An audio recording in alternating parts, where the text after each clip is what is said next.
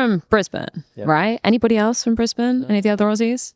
I don't know if they're from Brisbane, but they live close. Like Josh lives close, 2 hours away. I think he's Byron Bay, but I think he lives in Melbourne now. Our manager's from Brisbane. He's from New Zealand, so it doesn't really count. People seem to always forget, your flag's very similar, but they're two very different countries, right? What is so good about New Zealand? Just that we're not Australian. We're better. And people forget that. How has it been with JKS now by your side? Obviously got some practice there. Is it nice playing with him? Yeah, he's all right. He's a good lad. He's all right? Yeah. Just all right. Yeah, he's all right. Nah, he's awesome, to be honest. Obviously, we saw you guys in Austin. Probably didn't make it as far as you guys might have hoped. What did you do with that extended time off? Any vacations, anything fun? Nah, nothing, to be honest. It just flew by. Just chilled at home. Yeah. Yeah. Any, practicing, any boot camps, anything like that? Nah, nothing like as a team. Just individual stuff. Just getting sharp for the next season. Sounds good. I'm going to go bother some more players down the line. Thank you so much, gentlemen.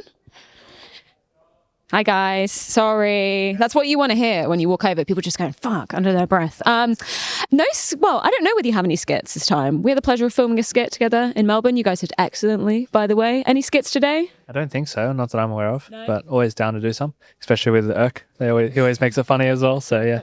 Obviously, got to ask about Overpass back in the mix. You like that?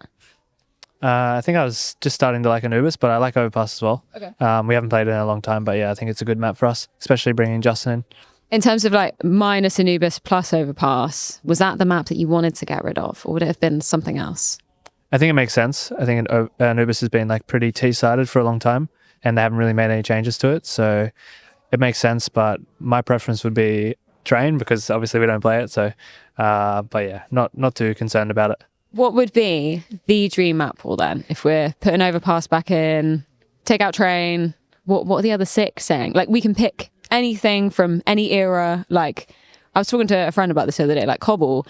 This guy hadn't played new Cobble, so he was like, why don't we bring Cobble back? Because new Cobble is so ugly compared to old Cobble, right? What would you choose in terms of I don't know, if you could go from any era, any time in Counter-Strike, what maps would you pick?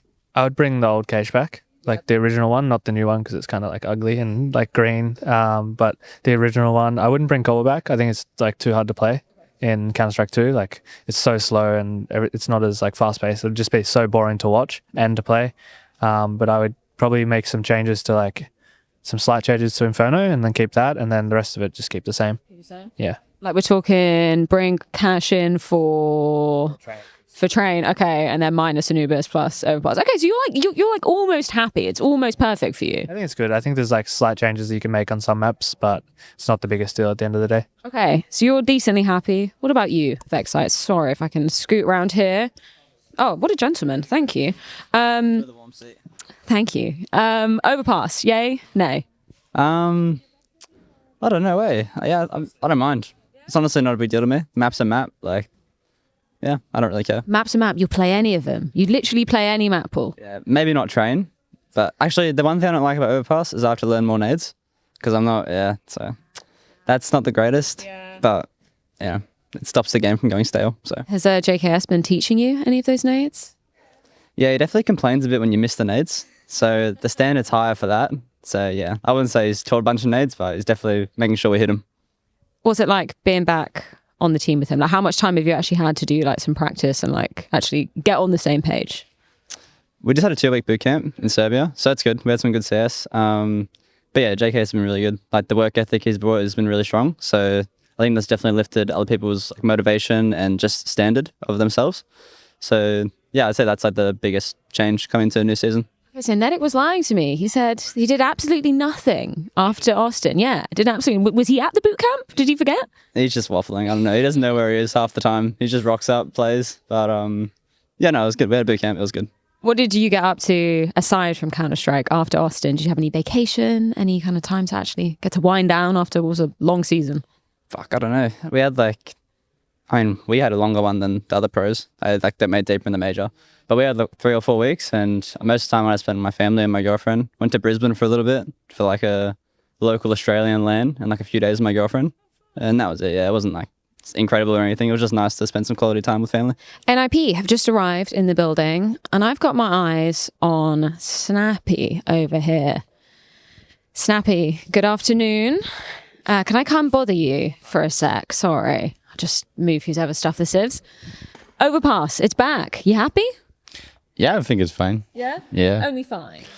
Yeah, I don't think it's one of the best maps, but it can be a bit boring to watch because it's slow paced. But there's worse maps out there, so it's I would say average. I thought you'd be like really excited about it because you kind of come from, you're a bit of a CS veteran, right? Like people always talk about the tactical aspect. There's so much depth to it. You're not sold on it? I think Overpass tactically is pretty overrated. I think it's more about slow map control, very slow paced, often very obvious where the opponent comes. So I don't think it's the most tactical map, in my opinion at least. Okay. But I like that take. I disagree. Yeah, I like that take. I like being different. Ex-Casper Sky is now on your team. Everyone's talking about him. Is he the real deal? What do you think? Yeah, for sure. Yeah. I mean, I think people are going to be very surprised. Okay. What surprised you the most about him? Because he's been pretty hyped up. We saw him at a couple of EPLs a couple of seasons ago. He did pretty good. But what do you think is kind of his best attribute as a player? I don't think he did so good back then, actually. But I think the surprise is how quick he developed, I think. And natural skill and hunger. And also he's a lot smarter in the game than what I initially thought. So, I mean, there's a good combo of everything. I think he will for sure be a top 20 player for the future. Okay. I'm really excited to see him take to the stage. Thank you so much, Snappy. Good luck in the rest of your media. Shush, can I steal you for a second? I like the chain. I like the haircut as well. You've been getting up to some self-care on the time off. Yeah, I mean, it's different for sure. And also focusing on myself, going to the gym, skincare, everything. Nice. Can you drop the skincare routine? I never get to talk to players about skincare. What's the routine? I mean, I don't really know the names of what I'm using because I'm getting help from my girlfriend. but I wash my face and then some acid thing, on your face. Probably like a hyaluronic acid. That's probably what we're talking, yeah. Something like that. And then just moisturize or something easy because I don't want to spend too long doing it every single day. And then sunscreen in my face every day in the morning. Sunscreen every day, factor 50. Even if it's cloudy, there's still UV, and that's going to age you, right? You don't want to have to be doing Botox when you're 25. You want to be doing the SPF, right? So I'm staying young. Yeah. For as long as I can. What else did you get up to on the time off? Do you have any vacation? Anything fun? Not really that much. I went to a farmhouse close to the sea and got away from the PC a little. Went out fishing, caught my first fish. So that's pretty funny. But not really that much. Just try to force myself to not sit and play as well. Very good. You're going to have time away from the PC. What did you catch? What type of fish? Do you know what it was? I don't know what it's called in English. Howell. Sounds very Danish, yeah. It was actually pretty big, like this size, I think. Okay, that's pretty impressive. Yeah. Is that hard to yank with the fishing rod? Can you feel it? No, you could definitely feel it, but it wasn't that hard. You can tell I frequent fishing. I guess that's the technical term. Just heard from Snappy, Ex-Casper Sky. He is the real deal. Snappy, seal of approval. What do you think, though? Your opinion matters. You like him? Yeah, I mean, he's young and he's definitely had the good mood as well, and he's insane as well, firepower. I didn't know what to think of him, how smart he would be, but I'm actually really surprised that he actually uses his head as well, and not only his aim. Lovely. Let's. I saw Exist behind. Sorry, I'm gonna come bother you just for a second because I've got to ask the veteran, Ex-Casper Sky. We're all talking about him. You impressed so far with what you've seen?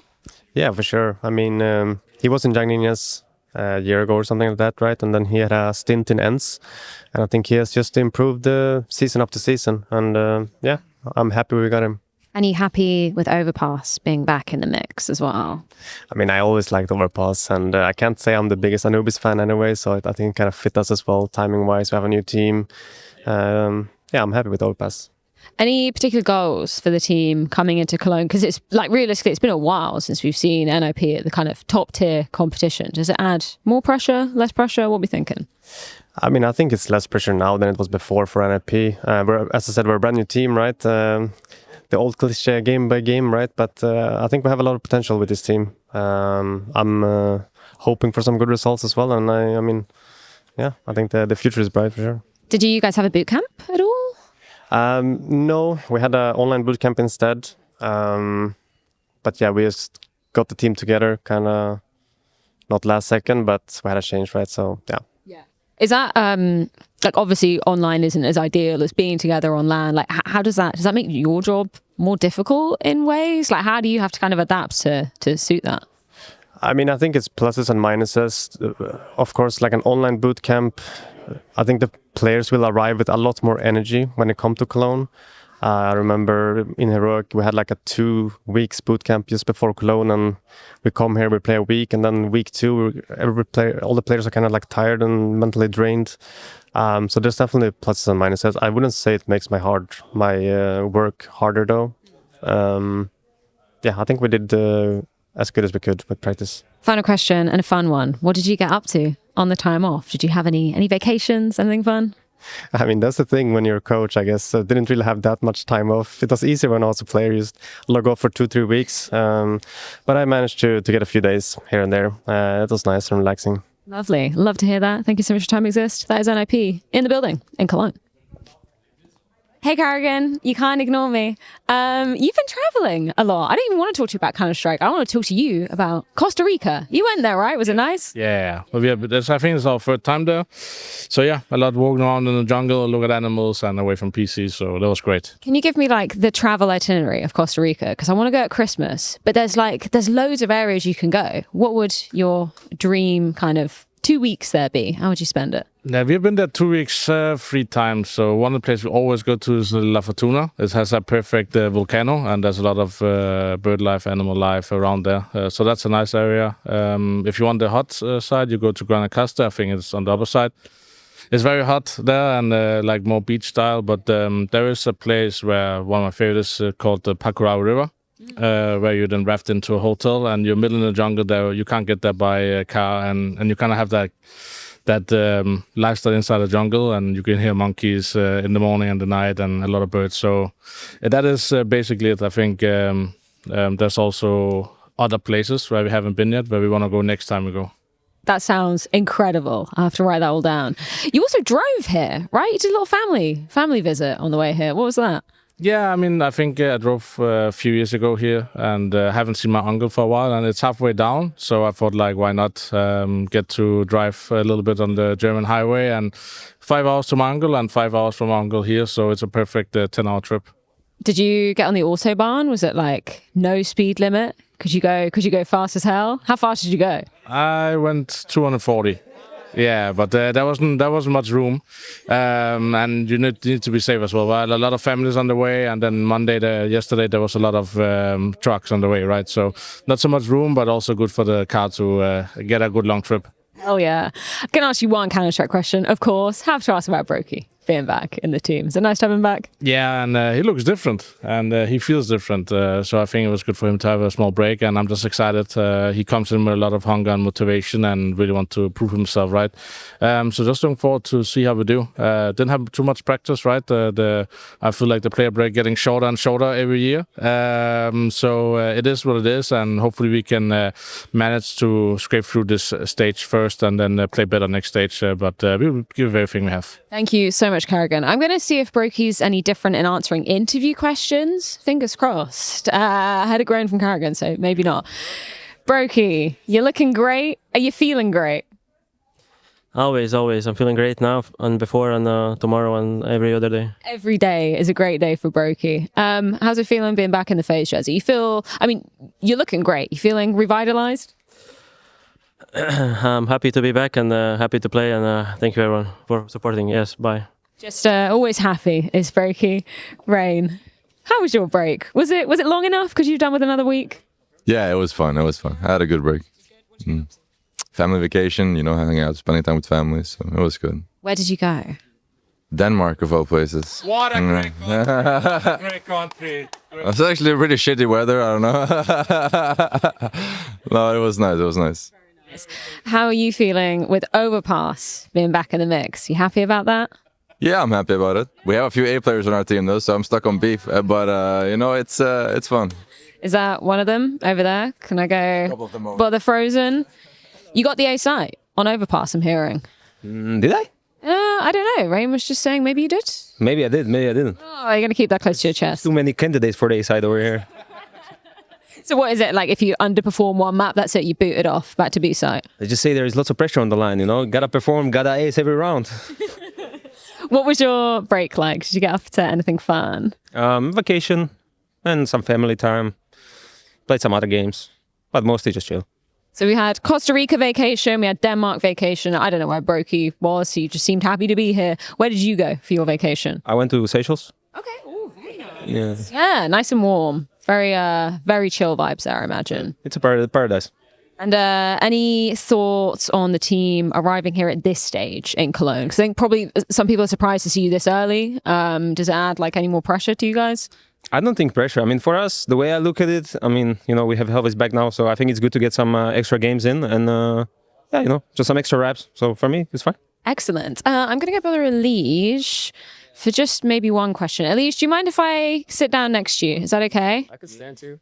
It's cool. Stay comfy. Stay comfy. Because I just want to play. I want to play a game with you. I want to play rank the baldies because we've seen a new bald baddie enter the chat over the break.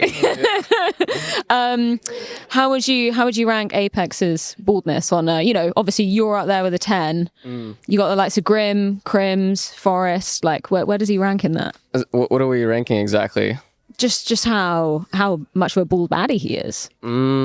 I mean, he's up there. It looks good. It looks good, but he didn't go all the way. It's more of like a very close buzz. Yeah. But it still looks really good. I think I'd say 8 out of 10. You could still get those 2 extra notches, just a little bit more. What's it like to maintain baldness? You know, are you shaving a lot? Do you have to moisturize? Like, do you put an SPF on there? I mean, it's not like there's like a guide you get as soon as you decide to do it or anything. So I'm just kind of freestyling it. I do it like every 2 days. It only takes like 5 minutes. It takes like as long as it took for me to do my hair. So it's not really that much maintenance at all. That sounds pretty easy. Final thoughts. Obviously, everyone's talking about Overpass being back. I hear there's a lot of I'm not going to use the word fights, but maybe I'll insinuate that there's a lot of A-site players on your team. Where are you sitting? Yeah, I mean, we have a lot of role conflicts, that's for sure. So, I mean, it's definitely a battle, but I mean, it's a hot topic spot. We'll see how it goes. Did you get the position you wanted on Overpass at the moment? I mean, that would be kind of a spoiler, wouldn't it be? Okay, we'll have to wait and see the game. Fair enough, Elise. You can't blame me for trying. Thank you so much. Good luck. All right, it's the lobby. We're at IEM Cologne. Y'all know this room. Y'all know this place. Take a look over here. We got bait. Let's go annoy them. Oh, how's it going, guys? I'm here with a camera to ask you all some questions. It's going good? I'm doing good, man. What are you setting up here? Face it, to play. What, like just to grind, like right now? Or is this actually for the tournament? I would like, but just to play against Australis tomorrow. Yo, so Headtrick, bro, how you getting on, man? You guys back at the major actually had a pretty good showing, right? All the way through stage 1, flawlessly, might I add. What was that like? It was awesome. I think we were so far yet so close from third stage, but I think we did good experience for ourselves and we could play better, but I'm overall like happy with what we showed. Yeah, well, you know, stage 2 was like where it went weird there, right? We're talking a bit about the season ending, what with the new season starting. You still had some good wins in stage 2, like you say, fell a little far short of that, like getting to stage 3, but taking down Falcons and Heroic, that's pretty legit. You guys are one of the teams that contributed to the failure of the Falcons at the major. Yeah, maybe, but you know, it's still like best of 1 and you need to prove yourself in best of 3 against good teams. But yeah, overall, like we still had to win that game, you know, against them. But I would say on practice now they're playing better. Yeah, dude, I want to take a look at your warm-up routine, and then I'll leave you alone. So talk me through it. Is this what you do every time? I actually not playing that much in bots recently. I'm playing different map, but yeah, I'm just playing bots and deathmatch. Like when I have internet, because here I don't think it's good internet here. But yeah, I'm just like trying to feel my mouse and playing a lot of pucks, faces, etc. and trying to focus more like on my team and on my role inside the team. So, but I'm just trying to feel like the mouse, to feel some shots, maybe do some flick shots, you know. Right. So Hit the sickest shot you can with the AWP right now. The whole world's watching. I'm not comfortable right now. Let me try. It was close. Okay. No. That's a collateral right there. That's a collateral flick shot. That's what we pay him the big bucks. I'm assuming they pay you the big bucks. This team is good. Lim Vision? Yeah. You a Lim Vision fan after the major? Yeah, I think they're a funny team in terms of like they're pretty fun to watch as personalities, and they deserved like good run as well on the major.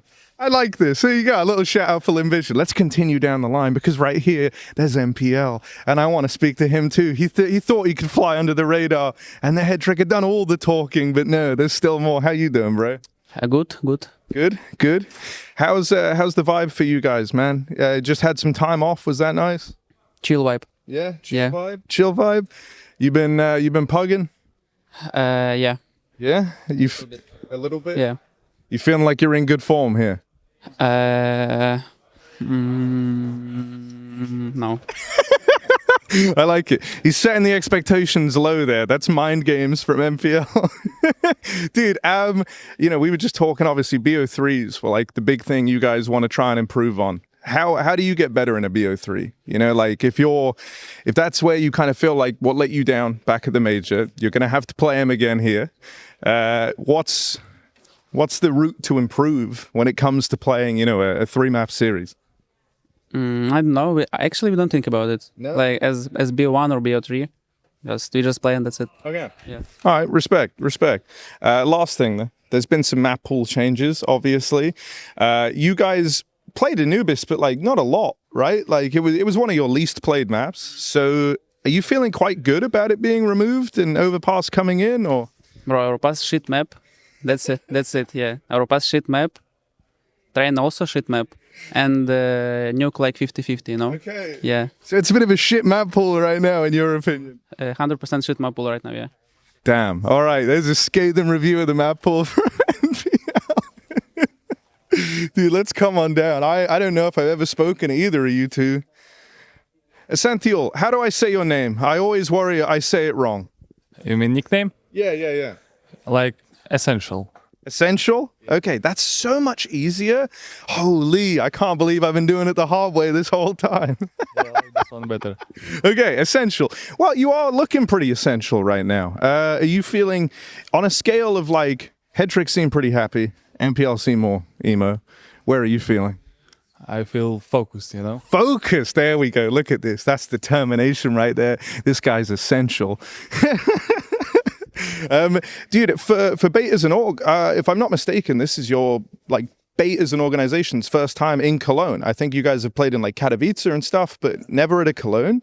It feels like a pretty big deal, no? Yeah, it's a very big deal. You know, I want to prove myself here, you know? Yeah, sorry, I was throwing you off in your aim in your warm up, right? Is this just Valve DM? Yeah. I don't have my workshop maps, you know? No, dude, that's a disaster. Yes. Bro, you're having a warm-up old school mode. Why don't you have it like you're all going to have to gather around MPL's computer and play on his aimbots? Dude, yeah, Cologne obviously like just hits different, right? Like it's a big deal event up there alongside, the majors in terms of kind of importance and prestige. Is that something, I know you're going to say no, but is that something you think about? Like it's big event, like Köln, you know? I feel no pressure, you know. Okay. Like all lands, you know. Yeah. I don't know. You're treating it like any other land. Yeah. Okay. No. Respect. I think if you're competing, that's where you got to be at. For me, I'm just watching, so I think about all the. Sit at my computer and playing game. Yeah. You know. No, bro. Respect. All right. Well, best of luck, brother. Yeah. First time speaking to Essential, and I learned how to say his name. ESL presents the Intel Extreme Masters in partnership with Intel, Acer Predator, DHL, Kadia, 1xBet, Zowie, Nord.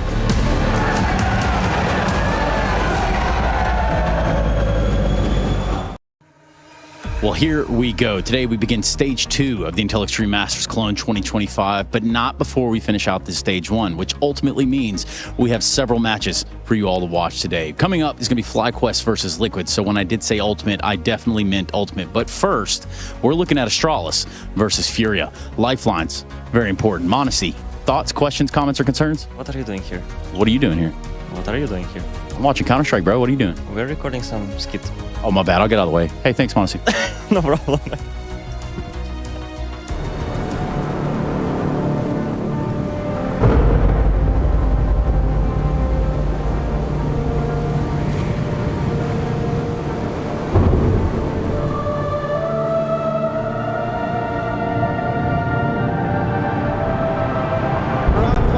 Really making history.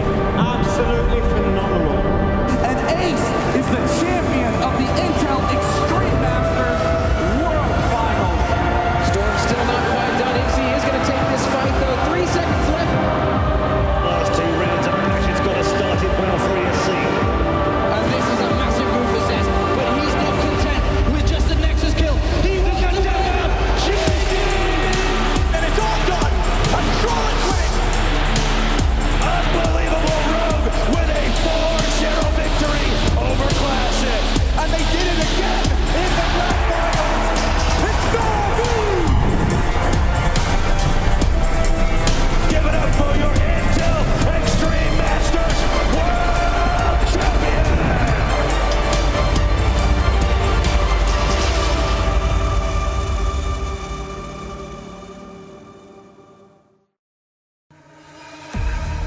Welcome back at IEM Cologne 2025, the last day of the play-in, the last chance for some of these teams to stay alive in the tournament and progress into Stage 2.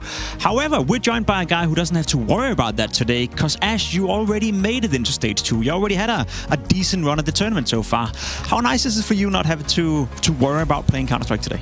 No, it's really nice, especially with a new map coming out as well. Overpass, it gives us some time to actually go away and practice it, because it's a little bit of a worry that the tournament we just at Fisher just ended and we're instantly coming here, so obviously that's nice. It's a little bonus for us and go away and trying to work on the map a little bit. And does that mean that, I know you're not playing Counter-Strike at the tournament today, but you'll still be practicing and spending a lot of hours on the server? Yeah, of course. I mean, when you don't have like full days off, like a full 2 days or something, you need to, at this point, still be putting practice in. I think when it goes to later in the tournament, it's nice to have a day off, but now we've just started, so we're no reason to have a rest. Are you surprised by how well you've been playing? 2 games, 2 wins, coming off of Fisher wasn't necessarily looking that great, or is it more according to plan? I think it's probably more than what we expected at this one. I think at Fisher we didn't really feel like we played our level, and so far individually I think it looked fantastic. I think that's been the big difference at Fisher. We're warming up for the first few games after a big break, and that's kind of normal sometimes. We even said afterwards that when you don't play HLTV for a long time, you do feel like extra nerves you wouldn't normally feel. So coming here, it feels like we've got a bit of rust off us, and now we're playing a little bit better. Playing a little bit better. It's been good to see you guys so far, and obviously in Stage 2, we'll have to see if you can do it against some of the better opposition. Now, there's a reason we brought you in here, Ash, and that is to pick your brain a little bit. You are one of the coaches, standing next to another guy who would love to be you, I guess. One of the coaches that receives a lot of praise for the work that you do. We know that you re-signed your contract with Gamer Legion. We know that you've been working with a lot of talent. We know that you're working in a team that is trying to do it a little bit differently. So if you will allow me and Josh, we are going to pick your brain. And I want to start off by saying that, listen, explain to me, explain to the viewers, how do you find all these young prospects that you bring into Gamer Legion where the vast majority of them turns out to be successful? I think it's probably my personality just being a bit of a boring guy, to be honest. I get free time and I'm like, do I go off a computer? Now I'll stay on it. Maybe I'll play like Football Manager or something. On the other screen, I'll just put a CCT game on, or I'll just sit there and find myself going, oh, I'm going to do this today. And I just watch some random CS and then... So the key to being successful is having no life. Exactly. Okay. Exactly. But you just watch random stuff, and then like I'll see a game and I'm like, oh, this guy, I've heard this guy's quite good. I'll watch him and I'm just like, oh, is he playing actually kind of good? Is he just abusing the stats? Is he abusing the eco frags? Is he just swinging and dying like carelessly? Look at these things, keep an eye on them. I mean, I think it's probably like a bit of PTSD from me, just having the rosters taken away. You're thinking like, oh, if this happened, maybe this could happen. You just keep it in your mind, and then you kind of like, you're not caught off guard as much if it does happen in the end. So tell me about that process then. So from scouting to, you know, the interview process to getting them actually on the team, how do you kind of like try to figure out, okay, I want this guy, I'm going to go through these next steps. What are those steps like? It kind of depends on who the person is, because sometimes if you go for someone who's like a more established name or someone who everyone can see is upcoming, you have to like go to the organisation and say like, what do you want? Is this even possible? Boring stuff, yeah. Yeah, the boring stuff before you even look at it. There's been multiple times I've done that, gone to a player, they've said, no, I'm not interested in something, and you see like an interview, oh, this guy, the game leader want me. I've seen this like 10 times already now, where, oh, game leader want me here, and we didn't even watch any demos yet, so we had no idea. We just kind of see, is it even possible? Okay, this way, now we'll go and look at it. And sometimes you kind of think they're probably not going to be too unreasonable, so you some people might stand out from the starts, and you kind of look into it a little bit more. But like I said, I kind of have 10-15 people I always admire on a little bit. I'm like, oh, if this happened, then this could happen. But like, it's probably, I want to keep everything together, but it's just, you get used to it a little bit, people going away and getting, but obviously you think, okay, if this happened, we're not in the worst stage, this could happen, I can bring someone in. So you just kind of keeping your finger on the pulse a little bit. Can you invite us into the process with Kersey, the new guy coming into your team here? How did you scout him? How did you bring him in? And what was the thought process to pick that guy? I can't really remember with him. I know statistically he was doing quite well. At first I remember seeing that and thinking, okay, I can't go for someone like this. This is ridiculous. When I looked at the numbers, I think my assistant gave his name and I was like, okay, this is too much. The guy's never played at all. And we were going looking at some people, and like the offer market isn't like the most bristling with talent right now, and the buyouts are insane. So we went through and looked, and as you're going through, you're like, wait a minute, this guy, I think he was literally in the middle of just leaving his organisation and going free agent. And we're like, this reminded me so much of when we got Immer, because it was between the end of his contract at Nexus, and we're like, oh my god, this is perfect, let's go get him now. And I looked at him and I thought, okay, it can't be that good. And I watched him like, wow, this guy with a rifle is unbelievable, and he's going around with like that Zaiwu mentality, like we call him a little bit like Zaiwu sort of thing. So he wants a rifle, go in first, peek people, trade people. He's brilliant with it, and the AWP as well, he knows what he's doing quite a lot. He's quite aggressive, but what we really needed was someone who's more a different playstyle what we had with Slend, and there's no knock on Slend. I think we were just focusing too much on having PR and Res having to do all of the plays all of the time, and if they're not having the A game or they're not feeling it or they're getting hard counted like the other teams can obviously see they're doing most of the work, it becomes difficult, and we need the extra voices in the team. So we thought, bring this guy in, he's got a lot of initiative, he's not scared to, like, something's happening, he's going to instantly react and do something, and this is kind of more what we needed, and he fit the profile perfectly, and you can see his skills. I think he's getting overlooked a little bit because of his age, but we talked with him and I kind of answer some of the questions as well. So when it comes to just like figuring out if this is going to be the right fit, you do what in the process? So do you have like a trial period? How long do you give to each player as a trial? Like if you're scouting 5 different people, how do you slot them all in? And then do you end it or begin it with an interview just to make sure that kind of goals and everything align first? Or do you just kind of go balls deep and just be like, okay, we're doing this? A lot of the time we don't get to trial because the organisation won't let you do it. They want to agree a transfer, they want to, and the players and the agent will be saying, yeah, we want to agree this and this, and everything is almost always done, which is, I think, why a lot of time the leaks are so accurate, because people just jump on prac.com and they say it, because you don't want to release your player to another team to start playing because issue's done, because imagine your other team loaning him out or giving him away, it comes back and it just makes your team a mess, right? So most of the time it is already done. That will mean that we've probably done the interview process. We have a rough idea kind of what we're going to see. Maybe if they're really nice, they might say, okay, we've got nothing coming up, you can go play for 2 days, something, here's a fake Steam account, go do it. It's a little bit safer that way, but it kind of depends on each situation, and you put them in. I think the interview process kind of at least tells you if the guy is going to fit in with the team, like dynamics wise, if you ask the right questions. Speaking of age, right, we spoke a bit about the youngsters that you've been working with. Emma is a great example. Kersey now coming in. PR, another great guy that is being rumored to go somewhere else. You also work with some experienced players that you brought into the mix. Now, Snacks is a great example of an in-game leader you brought back to life. I think Riz is the best example of a player that has been... all you. None of it was Snacks. It was all you, by the way. You're helping in that regard. Is there a different approach to working with guys like that who has so much experience compared to when you're working with a PR or an Emma or someone new? Yeah, I think it has to be to every different player. So it's not like someone's new or someone's old, you treat them differently. With Snacks, he was giving us so much what we didn't have. Like, we were such a young team at the time, bringing our own academy players through as well, and then we needed someone who's a bit more puggy, and I thought this person, right, from recommendations, was like, he sounds perfect. We bring him in and everything was kind of there. He left you wondering, like, why is he not already playing at least like tier 2 or something, like playing borderline Orgless or something like this. And then with Rez, it just feels like if you can figure out if he's motivated and he wants to play and he's up to actually wanting to change his game, I think then it gives you a lot of confidence. And when I watched his demos, I went in thinking, this guy's not doing that well in the last 2 years or something like this.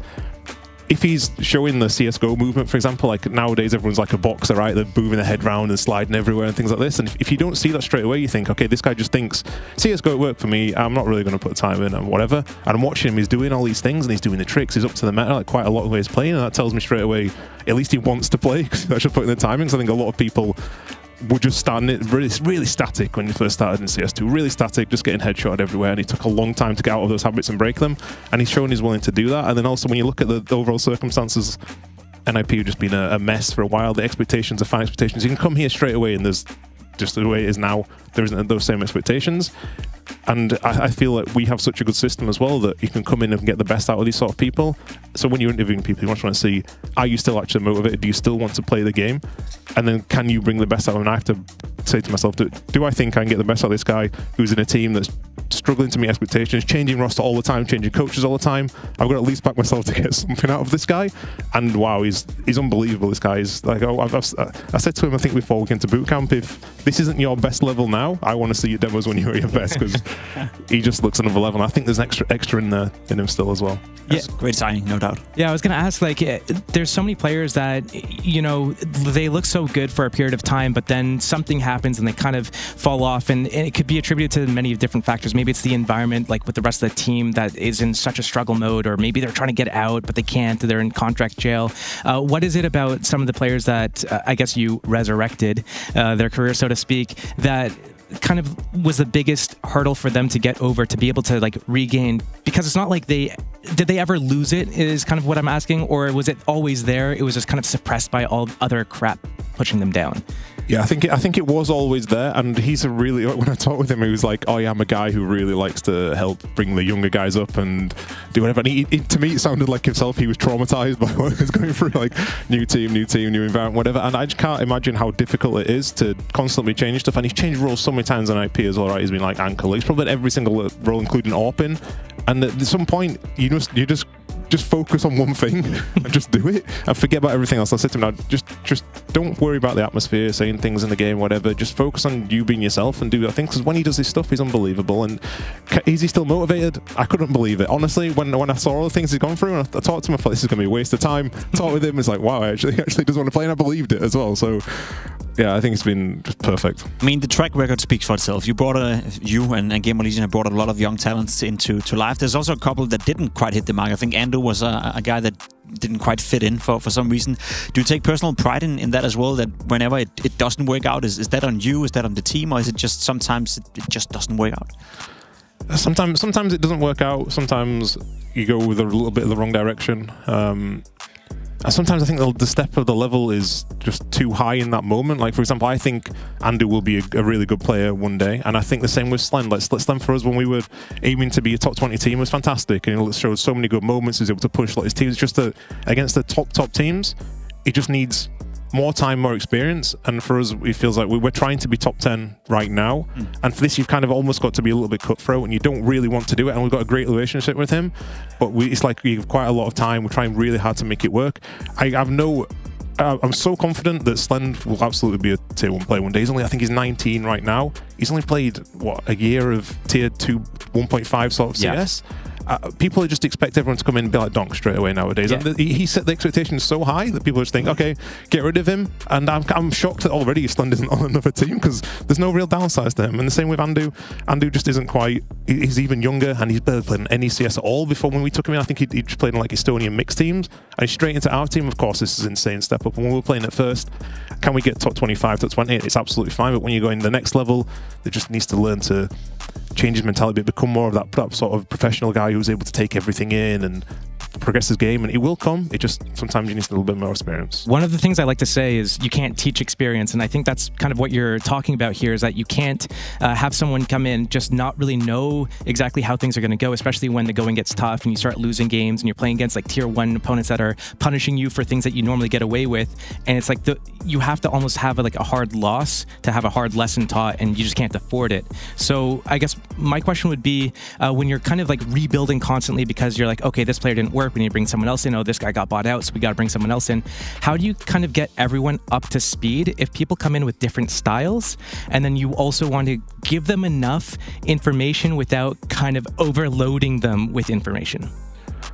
I guess this is based honestly on the individual, and if you looked at our games in the last year, you probably see like 3 or 4 completely different play styles now, where some, like for example, we had Isaac, and he's a guy who's kind of buying time all the time, and he's just playing close to his teammates. Then we have people like Flammus, and we're just like more, like I always remember saying to Vol and to ZTR, like the job is on T side is let him do his thing, but at the end of the round, you guys go in first, and we're just going to make sure he can trade and kill people. And with grenades, he doesn't throw grenades, so just at the start of the round, you throw this basic one, give it to someone else, and I don't care. Take your gun out and just go shoot people. And this is basically covering up on his flaws, right? Because we don't want him to be. Everyone can't be a complete player. And I think this is again his expectation. Everyone should be able to lurk. Everyone should be able to this.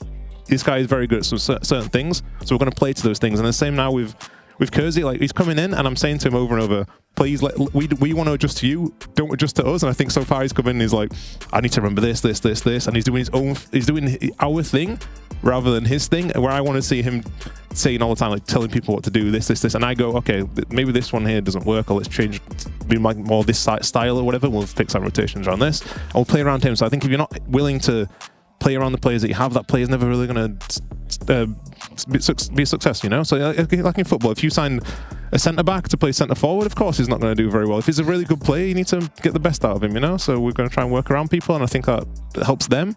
Maybe it doesn't work all the time, but for me, I'm more open to trying to learn and not trying to be stubborn about things. If this guy wants to do this, okay, let's try and just refine it a little bit, fit him in the team and see how it works. You said it yourself, you know, expectations change all the time, both for players, but also for your team as a whole. In the beginning, top 30, top 25 was the goal. Now it's at top 10, and you're obviously delivering on the server as well, making it into stage 2. Are you currently, I guess, involving with Gamer Legion to a point where you're supposed to be one of the top dogs at some point? Or are you okay with being a top 10 quote-on farmer team that just sell on the players and let PR go one day and let some of the other guys go one day? Are you tired of that? Oh yeah, I'm definitely tired of that. I want to compete trophies. I want to try and win trophies, and I think we're building a team now. It's on the right track to do it. We made playoffs, I think 3-4 times. I can't quite remember. And like I said, like Josh said, with the experience thing, we need the experience of failing in playoffs, and so far it's been go in, fail, go in, fail, go in, fail. You're good at that. You're good at failing. Yeah.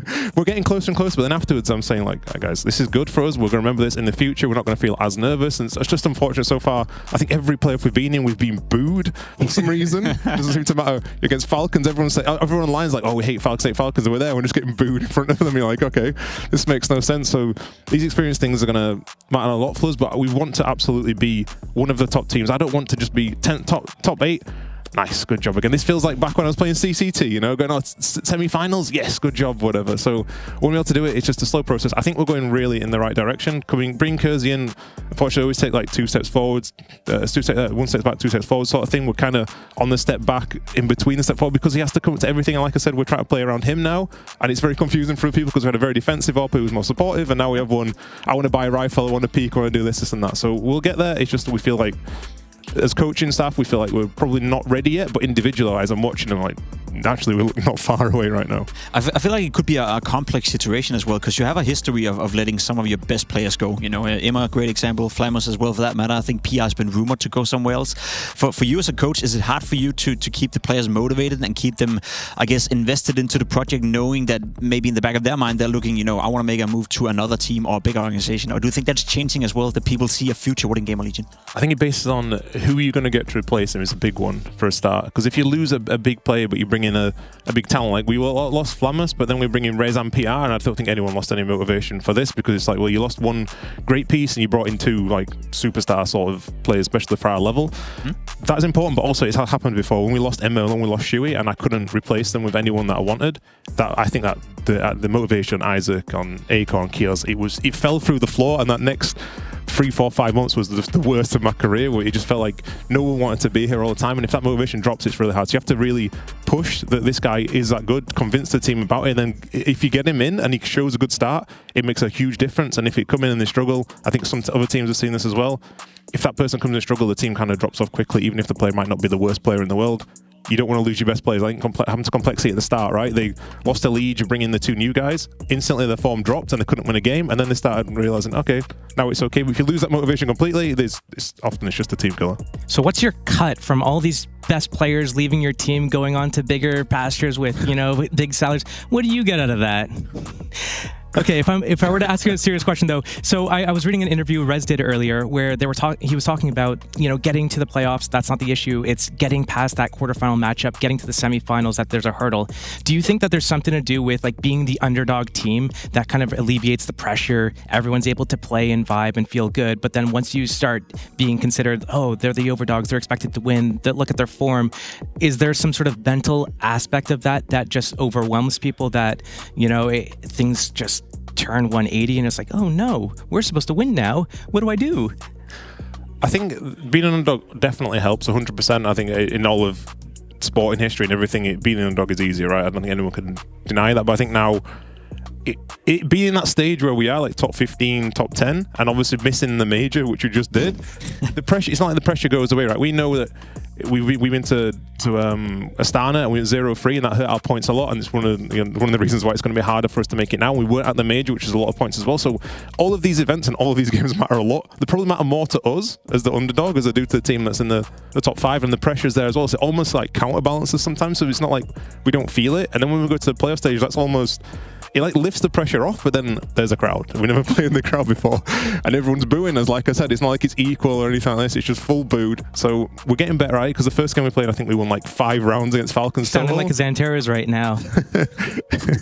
I'm hoping it gets easy, because we won like 5 rounds against Falcons total, and the next time we took a map off them and we nearly beat them. It was a really close game. I think it was like 13-8, but it's one of those games where it went back and forth. Like we played Complex the other day. We won 13-3 on Inferno, and I said afterwards that was a really close game, honestly, because we won so many clutches at the start of the game that it could have changed. And I think now we're feeling more confident, and then obviously you go to play Fisher and you're playing as Bet Boom, and then you lose, and you're like, oh, okay, I hope everyone doesn't take this wrong, because we have been going in the right direction. We started looking more competitive on stage. And I think once we get there, the same we've seen with Mouse Sports and Mongols and all these other teams, once you start winning, it's not a coincidence. I think we're making all these playoffs, in my opinion. And it's not like we're just getting there because of good game plans or anti-strategy. There's so many times we've played, we've got the map veto wrong, or they've got completely different, and they've tried to anti-strat us, and we just won it from individuals making great plays. mistakes. Yeah. The mistakes are so big that it actually worked. But like learning from these mistakes from practice, though, you know, I think our practice is really, really good. We practice in a way that's not just like I heard. I think it was Janko today talking in a podcast saying that, well, you can't play Overpass because everyone just fights in the toilets, and it's the same on Ancient. When you play Ancient, everyone fights middle, and you play Official, and no one fights middle, and you're like, okay, what do we do now then? Because we're not ending the round. You know, I think we're one of the teams that actually does practice properly all the time, and it really shows in these games where we get things wrong, and we still have these rules and conclusions that we come to. Thank you so much for your insight, Ash. Just one final question before we let you go and go practice with your team. You're in stage 2 now. You obviously won a couple of games. So what is the goal here? I know it may be, you hate when you get asked that question. I know that, you know, playoff is the goal or semifinal is the goal, but is the goal to just get better tournament by tournament, or do you have like a specific placement here that you're looking for? One of my goals, I said, was that I want us to bring like our A game at some point, S-tier game, in one of the next 2 tournaments, and I think that's... Have you done that yet?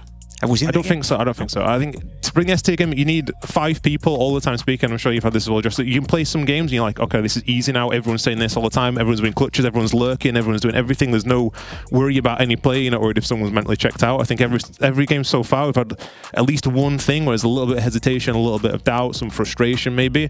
So I don't class that quite as our S-tier game. So I would like to bring that. And our objective all season is to try and make the playoffs. And at some point, hopefully it's going to click and we're going to have a deeper run when all the form kicks in at the right time. I think now individually we're starting to show that form, which has been lacking a little bit. And I think map pool, we just need to get stronger. We've got every chance of... Couple of more wins, couple of more VS points, and maybe a major to finish off the season. I think that would be, It'd be nice to qualify. That'd be nice to qualify for you guys. Obviously, we're happy to see you guys in stage 2 as well. We're also about ready with the first set of games for today here at IEM Cologne. So we're jumping on a quick break, but once we're back, it's with the first games here to determine whether or not you're going to make it to stage 2.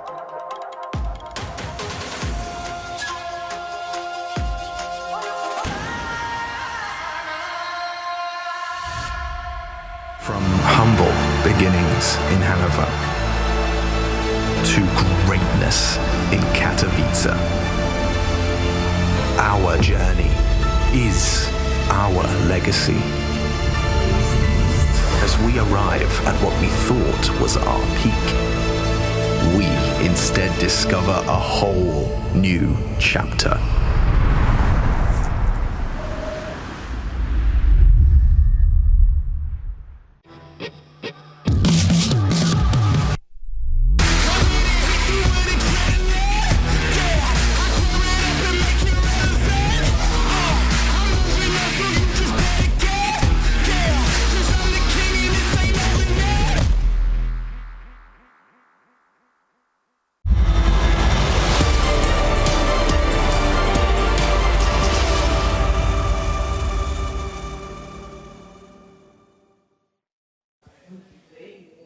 Astralis, Hooksy. Let's talk a little bit about that career, bud. It's been a bit of a minute since you've been in the server. Let's talk about it. What happened?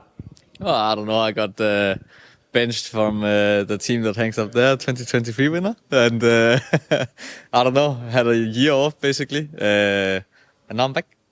So you take a little time off, and I read through articles and I read through the interviews about a little bit of burnout. What were some of the indicators you think that came to you when you said, okay, yeah, maybe I'm a little bit burnt? Well, the motivation just dropped in general. I didn't really enjoy all the hard work that you have to put in, like practice and preparation. And I think I just needed some time for myself to reflect on a lot of things, both in personal life and also just dealing with a lot of pressure and playing in a national team for the first time and stuff like that. So there was a bunch of things that happened really fast and maybe too fast. I've got just 2 questions here for you left. One would be, what would you say to the players that are on the circuit now and potentially avoiding burnout? Oh, I think it's very individual, and you just have to listen to your body and your mind, what is trying to tell you. I think it's more important than people realize until they kind of mess up about it. So you kind of have to feel it on your own body. I think just listen to yourself. Last one I've got for you here is this. Where's Danish CS right now, and how does it fit into, or better yet, how do you fit into a household brand like Astralis? Well, Danish CS right now, I think it's like on an upwards trajectory in a way, but still obviously not on top of the world like it was at some point. And where I fit into it, I hope I fit into somewhere where I can help rebuild it in a way. I think it's going well so far, but there's obviously still a long way to go. Can you sign the wall for us? Yeah, sure. Thank you, Hooksy.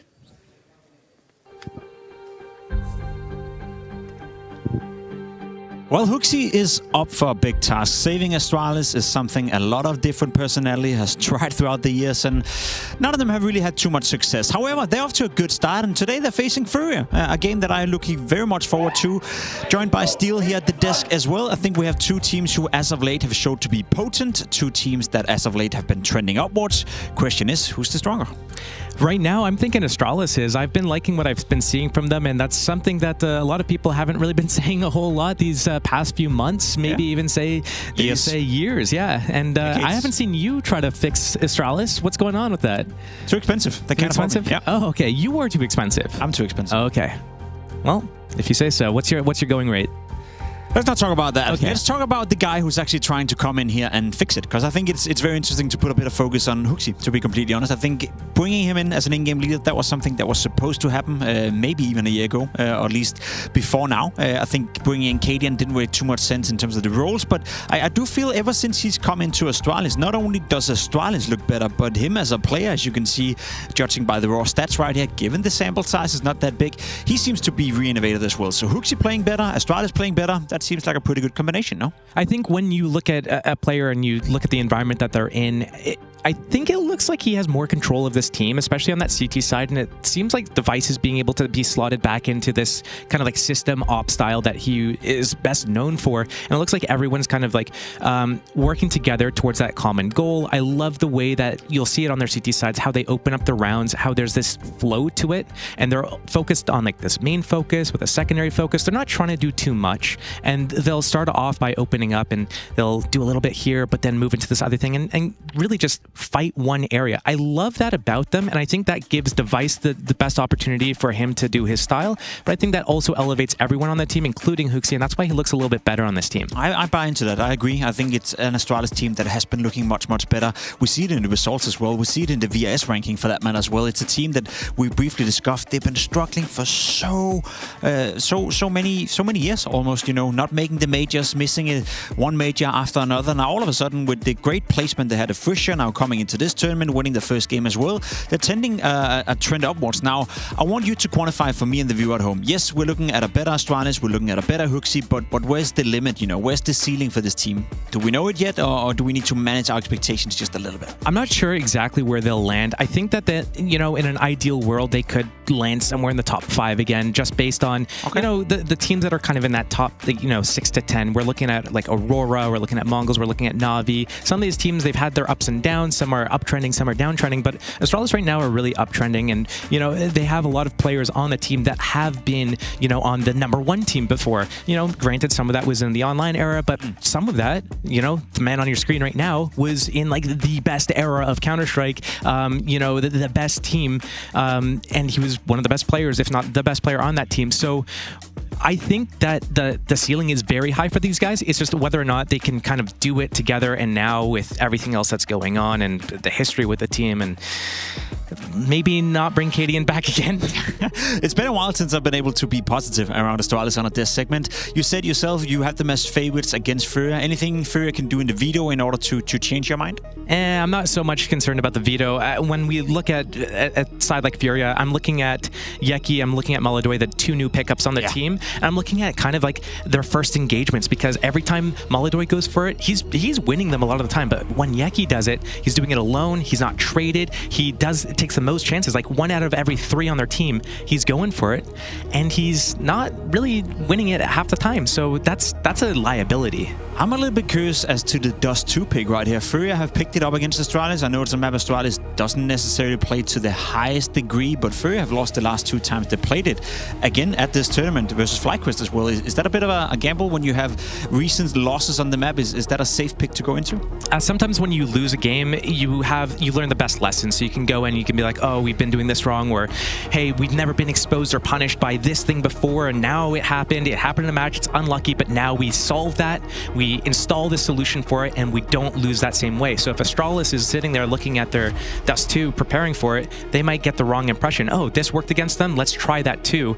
But Furia has probably gone back and been like, let's fix that. That makes sense, that makes sense. Before we get to Dust 2 though, we have to watch and play a bit of Nuke, and in order to do that, we need the 2 teams on the server, which I've just been confirmed they're ready to go. We also need 2 casters. Harry and Hugo, please take it away. Astralis taking on Furia. Yes, and I think this is going to be one hell of a banger. Furia versus Astralis going down for that spot in Stage 2. It's all to play for here, and for both of these squads, something to look forward to, it feels like, moving into this new season, right? These were 2 teams that both kind of started to fall off, and Furia made the change of going international, signing Molodoy and bringing in Yakindar. For Astralis, it was the addition of Hooksy that's reignited this team. Both of them actually heading into the same event with those changes. It was back in Astana that we saw these rosters play for the very first time. And, well, since that point, Furia went on to a quarterfinal in Austin at the Major.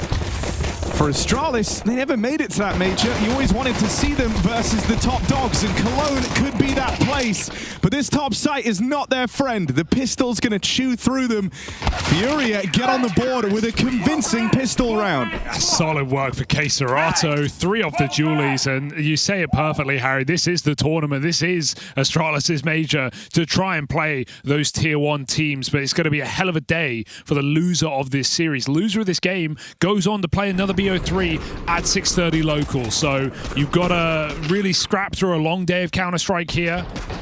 You can avoid all of that just by winning this BO3 and locking in a Stage 2 appearance. Furia, first step in the right direction, win that pistol round. And despite the lack of plant, Astralis still buy up. We've got pistol armor, a little bit of this, a little bit of that. Stair moving outside on the T side, trying to find Yakinda, and he's slipped by, but Yakinda won't hang around too long, starts to consider red as an option. Stair really selling this. Smoke comes from above as well, allows him to cross, and a bit of damage, but he makes it. Meanwhile, ramp crunch denied. New MP9, and Fallen makes it work for 1. Mop up with the M4, even a team kill in there as well. It seems like Furia should have this one just about under wraps. Important reswing from Yakindar. And that should be it. Stair back where it all began, in the lobby. He does have 1v1s available, but a Tech-9 long-range fight. Oh, well, there was the chance. Not going to happen. Yakinda and Caserato coming in with high impact already. Good sign. These are the 2 you want to be performing. Caserato's had his ups and downs as of late. did definitely struggle in that quarterfinal that you mentioned against Payne. I feel like we didn't get the Caserado that we've seen also consistently throughout the years, even on waning Furia rosters. So hoping he's coming into this tournament looking a little bit better. No, it's a bit of a weird one because it's like, on one hand, you're kind of happy so much of the game plan doesn't come down to Caserado. But yeah, you sometimes want more mileage from the guy. Molidoy just looking to try and stop the Hooksy scout out in the yard. It's a crazy buy for Hooksy to make. Like, guys, I'm just going to buy a scout on the eco. And, oh, you've picked your Kindar. He definitely wasn't expecting this scout. Got caught wide outside. Damage done to Molidoy through the smoke. It might build to nothing here for Astralis, especially a lobby reset kind of limits you. You're going to be walking into some very uncomfortable angles, some crossfires. Fallen's pushed on the ramp. And so Furia seemingly don't want to give away a kill to this scout again. Tucking in deep. Astralis are going to have to earn it. Well, that's certainly going to help. Caserado going to deal with the scout out in the yard, and Fallen looks to find the perfect timing on this push. Gets in behind them, and that's one kill. A second player spotted with the bomb in tow. Furia are ready for this A-side play. Fallen gets the info on a perfect timing. And there should be no winning this for Yabi. He's getting boxed in. Yuri's got his number. And so outside of that one kill from the Hooksy scout, it's another clean round from Furia. But here comes the guns for Astralis. Let's see what they've got up their sleeve.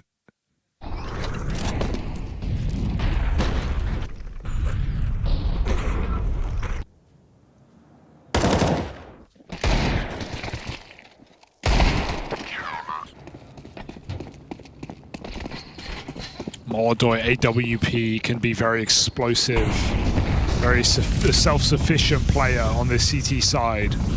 Gets his room, gets to go where he wants. And Kindar, very aggressive, pushes up behind the silo, finds Stair at the start of the T side.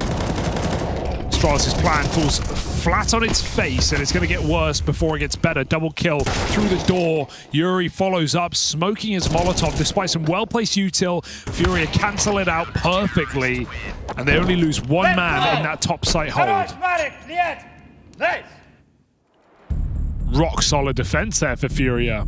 And some slight changes of position as well. When we first saw Fallen take over anchor role, he was back site, holding down A on the CT side. We're now seeing him on ramp recently here on Nuke. So I actually like that change a lot. It's the second AWP position, isn't it, ultimately? And it still allows Fallen to, while he could definitely be left out of the game sometimes and not be able to have as much info, neither does the anchor player on A. And he can still be that first point of rotation to drop B. Exactly, have someone fill up on the ramp. He gets to have like a lot of agency in that position, right? Like also, there's like routes to go aggressive, routes to make plays, kind of freedoms he didn't necessarily have when he was in that top site. I'm surprised. And also, I think it always came as a surprise to me how well he was doing anchoring A, but also I'm like, you know, how long could that keep up as folks start to kind of piece together how Fallen liked to play there. I think it's a good change too. I'm surprised. I agree. I think he actually looked pretty decent there, but I also think it's a good change because of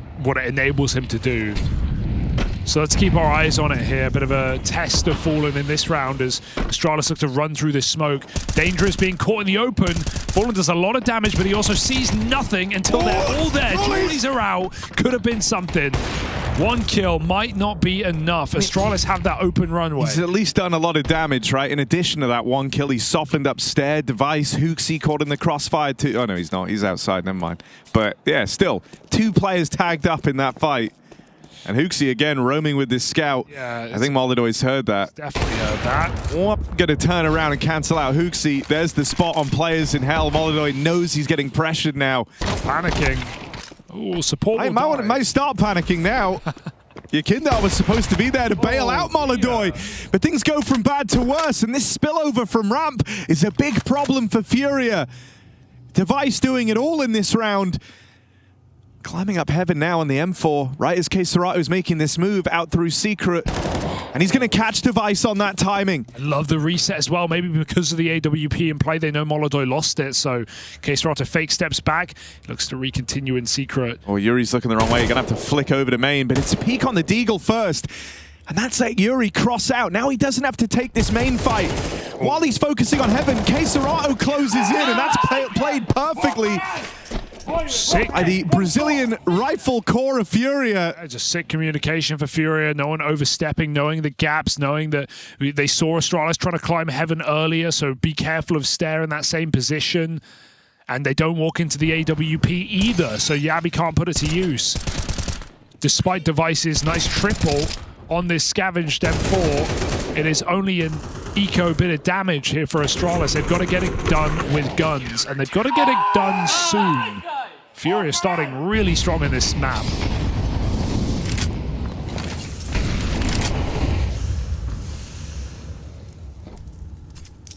A lot of just ramp crunches. Like Hooksie's known for some of these simple calls and just using his pieces well.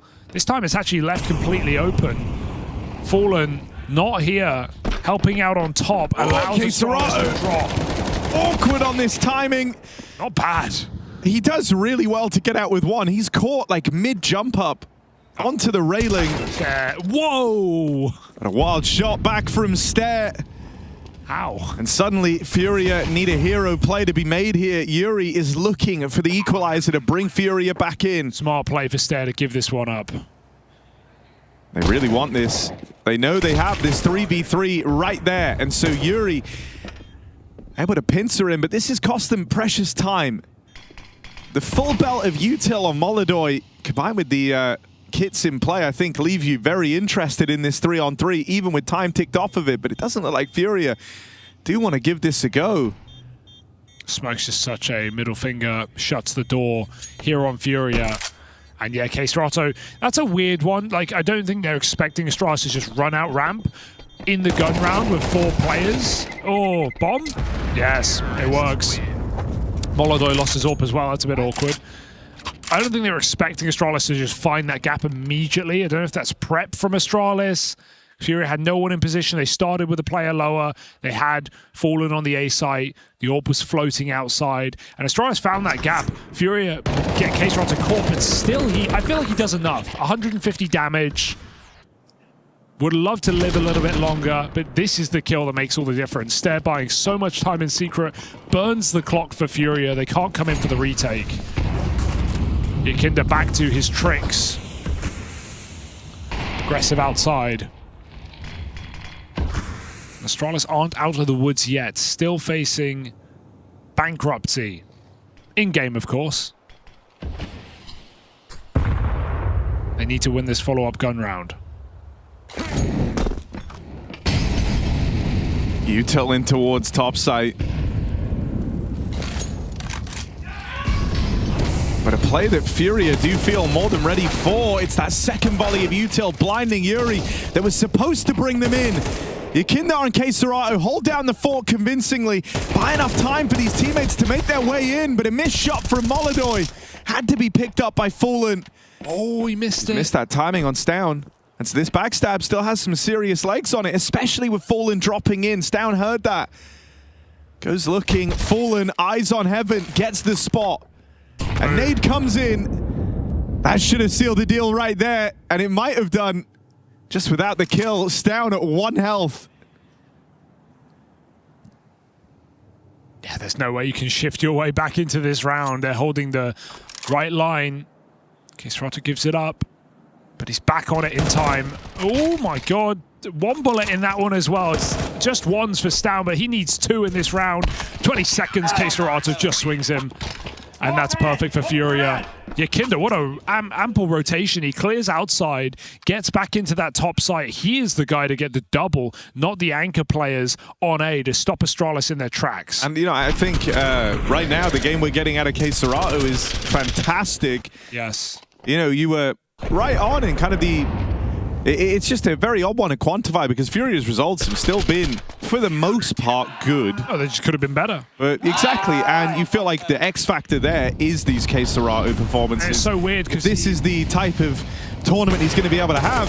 A very exciting prospect for Furia. Fallen and Molodoi both opening in this round as it's another fast ramp play from Astralis. Yakindar's going to clean it up, leaving just Hooksy. Everyone else ran the gauntlet very, very quickly here. Hooksy coming a little bit later. It's crazy that we're seeing Astralis just run through this util. Oh my god, it's working. Catching kills off guard, but there is still rounds building for Furia. Astralis just keep running through the ramp smoke, keep running through Molotovs, even without smokes. Furia read that one, though. They know how much Astralis have been abusing ramp. They put 2 players there off spawn. Molodoi got 2 kills. First shot, dips back down lower. Support from hell. And yeah, okay, Furia get caught off guard here and there, but these aren't turning into rounds for Astralis. They're just looking like easy trades for Furia. 7-1. It's a beating right now, Harry. Something needs to give here for Astralis. Haven't really seen Stare have any support in the yard in these gun rounds, right? It's been 4-1 for the most part. Been seeing upper XX, ramp takes, Stare trying to lurk secret. He's made it once or twice, but it hasn't felt like outside has stopped Furia. Yakindar has been pretty aware of when he's been letting players down. Molodoi hasn't even had to look in this position with the AWP. He's been able to support upper and lower. So I want to see a little bit more eyes outside here for Astralis. Fallen could hit device with the time to learn Chinese buddy of CS. Time to learn spray patterns. Bro, his device with the AWP up on top of the silo. Is Hooksy the AWPer now? I guess. What a young Danish prodigy. Yeah. Molodoi. And device not going to clash yet as that AWP leaves the yard. And so device is a little more freedom on this big green. Oh, deep smokes. That AWP head-to-head available later. Very cool smokes. Yeah, but right now they're still doing a lot to try and get device this kill, and outside's been completely conceded. And so this whole kind of effort to get device out into the open, have him be the guy to open the round up for you, isn't going to find anything yet for Astralis. While he's been here outside in the yard and made it all the way across the secret, the rest of them group towards ramp. This is, oh wow, what a pre-fire. I mean, I was going to say Furia, this is them adapting, this is them realizing Astralis will go outside. They put Yakinda in secret to start, but he's not jiggling. Oh! Molodoi skewered him, and the rifle is there, it won't hold on. 3-on-3, don't count Astralis out, they're in lower control right now. Molodoi has dropped one more. Time to learn spray patterns, bro. Time to learn, well, Portuguese. Right below them. No clear, and that's easy. K-Serato is having a game. Full house from him and Molodoi. Just a beautiful game out of Furia right now. I was just trying to say, you know, they read it. If Furia knew that would be a different round with outside control, it's crazy. It's the AWP going down secret solo, but device catches Yakinda. None of that matters when they just come through ramp every single time. He can't see a Look thing. at this from Molodoi's screen, bro. better. It's so cooked. Looked like he was having a PC problem. He was flashed that much. Oh, desperation. Oh, another fast play into the stopgap that is Yuri. 2 quick kills from him. Keep Furia in this. Oh, he's living up to his name. It's Fallen, dropping into the back of the side, but he can't long out this fight. That is so awkward. It looked good. Yakinda up through the vent. Wild path to rotate, and device will find him. No way that's the round they win. No way. K-Serato caught off guard. Great spray for Yuri. All of it coming up too short. Molodoi's got the money if he wants to risk it, or he would be giving them an AWP. That's arguably the worst part. He could go in with a couple seconds remaining. He has a smoke, he has a kit. Astralis have a low player. He's envisioning the crowd, you know, screaming his name. Molodoi. Molodoi, because they always do. He is a fan favorite. Stown's not letting this happen. Stown Playing a stop, the last second defuse, and Device collects that kill when Molodoi looks to leave. Best part is they don't give the AWP to Astralis. It's honestly valuable. Device can still buy one, but there's a couple rounds left in the half. Still trying to sink the economy here. Furia, they've done great. Astralis are picking at scabs right now, just trying to draw blood. This is crazy that Hooksy survives that pre-fire spray from Fallen. Nice guy Fallen gave them a little helping hand so that finally one of these rush rounds works.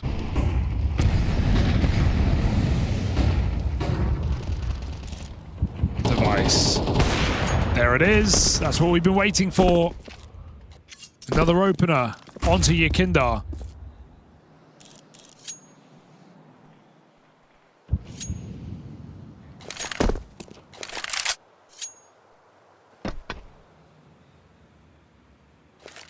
Back to the lobby for Astralis, where all rounds have gone to die. Yuri looks to deliver the save. That's a huge problem for Astralis. They hear him fire off. They know that lobby control was taken. One more bullet. Had to waste a bit of time getting that back, and they've taken some damage in the process. Yuri even able to get out scot-free, collects that kill from Door eventually. The rest of them start spilling on in now, but that molly has split up the push. Perfect from Yuri. Plays him like a fiddle. So good. On the lobby aggro, loads of damage, gets away onto top hut. Perfect timing on the molly at the door to split the push in half. The Yuri Fallen position swap looking very justified right now, right? Like, Fallen's had plenty of support on ramp. He's had trouble holding it, really, but it's not been a problem, even with Astralis rushing it. Dude, I don't know. I think it just shows like how much more this this Furia squad aren't trying to repair holes anymore. They're trying to like innovate and move upwards, you know. And in the past, we had players on this team, and I'm really thinking of one in particular on a certain map, Caserato, right, like on Mirage and whatnot. But there were other maps where it felt like the roles weren't really working in the old Furia squads, and there wasn't really like the time to fix or address that because they felt like they had so many other problems to look to. Whereas now that the results have been good for Furia, and we're seeing them look to innovate still to get that extra, 5-10% that could have changed a quarterfinal at the major into something even deeper. Imagine. It's a nice sign of the times. And this move, as you say, feeling more than justified. Yuri looking stellar. Yeah, I love that molly as well. He gets the easy kill onto Low Yabi. Yobi. And then the molly just gives him info, confirms what Yobi's he already... low, Kenobi. Yep. Low they are. Last round here, Furia, they've already done their half. Can they make it just a little bit sweeter? Molodoi hasn't really had to fight outside. He's going to flash Yakinda. Power of one versus the power of many out in the yard. And Astralis will make it down towards Secret. But these are not the Danes you're looking for. Eventually, it would go to the Star Wars with Astralis in the server. Yeah, nice. Kind of way shitter on that one than the others that you'd offered up, Hugo. Look, we're having fun. You are the funniest man. Device homed in with the AWP, just watching this run up for the rest of Astralis. Careful. They're really close so Fallen. Oh my god, he's the info king. He knows everything. He's looked into the crystal ball. He's seen Astralis are wrapping this heaven control. They're going to have to bail on the plan. Cancel the plan, make a new plan, as Josh would say. Into main, into A. Stair setup to succeed, but 25 seconds. No room for error. Yeah, I mean, Stair is kind of the swing piece here. Everyone else has to take the attention away, and that should enable Stair. But Caserato, eyes on the prize. 2 kills to his name already. He's got Yuri backing him up in the swing, but they will get bested. Eyes off the prize for just a moment. Gave Stair that window. Yakinda's been spotted on the rotate up through the vents. It's Molodoi that was meant to seal the deal. Instead, Yakinda will find it, and a runaway half from Furia. Double digits secured on their CT venture of Nuke. They're looking to make this a quick opening map.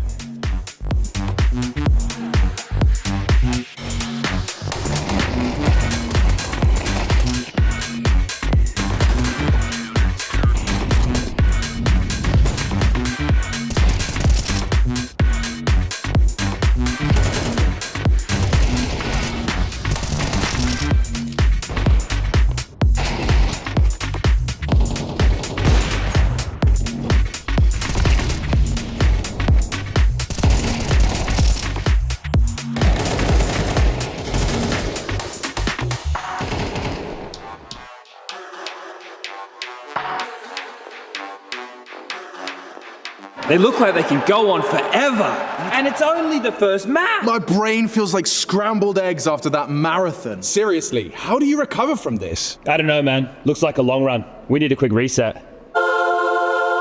Hey, cheer up, boys. It's only a best of 5. Refuel yourself.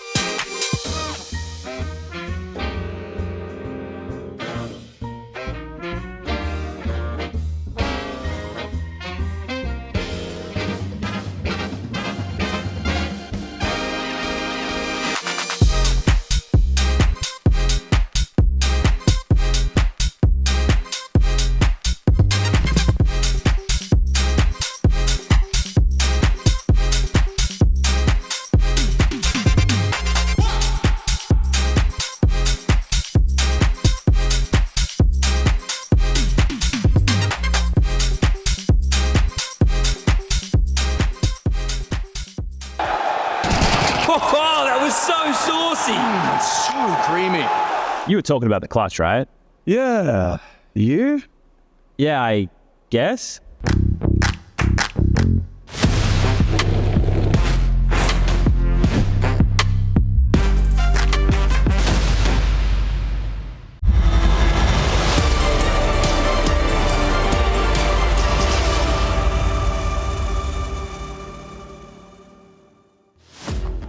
That CT side from Furia was saucy, steamy, hot, you name it. It was that. Delicious, Harry. Ferocious. Hugo, man, I was hoping you were going to say, you're talking about the game, right? And then I would say, yeah, like the ad that was just on. Come on, man. That wasn't an ad, Harry. That was just product placement. Furia placing themselves in stage 2 if they can keep this up, Harry. Just hanging me out to dry here. Yeah, bro. Well, you hung me out first. Fair enough. Here we are. Device.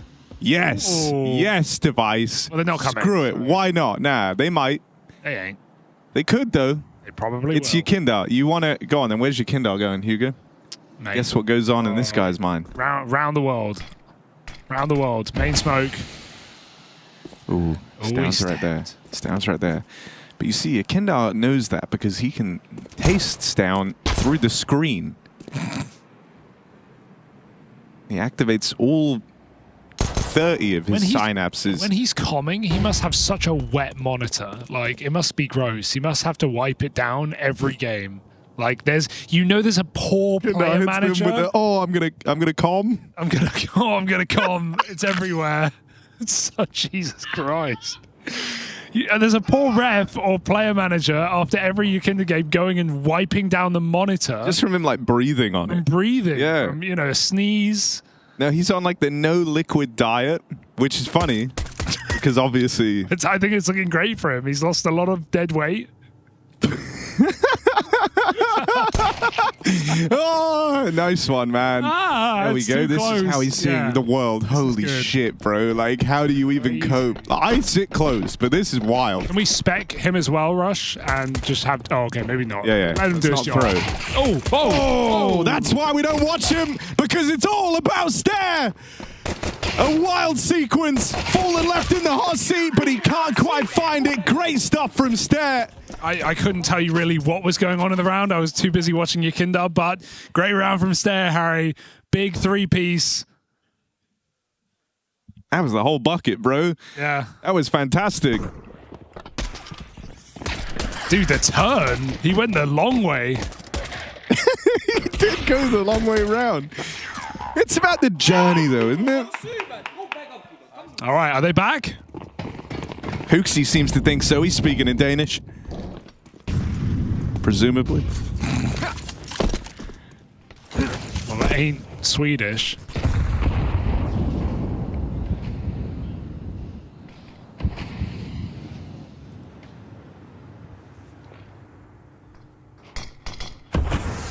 The MP7s, Harry, on CT side as well. They're really coming through this week. MP9 is dead. Remember the day. Where were you? Oh my god, Device. Or Hooksy, rather. Got to spot them, got to peek them. He's shooting his teammates. He can't find an enemy. The bloodlust is insane for Hooksy.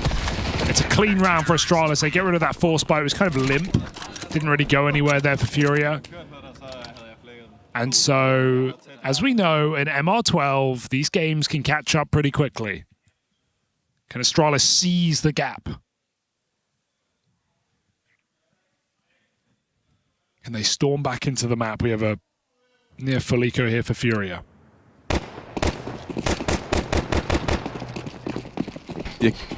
Yakindar and Keserato on Deagles to try and make it interesting. I trust them.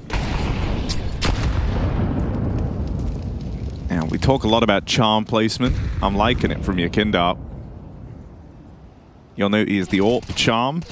I guess that's a playful quip about his Deagle hitting like an AWP. And, well, it does. Device finds it out the hard way. Oh, Fallen. He's thinking, have I ever used this gun before?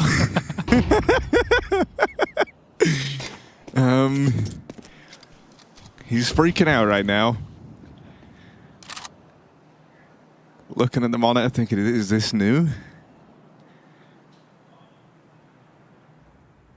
Kinder says, look closer. This should be a very hard kill for Molodoi onto Stair. Won't find it.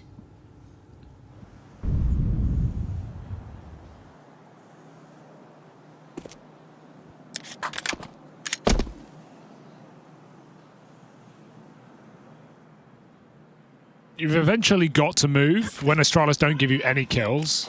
You've eventually got to go. Yeah, they're going. They're going right now. Fallen. Going on.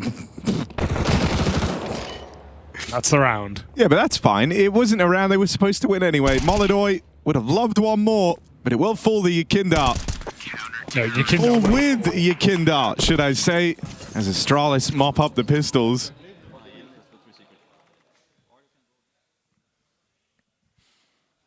All right, Furia, first gun round now. I want to see a little bit more intense. Those last 2 rounds, really that force buy was just, there was nothing behind it. They were just walking around, all taking their own fights. They've had a great game. Everything's been on rails, but win this gun round just to alleviate the possibility of a comeback. Because Astralis are believing all of a sudden. AWP is out for Device, holding for a jump peak or a boost. But Molodoi doesn't have his. They make it top main and red. Some control taken for Furia. Yuri just shot from that deep position for a stab. Can he escape though? Because he's everywhere. Gun's trapped in here with the rest of Furia. Whoa. And not able to escape. Yuri stays. Oh, no, he doesn't. The nade from Device. Able to at least bring this back into a 4v4. Smokes are faded. How did he get that nade up there? Guy's a garage. Oh, goes a little bit further on the AWP. And Hooksy on this lower drop already gets the bomb away from Furia. Molodoi and Yakindar. It's the European contingent that have got to try and get Furia through this. They'll meet up down at this lower site. 2 players in front of them, 1 in that single door. Stair tucked in close.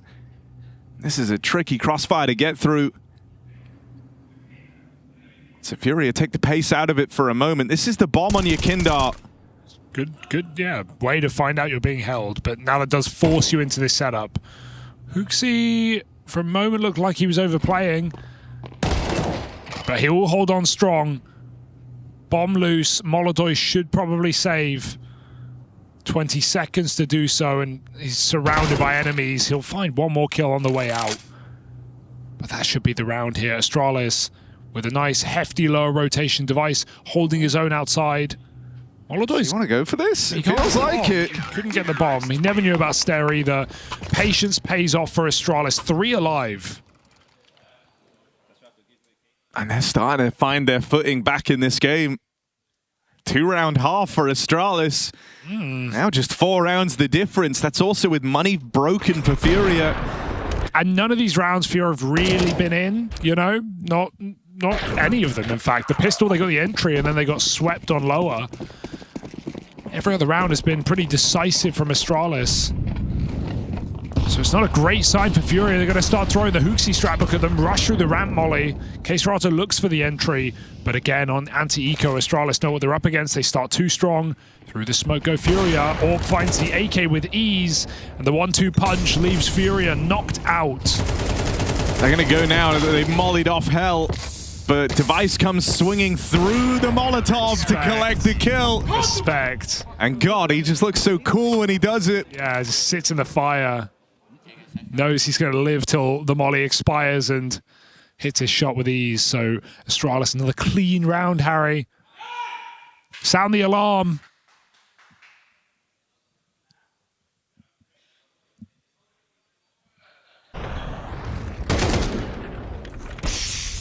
I think your observation there was dead on. It's just kind of how one-sided these rounds have felt that's concerning. Oh, he's been waiting for that. Unlucky doesn't kill him. Stounds walked up close again as well under the cover of this Device orb. Furia have seen this a couple of times, but even when Stound falls short, Device is always there to pick up and keep things in a 4-on-4, keep them even. And good move for Yukindar here. Look at this. Oh, through the smoke as it fades. Is Device ready? Dude, if he's ready for this, he's so locked in. You're not beating Device today. Oh, but he ain't ready for this. This is dangerous. I mean, yeah, hold the shot, but don't start looking at Hell, because that's when he'll turn. That's Yukindar's POV. This is crazy to hold it this long. He's going to get his team ready. Oh, dude, I don't know. I feel like the longer I've Device seen... hasn't turned. Like, okay, he's just going to go past. He's going for the round. Oh, no, he's going to die to the secret push. Dude, oh, no. Okay, he's not climbing up on the outside. He's taking it safe. This is 1 kill on upper. Sure, it opens up the round, but you're not ready for 3 in yards. There's that kill. Now they come upper, but everyone is here for Astralis. Main smoke is huge. Astralis have to go through it, though. Device is really switched on right now. Oh, he's trying the no-scopes, and I mean, hell, they felt like they were dead on. 2 main confirmed. Stair scaling up into the heavens. If he gets past Yukindar, this is a very easy round for Astralis, but unable to do so. Yappy chewed up over in main. I think that's such an impressive play. Oh. Lucky for Yukindar to not take the free kill, because it's not like he's picked 1 kill over the other. He's risked getting nothing from the round, but he knows he needs to make a round-winning play. Killing Device Garage doesn't win them the round, but taking Heaven Control does. And yeah, it's a risk. He could die. He could die on that push, and we'd say, oh, silly play for Yukindar. He should take the free kill while he has it. But it works, and it's justified as a result. He plays for the round in a man-down 3v4 situation, plays for the round win. Really cool to see for Furia. Gets them on the board finally.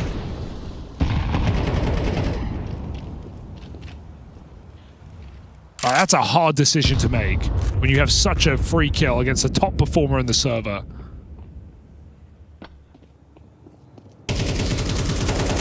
Oh, Device though. Not been his round. Last, this one. Spam through the smoke. Furia go for the late wall.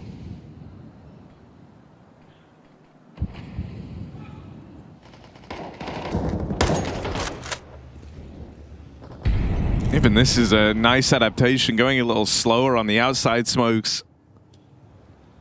Knowing that when they've tried to go here with pace, Astralis has often been willing to fight them outside. They're going to leave Yukindar here, just kind of posted. Molodoi is also watching from over the top of Silo.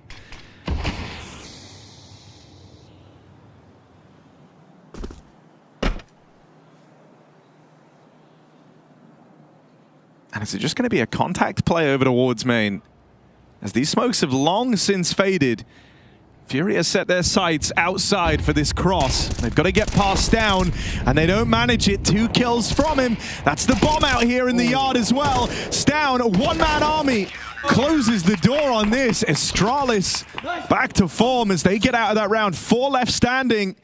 And a hell of a sequence from Stown in the back of Garage. Fury had burned a few smokes already, but that's a real shame to see them completely discount what felt like the most obvious position with how empty outside was, with the fact they couldn't see the AWP there. They can see Hell Control. They don't see anyone main.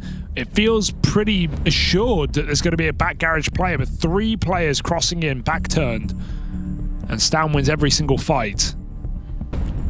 Nice adaptation, but still bit of lazy clearing here from Furia will cost them another. And this game continues to tighten up with now their money on the line. Astralis look to catch up. Stown's best round yet. Late in the game, right when Astralis need him.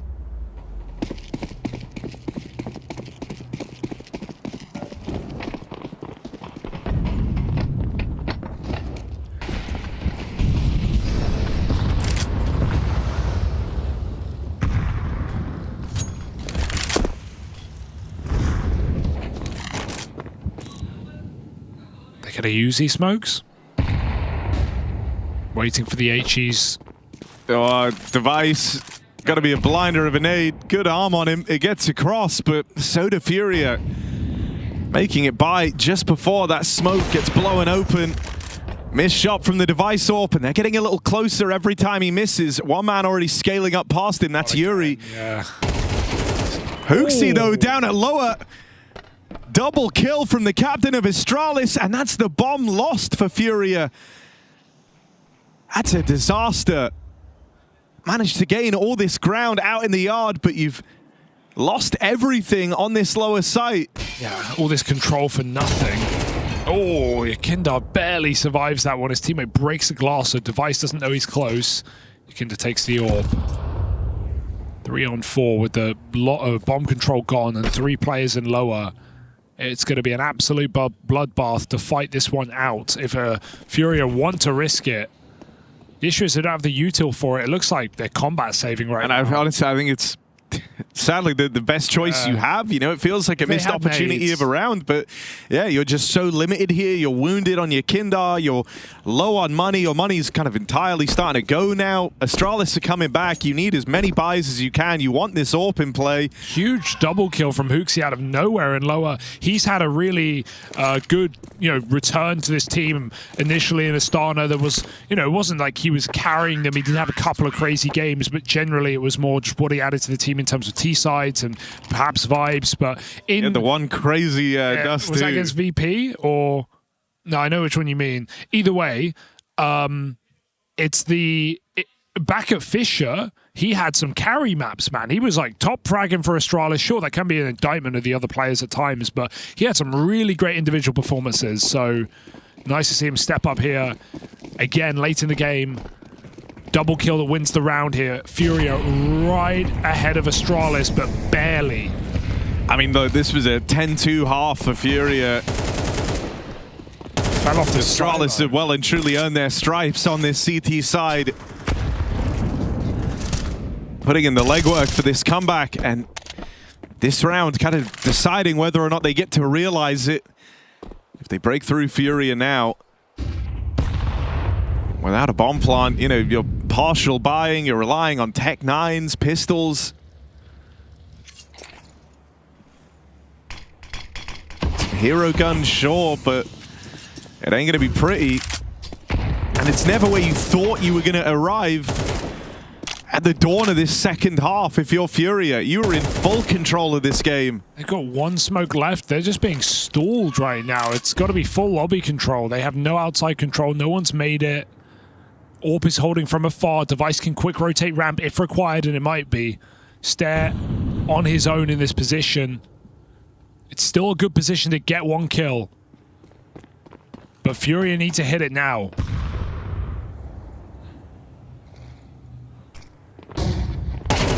Into Stare. Ooh, clean stuff. There's Device to help him out.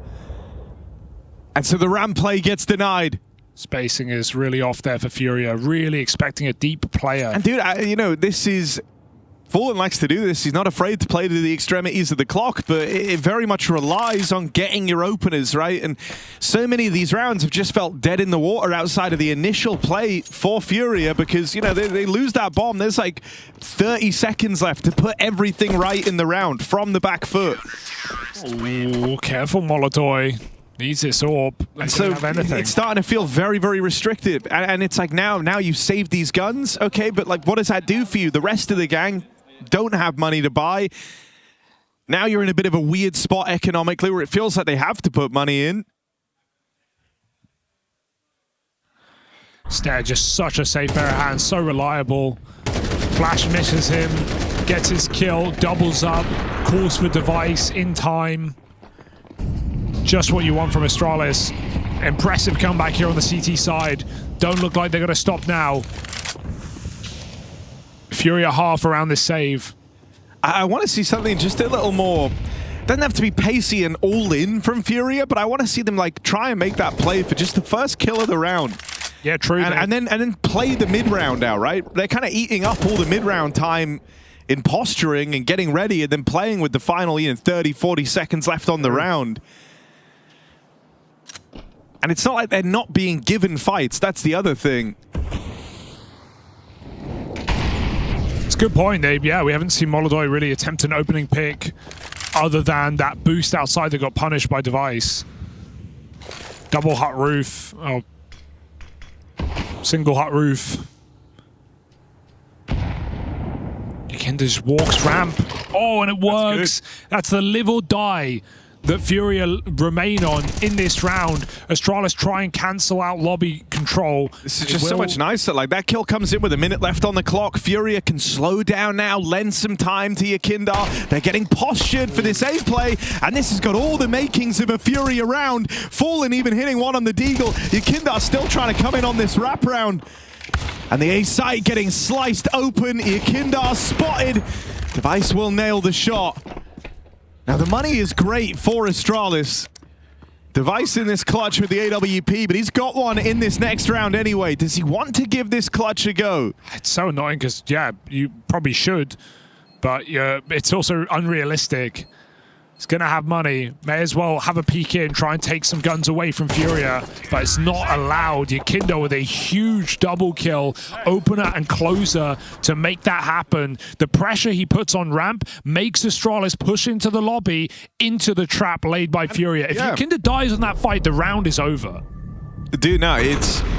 And, you know, this is what Yakinda brings to the table. In a game where we're talking about how we want to see more mid-round and we need them to go out and kind of search for that opening pick and force the reactions, he goes and does it all on his lonesome, and that's just Otter feeling out towards ramp, expecting that he's got that fight to Stare there, who has been having a whale of a time on the ramp room as well. It's not like Stare's been struggling in this game. Crazy off angle as well. And, you know, you live and die by that Yakinda aggro, but that's the type of thing he brings to the table for Furia. That's the flavor that Yakinda injects. It's just so, I mean, it is very lucky. It's the right, sort of the right call for Astralis if they thought that was a ramp rush to re-aggress lobby, but it just comes so early. You wouldn't blame them for thinking that, right? With how all of these other rounds have gone, usually it's wherever you see the first guy, that's where the rest of Furia are. Definitely, and it was late in the day for that move, but that's exactly what Furia wanted. Astralis feed them.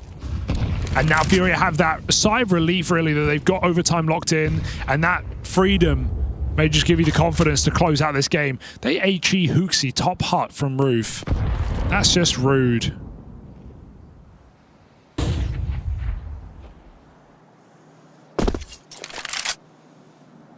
So Furia, again, through that wall that they've kind of been scared of using. The lower control has always ran them into stacks. They're sitting 3 behind red. They're going to fake this top side before crossing late secret in this round. Device tunneled in, dodges the flash, and he can't dodge Caserato. A mind-melting entry to send Furia on this fake down lower. Another round as well where they find this 5v4 and it just starts to restrict Astralis down on the drop down at lower. Got nades. Going to be able to take the pace out of this lower hit and try to contain Furia. in this chokehold. It's gone wrong. They might have secured the opener, might have been 5v4, but no kills past that point. Leave Molidoy and Caserato in this 2v4. How clears this? Oh, Molidoy does!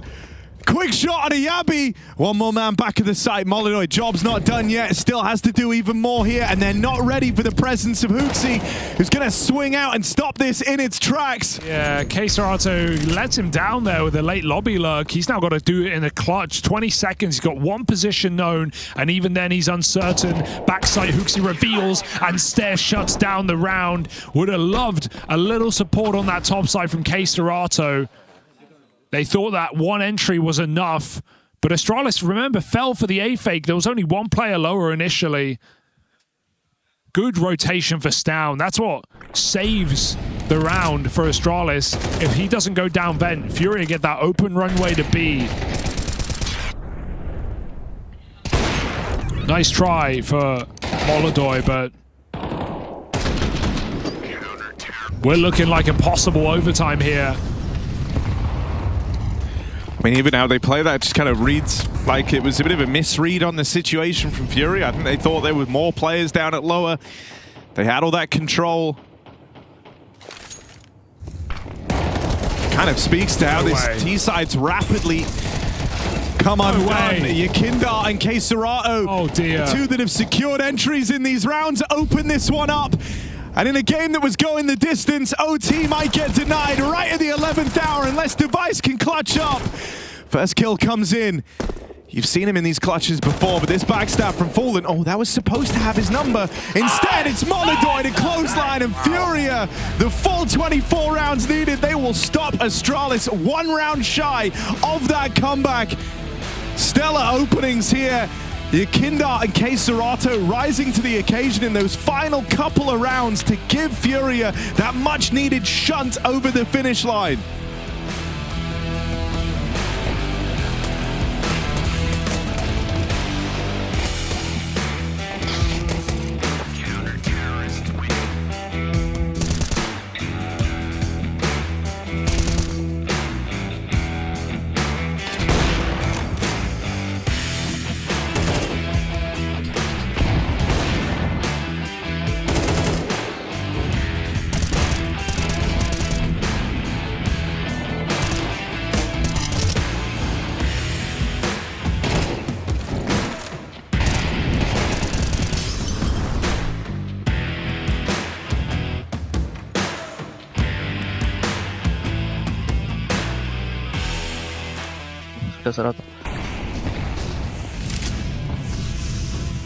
Blind. Outside, behind Tyrant. Vou quebrar a caixa de novo. Quebra? Quebrei. Careful silo. One door. Yeah, that's Bill, Mari. One door. I'm behind side. I pull back right maybe. Hey, pop, no? Drops. He's dead, Hey, hut. Hut. One more. And one door, I think. Hut, side. I have hut. Hut dead. Nice. I'm dead. One more garage, one more garage. Uh-huh. Oh, down the heaven or heaven.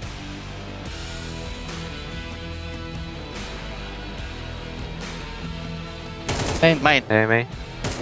Catch terra. Eu mato terra. Tá, mato terra. Catch morreu, o terra já passou. Nice, guys! Go, boys. V1. I will push hut. I left heaven. I have next. One is down. Seems like it's I push B. One more B. Coming main. Okay, I have the back. One B door. Dead. Nice ramp. Ramp. Secret. Heaven. Going heaven. Heaven. Okay. I have it. Two, I think. Sure. They molly me.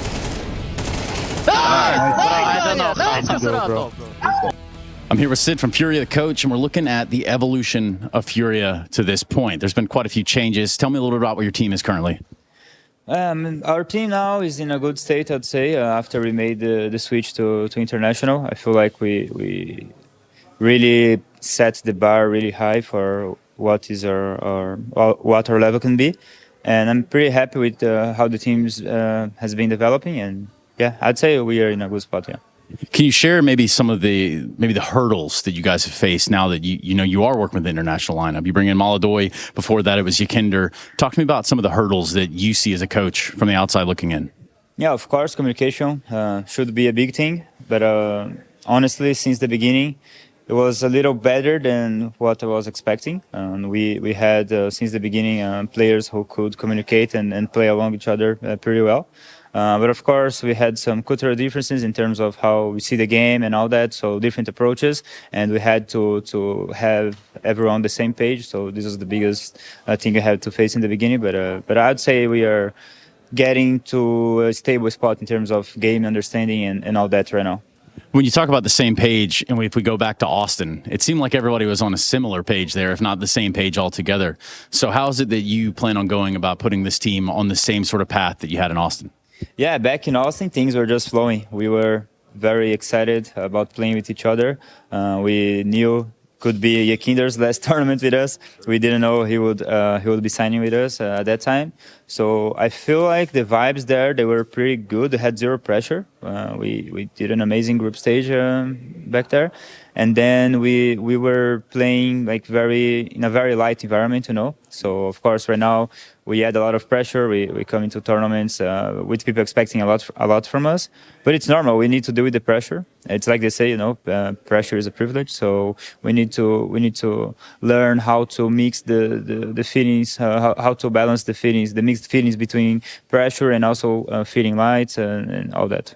Thank you very much, Sid. Thank you, man.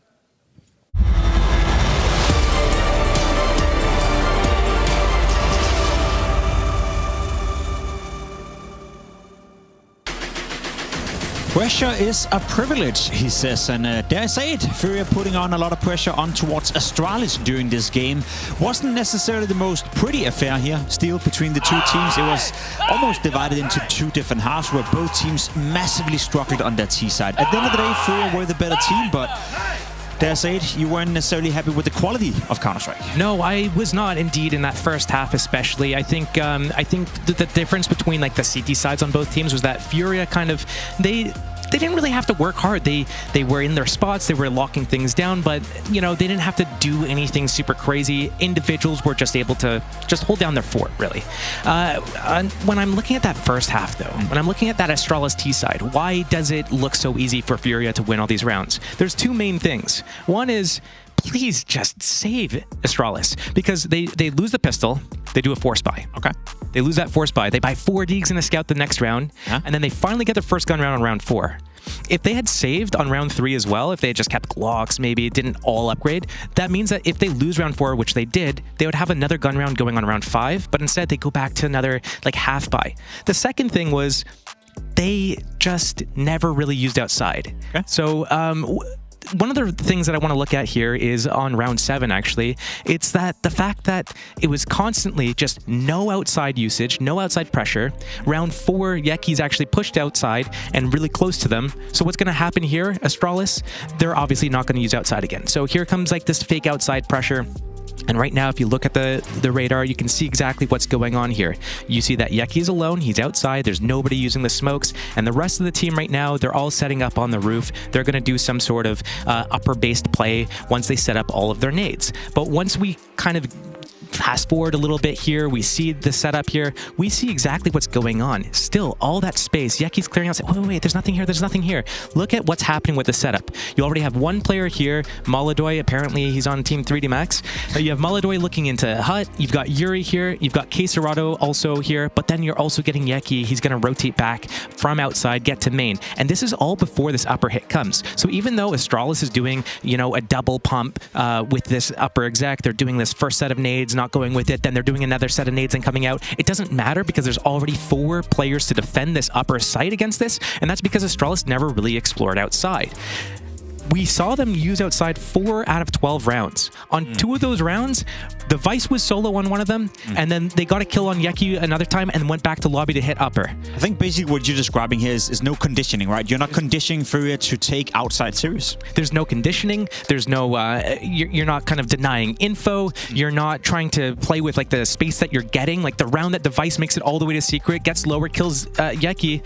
But then the rest of them, they're just going ramp and upper every single round.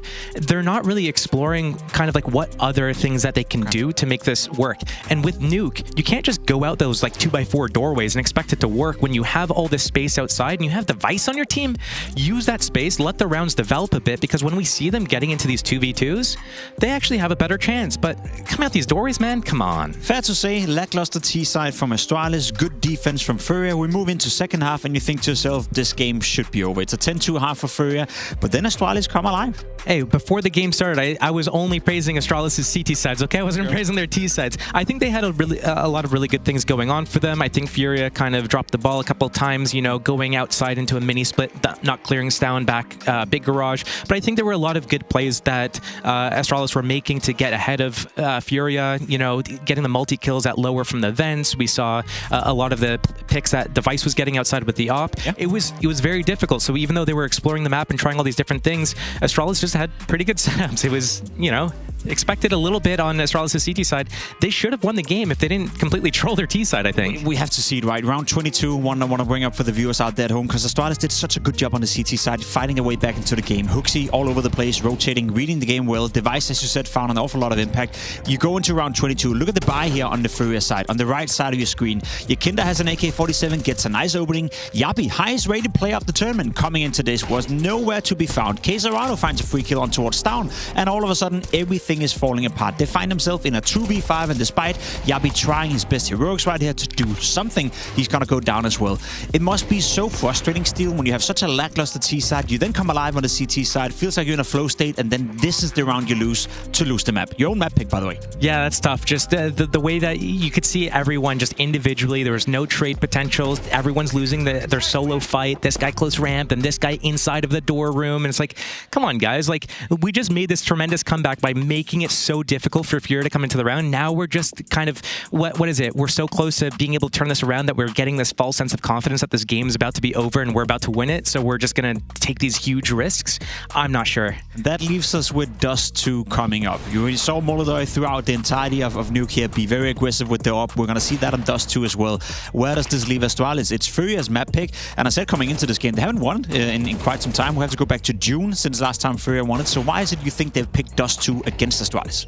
I don't know exactly why. I mean, you could just chalk it up to it was a strong map for them at one point. They might feel comfortable on it for many, many reasons behind the scenes that we don't know. But I think one of the things that we can take away from this is it allows, I guess, Molodoi to be aggressive with his op. It allows Yeki to be aggressive as well. Those players, I think their share of opening duels is 50% or more from the entire team. I think it's like 30% for Yeki, 20-ish% for Molodoi. So Dust 2 has a lot of opportunities to take those fights up short, take those fights up middle, get a little bit aggressive on their CT side, but T side as well. Loads of potential for playmaking out mid doors, up short, doing these timing pops. So I think it kind of plays into that style a bit. Maybe that's kind of why they like to go for it.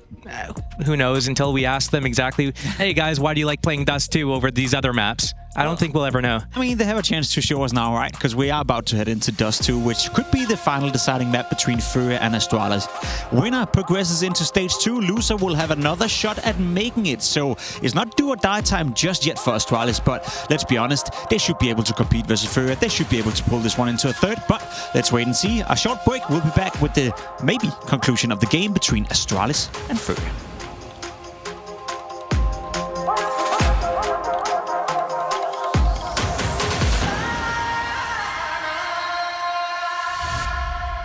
Humble beginnings in Hanover to greatness in Katowice. Our journey is our legacy. As we arrive at what we thought was our peak, we instead discover a whole new chapter.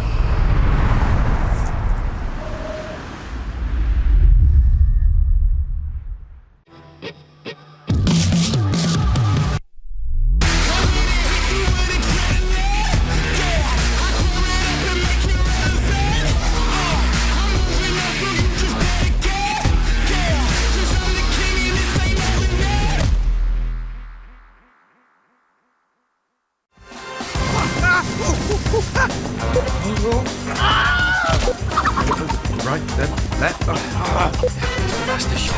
Oh, got my keys. I'll carry you. Flashback. Oh my, what the Don't worry, Bob. I got your back.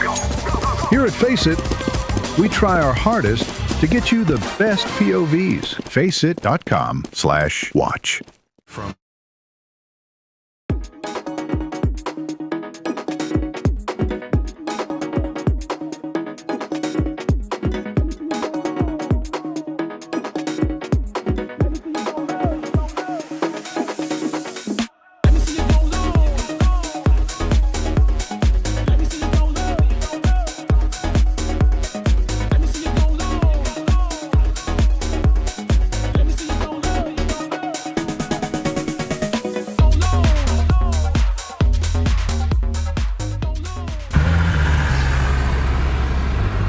God, you look like shit, brother.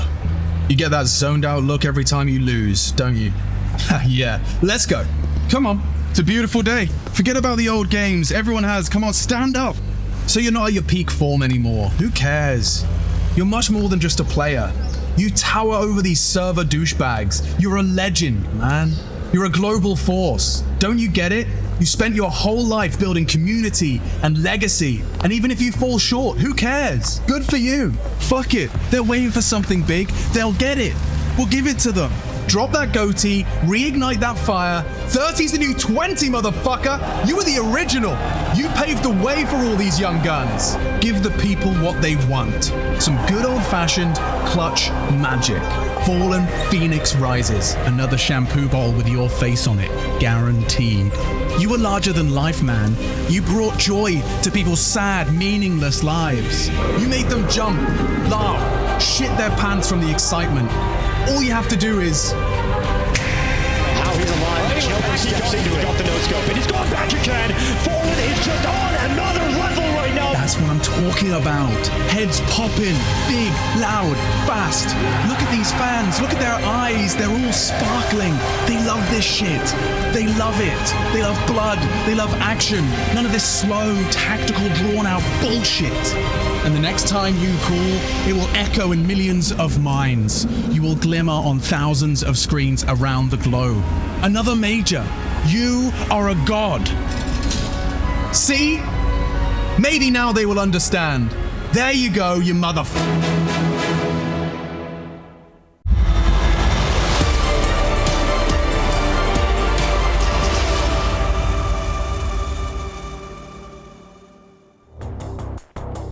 Stage 2 on the line. Furia able to long out Nuke in the full 24 rounds. They take Astralis' map pick. Now we head to Dust 2. The pick of Furia. They could lock in a Stage 2 appearance here and now if they're able to live up to the hype on their Dust. It's rarely ever that easy though, Harry, especially with it all on the line. Astralis came back in that previous map, 10-2 down, made it all the way to 24 rounds before Furia topside rushed them and ended the game here on Dust 2. Anything's possible. It's a map we've seen Astralis have some highlight moments on.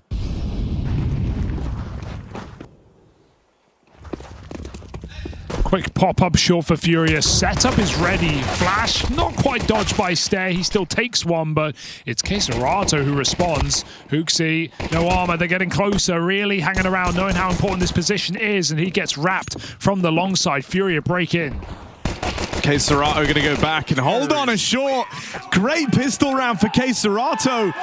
Putting on a clinic, 4 kills, 2 to open, 2 to close. Flash goes very... the bookend of Furia. Yes, the flash goes very awkwardly though. I mean, Stare somehow blinded by it, looks into it somehow, maybe peeks a second too early, so easy to do. Feel like he could have had multiple kills there if that didn't happen.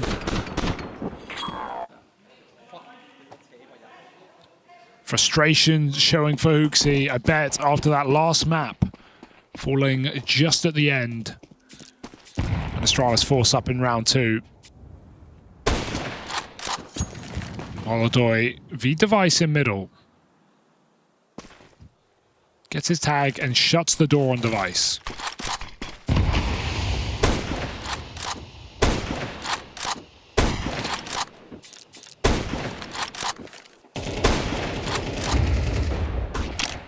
Scout's very fun gun. One of the funnest guns. One of the funnest guns, you think? I think. How come? It's just fun. You're really fast with it. You get to run and gun while scoped in. Yeah. Not quite run and gun, but you know, you can. If you've ever been like wide peeked by a scout, it's the worst. 10 bullets. It's like an old orb. This is the most fun gun. Yeah, or, I'm just or not. this. I'm not. Or that. I'm this. not as good with that one. Mm. Scout, you can body shot, and you feel like you're adding value. Stair can give you 4 reasons on his deagle. Nice, that's good. I only see 3, but I'm assuming there's one on the handle, but maybe he's very just expensive to cover up. Very expensive, as I recall. Yakindar in with the first. There's another player. Does he realize? Yes, he does. Yes, he does. Oh, he's seen Stown. And now a battle of wits, a battle of brains, it would seem. Battle of brains here in top mid. Oh, they won the round. Grab the AK. That's a good round for Astralis to save 4 guns, but Furia still converts to a degree. I'm trying shoes off, Hugo. Taking your shoes Seen off? this? You heard about this? I have the concept. You ever done this? I'm aware of the concept. Have you ever done it while casting? No shoes? 100%, yeah. That's crap. I've never done this before. This feels great. It's freedom. You've done this before. Take off those about foot prisons, Harry. It's Dude, all a construct. Shoeless life actually might be the way. All right, I'll try it out with you. Socks on, If obviously. you're wearing shoes right now, take them off. Yeah, especially if you're indoors. Let's get comfortable. Yeah, wear your socks, no shoes. If you're like working on the construction site, maybe keep them on. Maybe turn off the stream. I think there's certain rules and regulations that stipulate you have to. Or if you're playing, keep them on. As in at a pro level. Oh, wait. I think you have to. Really? Pretty sure. No, under the table, you tell me the admin's doing a feet check. Pretty sure you have to keep them on. I would kick him off. Can we get a feet check? I don't know how we're going to do that. Graham Pitt. Shoe check. Say you have to have the shoes on. You can have shoes, but not Crocs. Okay, here we are. It's a couple of hero weapons, that Scout, and an AK on Yabi getting aggressive in top mid. 5-7 delivers a lot of damage, but they're not able to get Yakindar on long. Yabi. Still hoping that Yabi can be the golden goose and make something happen in this round. That's the bomb spotted, but he can't deal with it. Instead, the kill's coming from these pistols. Downs grabbed himself a gun. Oh, putting it to use. His AK's coming up large for Astralis. Yuri tracking his prey. He's 1 or 2 feet behind them. As the bomb struts back through spawn, they look for this B bomb site, and Astralis have just rotated out. Because Yuri's late to lower, he heard that player leave CT. He knows he's got mid to B gap. Stown can still drop the bomb, and he's done exactly that. Missed shot might cost Furia everything. Yuri still has great timing, but now Astralis start to close the gap. They've got that bomb control. Is Device looking for an upgrade? Do they know they have bomb? This is still taking some serious time. And Yuri is going to be paranoid of every position.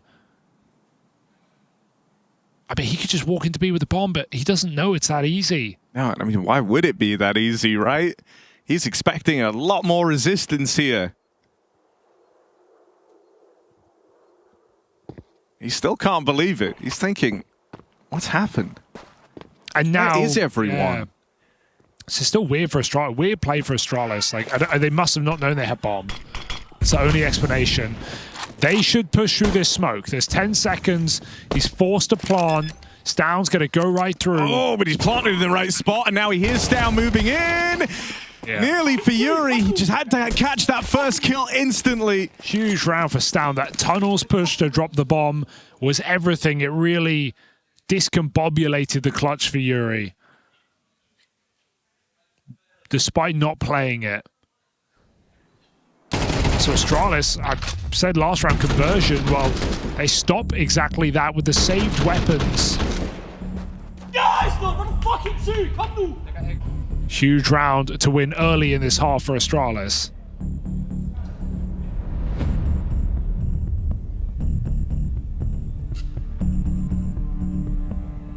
Yeah, Furia need a break after that. Don't blame them.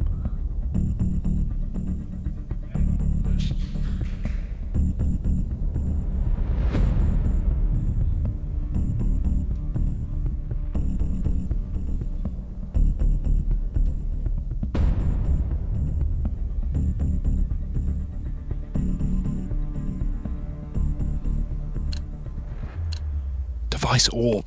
Molodoi orb. Will they risk it for a biscuit? Device taking his up onto the catwalks down. The hero of that last round tagged on the cross, and Molodoi follows up, ready for Device for the short swing. Read. That is a stellar start to the round from Molodoi. Oh, mid-smoke, and he just does that. 180 damage to open up a must-win round for the Furia squad. Couldn't ask for a better start from your AWPer. Oh, maybe you could. There it is! Device next into the crosshair, and Molodoi makes quick work of him, or Stown rather. B just feels so tempting. It's very early, but Molodoi has that mid-cross. The re-smoke does make questions of this round, but Molodoi has all the answers. Just point and shoot.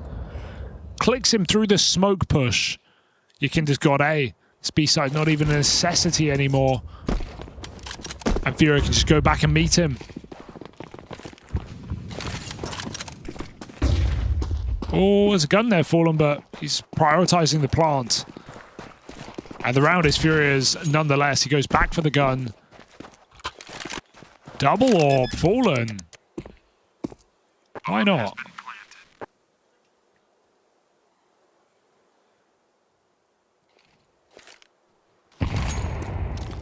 Well, that's awkward round.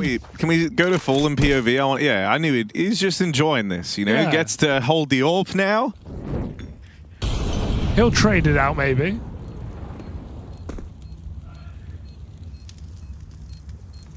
Maybe he won't. I mean, Molodoi had a round full and wants to remind us all he can do it. He can do it too. Hell, he would have done that exact 3K if Molodoi wasn't on the team. Fallen taught him that. Swapped it out. He will get back onto the rifle. Yeah, I think it's still so like humble and so accepting that you are past your prime to, you know, swap your role as hard as Fallen did, to not just, you know, give up his weapon of choice after decades of playing it, but change to very difficult and very punishing anchor spots on CT side. I just think it's such a cool adaptation to still see him playing at the top level. With the team working so well around him, I feel like that only emboldens Fallen to want to do better in these spots. And that's the thing that's been the real treat, is I think it would have been so easy for Fallen to change roles, give the AWP away, and just look like complete arse and kind of be like, well, you know, what can you expect? You know? And then retire. And he hasn't done that by any margin. It feels like he's constantly trying to push himself and innovate in the positions. He's very rarely a problem spot within the team. It's such a great feat to, when you think about it, you know, just at this stage in his career. Felt like we were waiting for him to retire for a while back there. I remember even, he would tease it every year. I swear, every year he'd come into it going, this is my last year of play. The Rio Major, he said it on the stage, he said, yeah, I'll give it one more go. One more go. And that was 2 teams ago. Here he is, out long, Yuri, finding that entry, fully blind, and Fallen helps him out on the edge of the smoke. Just in a moment, Astralis' round ends again. And while this may be recoverable in a 3-on-5, Furia looking to squeeze him dry, slowing it right down.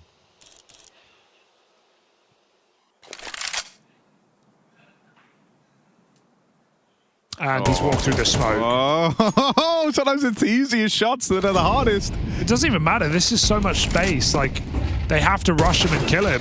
It's a good play for Yabi. They do rush him and kill him. And the bomb was also going back. So now it's throwing the round into disarray for Furia. This has got a lot more complicated than it felt like it ever needed to. Into the AWP, into the double setup. It's a split. I've seen some crazy Device moments with this. AW could go wrong. A-side dust 2. Oh. Device. First shot lands. Is the ball rolling? Is this the Device highlight reel clip? Because he's come through with the first. You'd like to think if anyone could hit hard enough here to get you believing it would be Device, but caught looking the wrong way. The Akinda are going to find him out in no man's land. It's Yabi moving in next, still keeping intrigue on this round. Brings it down to the 1v2. Very solid nade onto Yakindar as well. It's the late swing, the promise of Molodoi tucked in behind this car that Yabi's got to be ready for. And right now, considering Long and Long alone, there's the swing out from Molodoi. And so round secured. Furia, there was certainly many a route for that one to get out of hand. They lose Caserato on B. That nearly throws the round away. Then they have to get past the device AWP in the site. That adds a lot of worry. Yabi in the clutch, pulling the first one back to get him to want to give it a go, but every single time, Furia able to stop those little glimmers of hope from Astralis. So just some very smart individual moves, no one panicking, Yakinda knowing to just delay long enough that device gets worried and has to reposition. Here's the audio, plays him like a fiddle.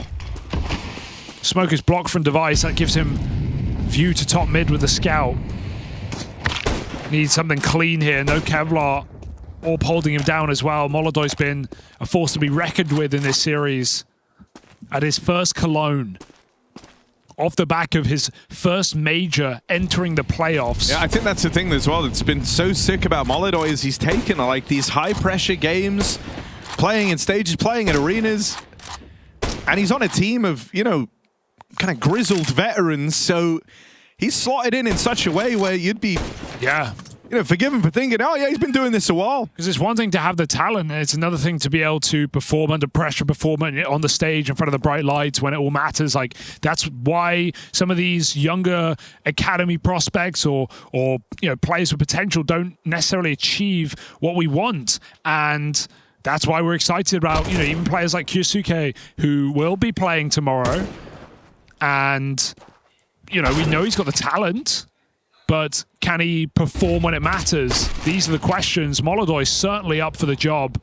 It's a good gun for this. Stown, oh, he could jump around this corner right now. 5-7, only it does damage. Stown finishes the job, but he runs out of ammo.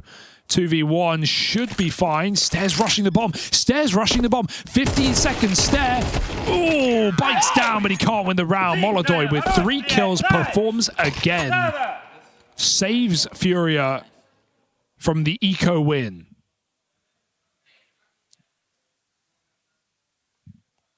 But yeah, I said it. Kosuke debut tomorrow. Be there. Yeah.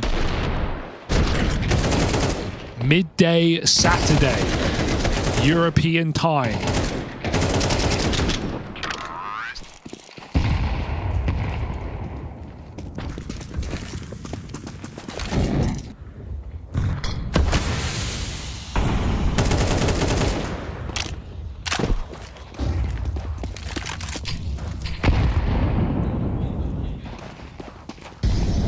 Device is feeling pressure to be involved on that AWP. That's a very aggressive play out towards Long. Astralis started heavy over at the long side, kind of playing for the anti-long rush. And they felt like they had to do something with all that resources, so at least the break on the smoke and getting Device on this line frees up extra resources to go elsewhere. You can just tell the rest of the team, guys, it's not Long. He's free to play on a timing here. The AWP, not the ideal gun for that job. But at least lets Astralis know where Furia aren't. So that's left them kind of in this 2-2 split between the A and B site. As this timer ticks on down, if Device was on a rifle, he would already be getting aggressive here, right? Trying to get that info ahead of time. Because he's on the AWP, he's more restricted. And so this setup is kind of stuck in place for Astralis. As a result, you're really hoping this double hold on B can withstand what's coming its way, because there is no support. There's nothing else. Stown and Yabi hold on with 3. Rotates start to trickle in now, but Yabi's on a timer and refuses to go down. Time's up for Furia as they run right in to Yabi the turret at that B site. Yabi and Stown on the B bomb site putting up a stellar hold, and these are some of the changes that we've seen in this Astralis team. Yabi taking back these anchor roles. He talked about it in a great interview the other day, allowing Stair to perform in some star positions, which lets Yabi go back to his old spots, holding down bomb sites, being a turret like you say.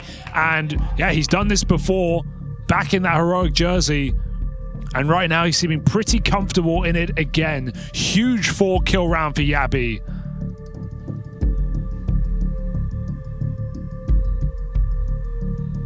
Astralis needed that, man. It was getting out of control already on this T side.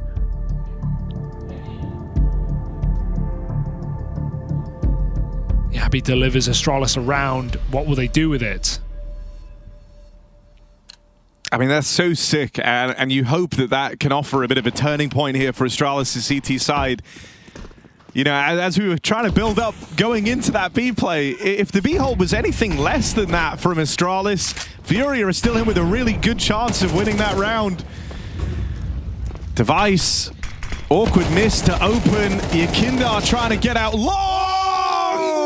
What the fuck is that, Yakindar? Huh?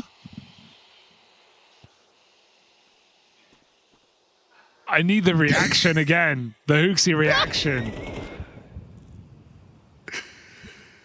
Okay. Woof, that's rough. Oh, dearie me. Round over.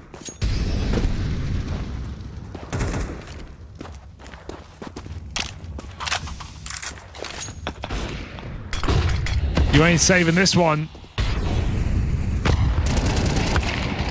They're trying. Respect for trying, but when Yakindar is playing the game on rails like that, he's even sat a little further back from his monitor. He can't believe it. He's shook. Show me the money. And yup. It's so bullshit. Like, Hooksy, you have every right to feel robbed, angry, upset, annoyed, cursed. Shoot, do it. There was that could have three been there. the triple collapse through the doors. Oh, dude, he's crazy. Device is not having fun. Device is getting beamed down by Molodor. We've got a double orb, Harry. Caserato's running the second orb. Damn, bro. That's the third orb on the really team. Fallen off, man, for Fallen. He doesn't even get the second orb? Oh, there we go, there we go, there we go. There Oh, he's using it to throw the smoke, was he? I don't even know. Either way.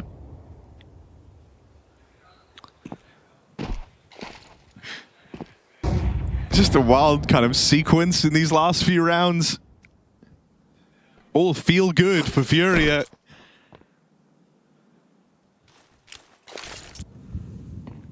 Hooksy, can he get his revenge? No, he cannot.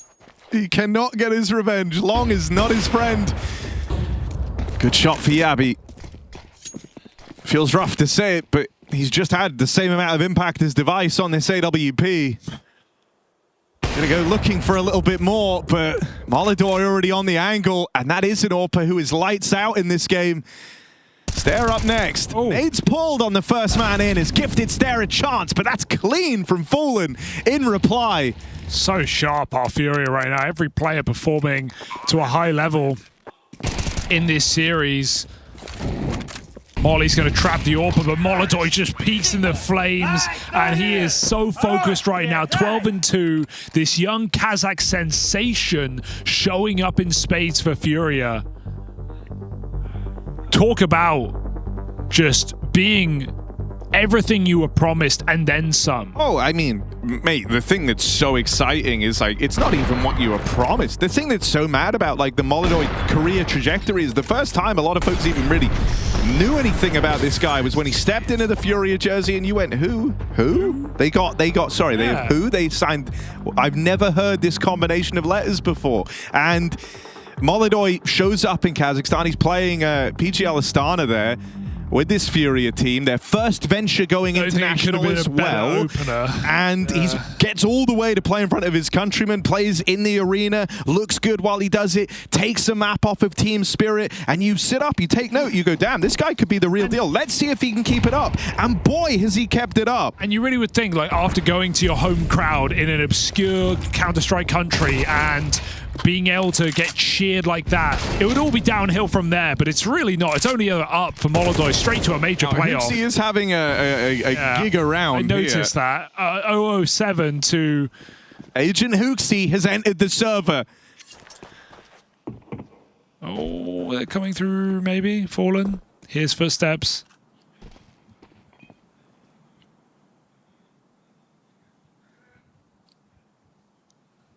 Fallen's tracking this play. Hooksy, Molotov will not stop Fallen from running through, but that's another gun for Astralis. Meanwhile, bomb up long. Yeah, be in a strong position to punish later on in the round if they let their eye off the ball. Stown moving in, and a missed shot for Molodoi. First time I've said that, 12-2. Still time to save this. He misses another.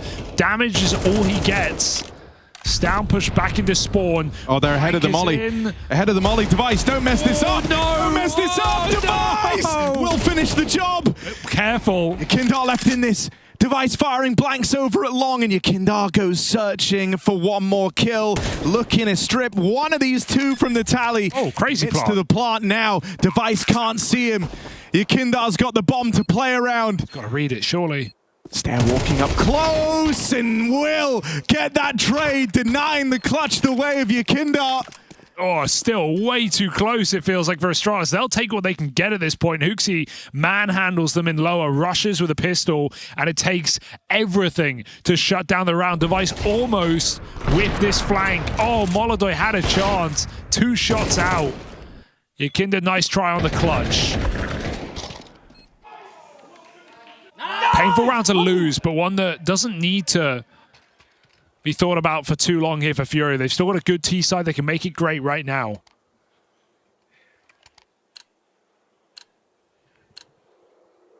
Their misses can be forgiven. Device is really having trouble though. And that doesn't make it any easier for That's the Astralis. thing that makes the Device being quiet so much worse, is that Molodoi, outside of last round where, you know, he missed every shot, he's hit every other bullet he's fired, it feels like, Can't man. even see that one either. Also, long control has just been the bane of Astralis' existence. They cannot hold this position. Okay. I mean, this was actually, when I said earlier, I've seen some highlights from Device. I've seen him get mollied at the car and then kill everyone single-handedly. So let's see if he can roll that back. Fire and flames. Device tries to play right through it. He's been mollied again and forced out wide by the Molotov. They close the gap on him. They play through his smoke at the car. Just wouldn't give him the kill there, would they? Would not let him back in. Caserato grabs that orb with a second to spare, and thank goodness, because Molodoi has been treating us to a phenomenal performance. He got a whiff of Stown. Mate, the thing that's so sick was, I remember when we first watched Molodoi, and we were saying, like, the thing that's notable is he shoots and misses a lot, but he still finishes games, like, with a great KD. It's just, oh, it could have been even better. It feels like you're actually seeing the refinement. I think Molodoi is getting better. That's the scary part. It's not even a measure of, oh, will he drop off as people study him? No, I think he's getting cleaner. I think he's getting faster, and he's making his shots count a hell of a lot more. That would be a cool stat, right? Like orb shots taken to kills or to hits, you know? I think it's got to be pretty high up there, especially, like you said, since he joined. Stown spamming this smoke, hoping they run through on the reload into Yabi, but Furia, man down here. I think there's like a very real world where, you know, Furia might have like stumbled on to one of the top AWPers in the game. If Molodoi can kind of keep up this type of trajectory, this type of improvements, because games like this aren't terribly far from the norm for Molodoi. Oh, can't track him. 3v5. Let's see how hard this B site really is to retake.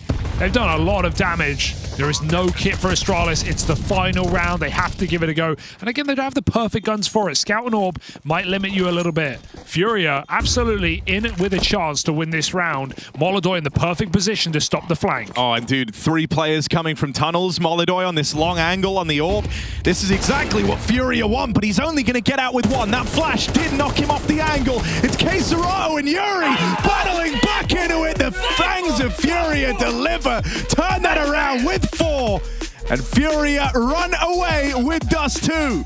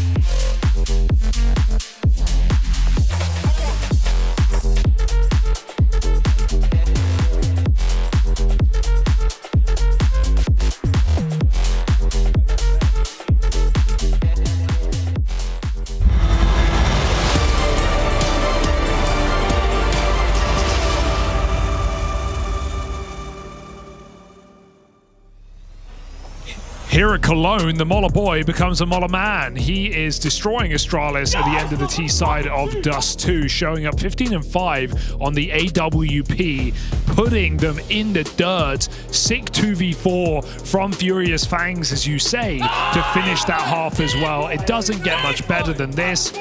They shouldn't choke a 9-3 lead, right? That should be fine, Harry. Well, I guess you're alluding to the map we saw prior. Furia had one hell of a lead, 10-2 on the half. That one ended up going the distance all 24 rounds, but yes, Furia did win it.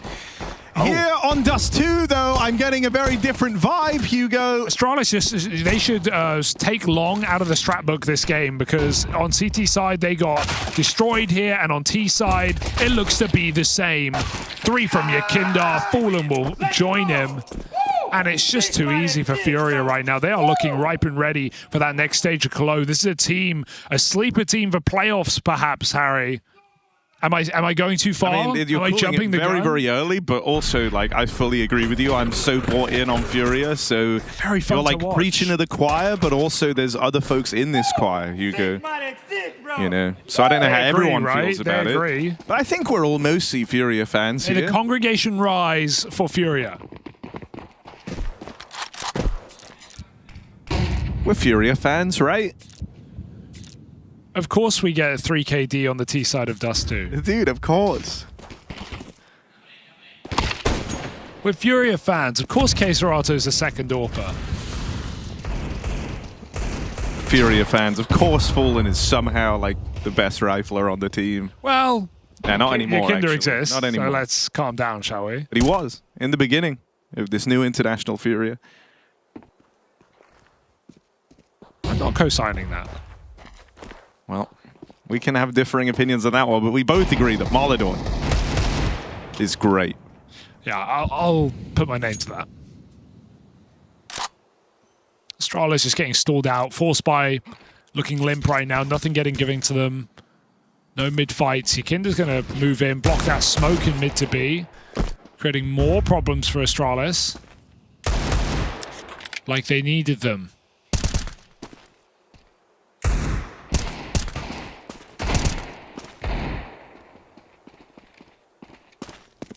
Oh yeah, you can realize multiple feet out middle.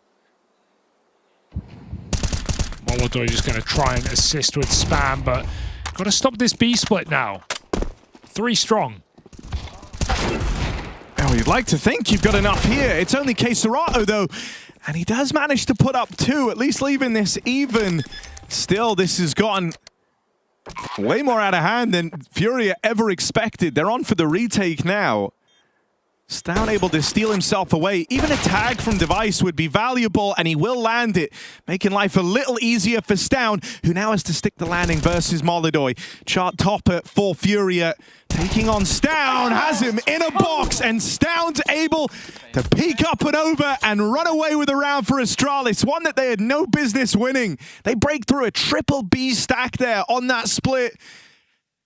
And Stown clutches up in the 1v2. I have something to talk about here from Astralis. Big dig out of Yabi and even bigger clutch out of Stown to finish this one off. Winning the force buy gives Astralis some hope in this game again, but they've got to once more do it from behind. Oh, what does the Molidor scout hit like? An AWP. Does Device have one a lot in that first half? What with being strapped for cash? Yeah. Wanting to still try and offer something in these mid-fights. Don't know why I'm so nervous. He's spamming a smoke. He's not Monacy. He's not even scoping in. He's not Monacy. It's not happening.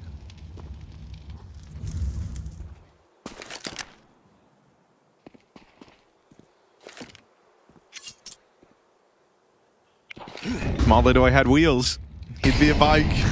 Hugo. Good reference.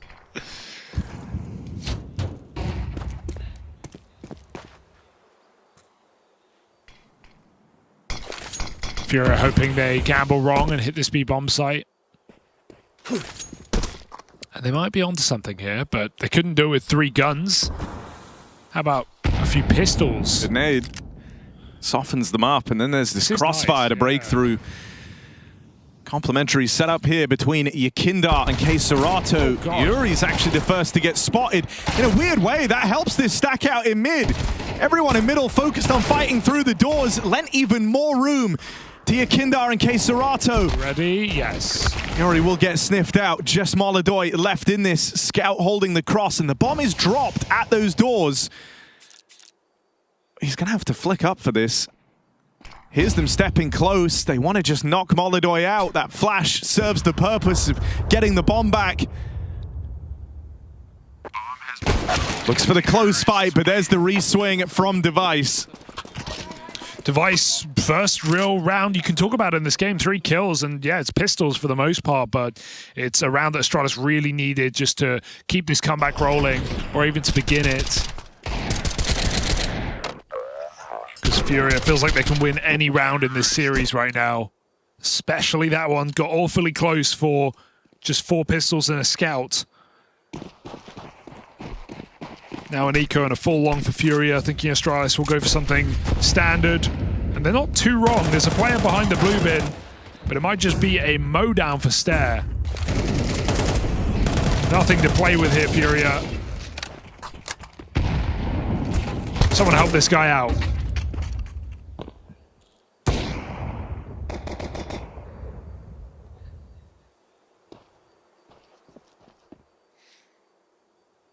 Oh, there's always one, isn't there? There's always one. USP. Running away. Because he knows he can win this, man. Yeah. I know it feels unlikely right now, but... Oh. Close, though. Good try from Yakindar. Like 400 more damage. Astralis continue to close the gap. Is it another comeback attempt for Astralis? Definitely an attempt. Do we have to take this... This one into consideration. They pushed them to their very limit back on Nuke, and it took some hulking individual effort down the stretch from Yakindar and Keserato in particular in those opening fights in the final few rounds to bring Furia over the line. Will it require that again? Or can Furia make this rifle round count? Astralis do get the long control for once. Furia don't have a lot of utility. They decide to play for short. Oh, that was the chance for Device. He had a good, healthy shot available. Goes ahead of the smoke as well. Flash peek for Furia. Keserato delays his swing.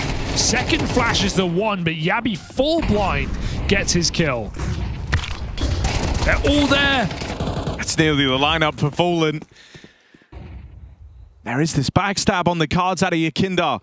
It's going to become Device's responsibility to watch this, but for now, he's got to hold the sight for his team. Yuri knocks out one on the cross, and that's actually going to bring Device entirely off of long. He pushes up to join the rest of his team. Will that lend more time to Yakindar? Device coming back has missed this timing on Yakindar getting out the long doors, and you'd like to think there's just been too many misses on those checks out towards long. Yakindar collects the free kill. Hooksy pushing up with Stare alongside him. They'll find Yuri. They know about Yakindar on long. And now they get the spot on Molodoy. That miss is awkward. This could have been the 1v1. They're low on health. Pistol pulled. Every shot counts. And Hooksy's going to knock him out of the clutch. Comeback continues. Game, set, and matches. Astralis just won't give up. God, they really are fighting back tooth and nail in some very difficult situations on Astralis. Another man down 2v3 where they reposition and get aggressive in the post plant away from the bomb. It delivers them the round. Molodoy can't finish them off with the USP. And Device just feels like he's having the most... Like, he's missed some shots, don't get me wrong, but he's also had some really unlucky timings and situations. Shot through smokes. It's not made it any easier. His rifler's having to do so much work. You can kind of just feel it. He's having one of those games where he feels uncomfortable. Like every decision is the wrong decision, right? And he's tried a varied mixture. Tried picking up the pace when he feels like he's missed timings through being too slow, and that's usually led to him dying quicker. Oh. Whenever he feels too slow, you know, he gets exposed to timings being hit from fast flanking players like Yakindar. It's been a very frustrating game for Device.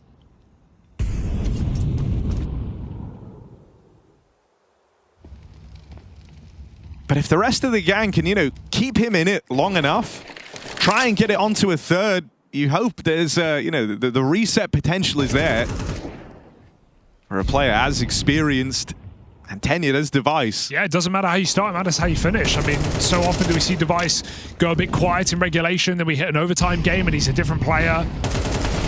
Still time to save this one. Right now, Astralis are pushing this comeback to its limits, as they did on Nuke. Anti-Eco's not stopping them.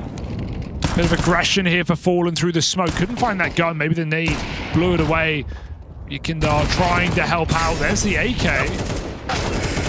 Oh my God! They're making so now Fallen gets an AWP. Save. Sorry. Save. Oh, but come on, there's got to be at least a voice in his head. Like, the AWP is his green goblin mask. Go for it, Fallen. You wouldn't play it next round anyway. Don't drop the AWP. Use the AWP. What difference does it make to you if this AWP survive next round? Molodoi has $3,000, Fallen. Try it. Just get an exit. You're getting kill bonus. $50 a player. Where's this voice going? But he will get out with it. Team player Fallen, what a guy. Resists the urge. The big green goblin gun calling him into that clutch, but he'll save it.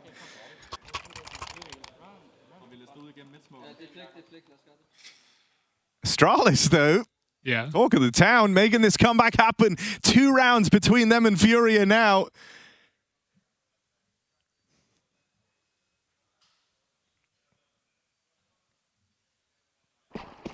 Yekindar's locking in. All right.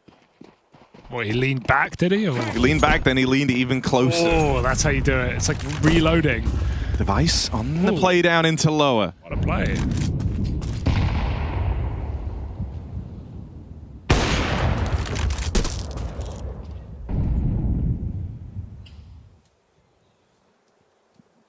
Molodoi v Device. Give us another head-to-head. Now they know. Molodoi fires before he repositions. Astralis, they're just going to go. Contact mid to B with Device leading, looking for an entry kill. Oh, it's right there. He just grabs Fallen out of the round, and now Astralis can pick up the pace. Gonna try and get it across. Out in the mid for this B split. Keserato and Yekindar ready for this exact contingency. Keserato plays close to the smoke, and Yekindar's actually going to rush those fights in middle. Only gets out with one, and so all the pressure is on Keserato. It's too much. They split him through mid. They play out through the tunnels. That's it. And so a good timing on that hit. Dude, I love that call for Astralis, just to have the whole pack walk out lower and have Device lead it. If there's a player close, even if he misses his shot, you got 3 rifles ready to swing, but Device nails it from afar. And Astralis just speed up and go mid to B. It could have even been cleaner if Yabi chose not to commit. Yekindar tries to catch them throwing nades, but trades are really good in this round for Astralis. They just win it out. No AWP for you. Device finding Molodoi. As I said, it's all about how you finish. Good flash. And Astralis take every gun out of the play.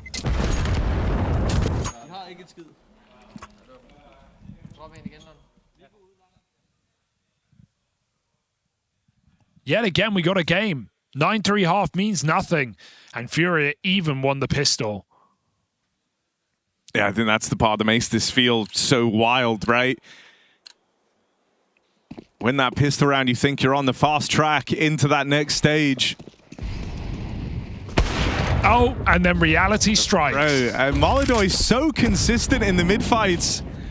They're crunching. Crunch into the tunnels. Yabi dealt a blinder. This is a huge pace change from Furia. And a great position for Yekindar. Bit of a falling classic there. You suddenly hit them with a Hail Mary. Yekindar playing the long game in at the cart. It's fine. Gets out with one. He gets his in the round. Advantage still with Furia. They just don't want to overcomplicate this. This is the best spot they've been in. That smoke broken open. It's down in Yabi. Or it's down in Hooksy, rather. Combined for the kill. Gonna try and walk it up the ramp. Molodoi here on the AWP, but that shot sails past, and now Hooksy takes the line. Oh, has to get this bomb planted. Can't watch it forever, and iced out Hooksy. They were not ready. Get that bomb down. It's Molodoi's AWP shining to steal 11 for Furia. Astralis expected some respect in that pre-plant situation. Molodoi runs through the short smoke. Stounger gets pushed up in spawn contact. It's a perfect reaction for Furia to keep the pressure on in a man up. Molodoi, hero AWP. And he can only buy that, Harry, because because Fallen saved the AWP in the previous on the B bomb site. Or outside of B tunnels. So if Fallen didn't save, Molodoi wouldn't have had an AWP, he wouldn't have had that 5v4 and the closer. These little details make the difference, and Furia find 11 on Eco. Is it really Eco if you have an AWP? I'll leave that up to you. Astralis, this could be a double BO3 day, of course. As I said, coming into the series, loser of this game goes on to play again for that final spot against the winner of Big Pain. That's raging on into a third map as we speak.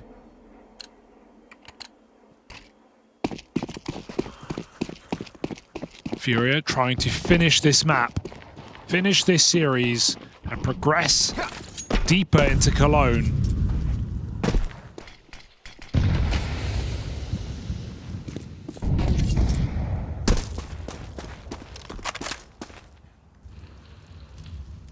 This is the round that could hold all the promise. For Furia, they have the chance of breaking Astralis' money. Being on that winning track. Getting back to where they left themselves after a 10-3 scoreline. A 6-round drought, that huge double from Molodoi. And this is what it's all for, your chance to break through and lay this game to rest. Astralis well aware the consequences on this round. They take it slow. Don't want to feel like they throw away this opportunity.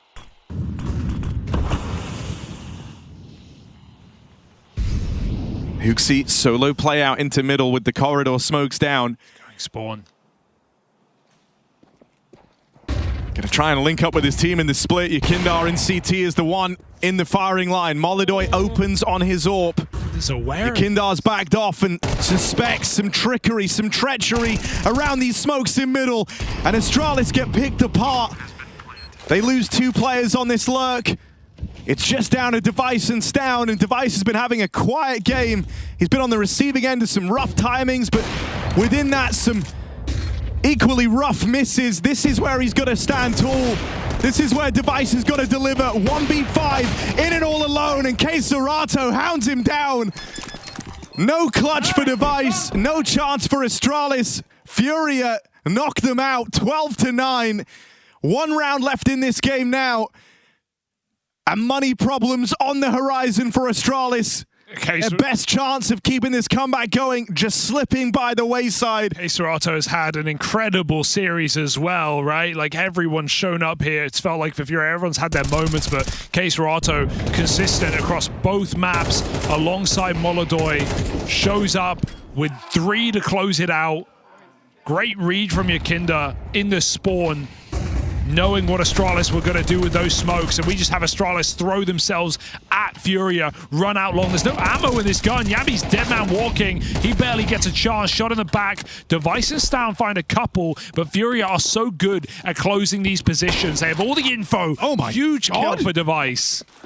This guy's barely been able to hit shots in this game, and Device has just delivered 2 wild kills, but now has to do it on his lonesome, and he can't find the final killing blow. It's Furia moving into stage 2, convincing 2-0 win over Astralis. Both times able to deny those comebacks, stopping them in their tracks. Dust 2 ends much like Nuke, a sour taste in the mouth of Astralis.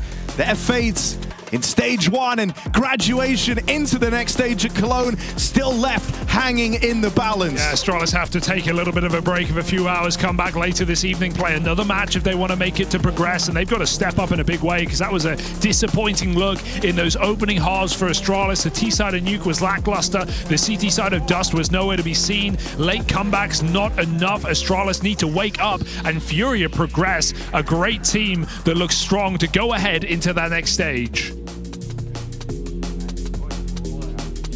Strong performance coming out of Furia, taking down Astralis 2-0 in a game that never really got close enough, at least if you're an Astralis fan out there. We're joined by Kinder here in the desk. Are you surprised that you were able to take down Astralis in, dare I say, it's such an easy conviction? I would not call it an easy conviction, honestly, but there were definitely some easy halves. I think we were very prepared for them. I think we saw on maps what they're struggling against. We knew this map pool was going to come, but it was not easy to close it out. Take us back to the first map on Nuke. You had a very strong start to the game. Felt like after the first half, the game was over 10-2. T-side couldn't get it going? Yeah, historically, T-side Nuke, you're either winning it like 9-3 or whatever, or you're losing 10-2, you know? So, yeah, it was definitely hard. I think they were... It's kind of like ping pong. I've been playing a little bit of ping pong this event, but kind of like ping pong, you know, they played defensive and made you make the mistakes, you know, and that's why Nuke is such a map, same as new map in as an Overpass, you know, where you can play CT side defensive and the T sides are gonna make mistakes and maybe overlook some things, and yeah, that's why it was really hard. Well, speaking of that, on your CT side of Nuke, you were quite aggressive on outside, but it seemed like half the time Astralis didn't even go there, so you're just like there, like, there's no one here, guys. I think it's going to be inner again. Were you surprised that Astralis never really worked outside that much on you, and then you had all this freedom to kind of stack the sites and expect the ramp and upper all the time? Yeah, I feel like it depends on the rhythm of the half. So at the start of the half, they were kind of losing on A, losing on B, and because of that, they kind of understood. Hooks is probably thinking, well, we're losing on A and we're losing on B. We cannot go outside. It's the most expected thing, and yeah, I mean, it was just kind of like a game plan, you know. Like we saw that we can rely on some information outside, that I could be going for these plays, and even if I die, like we would understand what's happening, and yeah. First part of the job done, advancing into stage 2. I assume that the goal for this tournament is to get further than just into stage 2. Are you satisfied with how you've been playing so far? You said there was a tough game against Astralis, and your T-sides, you know, and in particular Nuke, were troublesome. Do you think you have the level right now in order to make it even further? Yeah, after Fisher, or like even like during and before Fisher, we kind of came to a conclusion that we kind of need to upgrade our mentality in terms of like transition it from a face-it individual mentality into actual teamwork, surviving, like every second matters, you know, kind of a thing. And I feel like in Fisher that was a little bit of the problem, you know. People started thinking, and when people started thinking, that's dangerous. Yeah, it's very dangerous, and that's why I feel like this game showed us, because of the CT sides, you know, it showed us how we can play. And I'm glad it's working, but we're definitely still in a transition period. I'm not sure how far we're going to go, but I hope it's going to be great games. Speaking of CT sides, it looks like you and Maladoy both, I guess, share half the opening types of duels that you guys take, but it feels like it's very different. That Maladoy is often, he's being set up with flashes, he's very successful with it, but for you, it seems like a lot of your plays are solo, or at least they can't be traded. Is that something because, talk me through that. Is it something that you kind of have a plan and you're doing it, or you're kind of like on the fly, oh, I think I have this opportunity, I'm going to go for it, and then you have no one kind of close to you? Yeah, honestly, I'm just trusting my gut. And sometimes maybe it doesn't make sense, but I believe in the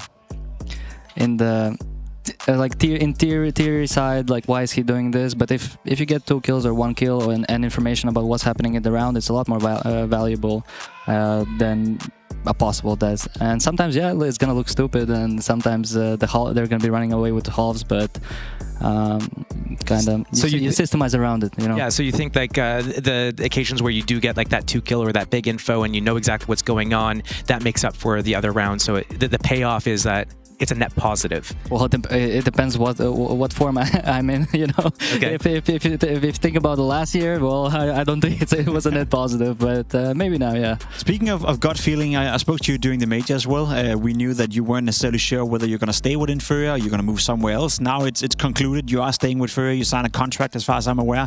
Does that make your gut happy? Oh yeah, it definitely does. I'm happy. You know, during the major, I already felt that I kind of already came to the conclusion, and felt like home. Yeah, I knew what I wanted, and that it's all here.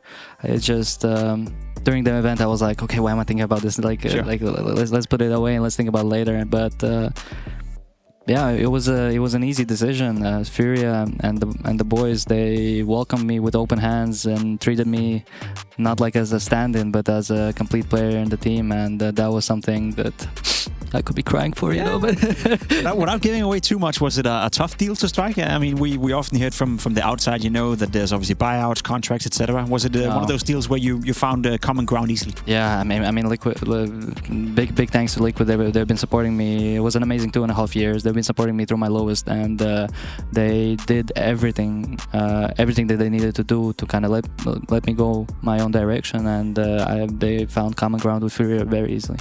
There's been a few teams that have been here already that have talked about their communication issues in the team. So I know JKS with FlyQuest has talked about it. Kerrigan yesterday was saying with FaZe they've been working on the communication. I know for you guys, communication would be a little bit different in the terms of how you guys communicate. What types of issues have you guys solved? Because obviously, I guess 3 of the players on your team haven't played on an international roster before. So how is that progress going from when you first got together to now? Yeah, I mean, our first problems came in after Astana. We kind of had a philosophical difference, right? Like a cultural difference in terms of like how we understand the game, how we think about the game, and that was we had a 2-week bootcamp before the Austin Major, and we kind of settled those things out. And of course, during all this time, not even counting like that bootcamp or Astana or any other event, there was slip-ups in the communication in terms of like, you know, Fallen sometimes says like, Yuri, you have a fish in the mouth, you know, you cannot understand what you're saying because Yuri has a specific accent, right? And for me, usually I understand everything. I can translate whatever. I don't understand how like Mulder understands half of the things, because like sometimes it's hard for me, but like if you listen into it, you understand it. But for Mulder, who is his English is maybe like I don't know, like a middle school kid from CIS, you know. So it's been definitely something we worked on a lot. So a couple of the guys, they're going to English teachers. They're trying to learn new things, and I'm very glad as well that Moldo is super open-minded and Yuri is super-minded. Casardo has good English, Fallen has good English, and that them two, they're super open-minded to learn. If they don't understand some word or whatever, they're like, oh, what does this mean? What does that mean? Like, or American, you translate, and like all of this. So they're not shy about it. Work in progress. In front of you right here, you have the 2 groups that you potentially could end up in. You have Group A with Vitality, G2, Falcons, Mongols. You have Group B with Mouse, Na'Vi, Aurora, Spirit. Anyone in particular you would rather join, so to speak? Group A, I don't know. I think you know how I said, it's like, you know, we don't know how far we're going to go into this event. We just want to showcase great games, and I think Group A here is the stronger group. That's the stronger group, yeah? Yeah, that's how I feel. I also B, or? No, I prefer A. You prefer the stronger one? I would like wants to go in and show them his boss. No, maybe like that, but at least like, you know, when you play against the best, you learn the fastest, and that's my mentality. And honestly, I want to see Falcons with Kyosuke. I think that shit is hype, and of course we had a history with Mongols. That we still need to settle, and yeah, Vitality best team in the world, and G2. We're not G2 or G2. G2 or G2. Hunter IGL. Let's see what happens. We're not far away from actually being able to showcase you where you're going to end up just in a couple of moments. Any of these teams outside of Vitality that you think have a decent shot at winning the trophy? You can't say yourself, obviously, but I think. You can say yourself, actually. I think any team can. Honestly, like, it all depends on individual form of the players and the team form. You know, especially it hasn't been much time after the break. You know, and. some teams are still heating up and warming up. And listen, you're practicing against a lot of these different teams, and I know practice results is one thing. You know, coming into official is different. But have you noticed any teams, you know, ramping it up during the player break? Is there anyone that you, in particular, feel like, oh, whenever we practice them, they're on fire right now? I don't know, but every time we played 3D Max, they were fucking owning us. Yeah. That team, I don't know, like demons. I don't know, but something insane there in scrims. I don't know what happened this event though, but yeah, we played against Falcons. They seem interesting. I think you guys are gonna like it. So, how much practice did you guys actually do during the player break? Because presumably the Brazilians went back to Brazil and you guys went back to your homes.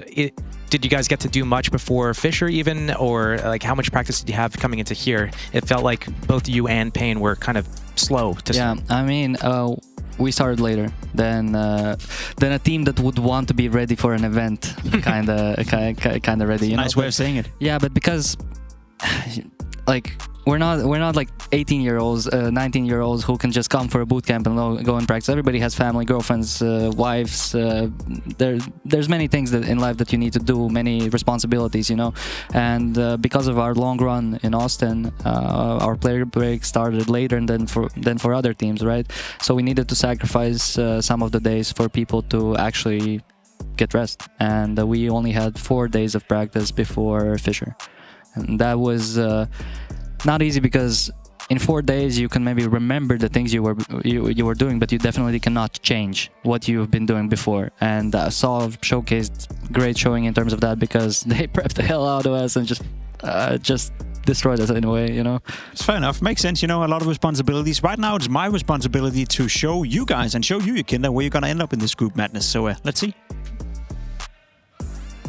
Yes, it is the Intel Extreme Masters in Cologne, the year being 2025, and this big, beautiful trophy has to go home with someone. So we need to kick off Stage 2, but before that, we have to conclude Stage 1, which ultimately means we've got to get into the coin toss so that we can seed some of these teams appropriately and kind of reward them for some of their efforts here. I do have a friend joining me. He works over at Tournament Management. He goes by the name of Matt. What's up, dude? Hi, nice to be here.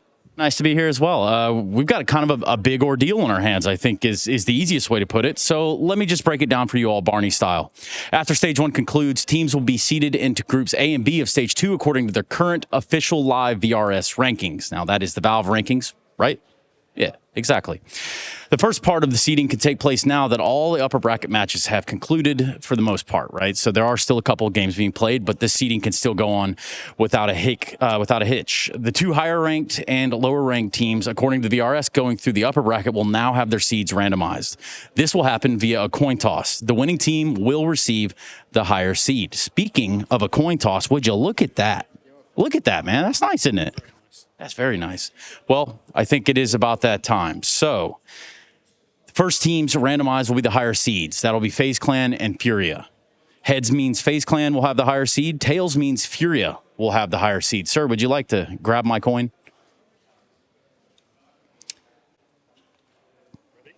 And we are ready. Tails, which means Furia will have the higher seed out of the coin toss with them in FaZe. So Furia will be seeded 9th, and FaZe will go in at 10th. Is that correct? That's correct, yeah. Nice. We're doing good so far. Let's keep it going. That means that Furia will be seeded in Group A, and FaZe will be seeded in Group B. Is that also correct? That is also correct, yeah. Outstanding. So we're 2 for 2. Second teams randomized will be Ninjas of Pajamas and Gamer Legions. Heads means Ninjas Pajamas will have the higher seed. Tails means that Gamer Legion will have that higher seed. So let's do it again. Let's see that big coin toss. Oh, we got a heads in there. Now that means that the Ninjas of Pajamas have won the coin toss. They will be getting that 11th seed. And the loser of that coin toss, Gamer Legion, will be getting the 12th seed. So what it all means is this. We're looking at the Ninjas of Pajamas that are going to be going over into Group A, while Gamer Legion heads into Group B. And now that we've got all that sorted, and now that you know about this coin, I can tell you where to get it at shop.eslgaming.com. Let's sit back, relax, enjoy the rest of Stage 1, and then get this Stage 2 started. Isn't that right, buddy? That's right, yeah. That's right. There you have it, Yakinda. You get what you wish for. Group A and going up against G2 in that opening game. Yeah, the team I talked the least, I think, in this group. Yeah. And I'm honestly interested to see what they have. I think Hunter has definitely a lot of experience behind his back. He's IGL. I think Saw is a great coach who showcased a lot of history of kind of building up teams, especially with young players. And yeah, it's going to be a great match. I can't wait to play. We scrimmed them one time. How did that go? Not gonna say. Okay. I cannot say. Alrighty, fair enough, Yakinda. Thank you so much for taking your time and joining us here. You have the Group A and the Group B in front of you. We have to jump on a quick break because we have another game coming up to determine one more team advancing into Stage 2.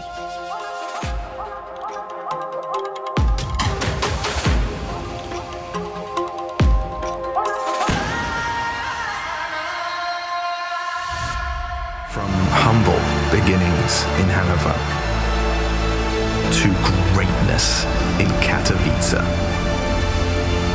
Our journey is our legacy. As we arrive at what we thought was our peak, we instead discover a whole new chapter.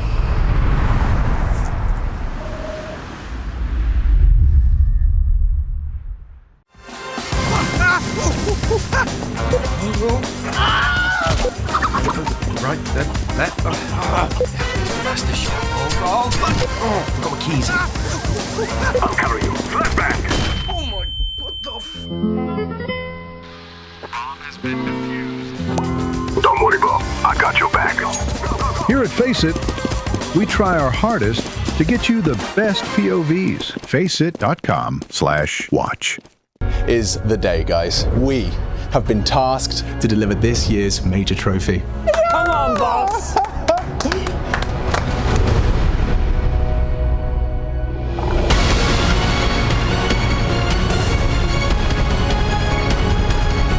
And we have been given a once-in-a-lifetime opportunity to prove that we are not some forgotten division. This is our moment, and we are going to crush it!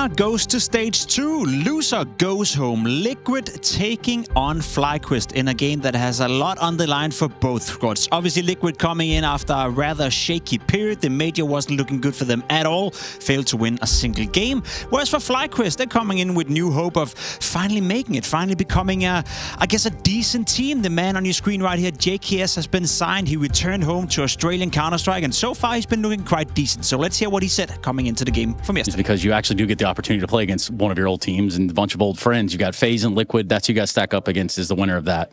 So what does that game mean to you right at the surface level? I mean, like, it is what it is, right? I don't think I was ever really a part of FaZe, but yeah, Liquid for sure. That'll be an interesting matchup. It'll be fun to play them. Yeah, I wouldn't say it's a grudge match or anything like that. Like, I don't have any bad blood with anyone, but for sure, like, when you play old teams, it's always like that kind of like a little bit of like revenge in a way, but yeah, I mean, it should be a good game regardless. They're going to do the tango, maybe, but we'll stay tuned for that. Thank you very much, JKS. No worries. Thanks. It is exciting to see JKS back playing for FlyQuest. It is exciting with the prospect of them becoming better. I don't know about you, Josh. We didn't see the game on the A-stream yesterday. You and I didn't cover it, but they were struggling massively to beat Bait.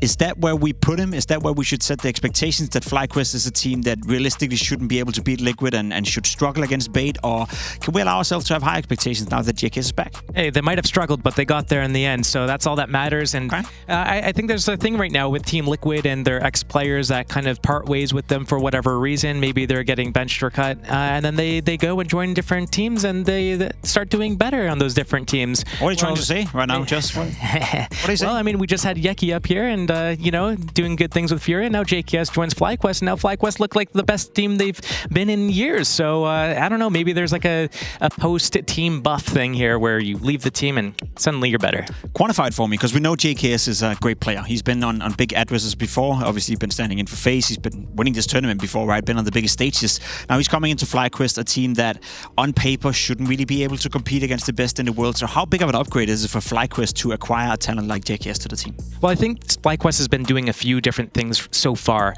You know, they got Regali first, then they get Nedic. They're upgrading their quote-unquote firepower just to be able to kind of go toe-to-toe in the just shooting department in the duels. Now, bringing in JKS is going to assist them in different ways. So he was talking about the communication issues that the team has. So when you play at like a higher level, especially against international teams, you create all these like keywords, these different sorts of protocols that you can implement. So when he comes to the team, he can now kind of install those with these younger players that are really good at like the mechanical part of the game, but maybe not so much about the macro thinking part of the game. And he can come in and he can help them with, you know, helping them get set up for kills and going for specific plays. So that can elevate their game. And right now it feels like, from watching the few games that they've played here with JKS so far, he's been kind of like the backbone of the team in a sense, where anytime they're in a clutch situation, a round needs to be closed out, JKS is there to seal the deal and make sure that the rounds get closed out and don't get fumbled away. So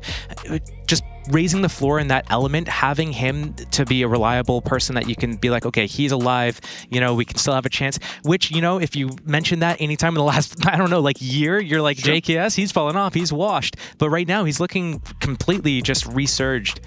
Yeah, he does look researched, and there's also something to say about coming in now, being the star player of the team, getting all the roles you want to play in, and maybe feeling that kind of pressure. Said yesterday, they played Bait, they survived a scare against them, it went into overtime on the third deciding map. They lost an unlosable 1v3, which gives me flashback to the FlyQuest that I feel like I've seen before.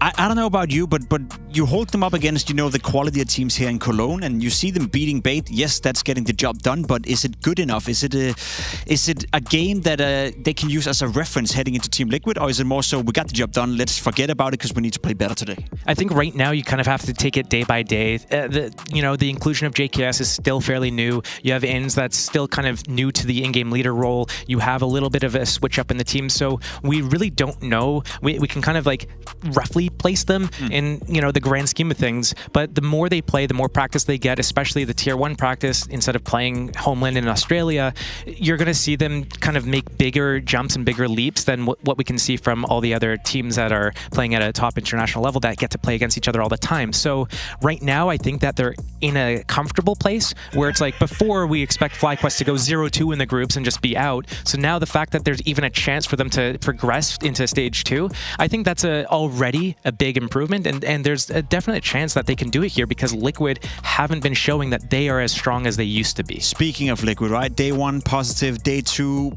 not so positive, day 3 what is going to be like today, Steel? Are we going to see a better version of Liquid than we saw yesterday? We have a wheel, we can just like spin it and it'll just land on something and it'll be like, yeah, we'll be good. Sometimes maybe good, sometimes maybe not.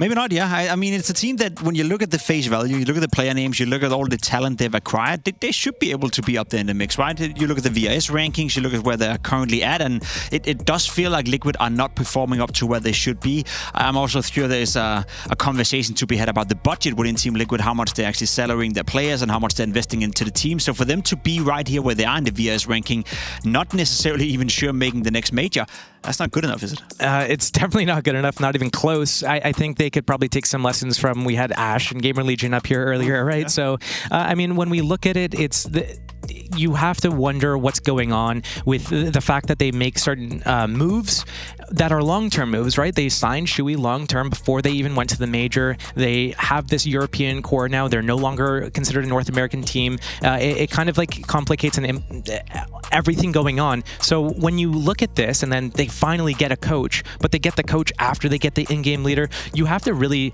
come into the team with a specific plan and vision, and I don't know if that's there yet. I'm not sure whose plan it is. It feels like sometimes when I'm watching them, it's 5 different plans. Who's at the helm? Is it Shui? Yeah. Is someone else doing all the mid-rounding? What's the coach's input into everything? And when are they going to start moving together as a team? Because originally, this was supposed to be the project that Twist was at the helm of. Yep. He was supposed to be the in-game leader. Now he's given up that responsibility, but does he really buy into whatever else, other people's systems? Or is he still like, no, I still kind of like have the way that I want to play, I just don't know how to communicate it? I think it's an excellent point you're bringing up, because a lot of people fail to understand that, yes, you have an in-game leader on the server, but there needs to be some sort of relationship from the coach to the in-game leader in order to transpire the idea of how we want to approach Counter-Strike, to actually see it unfold on the server. So for them to sign Shuhei, then sign the code afterwards, to me that's also a bit puzzling, but maybe that can work out. I guess we can find out. You know, we have Trace out there catching interviews, and he caught up with Flashy coming into this one.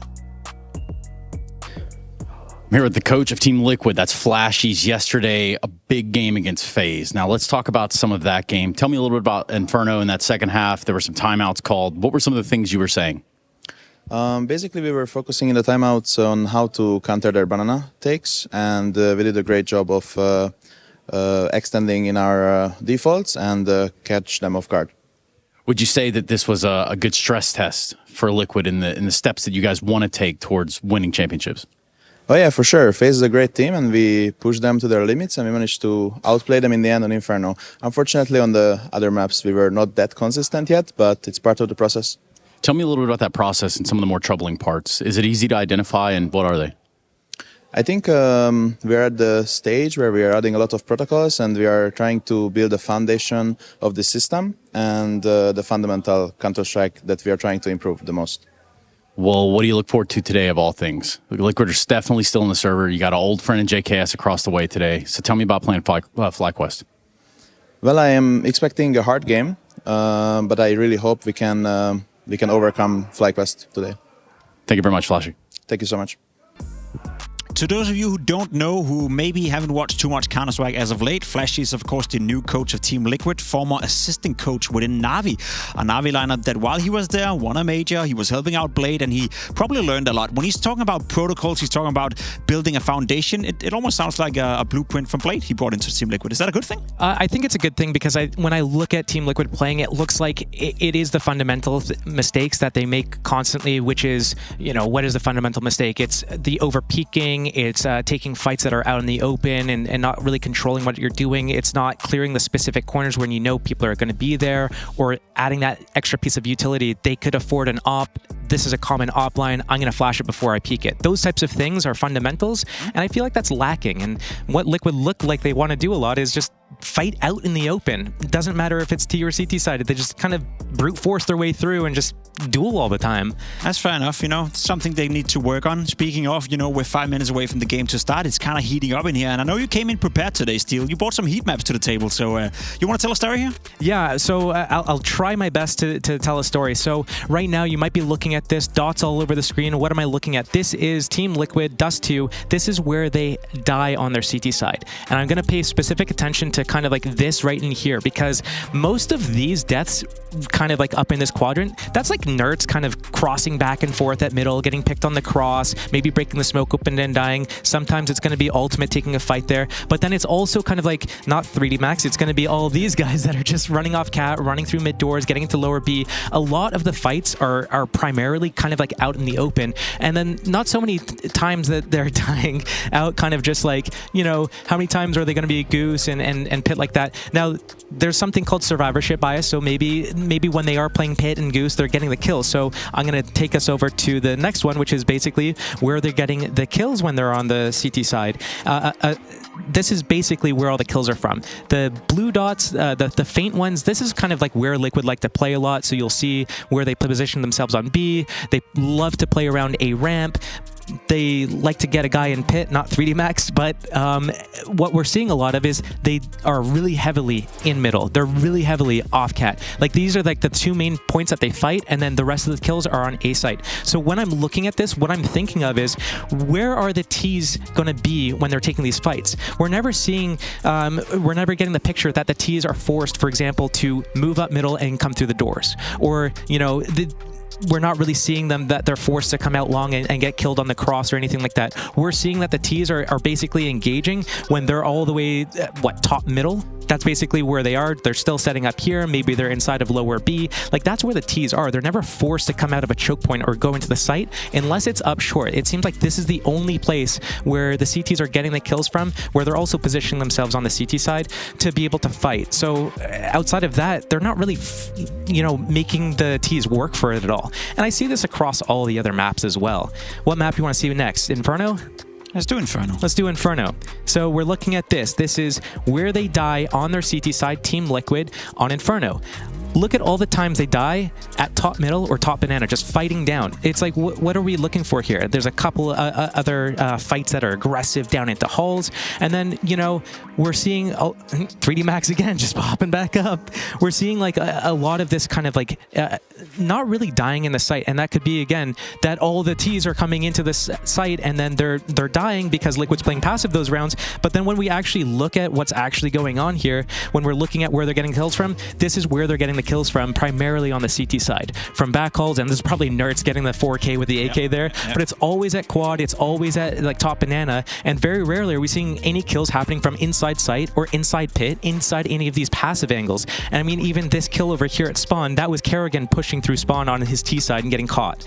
Do we like that? Because I feel like everyone talks about, gotta be proactive, you gotta be aggressive, you gotta, buy your own luck somewhat, but sometimes I feel like there's still a place to be had where you can play defensive Counter-Strike, where you can play setups on the bomb sites, you can do crossfire. Is that going out of the window? I think that there needs to be a balance, and like when you do your openings, you think there's a balance in Team Liquid? I don't think so. I'm not seeing that right now. Oh. I want to see them do pressure to keep them, like, make the Ts use more nades, make them, scared that you could be peeking. But sometimes just do the pressure, throw the smoke, throw the flashes, maybe do a peek, but then back off. Just play passive, play your site setups, make them work for a round, make them execute, make them prove that they can actually do it instead of just straight up face checking them. I'm gonna fight you. Yeah, I think Liquid will be fighting FlyQuest an awful lot in this game, but I'm curious to see if we can see some of the same tendencies that you just showcased us right here. As for the video, you brought up Dust 2 as an example, you brought up Inferno as an example. Odds are that we're going to see at least one of those maps. Yeah, I mean, when we looked at what Team Liquid did is they picked Mirage both times, and then, we don't really get to see what they're strong at. Like, we don't really know where they're at, so I guess they're going to go for this Dust 2 pick. I think they won against Pain on Dust 2, but I'm not convinced by what I'm seeing from them there. And then they're going to get rid of Inferno in that second set and see Ancient. So Ancient, it's going to be the first time we're seeing them play that this time. And Nuke, they didn't look so strong on it. The Nerds dying a lot outside by himself. Yeah. It's going to be interesting to see FlyQuest have a really good shot here, I think. I think that's a straight-up punish pick coming in from FlyQuest. FlyQuest, right? You're looking at Nuke Liquid. They played against Sashi in that qualifier for Pro League where they lost. They played against FaZe where they lost 13-2. So I agree with you. I think FlyQuest have a decent shot at least making this game competitive. Now, speaking of the game, let's get into the game. Twist taking on his former teammate JKS. JKS taking on his former team, Team Liquid. Bring it on, shall we? One final spot remaining here in stage 2 for one of these two teams, Liquid FlyQuest, and indeed as the Death set it up, it's a bit of a grudge match. It's Liquid having to beat back across their former players to make it to stage 2. They fell to FaZe yesterday in a close affair, and now they go up against their latest removal of JKS, who's joined up with his team FlyQuest, the Australian pride, the Oceanic region, represented by a very strong addition. And now I have to see if FlyQuest are up for the task of taking down a Liquid who, dare I say, Harry, actually have looked better than last season in the couple of games we've seen. It's certainly a small sample size for Liquid, but sky's the limit right now as we look for this final spot. And the grudge match to take us there. FlyQuest versus Team Liquid going to start off on Nuke, and it's going to start off with a bang. Fast in towards ramp, where Ultimate, responsible for this part of the map, has to just concede, backing up. Lobby taken in response, but it's JKS to open up this game. First kill comes in, and that's the bomb in towards lower. Liquid on the back foot with Shui down low, a man down in this retake. This is dire straits. Yeah, FlyQuest don't overplay that one. When they see Ultimate, they pull back from the 2 hell control. They go to play B as a squad, and this feels unlosable from positions right now. They have everyone ready to crunch in this double door. May as well push together these two players going in. Shui very low, finished off, and JKS's Julies look good for the job here. 2 kills already, not hurrying the frag. This one is done. FlyQuest get the pistol. 3 kills from the new addition. And Liquid leave longing. Mr. Savage sending his regards to Team Liquid. 3 kills in the pistol. Not a bad way to start. He's got a point to prove here. And he's put that pistol on the board for FlyQuest, guaranteeing a nice start here to Nuke. We'll see, you'd like to think. Let's see him again. Yeah, motivation definitely going to be very high in this game of all games for JKS. And that damn smile again as Liquid force up.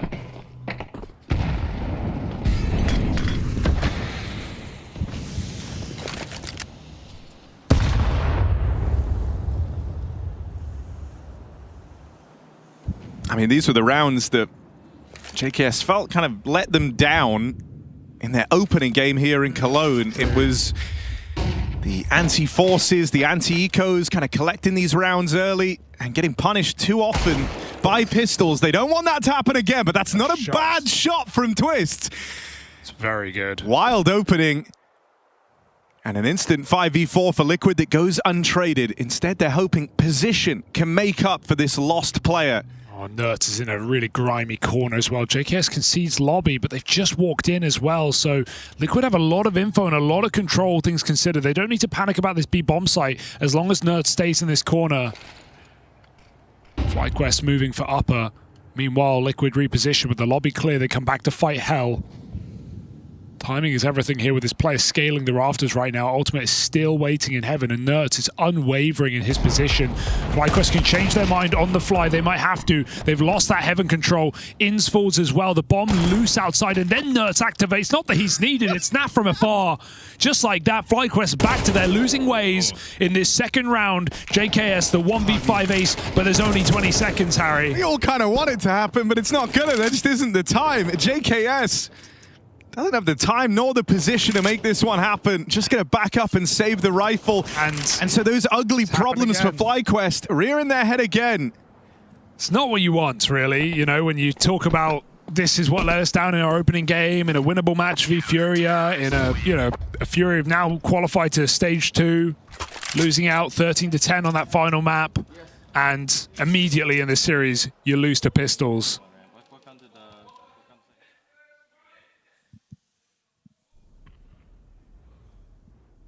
This was crazy, though, that opening deke for Twist. And Naf Stubble as well. Dropping the bomb. Woo! We got the whole peanut gallery up here watching this game. Yeah, the whole club showed up for the game of the day.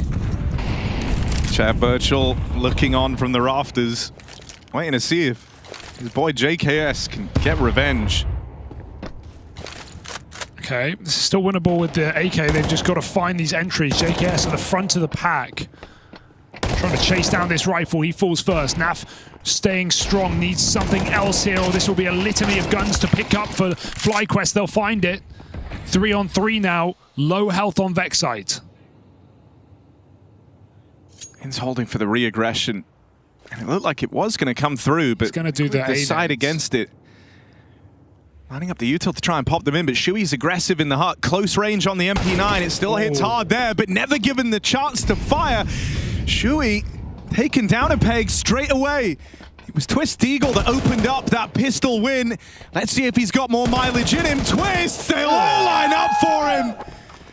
Clean from Russell Van Dolken, a 3K to put a pin in that round. Team Liquid denied the force back from FlyQuest. Yeah, I feel like spacing's a little bit off there on the rifle, not coming in to trade that first kill. They still go as a pair at the end, but Twist just lines them up. That one's easy. He gets a chance to reset, check his back, and 2 more into the spray. Nice hold from Twist. FlyQuest are making something out of that round. But now it's 4 pistols. So Liquid get to breathe a sigh of relief here.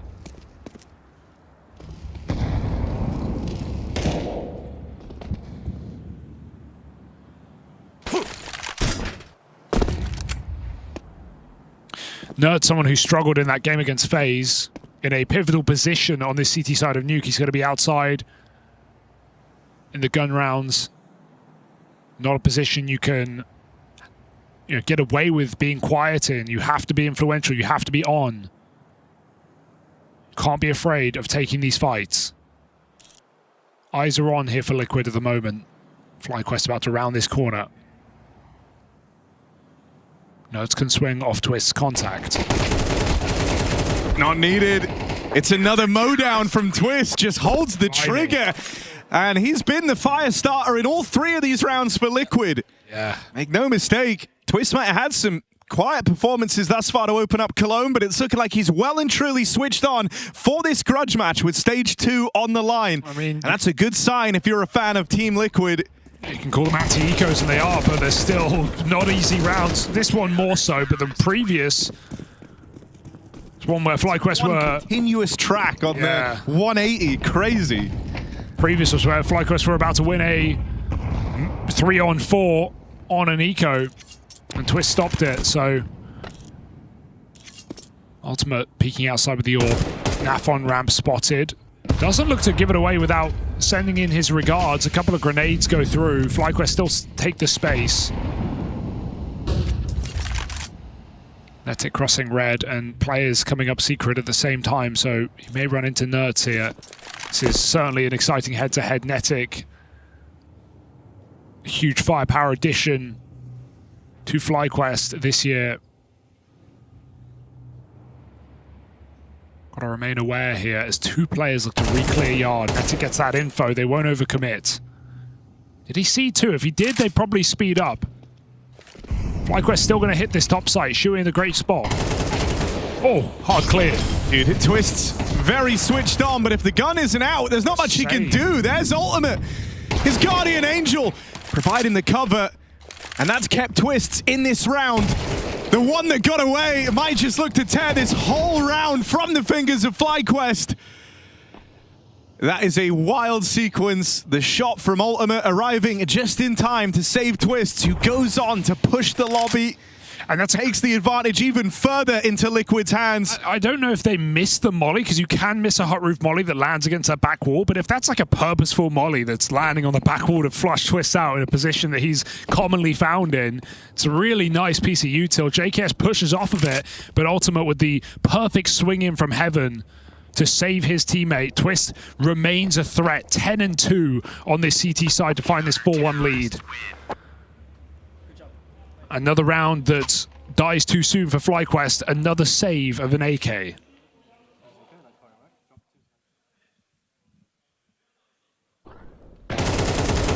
And, these 4 spy rounds are what really hurt you when you lose a game 13-11, 13-10, you think about the fact that you had that pistol, clean as can be, and you just got swept into the first gun round.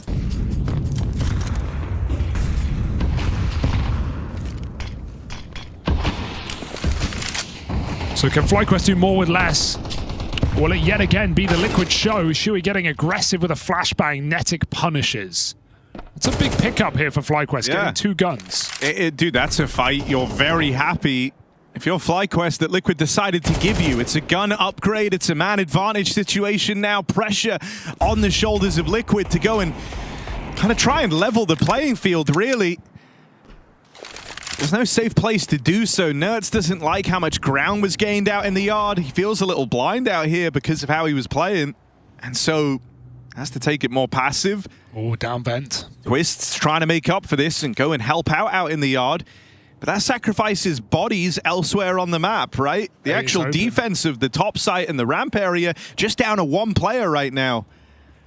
This could be a prime solution here. Nerds is moving in as Twist takes his position, so Liquid still remaining mobile and active on the map. They will replenish this position. 40 seconds as FlyQuest do look longingly into that top site.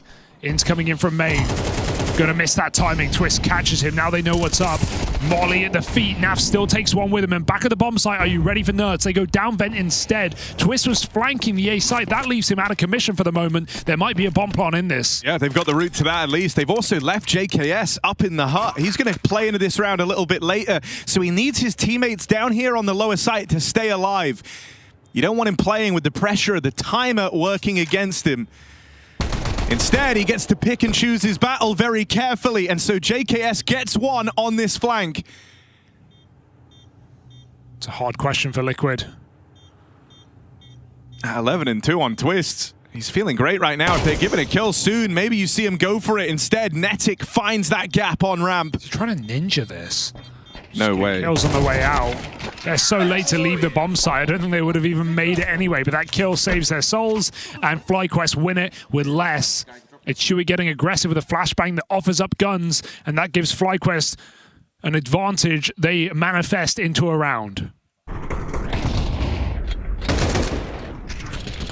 Key shots for Netic here. I do like if you can kind of build on the back of a gifted round like that, where you're kind of handed a chance at a free opening, that can go some mileage to making up for this rough start for FlyQuest. Falling down to that 4 spy in the second, this can be their route to recover.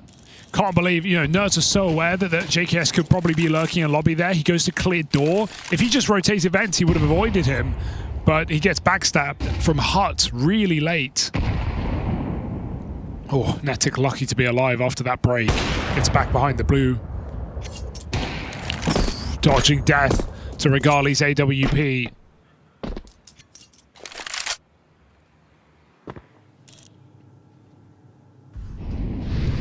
Outside execute here for FlyQuest to cross secret. And Molly misses.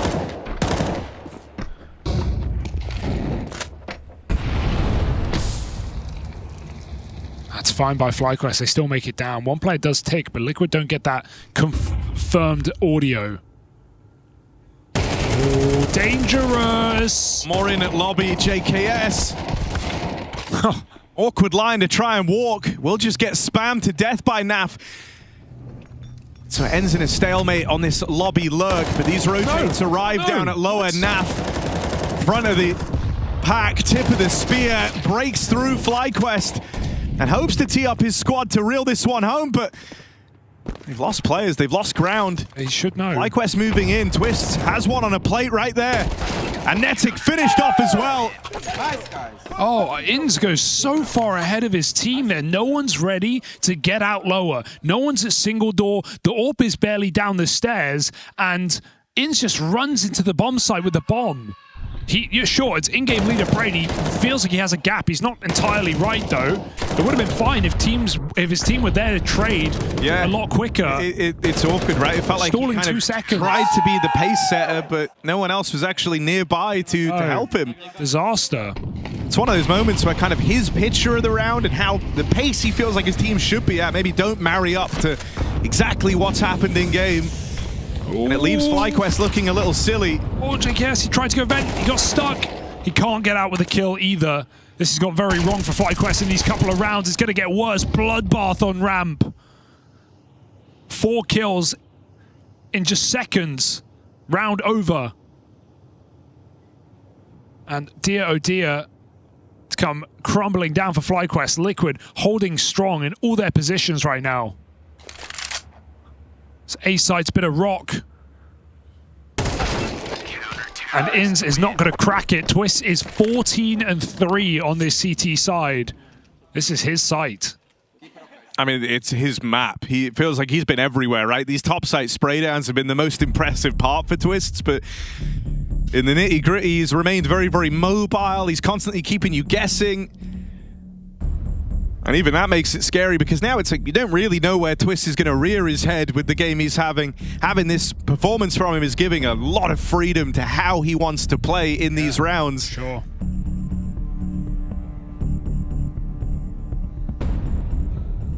Door, backside, down secret. I mean, you know, as much as this is like the chance for revenge for JKS versus Liquid, Liquid also have a point to prove here, right? When JKS was removed, he was kind of like one of 2 potential problem areas, right? There were kind of 2 ways it could have gone. Yeah, they picked and him. they ended up getting rid of him to bring Shui in, right? It's a move where, in reality, right, Russell Twists obviously was the IGL. He was the captain of this squad, and it was the handoff there having to bring a captain in. That's why JKS gets cut from the roster. He was one of 2 struggling players in this Liquid team at that point in time. And so Liquid have their own point to prove that this was the right move.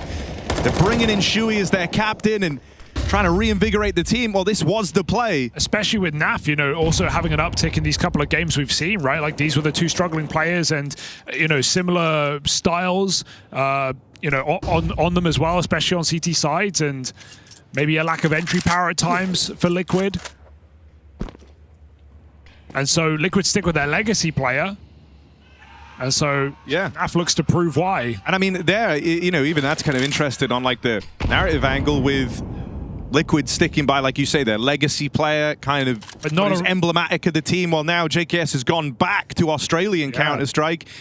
And not to have, hopefully, that same warm reception and that same respect. And from what we know, and not even for a regional reason with the changes to VRS and how regions are, you know, deducted or not, you know, how they're defined rather. So it's not even sticking with NAF to keep this team NA necessarily.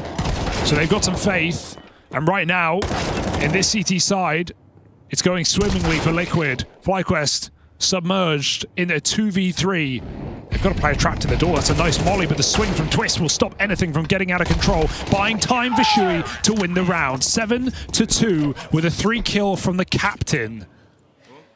Now a 4-buy for FlyQuest, and it has to hit hard or this half will drip through their fingers.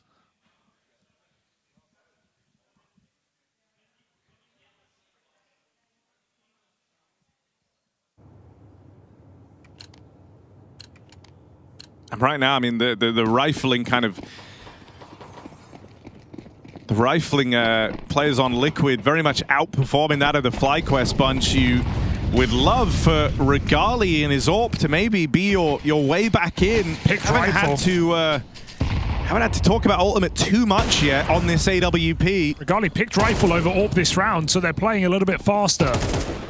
Oh, good flash dodge though. Nerds reliable in the yard, gets 2 kills, dodges another flash, and looks to finish the hat trick. Inns will not allow escape, but it's still a damn good hold from Nerds when you consider the AWP is still in position. Oh, it does slide past Ultimate somehow, and he's missed all these timings. Inns making it down. Sure, they are in a 3v4, but position is everything here for FlyQuest. None of that matters when you lose the bomb in ramp. NAF, double kill up in lobby, and Inns' control matters not to the round.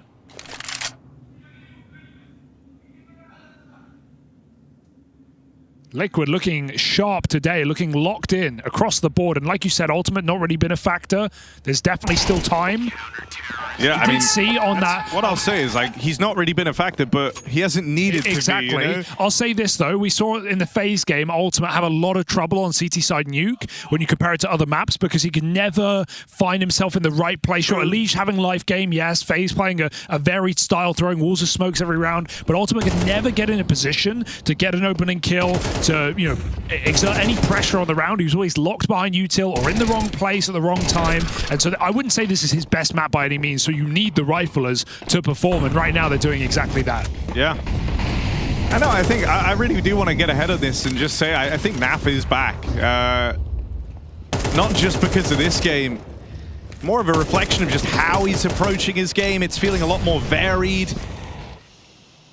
He's willing to take risks, willing to go and seek out fights. And it's really nice to see because, mate, towards the end of the season, you started to feel kind of sad watching Naf play. It was like watching someone who just permanently looked uncomfortable, felt like every fight he was going into was a bad fight in the ways he was trying to take them. And he kind of lost a lot of that gumption that made him such a standout player. It's a dirty angle for Nerds, and he's got the util to buy him some escape as well. That nade slows him down. They come chasing into B, but Nerds, he should just feel willing to keep taking these fights right now. He's having a great game. Twist right behind with more impact. 18 and 4. Every single pillar of Liquid staying standing. And nothing breaking here through for FlyQuest. Twist bordering on 20 kills on the half. It's no longer just the 4 anti-eco kills. It's a great game. On the Canadian duo of Liquid as well, it's 30 kills combined, right? Ooh. They are hitting so hard right now. That's crazy. 19 for Twist, 11 for Naf, the only 2 players in double digits in the server. And 23 across FlyQuest. That's mad. 23 kills for all of FlyQuest. 30 kills on Naf and Twist. Oh, Canada.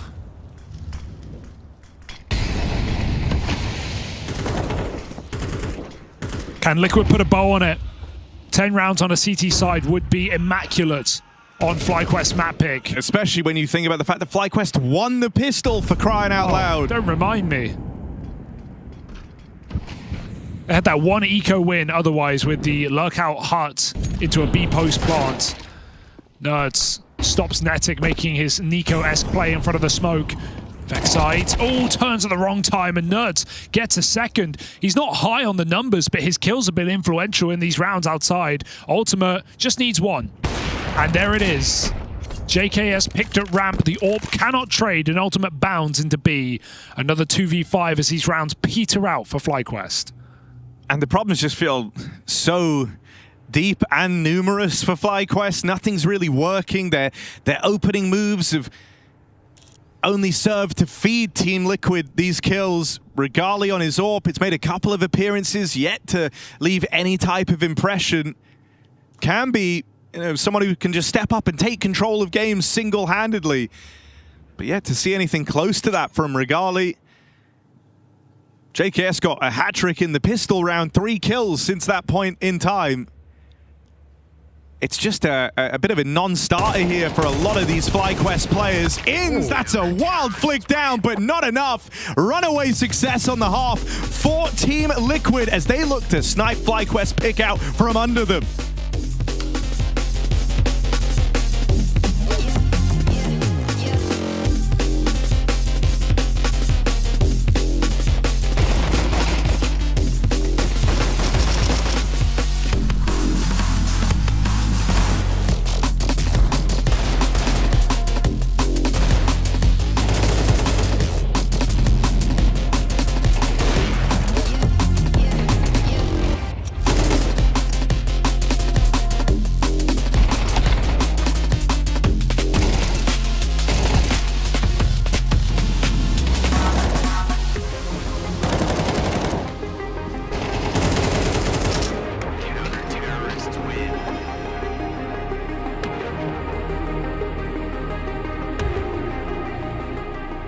They look like they can go on forever. And it's only the first match. My brain feels like scrambled eggs after that marathon. Seriously, how do you recover from this? I don't know, man. Looks like a long run. We need a quick reset. Hey, cheer up, boys. It's only a best of 5. Refuel yourself.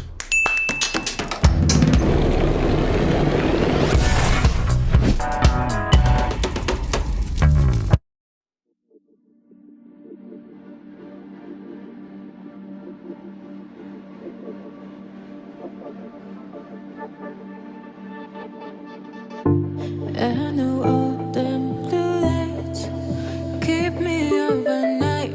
Follow you into the dark. I know all them blue lights keep me up at night. I'm gonna follow this spark. Paved roads to my door. Had to leave my home before. I know we must go on. Shadows from my mind. Who knows what we will find? I know we must go on. Tell me everything that goes on into your mind. Tell me everything that goes on into your mind.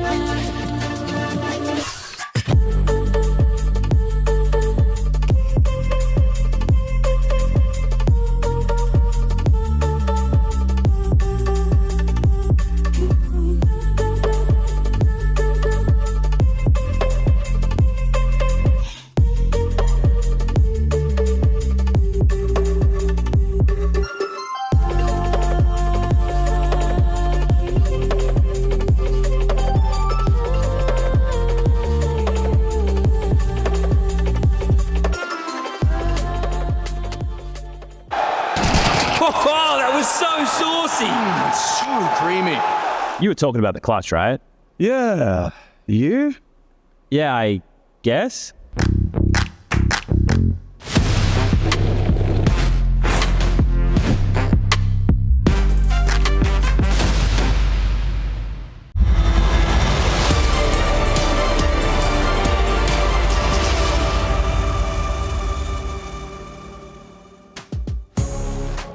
In this grudge match for stage 2, FlyQuest came in with a convincing pistol, but that was about the only convincing round they played. Other than that, Liquid run away with this first half. JKS truly knows Liquid though, as well as you're hoping. He should be telling the guys, we have them right where we want them. Yeah, it's going to be a long way back. We need another pistol for FlyQuest. The problem has been the anti-ecos so far in this new squad. But you got to get there first. 10-2, Liquid locked in. They showed face against FaZe yesterday, although they fell apart on Nuke. But this is a different day. This is a different story for Liquid. Or across the board, everyone holding their own, and Twist going above and beyond, 19-4. What do we have in this pistol? It's ramp contact, but they've set Nerds up outside to play late. Headtrick, how long will he hang around? Stop stressing out, okay? It's fine. It's a new half. But please, we just need to play together, okay? That was JKS taking a more realistic approach and less banter. He's talked already about how, you know, he is trying to be a positive voice, pass on some teachings, keep this squad in line. And so nice to hear a snippet of that. Headtrick opens in this pistol. Nerds on the receiving end. And a 5v4 for FlyQuest. It's Regali tucked in at the back of the orange box. This is checking. He's his team's fortress. Oh, he's gone. The half-life on that gives away this opening kill in at ramp. And now Liquid try and pick up the pace. JKS alone, and he gets headshot. This site overwhelmed by Liquid players. Headtrick pushed back even further. He may have found that lurker, but Liquid have full control with an open plant and an open door. It's essentially a portal to around here for Liquid. Ultimate, nails it with twists. 4-on-1, get him out. 11-2 for Team Liquid. And FlyQuest are left for dead. Oh, he's done it.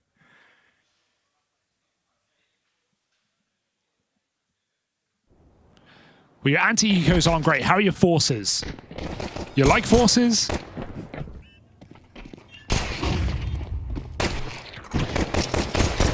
It's a pretty decent force, all things considered. Little sprinkling of util. MP9 for Regali. Scout on Netic out in the yard.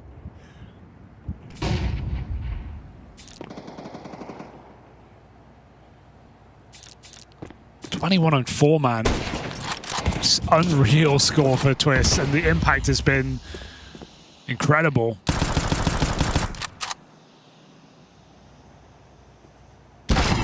Ooh, that's something. It's a gun. But Liquid could just avoid this secret control.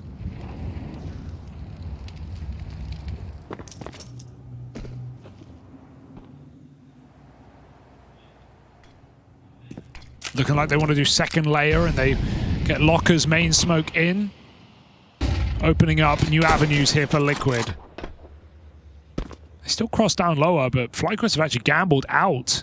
Come back up. Only JKS remains in B. He's got to pick a position now. He's all that survives in this site. Liquid are in no hurry, and you'll notice Shui's position might open up a vent climb.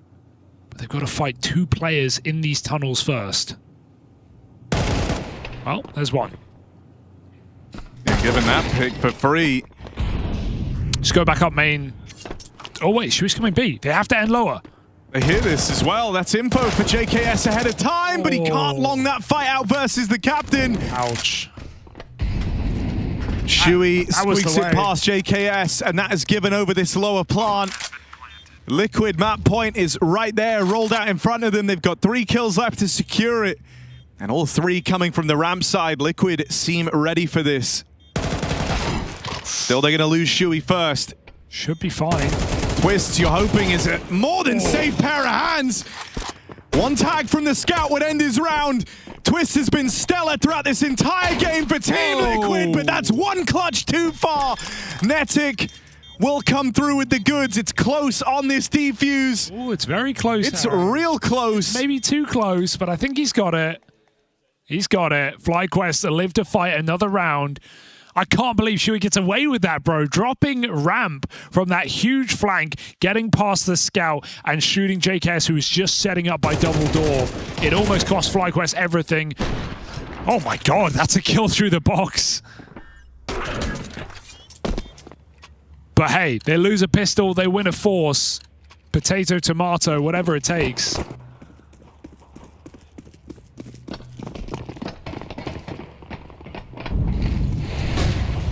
Liquid force back, and of course Twist finds a way to get a Galil. A good investment. Yeah, with the game he's having, whatever he wants, give it to him. Oh no. Oh dear. Crazy sequenced Eagle comes in. Regali trying to track on over. It's JKS up next. 1 versus 1. It's Twist. And then a swivel. Clothesline on a JKS. On that swing out through the heavens, he continues his picture-perfect game. Oh, it's just perfect for Twist. 25 and 5, a 5 KD at 12-3, and absolutely destroying FlyQuest. No other words for it. Winning out that 1v2 clutch with the Galil in a second. In a mess on this top site. Let's fucking go! And that's why he gets the Galil.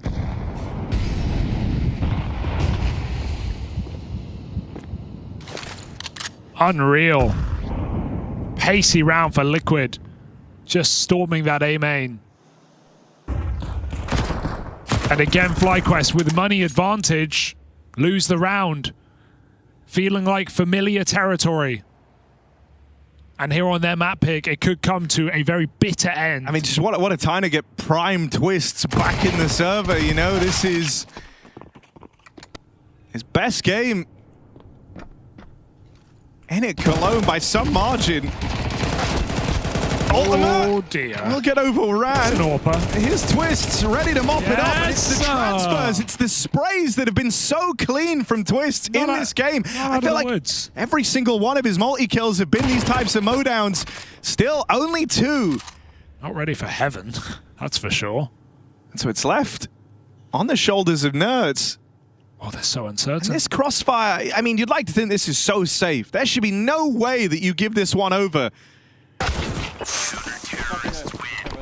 And Nedic agrees. Was a bit scary. They're both like looking left, right. They couldn't decide their angles, but pinched it.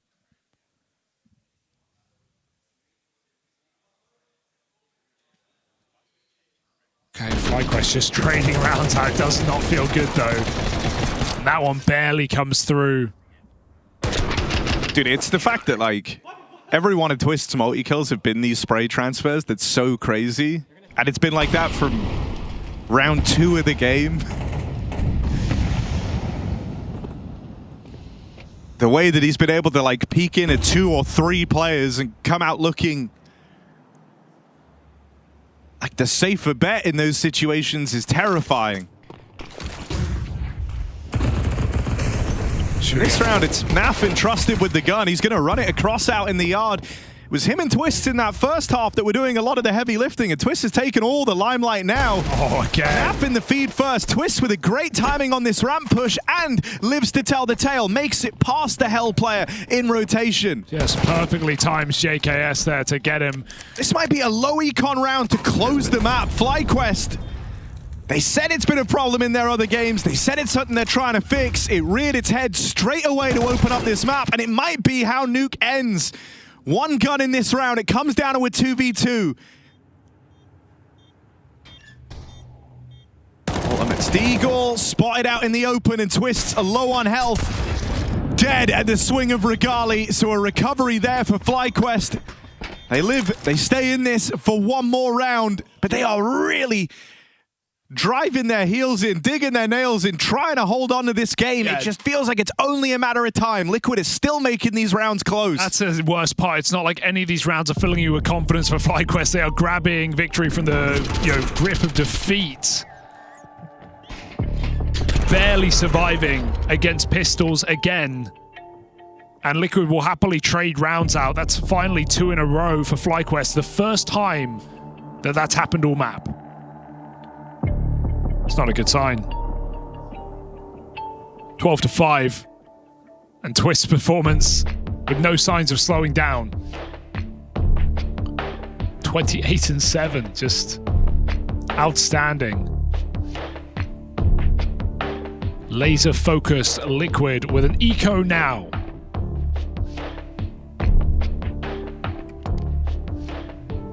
And I'm counting no round out, Harry.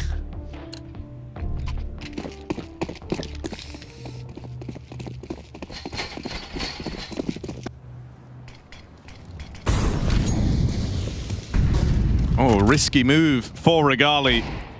Oh. He's going to commit to this with the flash. That's Inns trying to support here out in the yard as Regali enters enemy territory, looking to claim it for his own. Oh, it's all good. He's nailed it. Just Shui left. The Regali push out in the yard. And a knockout blow to Team Liquid there as the Deagles don't find a thing. FlyQuest finally get through with a clean round. Yeah. And look, considering how all their other anti-egos Sure, have gone, I'll give you that. That actually feels pretty nice. It's the first time Liquid don't force. But now they've got everything they need. Double the rounds. 10 times the KDs. Yeah, there's a lot of ground left to cover before we get too excited on the FlyQuest comeback. Liquid still in pole position by some margin. And on an individual level, the performance that Twist is giving us is unmatched, server-wide. So FlyQuest would have to win this as a team.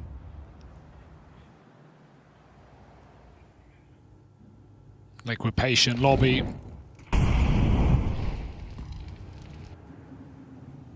FlyQuest stew in the silence, knowing a player could be behind these smokes. It's only Nerds solo. As Liquid waits behind the smokes on ramp. Gonna be Inns v Nerds.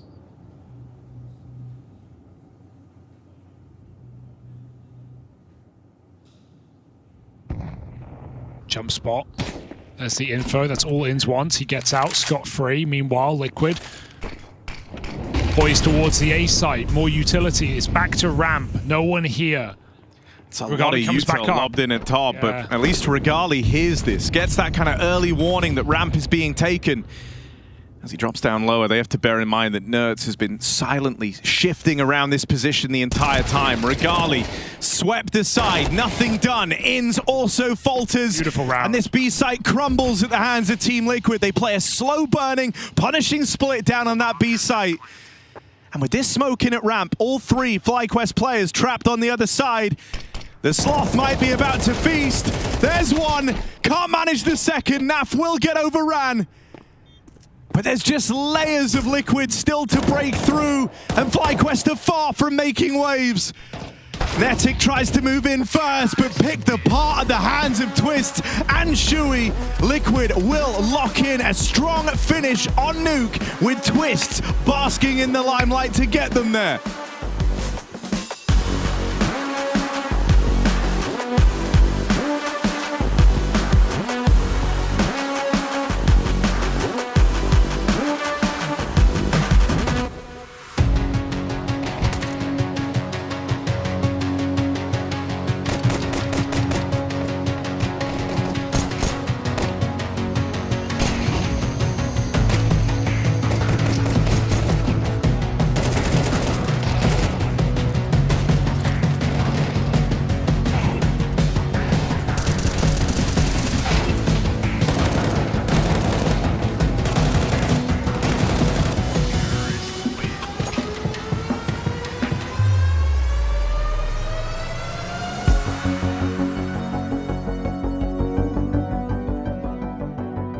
Hello.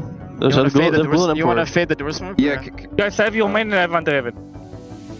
Just hold like one hut. And okay. Out there, out there. Fully heaven. Majority hut, majority hut.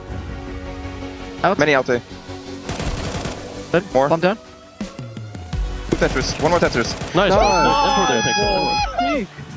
Nice. Well played. Let's go. Let's go. There's pop. I didn't see anything outside. Yeah. I'm playing Skits, I'm coming down with you. Yep. White vent. Wait. Double dead. Wait, don't die. One more. One single. Double dead. One single, boys. Low HP double. Low HP double. Low HP double. He's out. He's one I'm HP. good. One HP side us. I'm nading side. Toxic, man. Toxic. Low HP double. Should be half HP or low. Nice! Nice, guys. He's down. I'm gonna check with the windows. I smoke single. Control. Double dead. I'm flashing double deep. Double deep. Flashing. One double run. He will get the fish. He's left side. I'm holding it. Don't fight. We have crossfire. Down bad. Here, ramp, please. Yeah, one per. I'm dead. Nice one. Nice. I'm peeking. One more. Deep. Nice. Let's go. We're going. Go. Jail. Jail dead. One heaven, one more vent. Heaven tag twice. Tag twice, it's swinging. Nice.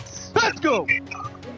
I have with me what some may call Mr. FlyQuest. I go by calling him the name Gomez. Gomez, being Mr. FlyQuest, tell me a little bit about that quest over there, because you guys have just re-added a legendary Australian player in JKS. Tell me about that and that change in team environment, bringing him on board.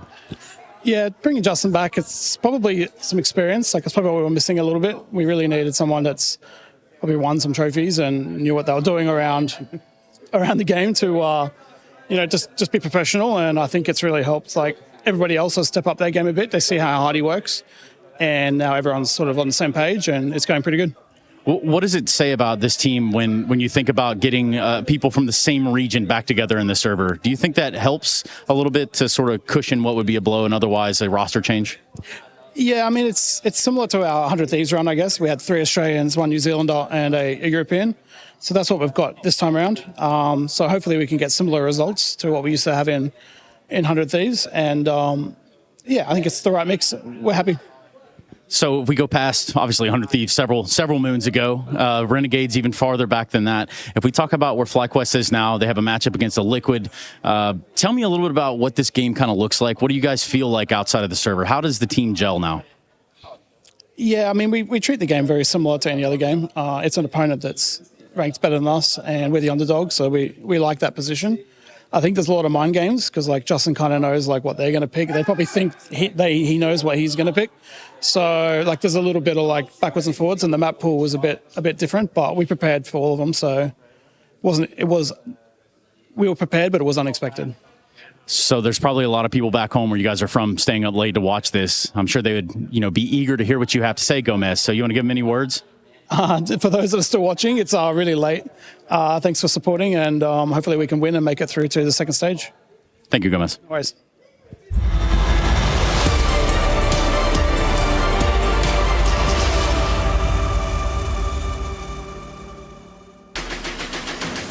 One could argue that FlyQuest currently are doing all the fans at home a massive favor in terms of losing as fast as absolutely possible so they can go to bed. Still, this game was never close, it was never competitive, it never felt like FlyQuest had anything to do nor say in it.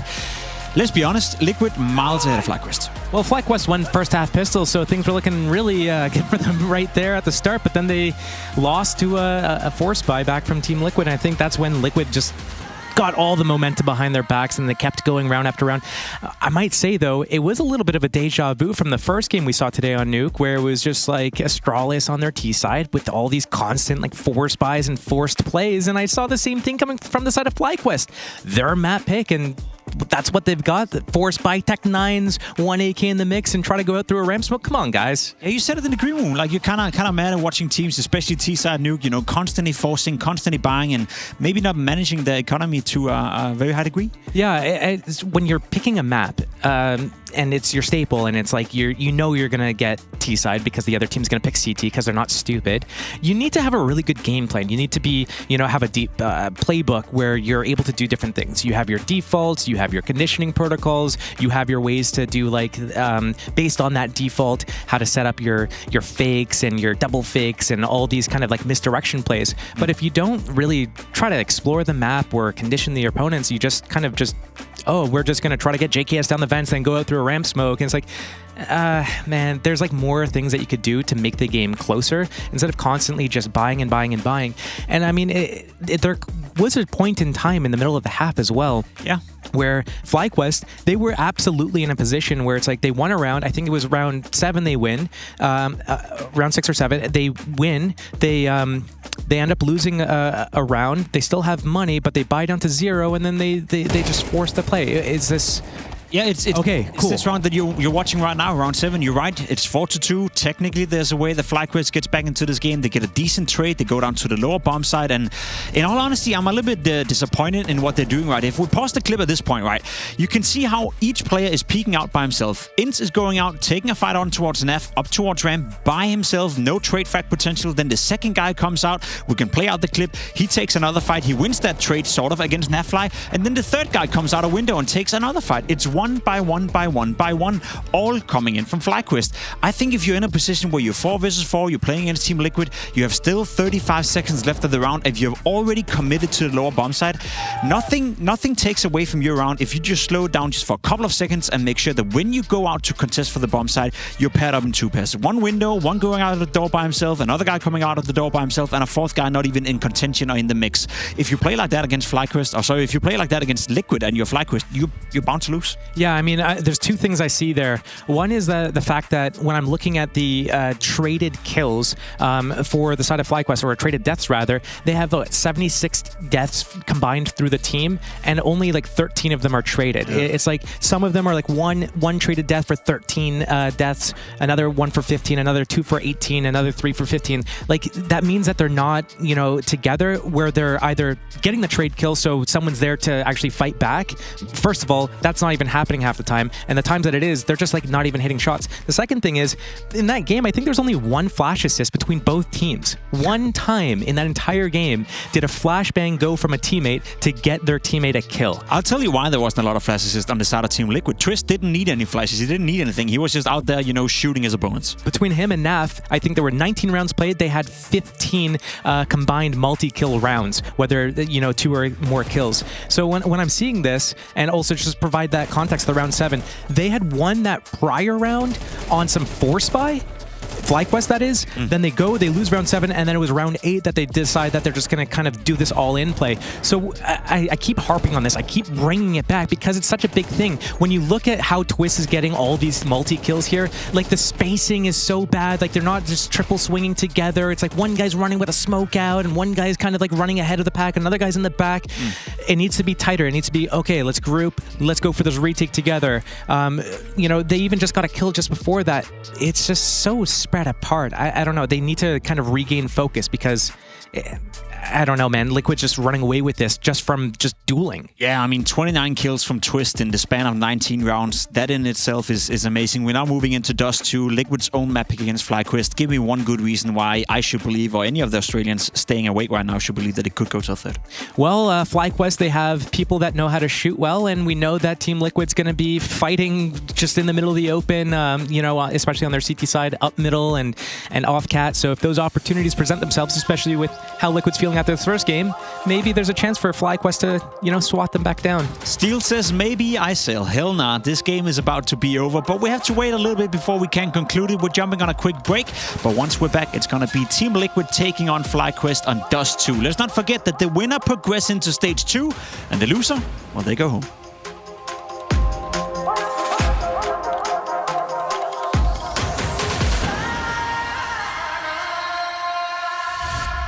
From humble beginnings in Hanover to greatness in Katowice, our journey is our legacy. As we arrive at what we thought was our peak, we instead discover a whole new chapter.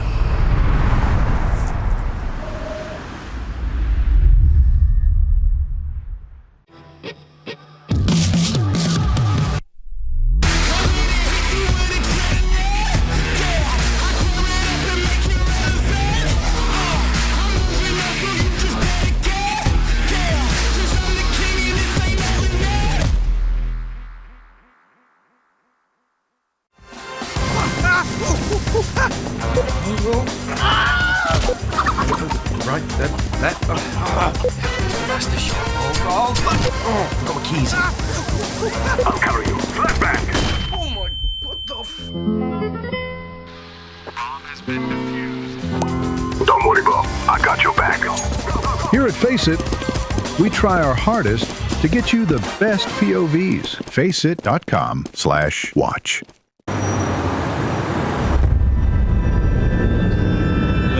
I know it might sound crazy. Ends is our captain now. And you know how he feels about European authors?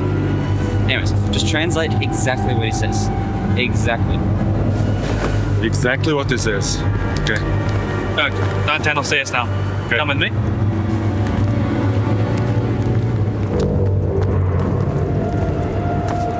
Yo, 910, you get the DM? Hey, if you want to talk to him, talk to me, so we understand. Yeah, you are the translator. Timo, чего за что ты хочешь? What? Чего что ты хочешь? No, you're the translator. Okay, I got the DM. 자, месяцасаа. Би сонсон гэж ханиалчлаа. I didn't hear you. You coughed? No, you're the one who coughed. Okay, чи ханиалсан? Гүй чи ханиалсан? Stop saying I coughed. No, you coughed when you spoke to 910. Anyways, don't worry about that. Remember, he can haul. За, Мартин. Санаж нь энэ эст чадна. Тэр эст чадахгүй. No, he can't haul. He can definitely haul. 100%. Тэр яалтчгүй эст чадна. Гүй наач амьдралдаа эс авч үзээгүй шүү дээ. He never had op in his life. He's literally a fucking AWP. Наач шууд утгаараа эсч. Гүй тэр бол IGL. No, he is the IGL. No, he's not. Okay, тэр бол эш. What the hell is going on? I want to speak to him myself. Ask 910 how well he speaks this language. 910-аас энэ хэлийг хэр ойлгодог вэ гинэ? Би энэ хэлийг маш сайн ойлгож байна шүү дээ. Obviously, he's fluent. Well, what the fuck do we need you for? Тэгвэл чи бидэнд ямар хэрэгтэй бэ? Чи намайг ч дууцсан шүү дээ. Энэ угсаа сайн уу тэнийг санаа гэдэг чи би уус мэдчихсэн. Чи тэр JK-сийг аваад эс нүү байна уу хамаагүй бүгдийг зааж өгөх гол энийг хинч бүтээлээрээ тэгээд анааж яваарай. So, what did he say? He said he'll think about it. Oh, That's pretty good.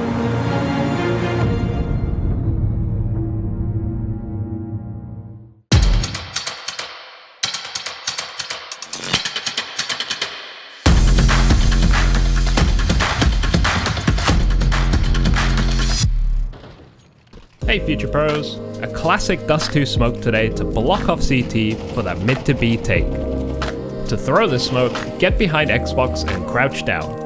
Aim to the right of this snail along the right side of the plank, then crouching jump throw the smoke. An absolute classic with the benefit of landing on the box, making it harder for the CTs to contest. Just watch out for smoke breaks, spams and flash pushes, then I'm sure you can take the B side.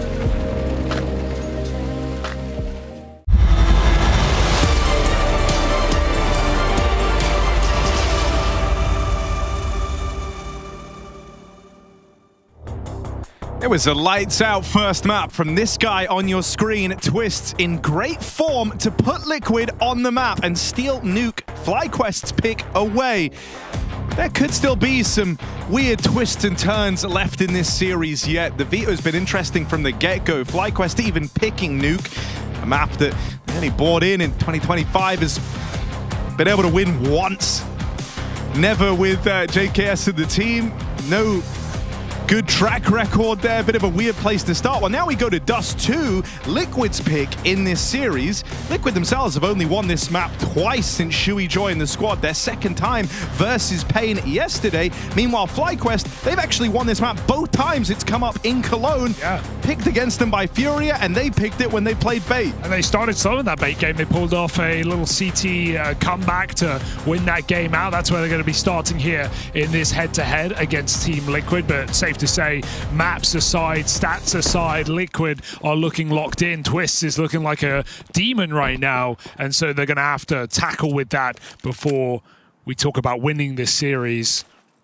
Didn't see many highlights from FlyQuest, many moments to enjoy in that game of Nuke. I wouldn't put it past FlyQuest for this to look better. Oh, this I'd to be hope a so. better map. I'd really hope so. That was, and it does then leave you questioning. Oh, they ended up with Nuke. Liquid ran this pistol last time, and I think it was Pain fully bought it and full rotated everybody in.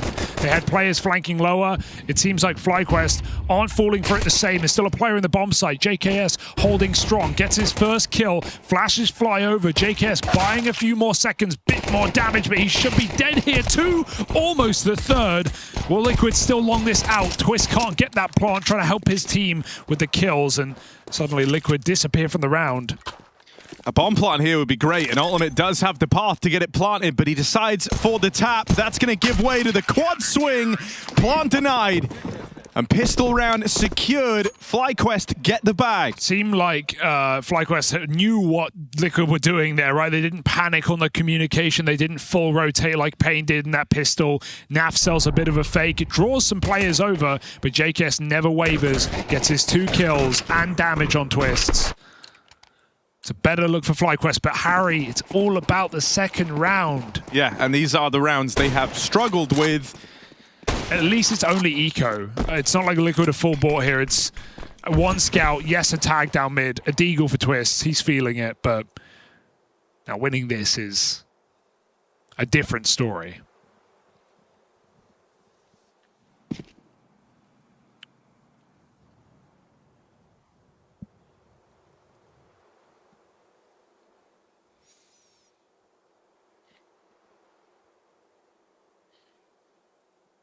Ooh. Got spotted there. But still, no one's actually looking, so there's room for Liquid to walk in. Yeah, Inns doesn't want to risk dying there on a swing to the scout, but also hesitant to give too much room away. That's a crazy shot from Twist. It was his deagle back on Nuke that got the ball rolling on that eco win. This time, there's just less substance behind this buy for Liquid. So it will get cleaned up. FlyQuest stick the landing on that conversion. Now they've got guns to break through. Yeah, Liquid bringing them out sooner rather than later. Perhaps a sign of the times, knowing the FlyQuest are more comfortable here, and so they'd rather just maximize their gun rounds on this T side. Ultimate Scout available, and rifles on the rest. A very important gun round if FlyQuest want to make this series interesting. To start strong in map 2. It's a fantastic grenade from Regali, and he's going to finish the job onto Nerds. Despite that, Liquid make it up catwalk. Information for Ins. Catches players coming through.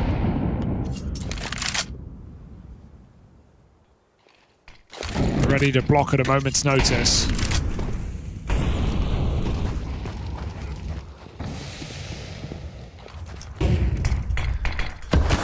Spinning into a mid-to-be.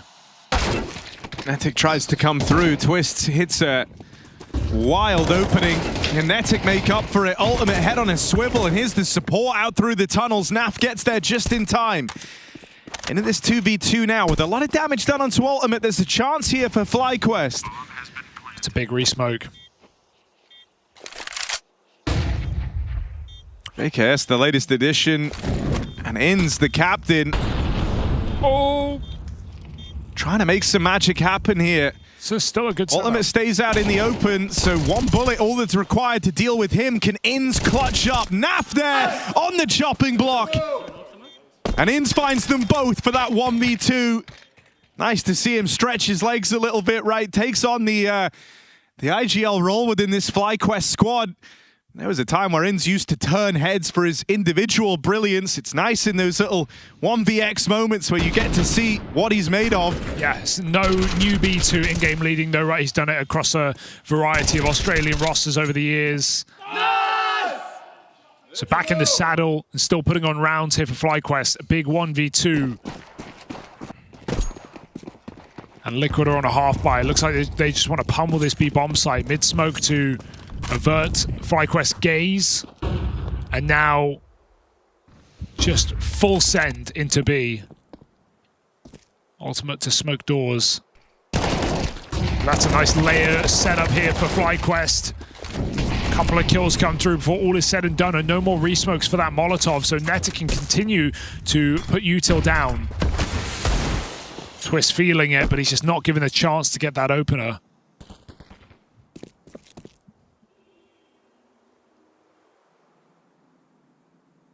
FlyQuest holding sturdy.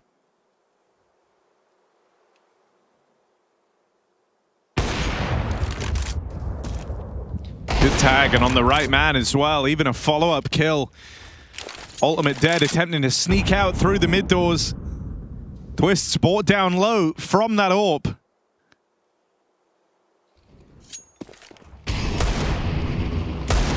Oh my god. I'm just scared, yeah. Very ready for every... His 1D and his entry mid to be. I mean, he's already hit 2 blinders in this game. But no more. Oh. See ya. 4-0 here for FlyQuest. Dude, he dinked two people.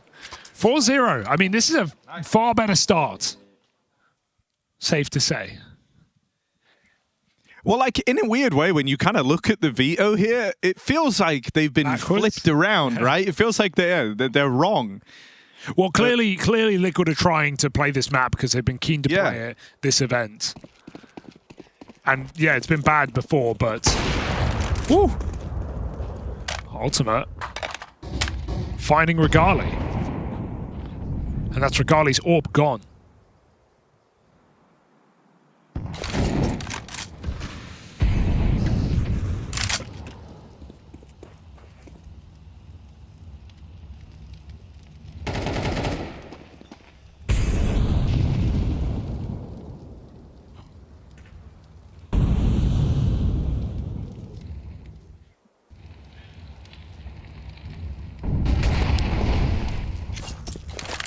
I mean, I think maps 2 and 3 of this series, Dust 2 and then closing on Ancient, I think are more suited to FlyQuest in this current state.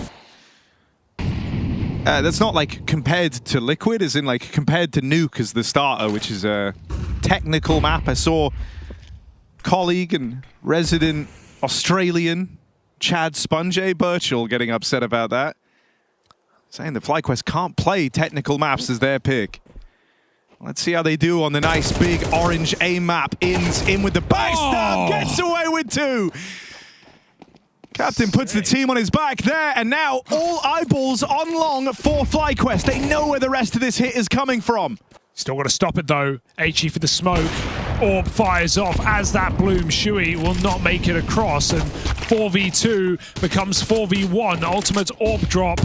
He had that 5v4, and he'll get no more as FlyQuest. Oh, well, you know, I spoke too soon, I'll admit. 10 seconds. Throw my hands up there, but he's not winning this round. They just don't give him anything. Playing with their food, he's going to die after time at this rate. I love this from FlyQuest. 2-1, and the time expires. Vexite goes for the killing blow, and they find him with no loss bonus. That's high impact. When you talk about your AWPer dying after the clock, a very annoying way for Ultimate to end his round. FlyQuest are back.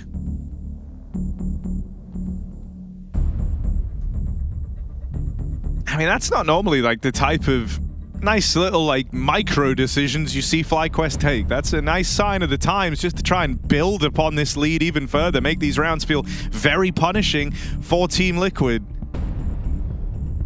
Getting a completely different look at a FlyQuest here on Dust 2. And now firmly in the driver's seat here. This was crazy for Ins, the turn. Woo!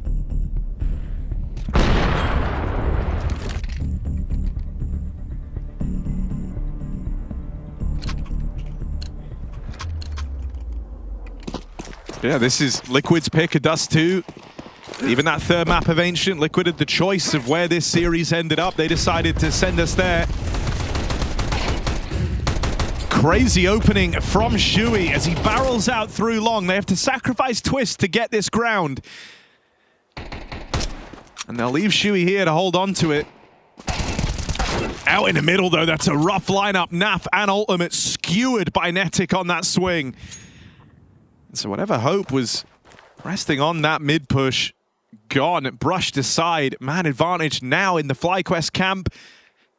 Liquid looking for a regroup in the tunnels, just going to walk it into B. Yeah, B is open though, and these retakes are scary, so you'd love Vexite to just poke his head back in. Even just a kill here would up the odds massively, and with the long flank coming in, it all but tells you it's B. It's either cat or B. There's no other option. He hears the steps coming in. He can still look to punish on that plant noise. There's no smoke to stop any push back in. Good safe plant, but there's the cover dead, and they've got to cancel it as Vexite finds both. Reliable on this B bomb site. FlyQuest 6-0 up. Yeah, that's real nice, just good stuff from Vexite, right? Like, playing there, even on the back of the plant, isn't without its risks. You know, if he does go out and falls, and suddenly they're in a 2v2 retake with guns given over. But it's nice because he's playing a confident game, and you want Vexite making these types of moves. This is what he's here for. The alternative is, what, you play too passive, you give them the control, and then no, it's nice. Then you lose in a post. I like that FlyQuest not afraid to press their advantage. I think it would be easy after, especially that first map, and just how dire some of the rounds felt, to come into Dust 2 and play some of these moments a little too safe, give a little too much respect to Liquid. Nothing to lose now. Elimination is on the line. They just got absolutely walloped on Nuke. Play your heart out. Also, the HE grenades have been really good in this game so far. They, again, wait for the flash to come out cat. They nade Chewie down half. So let's see if the util keeps up. In's burning in the site. He's baiting for his teammate on the goose with the palm tree flash. Seems like this will be a cat execute. Twist, late lurking long.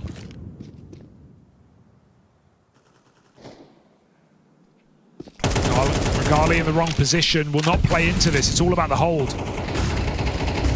Spam from Ins connects onto Shui. JKS was here. This is who Ins has been baiting for, and they will light up this short play. Between the two of them, they have decimated the Liquid push through this smoke.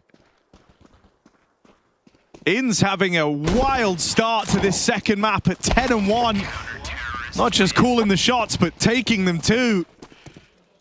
Pulling no punches on this defense. Our FlyQuest, it's another timeout burned for Liquid.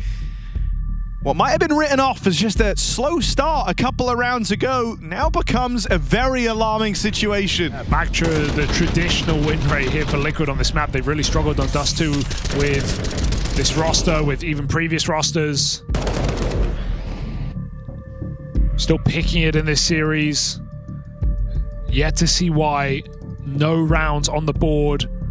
That hot start from Twist has cooled down now with 4 deaths in a row. And no one else is picking up the slack. FlyQuest have good protocols right now. Even winning from disadvantages.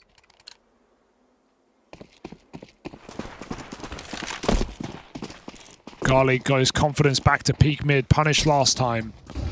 But nothing to stop him here.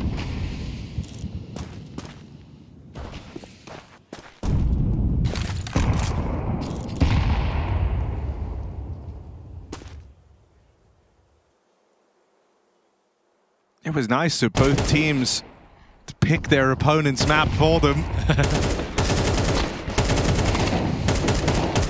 Gentleman's agreement.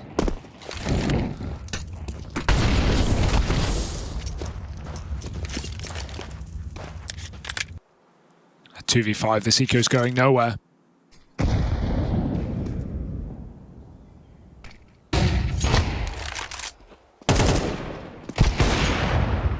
And I mean, FlyQuest are playing a very confident game. There's a lot of moving parts here. They're not afraid to go for re-aggression. Shui, will he make them regret that? That's 2 wild kills on the crossfire, but this crossfire should prove to be too strong. He's gotten out with even more damage. He hears these players back in the spawn. He knows 1v1 a B, so he's going to take it. Shui believes he's got something here. And he heard Broki upper.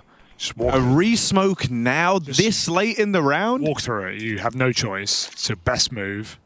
With mid already held, Regali is literally nowhere else to look. Let's hope he misses, but he doesn't. Regali reliable. And Liquid locked out, 8-0 down.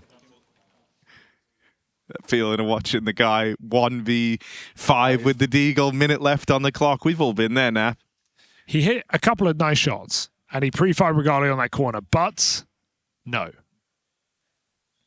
Ins 10-1, Vexite 11-3, Netic 9-3. What else could you want? Oh man, if I'm FlyQuest, the big takeaway from this is maybe we are Dust 2 players. Nothing wrong with it. I know it feels gross, but nothing wrong with that.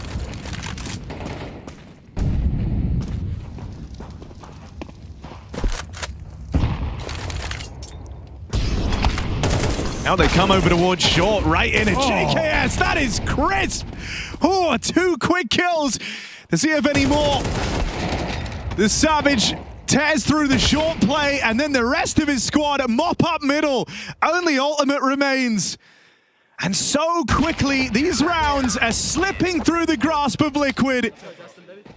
It's all FlyQuest here on Dust 2. Yeah, I think Liquid is just trying anything right now, just running up Cat immediately off spawn, and JKS starting his round where he ends it. No matter the time on the clock, he is sitting back on back plat, or he is sitting on default, waiting for Liquid. 2 headshots, Regali, trick shotting in middle. Styling with 3 from him. Just really doesn't get better. 9-0, Liquid, no signs of life. Love to just see a more slow default round where they can come out lower, take catwalk with utility, go back to B late, play around with these mid to B catwalk splits, keep FlyQuest guessing, but right now FlyQuest is just taking every fight that is available. They're breaking the smokes. They're re-aggressing. And it only gets easier at 9-0 to make that kind of move. Long rush for Liquid. They've not really been out in this position. The spawns haven't favored them. All right, in NAF we trust. Crazy Keith runs it straight through the long smoke. We've been saying NAF is back. Let's see if he can give them the answers. Dead straight away at the hands of JKS. Nades do more follow-up damage. Flash in. Does he want to attempt this fight? JKS hanging out close to the smoke. Leaves it to chance, leaves it to spam. Done a lot of damage though. And now just over the top of it, a shooting gallery here for JKS. That has slipped on past, but gonna get checked. What are you doing? Due diligence on the clear, and a what are you doing? Who shouted that? Who shouted that? Might be Netic. It had to be, right? It had to be Netic. The other Aussies are on screen. It wasn't Regali, because it was Australian. It's not JKS. And I've never heard JKS do that. No, it's not. Oh, but please say it was. Damn. There you go. We pieced it together. That's one, boys. We're swimming in cash. We're swimming in cash. Swimming in cash. We're swimming in They're swimming in cash, Harry. I think it's Cache. It's Cache where they're from, but... Oh! That was Ultimate who got All right, do we have a round, Harry? We certainly might. They were high on life. They were celebrating the good times. And in doing so, took their eye off the ball. Liquid break through long and get a 5v4 untraded.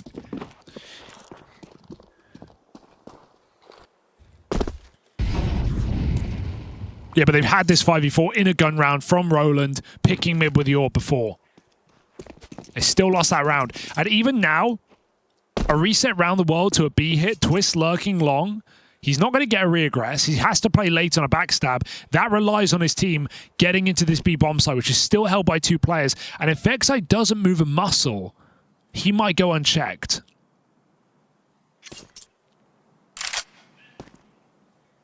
This could be interesting.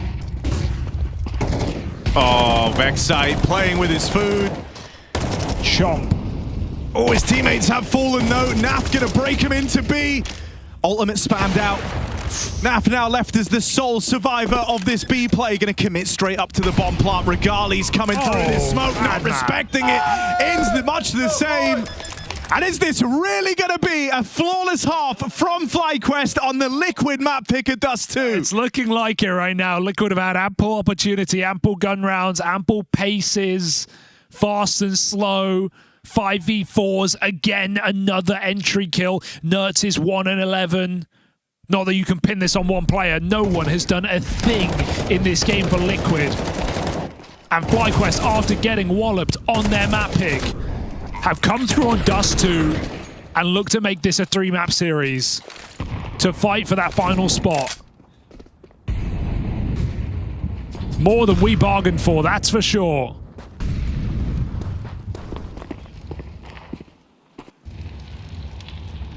They say revenge is a dish best served cold. Well, this Liquid is on ice. Another strong nade, it looks like. Bit of damage at the back line, but they run through with another 5v4, another 5v3 now. This has got to be Liquid coming through. Harry did say flawless at the end of last round, so you know who to blame when Liquid get on the board. Don't do that. Well, you did say it, and now they're going to win a round. Yep. So, you know, proof's in the pudding. And yesterday, when we had Liquid versus FaZe, we were bringing up that 11-1, them trying to run that back, but this time against FaZe Clan, they have a chance to do it versus FlyQuest. That's the task leveled against Liquid as they look for just one round here on Dust 2. 11 is all they get, they say.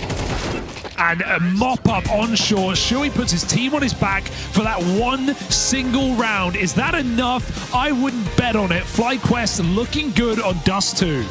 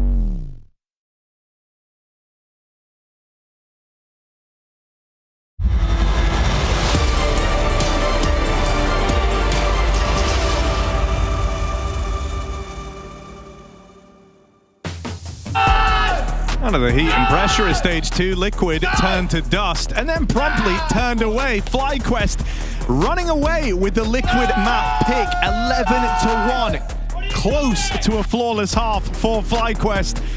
One round right at the very end from Team Liquid. Head in hands, hide behind the monitor because FlyQuest are coming for you on this map. 11-1 and some brutal rounds in there. Regali looking locked in with the AWP.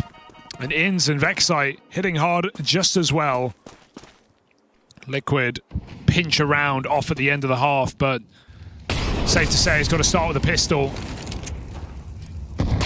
Just naded his teammate in lower. Twist still gets 2 kills. He says, I'll do it my way or the highway. Headshot eventually. Ultimate's still stuck down here alone. After eating that nade, he'll get out. In's got to be careful. He's got multiple nades. Can't drop them. FlyQuest go back, resetting for a B hit. In the meantime, Liquid re-clear positions. Good active mid-rounding here for Liquid. Figuring out what's going on, and there's the info of the intention of FlyQuest. Can they get a B rotate here in time? Call is long or tunnels. That's the only place FlyQuest can be. There's the spot. Oh, he saw them. Goes back for more.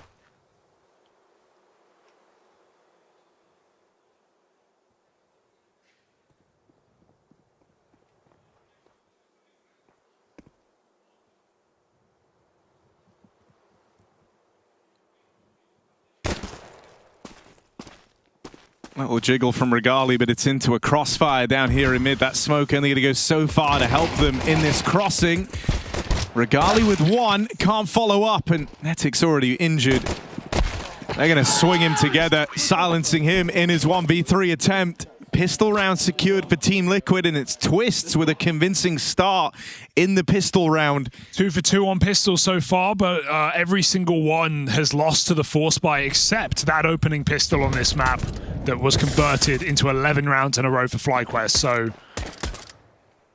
we'll see if that continues. FlyQuest will force by nature of the round lead. And I want to see something decisive here. They're going to storm down lower together. Twist with a potential big nade here. Not too bad. Up cat.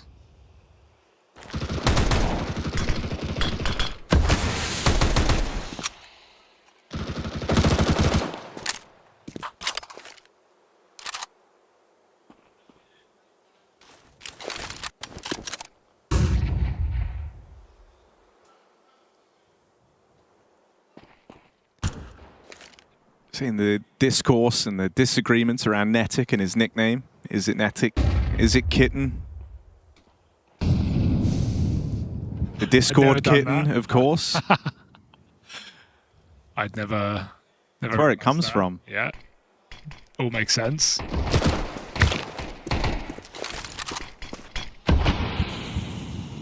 Hoo-woo. Twist doesn't know he's been crept on. Falls into the waterfall. Vexite.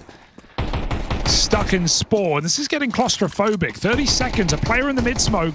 Do they know? They certainly seem like it. Comes back through. Ends in trouble. That running MP7. Bomb can just go mid to B. Bomb can just run right now. And they're going to start hightailing it for this site. Naf is alone. They're very close. He's trying to reposition. They are way closer than Naf's anticipating. So that allows a plant. Vexite is trapped. They're all really low. It's going to have to be Netic finding a multi-kill in this round. 2 will not do as he is sidelined. And Vexite too far from this round win. Liquid, it's a bit scary with those smoke pushes, but they do sweep it under the rug.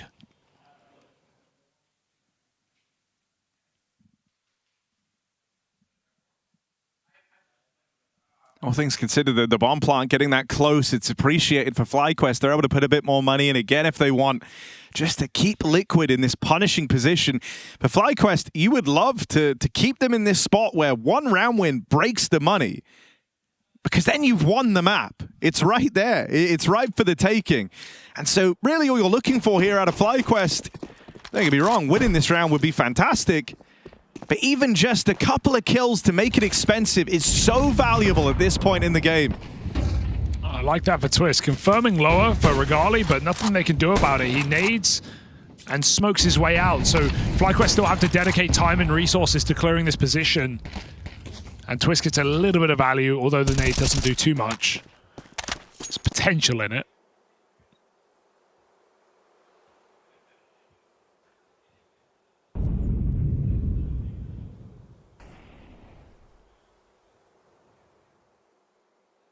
FlyQuest up catwalk. Hoping this scout can pop a skull. Close.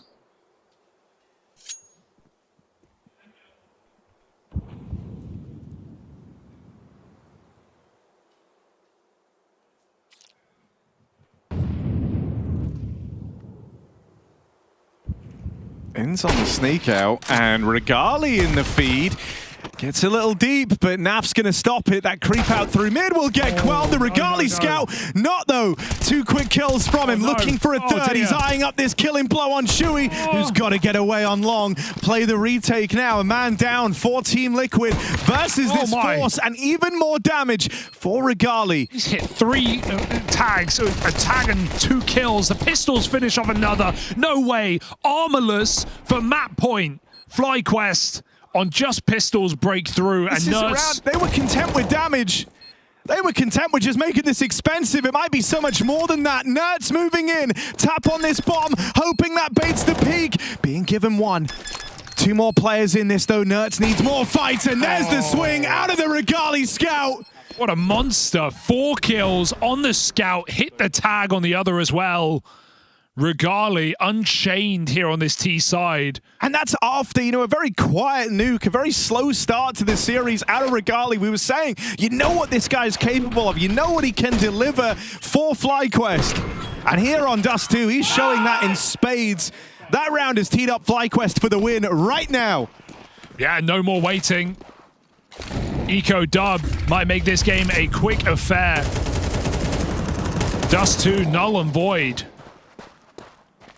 as just pistols and scouts sit in Liquid's purchase.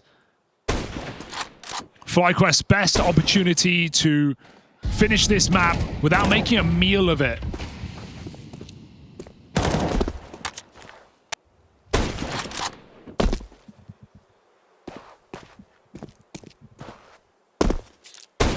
It doesn't feel like they're going to, man. It's been a very level-headed game from FlyQuest. They're not the ones feeling the pressure at this scoreline with the money. That all is on the shoulders of Liquid. So it doesn't feel like FlyQuest will make a meal of this. They're on the Liquid diet. Might be Ultimate going hungry. That's a tag on the scout. Collateral, in fact.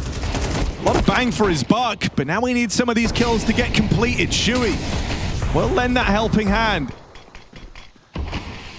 And this 4-man funnel, Fatal up through long, has to start to gain some ground. Right now, the Ultimate Scout is still keeping them at bay. Finally, he's bested. There's 1 more man in these side smokes, stealing himself away, and Twists pulling the attention over towards Catwalk. Well, that might make Shui hit a little harder here. No more nades. 20 seconds. They need to get a player on default to get this plant. And meanwhile, the latest long flank you've ever seen is coming in from Nappy. Hits his tag, and this is just cooked. 15 seconds. Regali hits a shot out of nowhere, and they know where Shui is. This is it, the beginning of the end, or maybe just the end, as FlyQuest pull out a 2 and 3 out of nowhere. 13-3. They dominate this game. 11 straight rounds on the defensive half. FlyQuest do not make a meal out of it. We go the distance. Ancient will decide it all. Up next.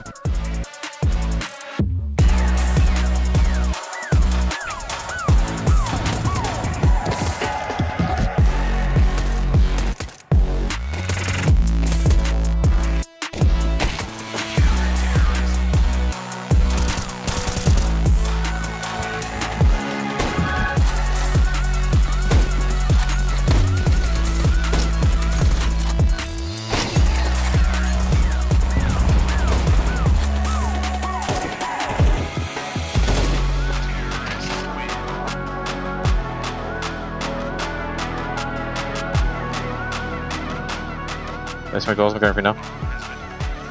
I can molly Xbox. Go. Yeah, do it. One car. Can you molly car? One window. I think you heard me. I think you heard me. Burning sight. In open to the right, Josh. I'll pick sight. Yeah, I'm gonna switch off.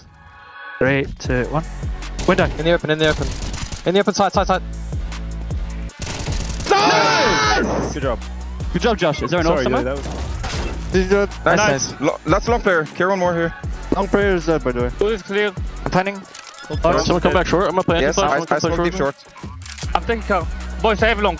In case he has long. I'll stay open. I might think cow. Go short with it. Guys, I'm ready to pick sight on you. They have money, so they're gonna go for this. I'm coming to you. Last round. They need to go for it. Oh yeah, true. Can you push on the boss for smoke page? Yes. I'm coming. One is long. Dead long. Yeah, I have influence. I'm ready to pick on you, Russ. How much? Just smoke city. Hold on, city or smoke city. Nice one. Too short. That's right. Nice. Let's go. That's more like it, okay? Listen. Research long. I have timing. Dead ramp. I have timing. Long corner. Yeah, switch Josh. Fuck, bro. Guys, go shot. He's long corner. You'll kill him. Nice. Thanks, Sonny. Together. Another 2v. Run. Together, guys. Together. One more long tagged. Dead. Watch out, CT or short. Is it CT, guys? Should be CT. Let me play first ramp, guys. Can be ramp. Nothing short. Okay, just breathe. So ramp. I'm hiding. Yeah, that's right. Plan for short? Yeah, it's fine for short. You guys are good. Tapped. You pick? Picking? No, off. Chill. Let me keep picking. Off. You play next. Nice! Let's go, bro. You're insane. Good shit, Good job, Billy.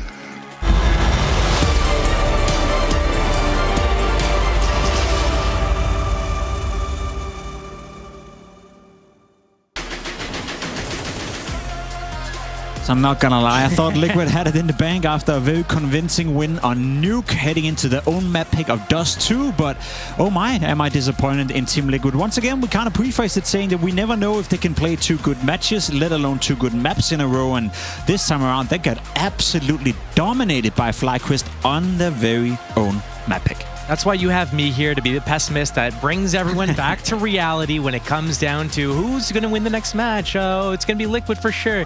Nah, man, it's going to be FlyQuest because you never know with these teams. It seems like they win their opponent's map pick. It's always like a North American thing as well. Win your opponent's map pick, get crushed on your own, win the first map, and then have that momentum, feel super confident, and then overpeak everything. It always happens like this. It's just like a tale as old as time. Why is that then, Josh? Because I feel like the T side from Team Liquid, it was lackluster to so many different... There's so many different ways of putting it into context of the force buying constantly, the not capitalizing of actually getting a first kill once in a while, the not capitalizing of FlyQuest at certain times, you know, not knowing where they were on the CT side, yet they couldn't find the loopholes. I feel like nothing worked out for Team Liquid, and I can't figure out if it's just one of those games where nothing works out in terms of coincidence, or if it's just Team Liquid not playing Dust 2 to a high level, which then makes me think, why on earth did you pick it? I think there's a number of things that are happening all kind of at the same time. So one of the things was that, you know, that first map of Nuke, maybe it's a little bit kind of disingenuous because we didn't really see FlyQuest shooting back. But when they get to Dust 2, suddenly they, you know, turn on the monitors, they know how to aim again. So instantly it's like there's resistance against Liquid. So now Liquid's going from sitting around, people just one by one just peek them and they get to just sit there, get their multi-kills, no flashes involved. And then they go into this next map where suddenly it's like now, you know, they're getting picked apart and they're getting caught on certain things. I think early on in the game as well, where that the retake on B, this round 3, actually this retake, the 2v2 comes in. I think when we start seeing these things happening and the going gets tough for Liquid, that's when they're kind of put on the back foot, right? They never got tested like that on Nuke, and so we never really got to see how they would respond to any sort of pushback. But now we get to see there is no pushback. There were no pushback at all. You know, for FlyQuest to win the first half 11-1 at this point, you know, I know Liquid, yeah, they came into the second half. They got a couple of rounds, cosmetic at best. How much, and I know this is a very leading question, Josh, how much is it FlyQuest stepping up and playing well, and how much is it Liquid playing atrociously bad? A combo, like we just saw on the highlight package there, Naf getting that kill from back plat to tunnels. Right after that, he knows his teammates are calling. There's 2 people running at you, mid to B, with pistols. So Naf, after getting the kill from back plat, like the safest position on B site, he jumps off the plat onto the site box, looking still at tunnels, and gets shot on the side. It's like, bro, what is going on in the comms or the brains of these players where they think like this is the appropriate play, this is the appropriate response in this timing?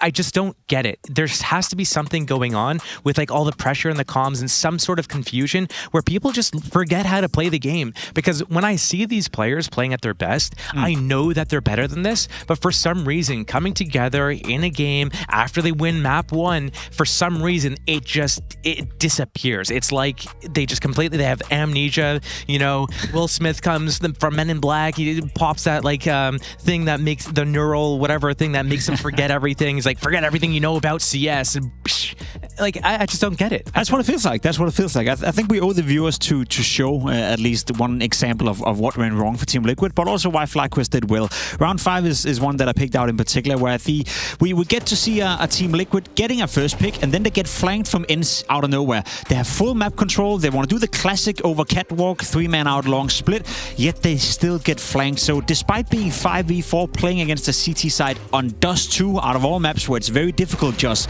to be aggressive on the CT side without being caught out or caught off guard, they seem to have no awareness. They seem to have no spacing. They seem to not know that all of a sudden it's a liability that the man can come in from behind. And what turned out to be a good start for Team Liquid in this round, maybe, you know, their way back into the game, ends up being them losing a round that never even got close. Yeah, I think on day 1 of this event, I kind of pointed out about Liquid, how they they fall into like this trap of doing the set play and kind of going through the motions of it, no matter what else is happening around on the map. And I saw this very similar situation happen multiple times at the major, where they want to go into like, they take the short control, then they're going to do like a fake up short and go out long, and where they get flanked. They have to realize that as soon as they take middle control, and especially if they get a kill, they need to realize that a response is going to come from the CTs, and that this like middle push or this tunnel push, something's going to happen where there's going to be that kind of like gap. And they already have short control, but no one's controlling the map control, the flow of anything. They're just like, all right, well, step 1 is take cat control, step 2 is group long, step 3 is do this. And it's like, you know, this rigid thing. It's very stiff. Like, there's like, you know, we have to accomplish step 1, step 2, step 3. And in that process, they're completely turning their brains off to everything else that could happen on the map. Credit where credit is due. I think FlyQuest did put up a great fight, did play well. With Gali in particular had a fantastic showing. Can he bring that form into Ancient? We're looking at a third deciding map now. Just loser will go home, winner will progress. This is a game where all the pressure's on both teams now. Let's be honest, if Liquid is not making it to stage 2, that would be another disaster. Whereas for FlyQuest, I think you can excuse them with JKS coming in, Rusted Chains, etc. So pressure's on Team Liquid. Who do you have actually going through now, what you've seen after the first 2 maps? I'm thinking that we're not going to see the same sort of dominance from Regali on Ancient, just by way of how the map is for Oppers on Ancient. But I think right now I have to still give the edge slightly to FlyQuest, just because... Really? Yeah?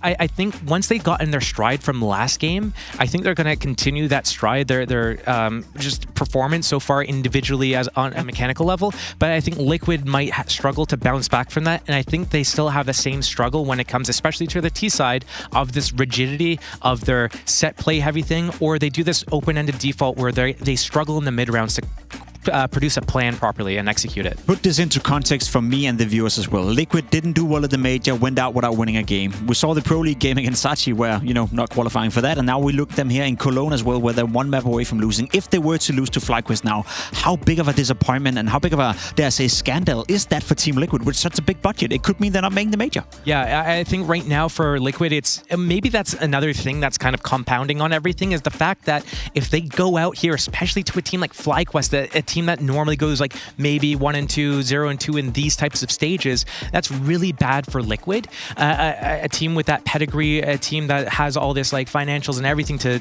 build, you know, star championship rosters. If they go out here and they fumble their chances at the major at the end of the year, that's a disaster. And a team like FlyQuest right now, I feel like they are just kind of, the sky's the limit, so to speak.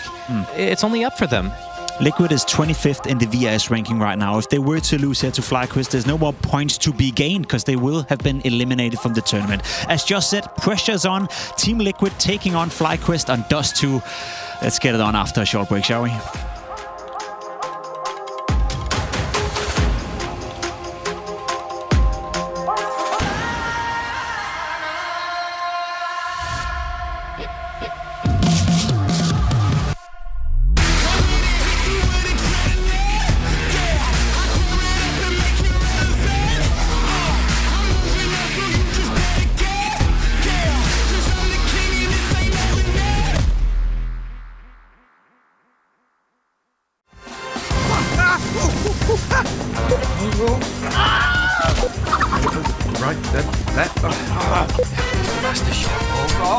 Forgot my keys.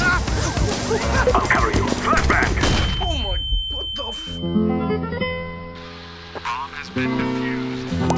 Don't worry, Bob. I got your back.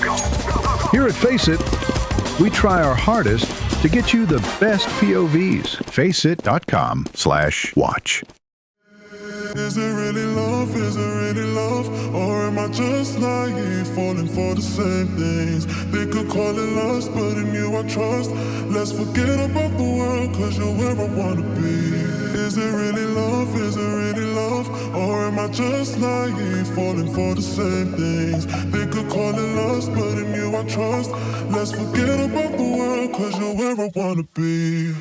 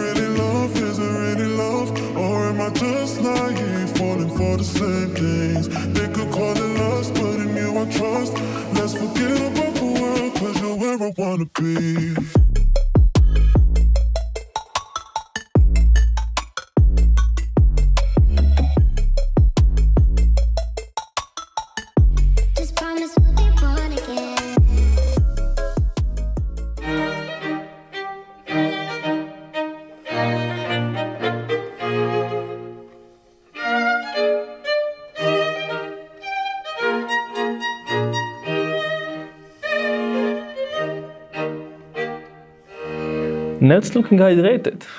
If you know, you know. Yes. Only player who needs to drink water, HLTV analyst, SMH. What's next? Check Twitter, brother. Expected? Who expected this? Kassad? Who? Kassad? Who? Kassad? You are what you eat, kids. Watch out.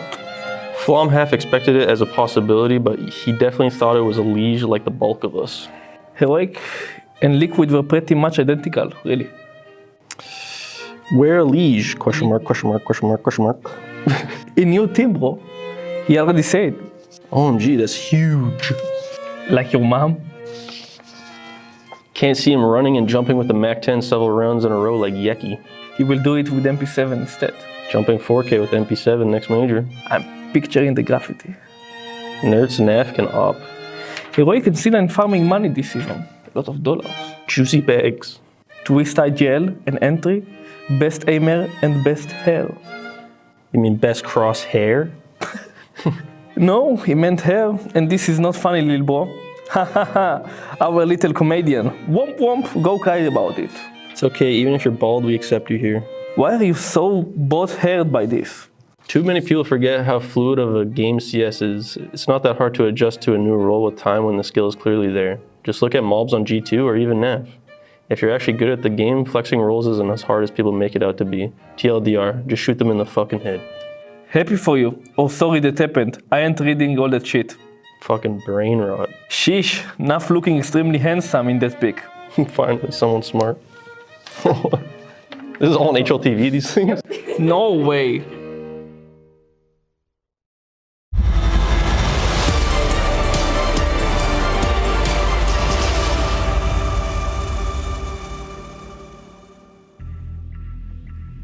Both teams trading map picks. It was a strong start from Team Liquid in this series. A start you might have entirely forgotten about. Remember when Twists, nearly 30 kills deep, ran away with the opening and stole the show, only to end up on Dust 2 next. Their pick, the map that they beat Pain on to open up, They get demolished by FlyQuest, and it's not even close. So now the score has to be settled in this grudge match for Stage 2 on Ancient. You're right, Harry. I did forget about that first map, honestly. All I was thinking about was Dust 2, a very different series now as FlyQuest have woken up into this elimination/progression game. It's do and it's die. Stage 2 or a flight home between FlyQuest and Liquid on Ancient. It's a BO1 now.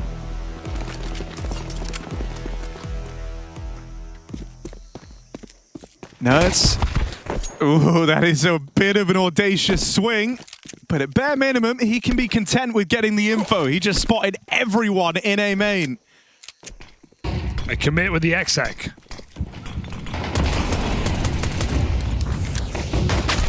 And they'll come, and Nat found first. JKS leads the charge in this pistol. The rest of FlyQuest powering through behind him. And they're going to run through Team Liquid. It's only Shui left standing, and he is deleted. JKS is the front man, the rest of the gang in behind him, and FlyQuest storm the board in the pistol. Yes, Harry, but the pistol is but around. It's all about those forces. That's what we've been talking about all series long, right? We've seen a lot of force buys come through, trading rounds at the beginning of Nuke, both teams struggling to win when advantaged. And so we're not out of the woods yet.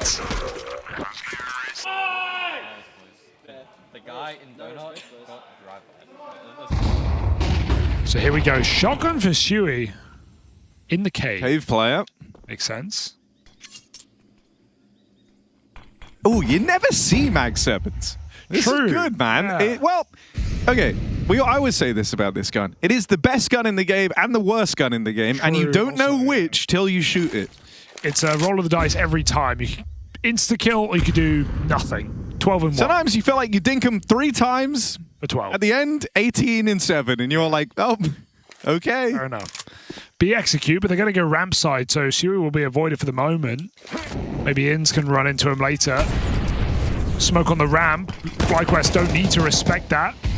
JKS even got an entry as the smoke popped up, so FlyQuest actually chill. I know it. That's a Pug classic from JKS. The entry up, just dry through ramp. He does love this map. They are going again. Second volley, but now it's full stacked. Oh, God! That's the Mag 7. Doesn't even get to fire a bullet. It's all JKS on the openers.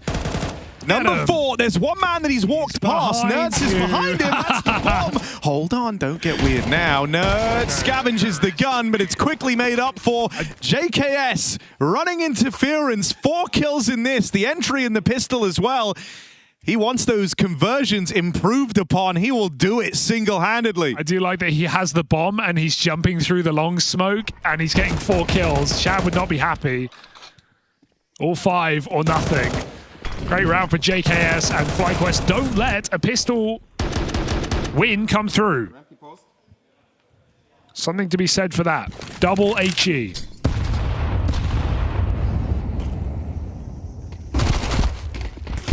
Oh, God, very blind. Still comes out with a kill. JKS starting solid in this map. 6 and 1. Pushed through. They're in behind him. He is in trouble. Surrounded, but he's done a lot of damage. He's done his part. No winning this now for Team Liquid. So you'd like to think. Something would have to go very, very wrong. Oh, yeah. Scary to peek this age. Oh, just the temptation to make it go wrong is... Oh, wouldn't you love to swing for one more? I'm just checking. Just having a look. But he doesn't. And he waits. The kill comes to him. Isn't that a lesson? Patience is a virtue. Is that a lesson, maybe? Should we learn? I don't want to. I want to re-peek. AK is saved. FlyQuest go 3-0 up.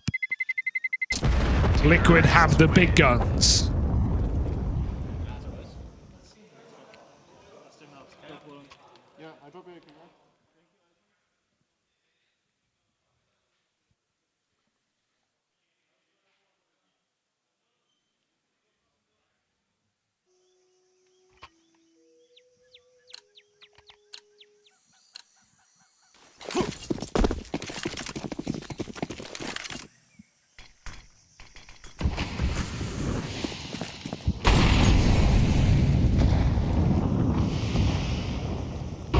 No full mid-take, although it looks like it. The amount of nades thrown in by Liquid, but they still just hover on the extremity, leaving an open donut.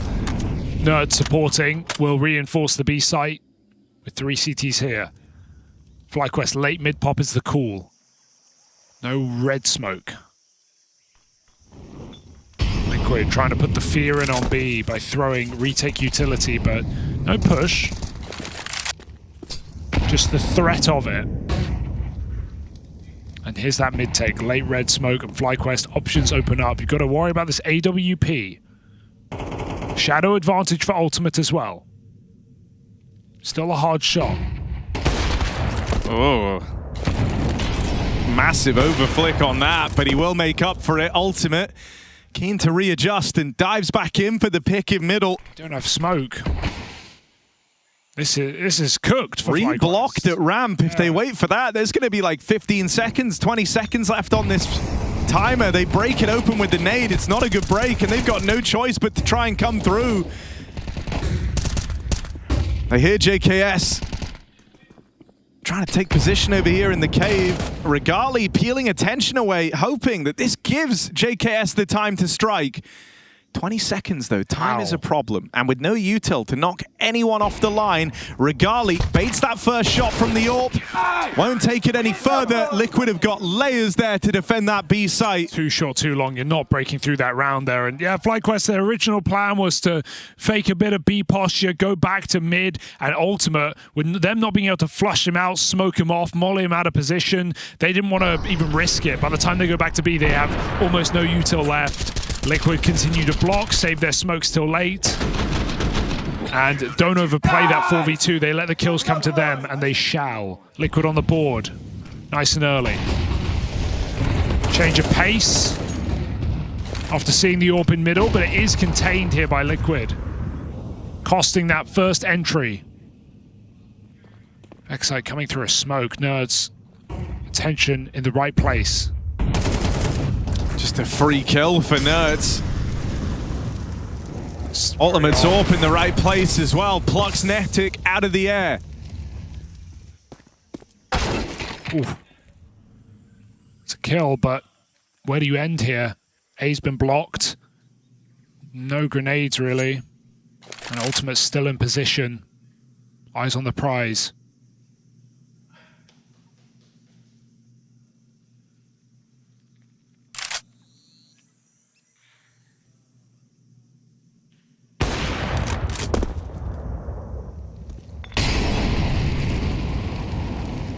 Molly went entirely get Ultimate out of this position.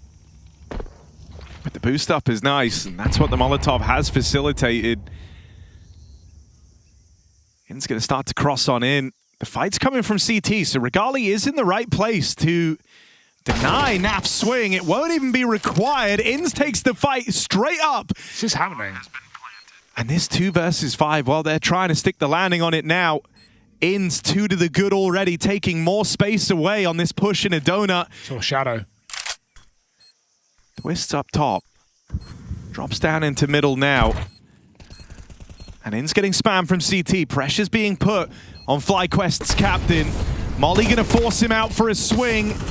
In's trying to take one down with him. Can't quite find it. It's just Regali, and Shui moves in with the assistance of that util out for a middle to slice the defense apart. Huge Molotov for Twist. That feels so impactful there, because without it, Ins would be able to hide out in that position. His teammate could have lived for a little bit longer, and then he might have even been able to take a kill with him, but he gets made so uncomfortable with a flash through the CT smoke, the molly and donut, and just collapsed upon. One more kill from the boost, and nothing more. A couple of nice shots for Ins, but really, it's Liquid slowing it down and communicating well to win that retake.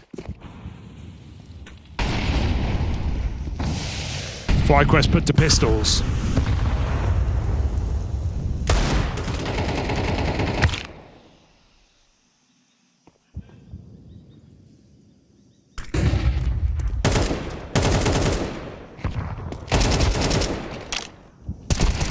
Could have been a way in there, but Shui's able to deal with this spillover on lane. Naf watching these smokes, and FlyQuest have not been shy of pushing them. Never really did their benefit. Liquid always keeping a watchful eye on those smoke walks. Not just a lesson they had to learn in this matchup. FaZe were doing much the same against this Liquid squad.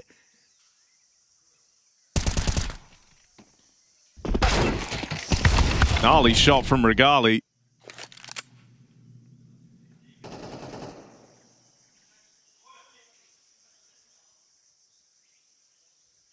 That should be it. A tie game now for Team Liquid. Well, I want to see FlyQuest start getting into cave here. It just feels like the weaker position with Liquid not really taking mid in any of these rounds, putting the open donut, playing pretty loose on, or playing pretty, loose and weak on middle, and FlyQuest with a chance to get that cave control. Liquid keep like posturing like they're going to push down B, constantly replenishing door smokes. They've never made an aggressive move towards the B side. Kind of turtling in bomb sites right now. That AWP giving them a lot of freedom. FlyQuest with a timeout.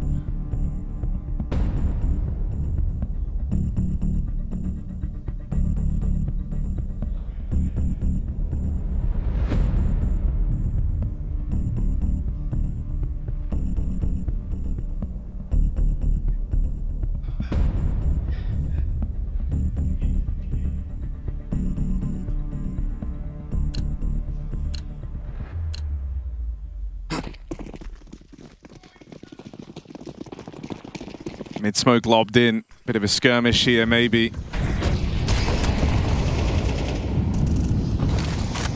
More of an active stance in middle from Team Liquid, anticipating a change from FlyQuest. That's not a bad way for this to start. Shui knocking out 2 on the smoke spam. Well, you can't count on that, can you?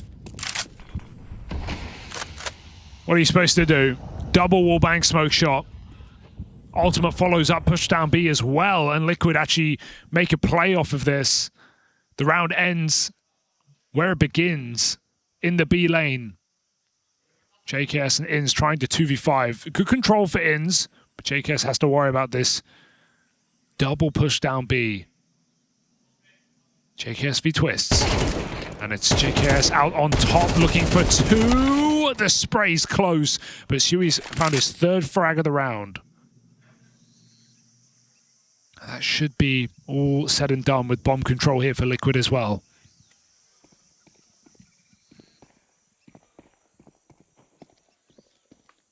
Nuts didn't see him. But he will. Looking for something on his way out of the round is Inns. Ooh. He has looked sharp today.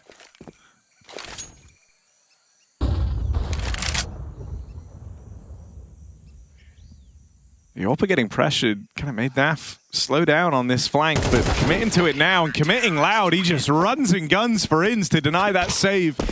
It's Shui, though, the man of the hour. 2 through the smoke spam over towards cave. Yeah.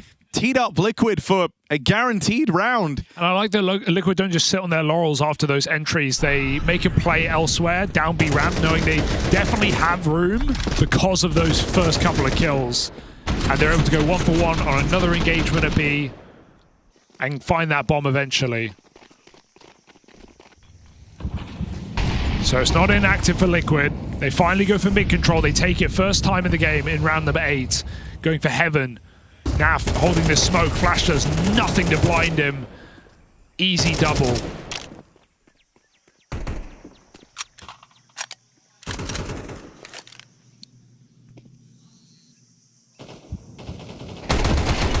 Oh, okay. Sure. Report it to be safe. Probably just feels nice if you're FlyQuest to get one back the other way as well on these smoke spams. Reblocked in mid, that's annoying. Now they've got to explore other options. The rotates to go and help Ultimate will be slow, but it's a powerful line on the AWP.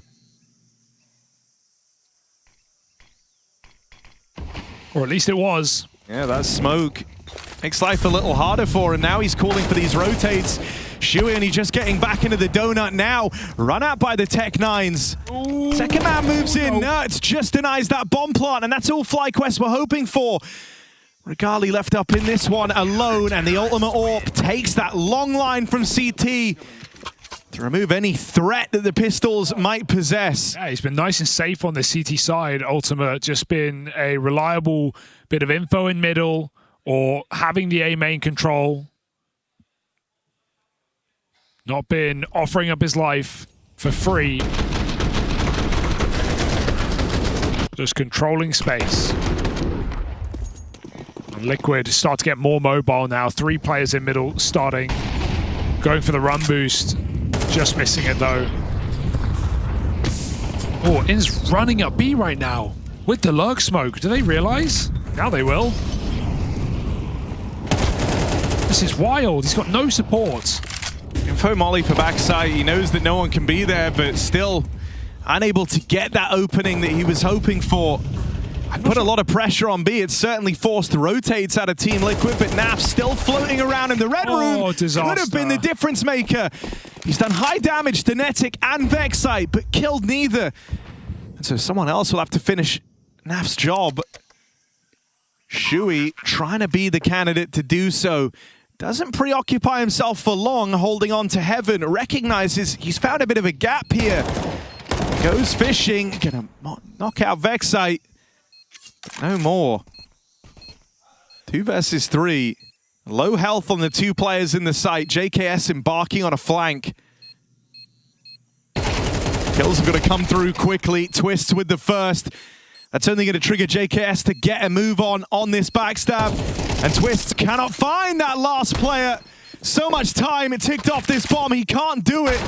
And JKS now arriving on that wraparound makes it so. Classic JKS right there when you least expect him, but it was already done. I like that idea for FlyQuest. They make it look like a B-rush with the lurk smoke. They get a player into the bomb site. They're throwing a lot of nades. Importantly as well, FlyQuest is supporting. They're spamming the wall. They're putting pressure on. They're making it puff up their chest and seem like that's more than it is. And then they bail really quickly, knowing Liquid are going to hard rotate.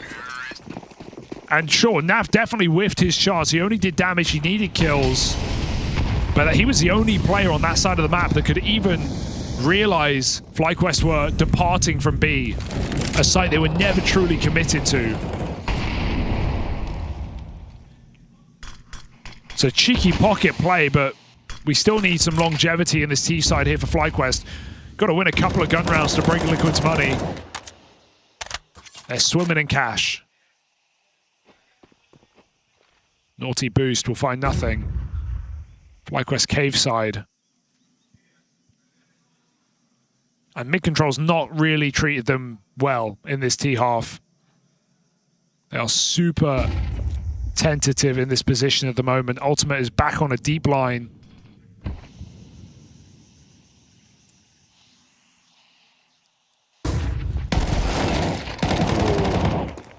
Dodged well.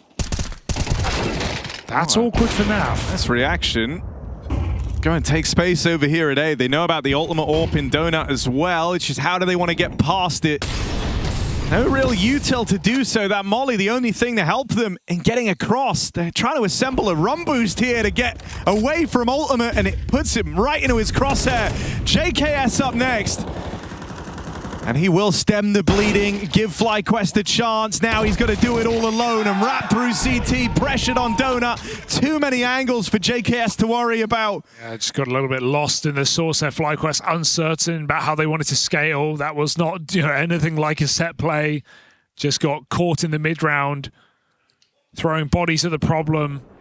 And Ultimate, just the controlling piece again. Static, the turret on this CT side. Just turning heads left and right. Keep it going, says Twist. Liquid are happy with this. 6 rounds on the CT side, and FlyQuest broken. Another spam for Shuey. He's been such a nuisance in cave.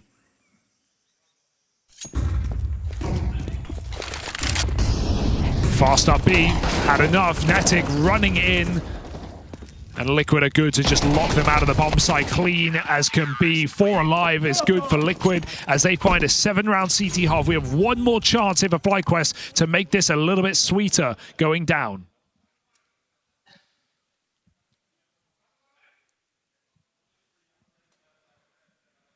Yeah, Liquid really finding their form. Starting to hit hard. I think 5 rounds here for FlyQuest. Still going to be enough mileage on this T side. I know it's been a pretty brutal drive home from Team Liquid once the guns have come into play. But it is on the CT half where FlyQuest have always done their best work on Ancient. It's what they've got to be reminding themselves at this scoreline with how Liquid have retaken control over this map. Another one of these pushes down the B ramp and another opener for Twists. Ooh, a little awkward there though, as it wasn't that double push. The spacing was very wide. Headtrick gets his first kill. Backstab for Naf. And I mean, these are some of the moves we've been talking about from this guy, right? This was what he was kind of lacking the confidence to do in the tail end of last season for Liquid, but Naf is back. Aggression through main. And they know. And he cuts through FlyQuest, teeing up Liquid for a dominant CT half. 8-4 here, and round 2 or elimination on the line. Liquid want that next stage in Cologne.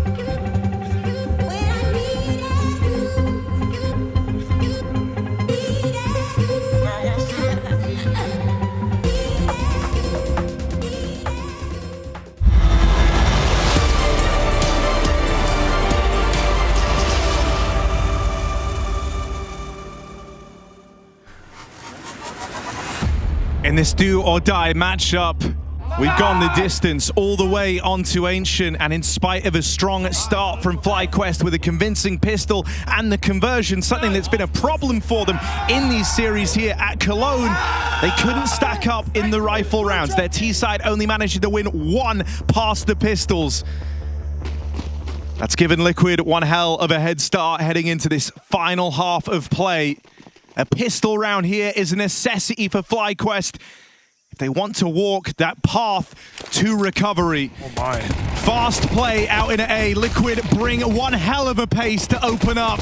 And this must-win pistol gets off to a rough start.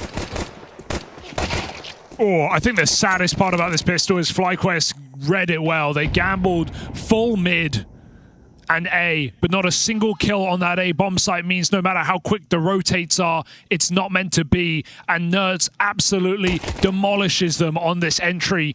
4 kills for Nerds. He's looking for the ace to finish this pistol. Regali buying time, and the bomb rotates out. Nerds even leaves just to guarantee it. And Regali is getting played with, toyed with, as Liquid look to lock in a pistol on top of a dominant half. 1 gun round in the game for FlyQuest. And Nerds, it's right there, the ace. Good job, guys. Good fucking round.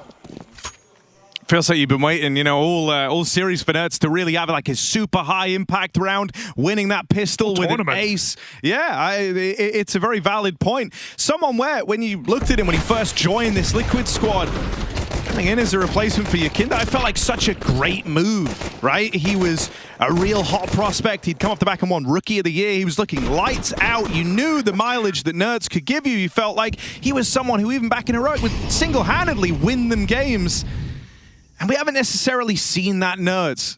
But here in a very important round for Team Liquid, he gets his ace, denies an early comeback here to FlyQuest, and it puts a tremendous amount of pressure on this first rifle round for them on the CT side. If they don't win it, if they fall down here, Liquid are eyeing up victory. They are all but ready to reach out and grab it.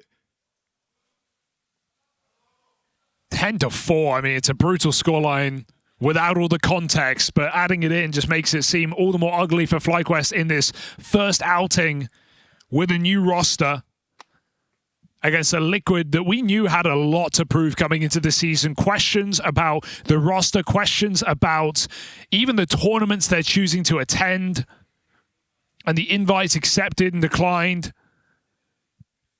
This is their first event coming into a new season on LAN, and look at the level up in Cologne to make it to stage 2. They almost took down FaZe. And now they're ready to finish off FlyQuest. His gun round tells the full story. No ignoring it now as well. Netic down 1-11. It's been a good series outside of this map for him, but if you go quiet in map 3, right when your team needs you the most, that feels unforgivable. Vexite doubles up. You'd like to think that's enough here for FlyQuest.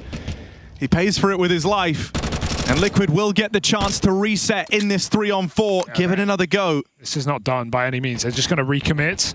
It's going to have to be dry. And unfortunately, MAC-10s do make this a little bit harder, but maybe Ultimate could come in first with these entry kills as these MAC-10s take space. Netic already low. Oh no, he's missed his timing entirely. They're walking him right now. Peeks in, forces a fight on his terms and looks to play retake. Naf delaying the plant, going to peek with his mate.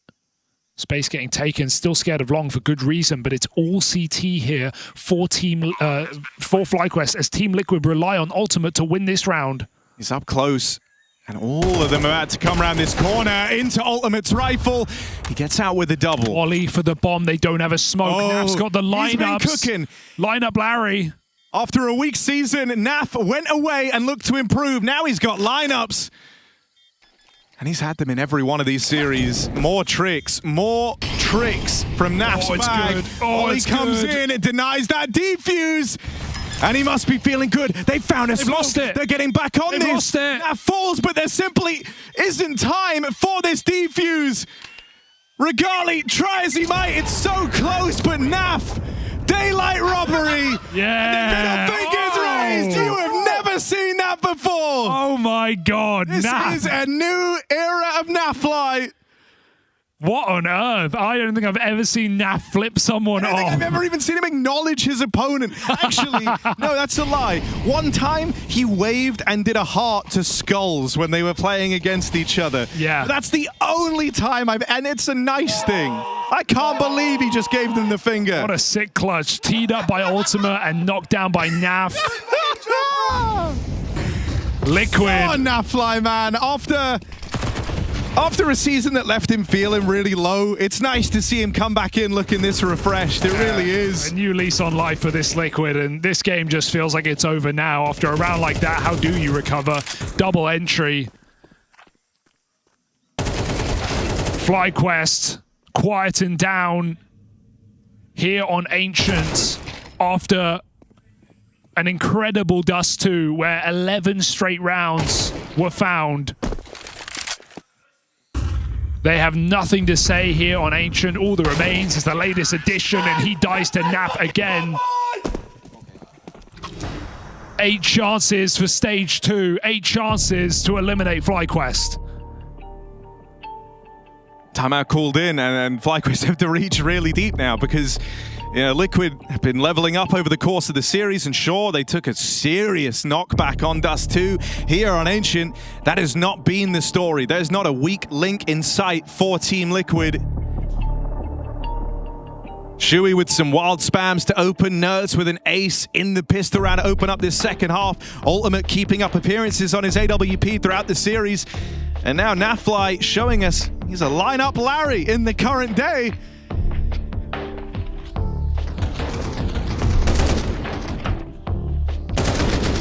Impressive mental resilience for Liquid in this series, coming in so hot to that opening map.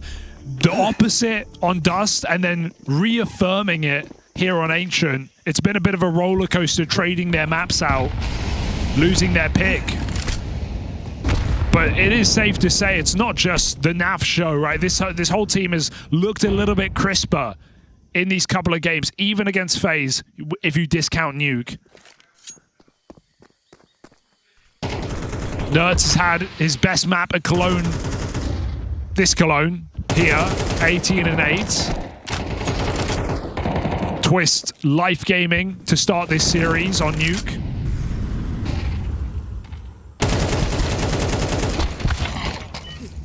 Nettig, 3rd kill of the map. Feels too late. Liquid look to walk their way into cave. Oh, lazy clear, and it costs you. So FlyQuest finds something. I really hope these two are both riding the high of the crazy rounds they've had and want to give this 2v5 a go, especially when they get given a free kill like that in middle. Naf was backing up into the spawn. I think he'd already decided this one was over. 2v5, they ain't winning it. But I think that one kill just might have piqued the interest of Team Liquid. You've got money, you've got the lead. There's no reason to throw in the towel. Damage already has value into that next round, more so than saving ever would. So, wait, Naf waiting here might get rewarded. Oh, he's just looked away. Is he saving? Keith, come on, man. Wild. I think they should always go for this, just given that they could buy next anyway. Like you take guns out, FlyQuest have SMGs. Now FlyQuest have full rifles. So I feel like it's a wasted opportunity, perhaps for Liquid. And they die after time, so lesson learned. Yeah, it's a shame. I mean, you'll watch that back, you'll realize it was right there. Bro, they were so close to winning that 2v. If Naf, he had no way of knowing, but if he did stay on ramp for even one more second, half a second, that could have been a double. Yeah, I would have just liked Liquid to play it for the all the reasons I said: score, money, opponent money, everything. It's okay though. They can still rebuy. They had money, as I said. But now you've given FlyQuest 4 rifles, 2 AKs. And they get to play a little bit more free now.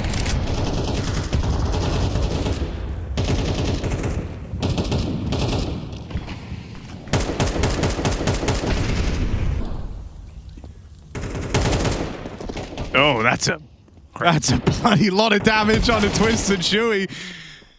In's on the swing out through Red Room as well. Going to extend this advantage for FlyQuest. They're all inning this mid-flight.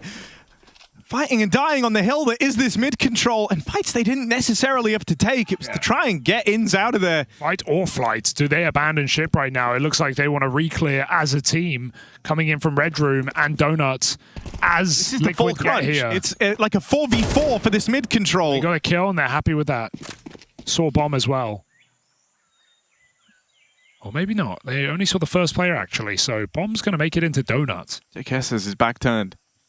And I mean, it feels only fitting, right? That in the what could be final round of this game, Liquid come meandering into the sight of JKS. Oh, that's a nice smoke. That's a good bait. JKS might not consider signing Donut. For FlyQuest, the former teammate of these Liquid players. That's who they've got to get past if they want this win. JKS falters, just managing 1 kill in defensive A. The rest of FlyQuest trickling on through, out on the spawn side. Flashes rain in, and Ultimate left is the only man to make a difference. They will charge him down. FlyQuest keep themselves in this for 1 more round. They're just bobbing in the water. They're not swimming. They're just surviving right now. 6-12. It's a huge scoreline to come back from here. Liquid. Money is a bit of a pickle right now. They should eco. And they're going to take a timeout to talk it out. I like this. Get ahead of it. First timeout called. Don't need to stress yet. Just make sure you know how you want to approach that next full buy. And be ready to capitalize, but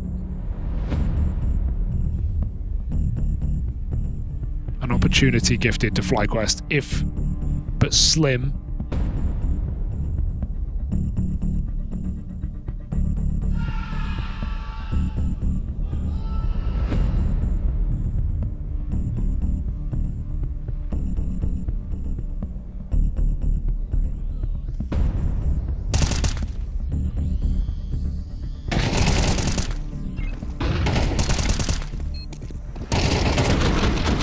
Here we go. Liquid take a very conservative approach.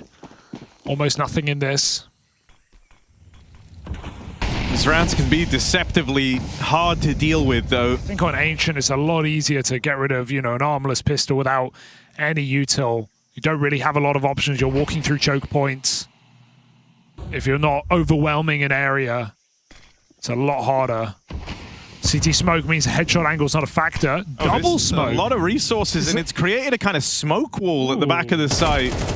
They're coming through Donut. I wonder how they want to try and use this. They'll get past Ins down in Donut. There's more where that comes from, though. No, my God, Naf! That is a wild shot to follow up on. Can he manage a third? They built this wall earlier on. Look at Ultimate. Ultimate's sneaking out all the way through B in the downtime, and so the bomb can't leave. Bomb trapped in Donut. Ultimate instead might have to embark on a big flank here through the back line of FlyQuest. They know Naf is trapped, right? They should know he's trapped in this Donut position, but they're not clearing him out. It's only JKS. He's got no support. Vexo's flanking B right now. Naf had a chance. JKS drops that bomb, and with that, the round should be theirs. They realize the flank's coming in. Twist playing too late to win this round. For a moment. Oh! Oh my God! The Canadian Deagle! It's really working right now. You'll take it a AWP denial. Get that out of there. Respect. And now he gets to give the 1v2 a go. Leaves it to chance on the spam. This smoke only just going to start to fade now, so he plays through and will get silenced. 5 rounds of the difference. FlyQuest refusing to go down without a fight. Liquid might always be making these low econ rounds interesting, but still a far cry from winning them. Beautiful sequence from Nap and Twist. This was sick onto an AWP as well. Was just about to be able to afford one here for FlyQuest. 5 rounds of difference. It's a Liquid game, so anything can happen. But they still have a hefty lead. Coming up quick cave side. Double cave, spam, and Shoot just jumps over it. Ironic considering how many times he killed them through that smoke. He'll just hop right by like it means nothing. All mid-exec. 2 players firing off over in cave. That's a healthy bit of info for these guys on ramp. You suddenly feel a lot safer to try and move in. They do pay the tax with Regali knocking out 1 on this AWP. Still, ground taken for Team Liquid. Round starting to unravel here. Someone's got to deliver. Vexite thinks he's the guy. Answers with 1 back from the cave. Regali still looking on with this AWP, and Liquid looking to take the pace out the round now. Weren't ready for JKS in at the bottom of mid. Naf left up in this clutch, and in many of these moments, you've seen this guy look to save. Is this a clutch he wants to give a go? There's still a lot of time left on the clock. There's damage done onto Vexite as well, and he knows the whereabouts of that Regali AWP and JKS, or at least where they were about 15 seconds ago. Yeah, hiding creates gaps. It means FlyQuest must call, hey, he could be here, he could be here, he could be here. That's a paranoia element here for FlyQuest. Naf buys a few seconds before he takes his first fight. And the first fight's on low HP Vexite. Dead immediately as he goes around the corner. No love for Naf there. It's all Vexite in that cave hold. So one of the few clutches you've seen him attempt, and an immediate answer. Locking Naf out of the clutch, keeping the comeback dream alive for FlyQuest. Yeah, it felt like they had a good chance just when they made this 3v3 happen from a 3v5, and they got the red control on the flank, but it's resetting that punishes them. JKS on an aggressive A-main push, and Regali doesn't overpeak on the B-bomb site. So Liquid back to pistols again. They're just trading rounds between Bai and Eco. Pop out mid, smoked off in the donut. In still spams out the first. JKS, could be a lot of players coming through that smoke. They're gonna walk back to B, leaving Nerds in his traditional red room flank. Trying to kill rotations, but they've already crossed. In's making his way to the right site. FlyQuest positioned well. Retake on B. Not going to get overwhelmed. Even like shifting into this kind of more passive setup where you have the crossfire between long and short. You have assistance available from Ins. Ins is just peeled away, actually. And so Vexite is a kind of tantalizing option for a kill over on short, and it will go untraded. Oh, no. Nerds now activates in the back. Netix eyes front, but getting wrapped through the red room. They've already made it past. 2 versus 2. Regali and JKS. Regali on his AWP. Took a while to get going in this series, but you felt the full force of him on Dust 2. JKS, the new signing, the best player that Australia ever produced, left in this round to keep the dream alive for FlyQuest. Molly might force the reaction out of Ultimate, and it gives Regali and JKS the fight they were looking for.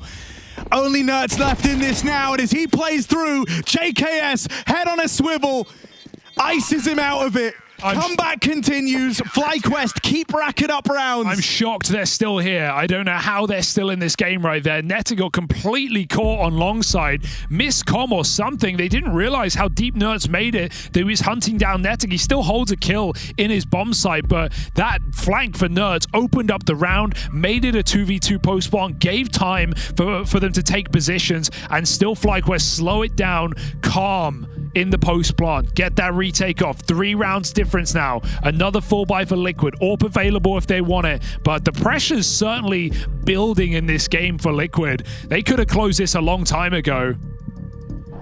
Will that cost them? And what is building to be a close game after all.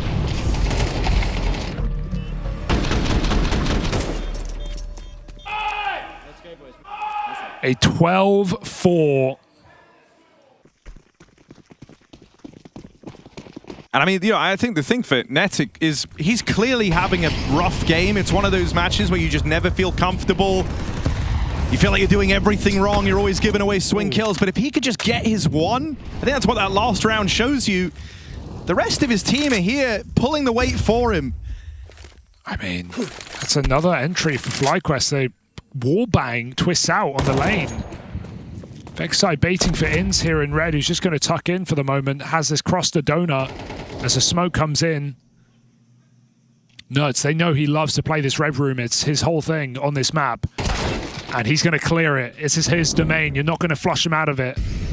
Liquid coming with numbers, splitting this donut. They walk through the smoke. JKS will hear this happen. It's JKS and it's Netic who have to try and stop this.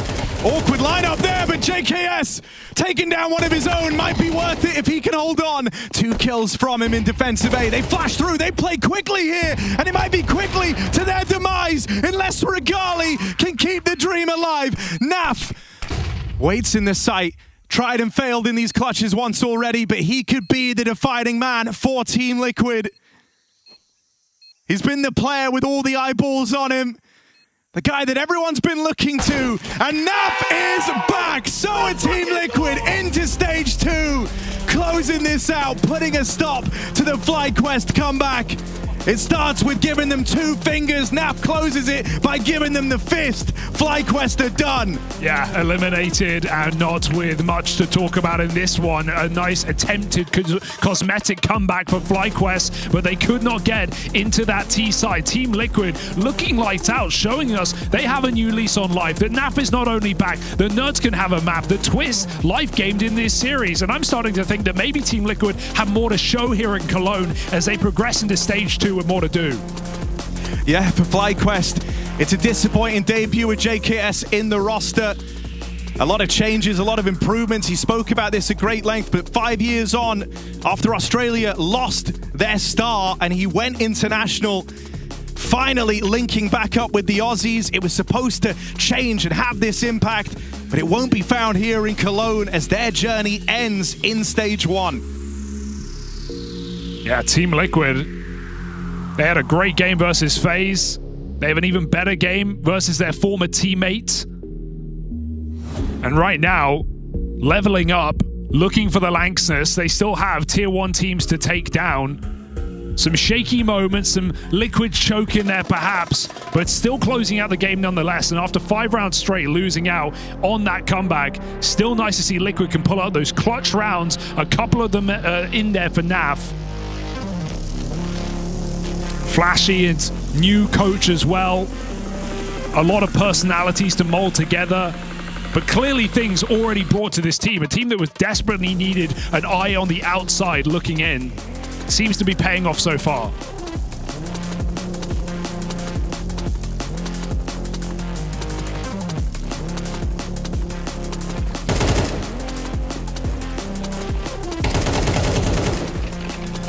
Liquid getting it done, taking a victory against FlyQuest 2-1. They had to fight for it, just. They had to endure a little bit here on Ancient as well. It was looking very solid to begin with, but slowly but surely FlyQuest at least put a bit of sweat on the Liquid boys. Satisfied, disappointed, take it away. Look, it takes a lot to satisfy me, okay? I know. I mean, Liquid got there in the end, and I think, like, on paper, you kind of get the result that you expected. Now, what that means for, you know, how the new teams are shaping up with, like, the additions of, you know, FlyQuest has JKS, Liquid's bringing in a coach. You look at the trajectories and you never really know what's going on, because from one game to the next, it's like a completely different team. And here it looked like Liquid was back in full force like they were on map 1, but you have to look at kind of how did some of these moments happen? A lot of force buys from the side of FlyQuest, Tech9s running through smokes, 2 people just running out and dying at the start of the round, and, you know, Liquid's able to catch the momentum off that. So really, I think we need to see more from these teams, and Liquid, they have a lot more to prove still. FlyQuest, they'll have to prove it another time, but Liquid, we talked about how important it was for their VRS standings to stay here. I think they're just clinching on barely. Very important win for Team Liquid. Bittersweet feeling, obviously, for FlyQuest. We have Trace catching up with JKS down on the floor.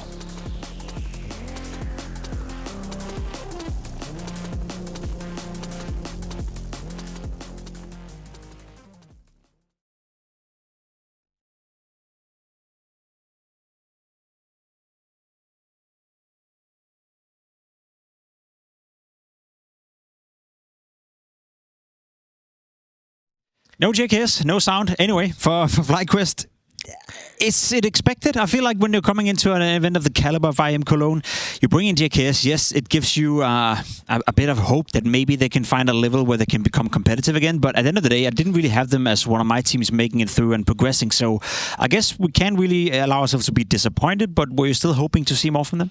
I expected a little bit more, and what we see there in that interview is kind of what we saw in the game as well. Just a lot of just quietness. So it's really hard to pinpoint because every time you come out of a player break, every time you come in and you make any sort of changes to the roster, you always kind of never know what to expect because, in the talk we had with Kerrigan yesterday, he was talking about how, they removed Broki and they realized that the same sorts of issues persist. Sure. So when you kind of see one thing that's kind of like, oh man, this is one thing that's hanging over us and we really need to change that, and then suddenly everything's going to be fixed. Once you remove that, it exposes different sorts of problems that you have to now attack, and sometimes it makes the rest of the issues easier to solve, but it's like more clear, and sometimes it's like, well, this actually masked something else and it actually made things easier for us. So I think we're still trying to figure that out with some of the teams where, as they make these changes, other problems are brought to the forefront, and then they have to deal with those. Would it be fair to conclude this by saying that FlyQuest, they can maybe get better, they can maybe over time with JKS and a little bit more time get to a level where they can contest against the likes of Team Liquid, whereas for Liquid, would you say they're still trending upwards, or is it more like we're even Steven after having watched them play today? The thing that I saw from this Ancient game from FlyQuest was a pure composure and resilience thing, where when they started to lose and the going got tough, I saw a lot of players just constantly bleeding out, just pushing through smokes, or they'd have like this, they'd lose a player somewhere and someone else would walk push somewhere else to equalize it. These are kind of like rookie level mistakes where, a high level elite team, they know how to just like play together, move together, clear together, and stay in the game mentally. It looked like FlyQuest kind of fell apart in that regard, and that's always it's easy to identify. It's hard to work on, but if you work on it properly, then you can always resolve that because it's just like staring you in the face when it happens. Everyone understands that it's happening. That makes sense. I'll put my head on the block and say that if Liquid show up in stage 2 with this level of gameplay, they will be demolished, by a lot of these teams. I don't think they played necessarily well today. I think Twist, obviously from an individual point of view, that nuke game was absolutely fantastic. I think, again, they did well on Ancient, but allowing FlyQuest to come back into the game, and you could even see in the body language from the Liquid players as well, Twist was slowly but surely starting to get under pressure. You saw Flashy take a couple of timeouts. I feel like against a team like FlyQuest, if you want to give me belief that you can make a big results happen in stage 2, that should be an easier victory, right? You shouldn't spend that much energy in order to beat FlyQuest. Is that unfair to say, or is it all about getting the job done and move on? I don't think it's unfair to say, but the problem with Liquid specifically is like what we've seen from them overall hasn't been something that it hasn't been good enough. It's a roller coaster, isn't it? Yeah, we don't believe in them enough, but they were able to play well on a few different occasions. Against Pain, they did it well. One of the maps against FaZe, they did well. So we can see glimpses of something, glimpses of them moving in the right direction, but then it feels like we always see them kind of stumble back and fall on what wasn't working before, and they have to work through that. And until they're able to figure out what the hell's going on behind the scenes, whether it's confidence issues, everyone was talking about Naf and his performance. Now he's just running around with a deagle killing everyone. So, it's very hard to pinpoint. Definitely things that are trending upwards, Nafly being one of them, Liquid progressing into stage 2, so we'll see more of them here at IEM Cologne. Whereas for FlyQuest, they're on their way home. Now we have one more game up for you. Another one where the loser will go home. Astralis taking on Pain. Only one can win and progress, and only one team can lose and go home. Be with us after the break as we're about to find out who will be the final team clinching a spot into that very promised land of stage 2.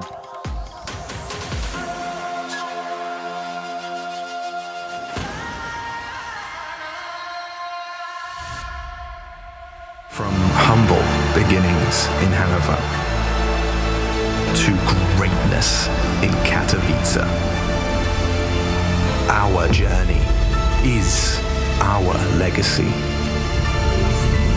As we arrive at what we thought was our peak, we instead discover a whole new chapter.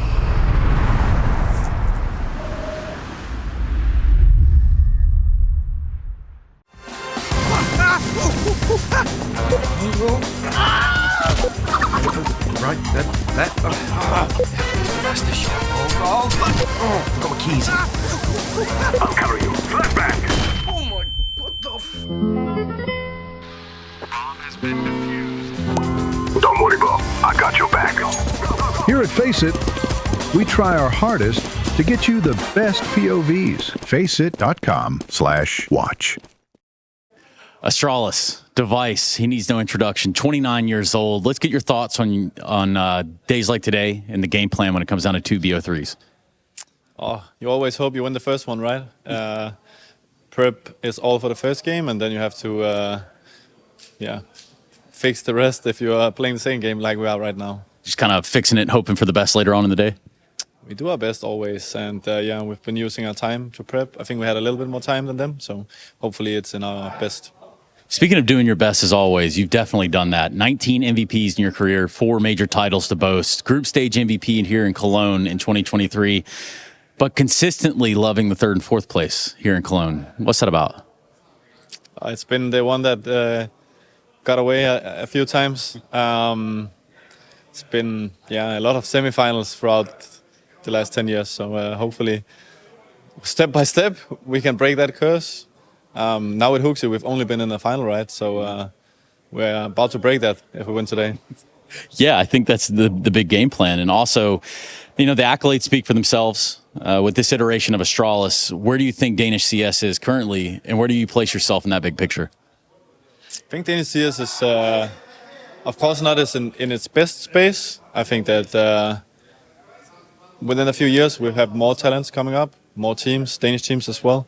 I think that we've been not like on the best trajectory, but I think it's always like up and down, and I have a lot of hope in the coming players. With this iteration of Astralis, did you feel like you guys are starting fresh, starting new, starting everything from the ground up again? Yeah, for sure. I mean, our team is very skilled, and a lot of us, we played together for a long time. But with Huxi, it's completely different. It's working a lot better. I think that, we lose some games here and there. We haven't practiced a lot yet, but he is a very good leader. He's like a guy that just leads with the passion and shows the way. And I think that helps us a lot, because before we were more individually focused, and now we're trying to make everything work as a team. As a team, as it should be. Device, please sign the wall behind you. Yeah.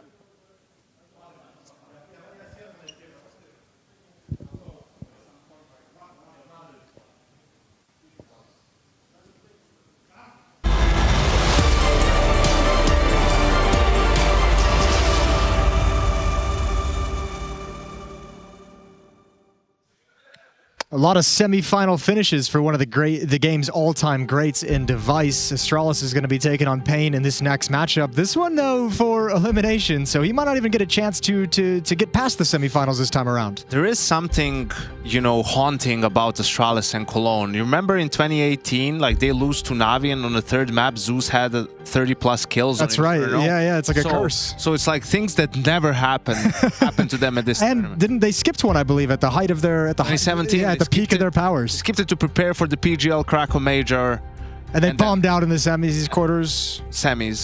They lost to Gambit. Yes, that was right. Yeah, that's when Mo had his life game as well against Device. Well, now they've got Pain coming up against them towards the end of this stage 1 to see if they can even progress to stage 2. And I don't really know what to make of Pain. I think we've seen enough out of Astralis between their run at Fisher, going deep, between getting to 2 grand finals with Huxi, and to kind of know that this is a team on the rise. Pain, on the other hand, they still feel like they're trying to find solid ground. I read Snappy's interview, and he was talking about the VRS and feels that a lot of these teams outside of the top 5-6, between the top 8, top 20, are just sort of staying in the invite bubble by not playing lower tier opponents, and that's like 3D maps. That's Pain for me too. I feel like if they've had to play teams that are not at these events, they wouldn't be beating them all the time. I feel like they were very fortunate to have the run that they did at the major, to accrue some points, because they had just a tremendous losing streak coming up to this tournament, and I think that's why this is important for them. They need to accrue some points to stay in that invite bubble. Sure, you can see what the accruing of points over at Fisher did for Astralis, because they've shot up. They're in the other direction. They're pretty much set for the 2nd major of the year, right? Barring any catastrophes. And I think you could see there how much it's changed from the moment Huxi joined the team. First as a stand-in in Astana, they make the grand finals against Team Spirit, beating the likes of Aurora and Navi on the way, 2 really, really good squads in a stage environment, and then again making the grand finals. It's Fisher only losing to Tai Lu.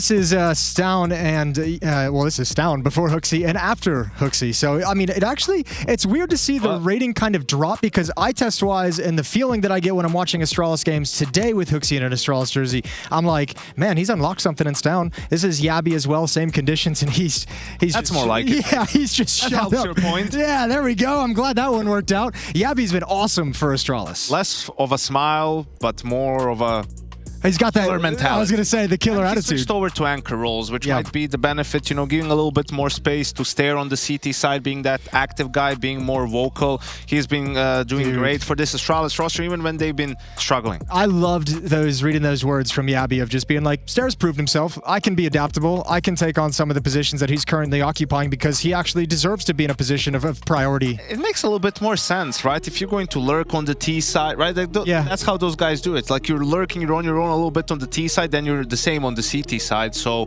I think it's good for Yabby to make this switch even for the long term. Yeah, well, let's see if that rating keeps rising of his. Nuke is going to be the first map played. Astralis is going to be very happy with that one as a Pain pick.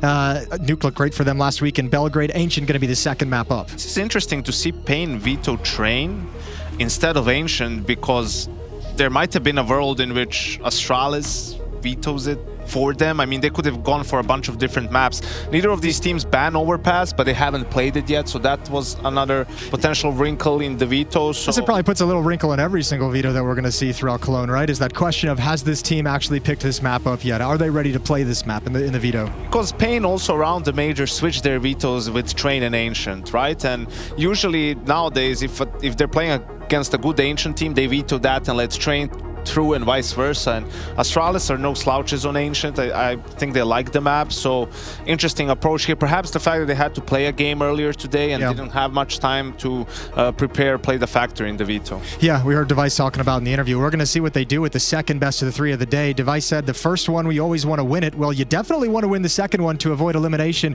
We've got Chad, we've got Alex ready to rock and roll with Astralis taking on Pain. Yeah, let's get this party started. Very interested to see how much resistance Pain are going to be showing versus Astralis, at least coming into this one as hot favourites are the Danes for me, making it to the grand final of Fisher, the Des discussed. Pain are all smiles though, Chad. You know, coming into this one, how much of a distinct underdog are Pain Gaming? Look, they're coming off a win just from the big game earlier today, so at least they've got some confidence flowing, but that was a 3-map, a bit more of an arduous affair. Astralis, however, sure, they're off the back of a loss, but in both of those maps to kick off the day, they started extremely slow. Their first halves were very poor, but right now they get to start on the map that they chose in the previous series of Nuke on the CT side. So I think that Pain may have given Astralis a bit of a gift here. Okay, well, looks like it's going to be very early into A. Snow strafing out, trying to draw crosshairs, and, well, 1-2 from NQZ. Big Uzera's kept it level. It's an important duel for Hooksy, and he's not been able to find the head just yet. Now DGT's gone. Big Uzera thrust into a 1 versus 2. Stair very low HP in that heaven position. Hooksy has to play value on his life here. Stair the same, actually relocating, and you can see Big Uzera cognizant of the fact that main will become a possibility. Hooksy's the one to secure it. That's a triple kill. As he shows us he can speak some Portuguese. I think Hooksy was one of the individuals from his team who took their gear back to the hotel. Now, that doesn't mean that the others don't have multiple sets of gear, and maybe they have one at the hotel and one they travel with. But they're in the same position that they played their opening game of the day, Astralis. Right. They're directly across from the caster desk, well, down a level. And Hooksy, he rocked up back first. The whole team would be in the same shuttle, but he had his backpack. So I imagine Hooksy went back to the hotel and just played deathmatch, right? Yeah. Focusing on the individual side of things. It was Stown and Yabby who let them down in the opening series. Slow starts from them. Stair and Device were doing okay. Device, I was sitting above watching the entire series that they played. He's using a 4x3 res, but within that series, he wasn't having so much a good time. He changed between black bars and stretched multiple times. So you could tell that things were just feeling a little bit funky against Furia. Molodoy having his number in more rounds than not. But right here, I really think Astralis are going to make light work of this series. I understand only 1 round deep. It's not based off of the pistol. It's just based off of the fact that Pain picking Nuke and then giving Astralis the opportunity on Ancient. It's a map as well that Pain have been, at least previously, they were pocket picking it or leaving it in a veto when it was, say, against Imperial, who also didn't play it. And now they've changed their veto and are trying to embrace Ancient. And I think that might go quite poorly for them. Run boost. Oh, I don't even think your feet touched the ground there, did they, Davideus? Well, I mean, I like that they've taken it slow and they've made a play. They had a plan. It's always good to have one of those. But it hasn't really resulted in too much. And was very fortunate today to get to do a bit of a podcast with Rifling Royalty. I sat down with the likes of Nico, Rops, and Donk for about an hour and a half chat, and we were talking about some of the changes that have happened, and one of them being the update. If you are getting the T's getting the bomb down, you're winning the round on the CT side of the pistol. The extra cash you get, and that's reflected by more rifles, which we get to see in the second and now going to the third round for the Danes. So there are some people out there feeling quite comfy with these economy changes. Everyone seems happy, so thanks to Valve. As let's get underway with the first rifle round. Payne, what does your opening gambit look like? You can have Hooksy and Yabi locking down Ace. Down as the outside rifler, Device on the AWP, and then Stare responsible for ramp. He smokes and drops down immediately. So he's going to be playing up through Secret. Now, his teammates haven't reported, hey, they can cross Secret yet, which allows him to push all the way up to the stairs to chip in. Try and slow this down. Ooh, tip of the head, visible on Silo, but actually immediately laser beam Snow down. Secret occupied. Does that throw a wrench in the works? Definitely so. There's nobody close ramp. They're not ready to snap into action to deal with where the gap was. Devices rotated over there to plug that regardless. And now you've just used your lion's share of utility to get outside control that you're unable to garner. You're working with 2 flashes, a molly, and a 4v5 disadvantage situation. This is trouble. Yeah, it's already looking really uncomfortable. This is a Counter-Strike puzzle that I don't know if even Payne and Big Uzera can solve. You've got a man disadvantage. You have lobby. Your choice is we save the 4 AKs, or which means then we get no utility next round unless Snow buys more than he's allowed, and then we have to get Valve or eSick on the phone. So you got to give it a go. Top split. Here we go. In through main. About 30 seconds for this. Yeah, you flash. Down's got to be ready and receives. An important trade from Davideus. Hooksy, this MP7 has lasted him. Oh my god, he's still got it in his hands. He actually manages to get output. Okay, 2-on-3 with Stare holding that vent drop. 20 seconds. NQZ looking for the finish. Encroaching on that A site. Still occupied. Yabi. Oh, lovely positional rotation. Nade in his hands. That's awkward for NQZ. The round is done. Oh, Counter-Strike, you cruel, cruel mistress. Yavi there, the fortunate time, he had absolutely no idea that he was opening that window. Nope. So waltzes into the perfect timing and then gets both kills. So beautiful work from him. Oh, mate, just that second, he's like, okay, well, there's no one here, so I guess I'll just pull out this Molotov. Same could be said for Snow. He pulled it out, immediately gets shot in the face. Same death scenario for 2 members of Payne, and it's a rather bleak start to your campaign. Your map pick, you don't win the pistol, coming in with the guns, and that one wasn't all too convincing. Yeah, I think great little reactions caught by NQZ and Yabi there. Yabi with the raise the eyebrows like, wow, yeah, that was pretty good. And NQZ like, how is this possible? Why is my teammate not scaling? How has he been able to find this perfect gap? So just a little bit unlucky there with Counter-Strike timing, but it is going to be the partial thanks to the loss bonus for Payne. We're going to see them hedge in with a bunch of Tech 9s. There's a HE on DGT, which we all know will be destined for that squeaky door. They've got plenty of smokes to work with as well. So let's see what type of openings. Likely to just get the classic, some variation of a smoke wall. Likely to get the squeaky lurk smoke in play. But is it all a ruse, or is there follow through on Yarn to get these players down towards lower and get this bomb planted?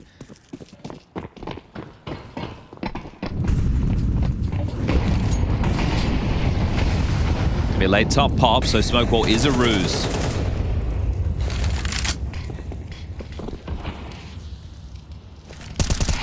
Oh, that's unfortunate. You just lose DGT. He was trying to rat through the smoke, pivoting towards Stare on ramp, and he's got vision. That flash not effective. Good work from Davideus. Gets the AK, but a missed shot from the AWP gives him a second chance with it. Device, he rotates through, doesn't find the frag he was hoping for, and now he's being asked questions of by Davideus. A little wide swing, another missed shot on the AWP, and pressure is relieved. Third time's the charm for Device, piecing out. Yep, has to get out of there. And dips up towards Heaven. NQZ audible towards those lockers and picked up by Stown. Okay, well, for a moment, that got a little bit sketchier than it needed to, and that was thanks to Big Uzera finding Hooksy in the fray and Device missing the shot. When he misses the first, you think, it's all good. And then it starts to get a little bit worrisome, but Big Uzera in the wrong place. It just looks like a different video game with this view model. I need to start making, like, I don't know, James Bond soundtrack or something. I wish that Valve would introduce a command so that we could just force it for the viewers. I think that you have to use HLE or whatever it is to be able to get it locked. But this is the thing. People are like, oh, I want to see it. All right, I want it to seem less abusive to my eyes. It's just funny. I think the AK is the one that looks like the least egregious. That looks very reminiscent of my Pro Mod days, actually. It's very familiar to me. There are advantages to the view model. Yeah, it's just ugly. And from a viewer perspective, I'm going to take it from the aesthetics. So yeah. What if we started just doing 4x3 Counter-Strike? Why don't we? Yeah, if you're showing view models, we should be showing resolution, aspect ratio, black bars. People are like, why don't you do the crosshair? Well, because people watching on their cellular telephone devices probably wouldn't be able to see dot crosshairs. That would be quite difficult. All these teenagers with their tiny pixel crosshairs. It's not great for a viewing experience. I've actually elected to start using the Granddad crosshair. I've gone full like observer crosshair. I figured I've watched so much Counter-Strike with it. Maybe it would help. It just feels comfy. It has. See what we got then. Guns are back out. Will Payne be able to avert this constant suffering they've encountered so far here on first map of this series? And this is a change of tone. So the CT is just creeping into lobby, have an awful lot of space. It's just down outside, but that means the penny will drop. Lobby will be called completely clear. So you're worried about maybe somebody lobby entrance or on the roof at the absolute most. It's now going to be about Astralis' rotations. You know that you've lost the secret control. Stair is going to rotate back through ramp. Now he has so much timing. Because this push has come through, Payne have no idea. You know it's a pretty standard response if you do lose outside. But it just depends on how many bodies rotate down. And right now it is just Stair. He doesn't have any other support, and he's actually in more of a passive position. There's the telegraph, the fact that the U2 comes through, the confirmation now that there are bodies down towards lower. Still no support coming back to help him. Device on the way. Can set up a strong crossfire with the AWP. Here comes that sound cue. Double doors opens up, Device distracted, and the headshots come in. It's a double entry from Snow to get them into the bomb site and should be uncontestable. Maybe a miscommunication there on what was open, because the fact that Device is open to single, taking that angle, Stairs watching for the window jump out, and they've lost Yabi as well, so maybe a few extra casualties being taken right now. How many more can they find? It's Hooksy looking to retain the AWPs, down with an AK in his hands, and, well, spotted at least one of the two over towards CT.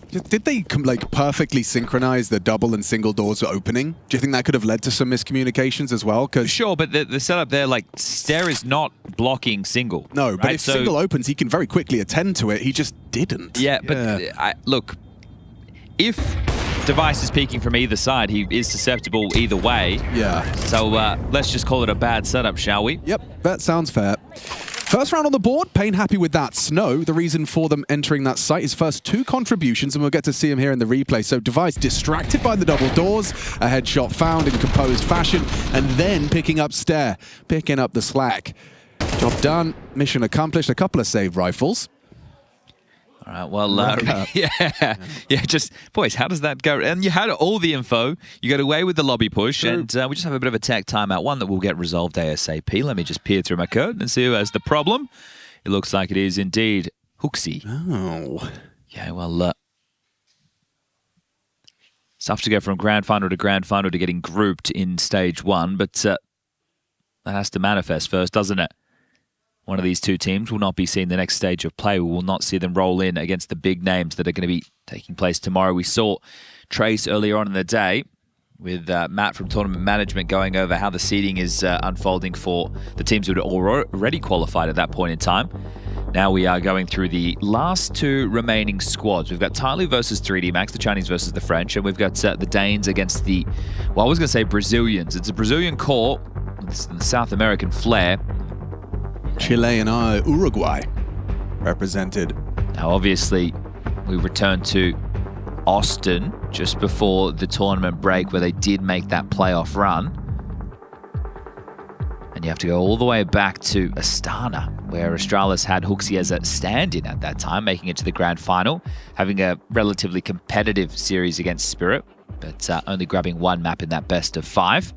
Yeah, it's been impressive to see Hooksy after that period of absence, his hiatus from competing, coming back into the ranks of Astralis, and hasn't really skipped much of a beat. He's looking much better individually. Yeah, definitely. I don't think he's been avoiding the deathmatch. If anything, quite the opposite. Similar game plan, lobby crunchy, escorting that AWP towards. DGT is trapped right now. And doesn't matter. He's going to take the head off the anchor. Jabby comes in with 2. Nice flank from Stair. They collapse into lobby backstab. Very effective. Imagine that's the result they were looking for in the last round. Oh, that's tasty. When the bodies are present, they get the job done. The Danes 5-1 now, 4-round lead, and back down to Squalor Arpain. Now, they will be able to buy again themselves. I can see an NQZ AWP already equipped. But that one was read like a book. I mean, you don't see this backstab from Stair. You don't see Trophy getting that timing on the hurt push very often. The fact he's coming round that corner, he gets 2 lined up, not looking, and not covered. Awkward for Pain. If they lose another, this T side is starting to spiral. In some of the matches that we were covering, especially NIP yesterday, starting both maps 7-2 down, and then having dominant score lines to round out the series. Yeah, I have to be very careful when we talk about like, oh, this team has completely lost control. This team's going to dominate, because you really cannot count your chickens in Counter-Strike 2. Yeah, it's like a half that looks like it's going one way ends up being 7-5. And you're like, oh, they get the pistol. Oh, and then they won the pistol. Oh, they're actually in the lead. Yeah, I mean, it feels like it's quite a recurring theme these days where we sit there and go, it was 7-2, and now it's 13-11. Wow, that was close. It was. I just think the margin for error is smaller, isn't it? I just anti-flashed IRL accidentally. It's true. I did see Alex look away from the screen. I just looked away from the screen. What am I doing? Ah, my eyes. My eyes. My eyes. Okay, well, they've got ramp. They do. Nice. That's good. At the cost of Davideus.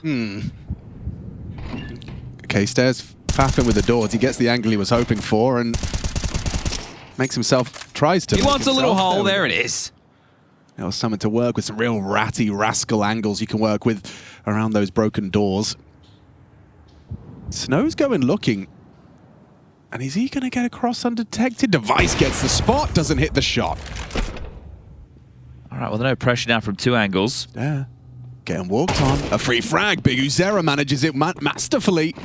And now flooding into the site with the bomb on the back of the sniper. NQZ getting it down. Hooksy sticking around to try and catch that late arrival of Snow. Device has communicated Snow's arrival. And NQZ picking off Stown. Just as that bomb goes down, he tried to disrupt. Device on the flank. This is all happening at the same time. Now Snow position noted, getting closed in on. Big Uzera going to double swing it. Hooksy's completely booked, but there's Device. But now, I think the conversation shifts.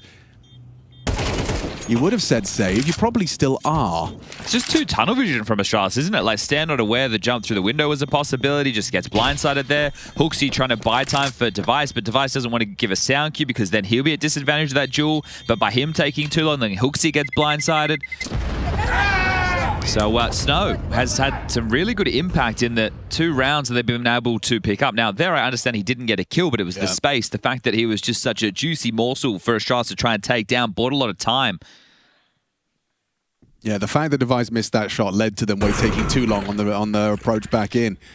That was the one that made it feel way too difficult, wasn't it? Yeah. So I think she's taking a little bit too long to get going there for Astralis. There's a 3-round gap now. Can Pain get consecutive rounds now on this T side? Yeah, that's the big question. Oh my goodness, Yabi is feeling himself straight ahead of the smoke and a big blindside 1 tap to the side of the head. NQZ taken out of the round, eliminated just by the pure bravery and confidence of Yabi. The proactive aggress puts Pain down in the doldrums of a 4v5 disadvantage. Uncomfortable, difficult to overcome. And again, we return to the conversation about the lack of utility to now try and finish the round. Right, so it's great if you go 1 for 1 and you get some space, but now you just need to waltz in yard. And Device has actually missed a couple. He's only got this tiny line to work with. I mean, listen, I know he's counting at least. He's spotted at least 2 crossing. That'll be relayed to the squad. Yeah, but the information, they've had it before. True, Mr. Virgil. They do have a smoke to work with, at least to block on Hooksy. You could get a very juicy HE if you time it right. He's going to use that towards door, so I guess he's spotted 3. They're missing the 4th. But this crossfire should be pretty strong. Nade, well timed. Huge nade. Oh my God, that's a lot of damage. Oh, they were ready for you. Pain, this is not a surprise. Device counting pixels on the cross. Perfect. Well handled by Astralis.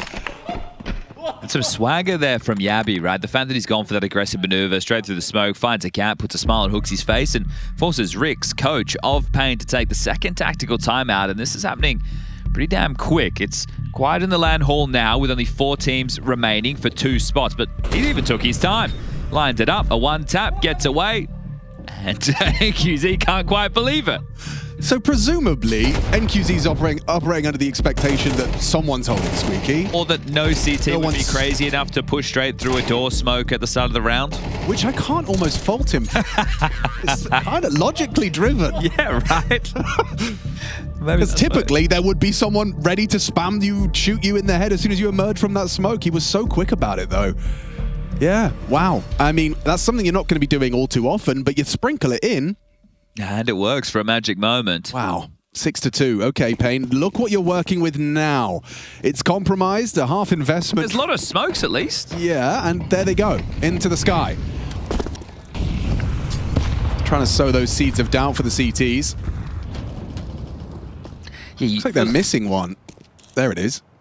All right, well, on the time delay, they're going to par through them to secret because the bomb's on but the bomb's on Big Zero, Alex, and he's in T-spawn. Okay. So they're going to try and wrap Heaven and Hell. That looks like a locker smoke he has lined up.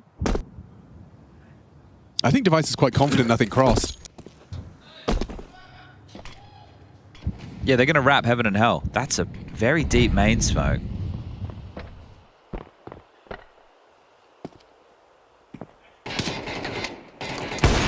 Whoa, catches a glimpse, crossing credit. Snow held by Stare. Nade might do it. Yeah, very well could. It's on the spread, forced wide. Stare finishes off the job, forces Snow into the open. Yeah, he's done very well. Removing Davideus. It's the NQZ AK that was the biggest investment, and now it shows itself. Big Uzera sneaking towards Heaven. That is a valid position, valid threat to the CT side. And so they'll let him work. Ooh, has to be very quick to the head here if he makes a sound cue on the drop. If it was anything other than a Glock, I'd be like, oh yeah, okay. There's a chance, but it's not even a P250, so he's going to slink down the ladder. If it's the knife, Alex. Actually, yeah. Give him the knife. Yeah. Okay, or an AK. An AK with NQZ in a 2v3 with 14 seconds. You're not going to plant. Are you going to try? Looks like you are. NQZ and tries to make it costly. Double kill for him. Big Uzera getting something out of his position, even if it was a Glock. But Astralis, they're laughing. 7-2 at this stage in the game. Okay. Well, how many more can they grab on this CT side? Now, touched upon, they did lose their opening series of the day that was against Fury, and it was for qualification into the next round. Now, they get this second chance, and both best of threes in the same day for both teams. So, at least it's fair in that regard. But Astralis, they started their maps earlier in the day very slow and then came back with a vengeance, but it was too little, too late. Right now, it's a strong start. CT side nuke. Oh, that's harass. And this is too.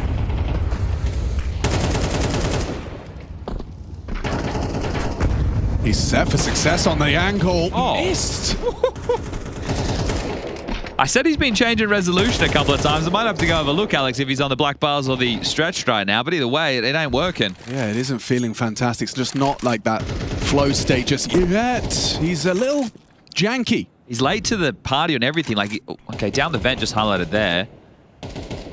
That is big. Yeah. They can get across secret. That means the only way down towards B to block is going to be from ramp for Astralis. Look at this pathing. They're going to try and ask questions close to the smoke. Stout actually has work vision. With.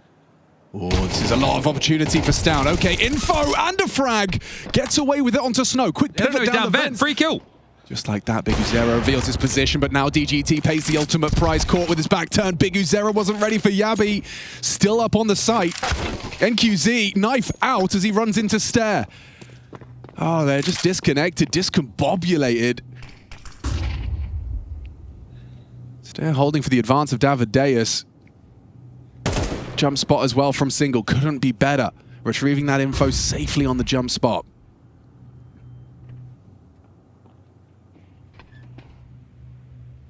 Walking on in. Playing a wicked game with these sound cues as well. Yabi now confirms his presence. They double up and take it. 8 for Astralis. Despite some awkward exchanges for Device, he's still laughing. You're up 8-2. Your teammates are putting in a good shift, and the kill spread, it's pretty damn good. Yeah, and the fact that this is here it is from, okay, so we can see he is on stretched. Thank you very much, referee. I'm in production.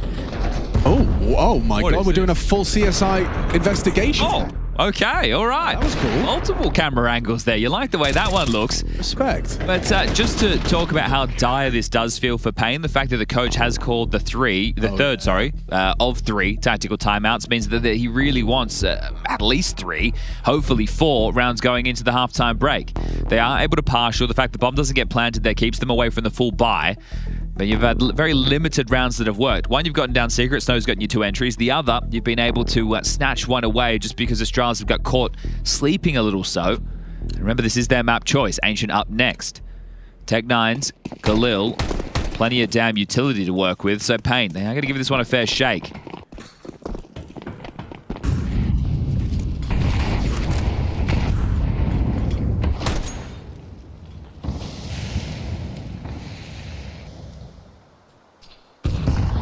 Clears outside, nobody spotted. Doesn't mean no one's home, but no tells just yet. Battening down the hatches towards top. The fight is on the way. It's Hooksy and Yabi. Yabi has got the perfect angle to deal with this explosion. However, that molly could make life very difficult for him if they time this right.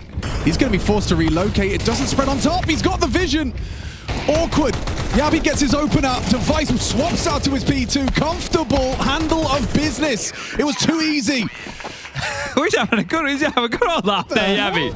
Something was hilarious to old Yabi. I swear I've seen that backside molly. Like, what's he having a giggle about? I'm curious. Oh, I swear I've seen the backside molly that like dribbles off of the top of the silos. This one, not the one.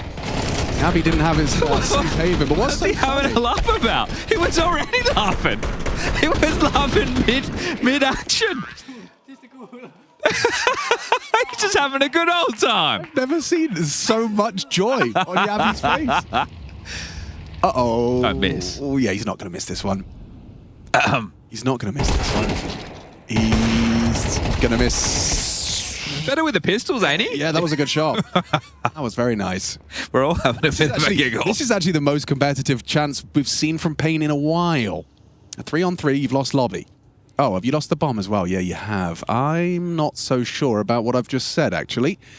Despite it being a competitive field, 3-on-3, final round, you'll give it everything you've got. You've even got some util, but this bomb retrieval mission is a kind of role reversal. Quickly, though, aren't they? I suppose. Looks he's somewhat aware that it's a possibility. His full belt. Okay, he's actually going to use the smoke to block spawn side, pick up another.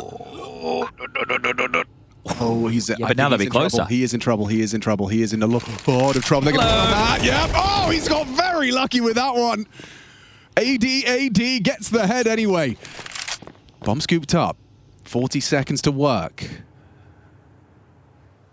Down and Yabi miles away from the potential of a B plant. It feels like NQZ has to go main to A, so Davideus is forced into going up heaven.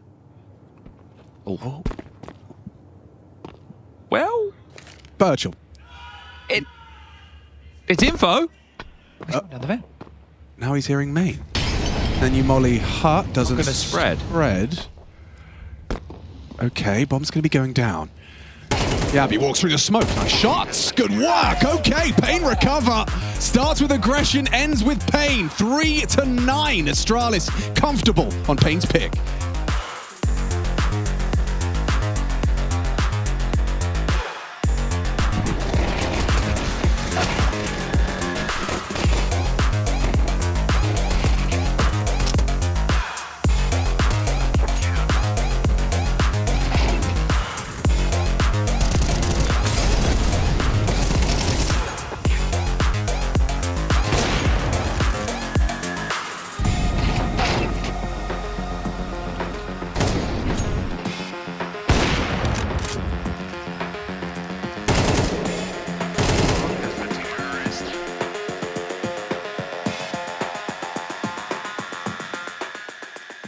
They look like they can go on forever. And it's only the first map. My brain feels like scrambled eggs after that marathon. Seriously, how do you recover from this? I don't know, man. Looks like a long run. We need a quick reset.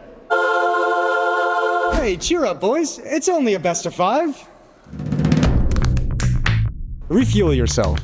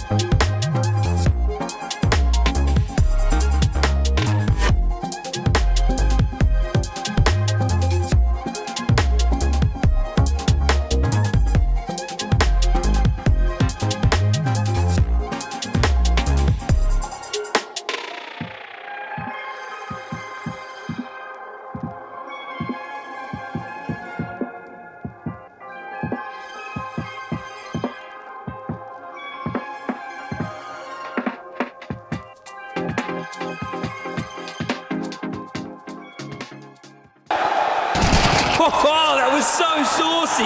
So creamy. You were talking about the clutch, right? Yeah. You? Yeah, I guess.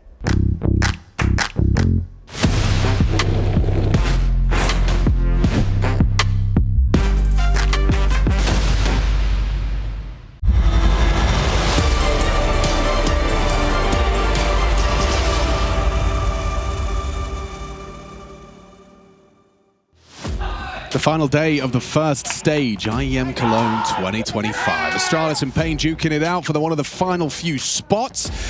It's all going down, an intense affair starting on Nuke. Astralis quite happy to see Payne picking a map strongly suited to the Danes. In fact, boasting 9 coming into our second half of play. Is the T side, Payne recovering with the third and the final round of that first half, but distinct advantage lies with Astralis still. And if Astralis get this pistol, I think they'll just be running us into map number 2. The odds at the top of the screen reflecting that thought. TGT ramp, Big User supporting Davides and Snow on A and NQZ outside. Yabi's going to be the late piece, and now they come. A CT flashbang. There was ideas there. DGT had a couple of opportunities to put one down. He's gone away with his life, turns tail, 3 HP. Baits them into a little bit of a trade from Snow's dual Berettas.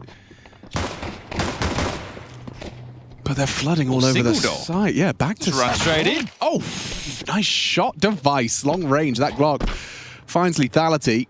They just wanted some real estate, didn't they? Now Yabi gets to play with NQZ.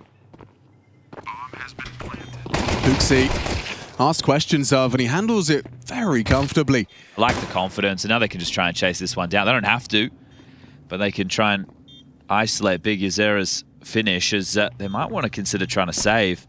Big Uzera would have the dual Berettas, that's it, but NQZ, the Kevlar would be nice, and might even get away with it. So a kill, extra bit of cash for everybody. That should be able to help out the force in the next. And yeah, Big Uzera hold on the Julies, that's okay. Not the best weapon for the job, but better than a USP, I'll say that much, as NQZ trying to get out of there. It was a good little trade there from Snow. He takes down Stair, and I think if people have seen some of Stair's pistol clutches for Astralis lately, this guy tends to have an awful lot of impact. If you get a chance to take him down, that sets you up, but too little too late. Yeah, nice long-range dual Berettas. That's the bit that I really struggle with, the range on them. It's Snow, just tapping it in. That's crazy that since that double kill entry we saw Yeah, that was his first from kill Snow. since then. Wow, That's his yeah. first kill since then. Very much so. Okay. Just, I mean, kept humble, kept quiet. All of Pain Bar and QZ have been struggling just to have some output. A little bit unfortunate as well that, well, maybe not unfortunate. They have so few rounds. So NQZ ended up holding onto the Kevlar, but for what? He's upgraded himself into a 5.7. But all in all, it is essentially still just this eco with these extremely light upgrades. So Australians have focused heavily on rifles. I could see certainly a world where that would work if you round that corner willy-nilly. But this is great from Australia. So they get outside, there's no resistance, there's no scout. Okay, because we haven't had to worry about that, let's now constrict heaven and hell, take a bit more real estate, continue to get some strong positions for our rifles to use at range. Ooh. Those dual Berettas you discussed have been positioned in a rather unorthodox position. Oh, yeah, go undercleared, actually. That's what I'm thinking. I don't know if it's down... Oh, my... Oh, okay. Wow. He switched on. He is, isn't he? Good on him. Some diligent clearing. Good on you, Stephen. Bobby's going over there. Stephen and Bobby. Yeah, okay, that's solid. Different teams. Yeah, that's good. That's good. I like that. Steve-O. He's going to discover their trap. Here it comes.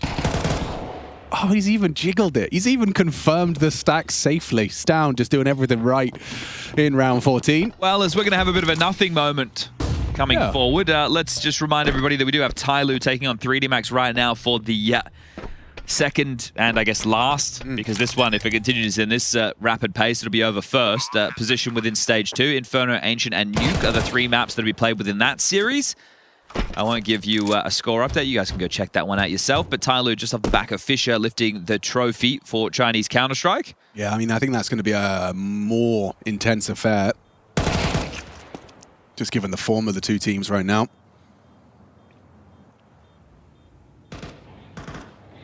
Ooh. All right, well, sound cues have been noted for NQZ. He's the last man standing.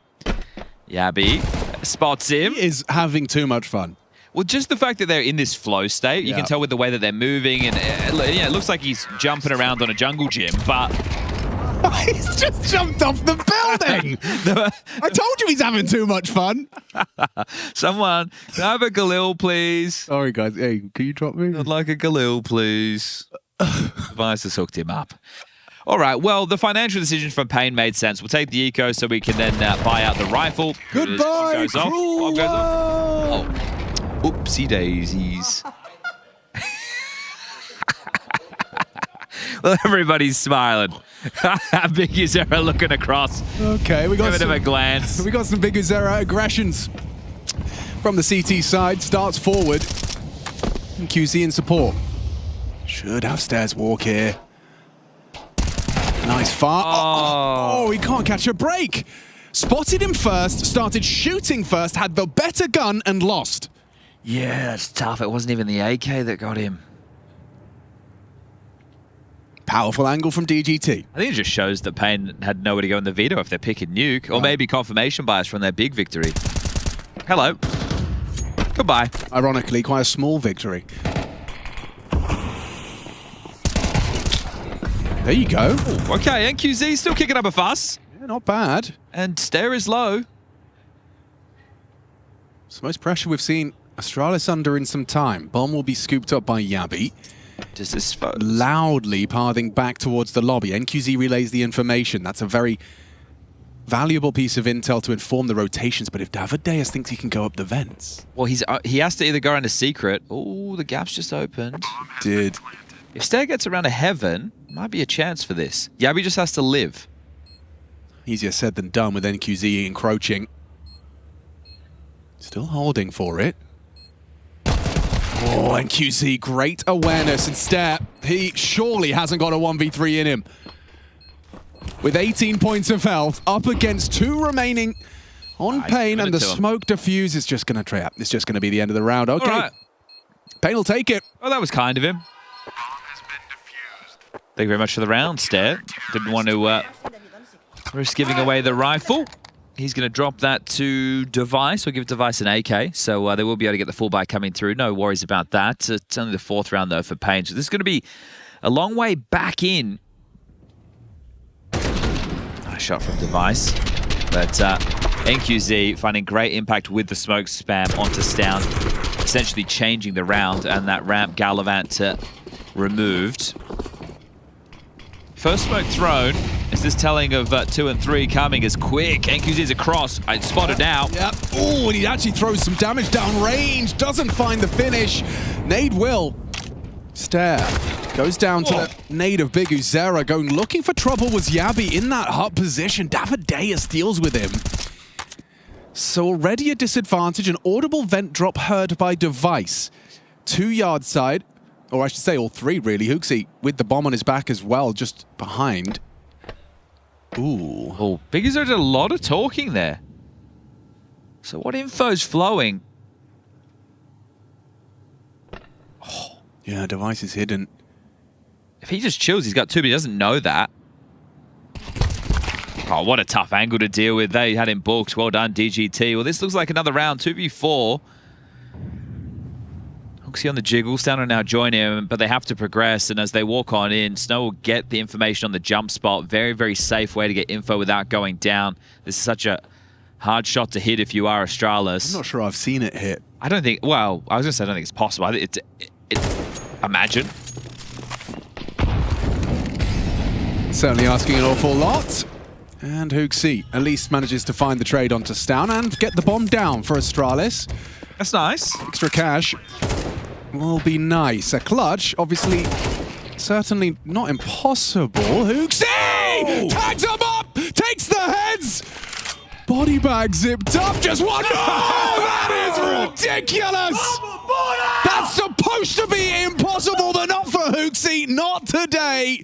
Pain indeed. Now, this guy has been in the lab working on his individual ability. Hooksy. This is Hooksy, right? This is the guy that everyone's talking about. Remember once upon a time in the G2 roster? Yeah, I don't need to get kills. I have the teammates too. Well, right now, he's taken to the server and just absolutely delivered a masterclass with beautiful shooting. Oh, it's just glorious. Oh, take a bow, Rasmus. That was a sick round. Popping out his forearm. Just pumped. Sick. That was sick. That little tap as well. Oh, that's woken me up. Holy craziness. I was having a bit of a conversation with some people before about this because when he was on G2, Dane's are great at English, don't get me wrong. Yeah. But and he's definitely put more focus on his individual ability. But there's no lag anymore with the language whatsoever, right? He gets to speak in his native tongue. And that means, I guess, he gets to even keep a bit more focus on the crosshair. And when you're in a clutch, you're not doing any talking. You're doing a lot of shooting. That was beautiful. Full focus on the crosshair. Beautiful. I mean, he is at the top of the table with Astralis trying to pick themselves up that spot in the second stage of this competition. And he's just taken a huge leap in that direction, just as Pain were trying to get the second half started. Hooksy turns it on. Doors open, glass broken, and suddenly the pressure amplified for these defenders, clutching onto their FAMAS sweaty palms. They go shut down just like that. B-side lost, and Nuke to follow. Look at this rotation. They're going to have to walk past Yabi. They know they can't go vents. He's holding for it. MP9 at this kind of range. It's just perfect taps. Headshots provided, and the map will follow. Pain picking Nuke.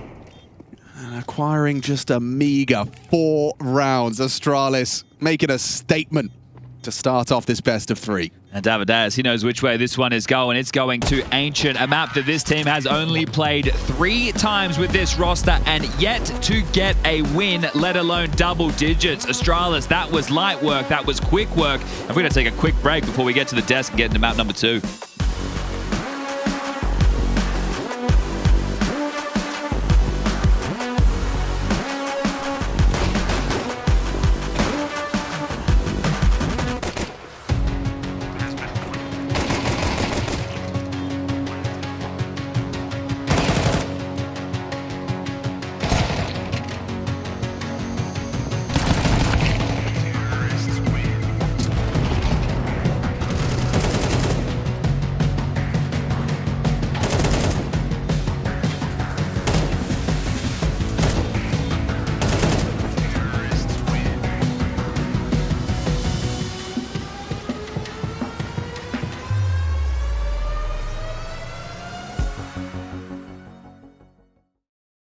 I was never meant to stay.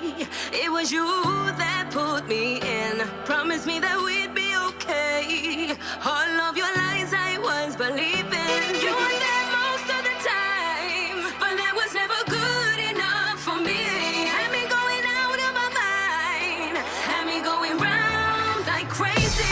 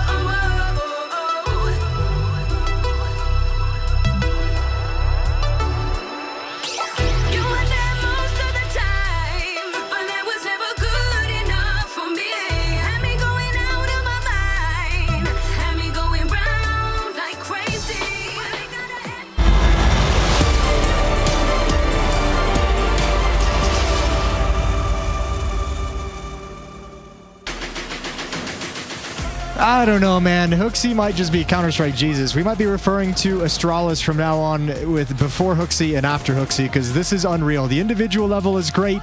The team is playing great. All his players are playing really, really solid, and Payne probably regrets picking Nuke into Astralis here today. I think low-key this was just a brilliant veto from Astralis, because Payne picks either Dust or Nuke, right? And I'm not sure that they would have expected a Dust ban. I think they were counting they will be able to pick that map, and then when it was gone, they're like, well, I guess they played like maybe they expected Nuke to be the decider, right? So they're like, okay, I guess we'll just roll with it as the pick. But Astralis are no slouches on Nuke. I think they picked it the other day themselves, right? I think they loved the fact, and they seemed really well prepared too. They went 5-1 on it at Fisher just last week, which is what made me scratch my head when I saw Payne pick it, because I was like, I was casting some of those games, and Astralis looked really good. Hooksy calls some great T side. CT side, obviously, as we saw, was on full display, was really rock solid. Man, Yabi, I don't know. He had a good game, but I'm more taken over by the fact that he just couldn't stop laughing. I mean, bro, Astralis, you know, like a Lily Phillips production. Everyone was having their turn, right? Like, everyone had a round. Everyone was contributing across the board. It was great to see if you're an Astralis fan. And I think also it seemed like they played two T-sides. That's how it felt to me. They lobby crunched a lot. They lobby crunched a lot. Yabi had, and they had those plays where they would push through door. That looks to me from the outside like anti-strat, right? Like them knowing, okay, when they throw the smokes or do this, this is where the gap is. And they were doing like, one guy was close to door while they were pushing ramp with device and a rifle, you know? So, okay, they were in radio waiting for that push. That's when the door guy flanked and got a kill, and vice versa. When they wanted to do an A-pop, there was the backstab from ramp from stair getting like 2 or 3 kills. And Payne just felt so flaccid, man. It's like at no point did they threaten Astralis in these rounds, it felt like. Yeah, well, I don't know. I would tend to give more of that credit to Astralis just because of the point that you just touched on. All these pushes, that's so disruptive. Like, what are you supposed to do on a T side if constantly 3-4 times, and like you'll see it once or twice is what you kind of expect, right? You're not expecting a lobby crush 4 or 5 times and a half. I mean, yes, but also you're supposed to just do better, first of all, individually. So let's say if you are indeed getting lobby crunch, and let's say you're outside and there's one guy there, I mean, it's not an excuse for him to just die, right? Like, that's your job. As that lobby player, your job is to either stay alive and get the info, or get a kill and stay alive, or, you know, at least give me a 1-for-1. At least a 1-for-1. So you know, the T's have something to work with. It's not just, they crunch lobby again, you know, nothing I could do, guys. Sorry, that's not how it works. Half the map's gone. Let's get in. We have a couple of rounds to show you what it took for Payne to even win rounds on the T side, right? It wasn't like, they had an answer, but they just couldn't win consecutive rounds. No, like in this round, look at the CTs. Like, they're in position, they're ready for this. They're going to have 2 players towards B, Device with Yoba. I guess there's just some miscommunication between the 2 of them, right? Because see, Device gets killed to his side. That makes no sense. Covering single for him once the double doors opened, and you know, they're just forced to save in this situation, right? So they had the correct read. They again, I think, cleared lobby or had good information there, and couldn't close out the round. Here, there's even like a 5v4 situation for them, right? But again, Stair a little bit, I don't know, weirdly enough, doesn't expect that the player can push windows for him. So again, a little bit of miscommunication. They're going to lose a 4v5 as well. I mean, what I liked about this, I mean, you've pointed out like a couple pairs of miscommunication, but I mean, this was not most of the half for Astralis. I felt like most of the half for Astralis was the communication was on point, the organization was on point. Obviously, you can see what the mistakes cost them, but for me, watching this and being in the studio, hearing Astralis shout and yell every time one of those lobby crunches like worked perfectly, you know, got like 4 kills, got 5 kills, like that to me felt like a team that was so laser focused coming into this and knowing the stakes of the game that was pushing them forward, because this is a team that's trying to rebuild for redemption, right? Like the last couple of years for Astralis have been embarrassing. So this is a team put together to actually find that redemption and get Astralis back to that point, and that goal seems to me to be what's firing them up and keeping them razor focused on the game at hand. You know, one of the toughest things in today's Counter-Strike, Jason, is to go from being on the hate watch list to actually being someone people are rooting for. I know. And all it took was just to bring back Hooksy. And how does he pay you back? 2 grand finals in a row, a 1v4 to put you on match point in this game, and on top of that, he's just trash talking in Portuguese, and he's just saying, let's effing go to them, I guess, because all he hears. It's all Brazilian shouting is "Vamos, pô, vamos," and you know, just shouting that back at them. Well, I want to see that clutch again because that was unreal. This is one of those clutches that makes your jaw hit the floor a little bit, especially you know with the knowledge that it is Hooksy. Obviously, the story we've seen him playing since he's come into this jersey, especially outside of the break, has been a brand new individual level. He's put some time in, he's put the work in, he's put the hours in, and it's paying off with a round like this because this is a disgusting sequence. Yeah, it was a 2v4 that, you know, he gets the trade, so it's really a 1v3. And, you know, here he gets a 1v fight with Beguzera for some reason. Beguzera is challenging him. Then the 1-tap on David, and now in a 1v1. You just know he's closing it out at this point. Very clean from Hooksy. Big smile on his face. I know, you got to appreciate that. Like that's a moment, that's crazy clutch from Hooksy. I'm going to remember that 1-tap for a while. I remember Hooksy 1-tap. Yeah, definitely. And I think we won't remember pain, I feel like, in this tournament. On this map. Well, yeah. I think, as I said, I think the veto was just like Astralis has them beat. Like now you're going to Ancient, which was, you know, one of the bans, perma bans for Pain up until recently. They're not very well versed on the map. Astralis, even when the old lineup liked it, Hooksy liked it when he was on G2, and this is where it feels like, you know, lest they get complacent, Astralis has this one in the bag. Yeah, a really cool trick. I mean, I guess both of them playing chicken with the veto and Pain coming out on the losing end. What do you think is going to take for them to actually overcome on Ancient? I think they just need to, like, be more, I want to not necessarily even decisive, more aggressive, man. Like, it didn't feel like they put any pressure on Astralis on that CT side. You need to be ready to match them pound for pound, right? Like, if they're going to be that aggressive again on the CT side, I mean, you just need to punish them. You need to punish the aggression, right? Like, Ancient's a big map, right? There should be some more opportunities for them. Like, if you see the B aggression with 3 players, like, it feels like you should be able to realize gain space at A, gain space in mid. The only other thing that you can do sort of strategically when your opponent is playing with a ton of confidence is try to move them around a little bit, you know, try to do some double fakes where, oh, they're thinking they have you figured out, you know, and then they're in position, and then you have them outflanked in a way. But that's also things that, even if that works to an extent, like, you need to be able to win the fights and win the duels. Nothing is saving you unless you can step up individually. We kind of came into this event talking about some of the results of teams like Pain last week at Fisher and Belgrade, and I know Chad during the cast was talking about, you know, saying, you know, Fisher's not an event where you're going to get like a final kind of opinion on a team and what they look like. Cologne is one of those events, though, right? Cologne is one of those events where you can draw some conclusions based off this, and now we have a Pain that made it to the semifinals in Austin, and they went out in the group stage at Fisher. Now they're potentially going out in the group stage here. It's a rough sequence. Tell me, who did they beat in Austin in best of 3s? Or even in best of 1s? Off the top of my head, I couldn't really tell you. I would say they beat Fury. I know but that's the best team they beat. The best team they beat in a best of 3 is Fury. Is Fury a world beater? I have no idea. A top 4 team in the world? They're not. So a bit of a luck of the draw. Best of 1s, saved Pain. Well, hey, Astralis ain't a world beater yet. So there's a chance for Pain to come back in this series, even things up, world, and take us to a third. We'll see if they can do it inside Hooksy's world of Ancient.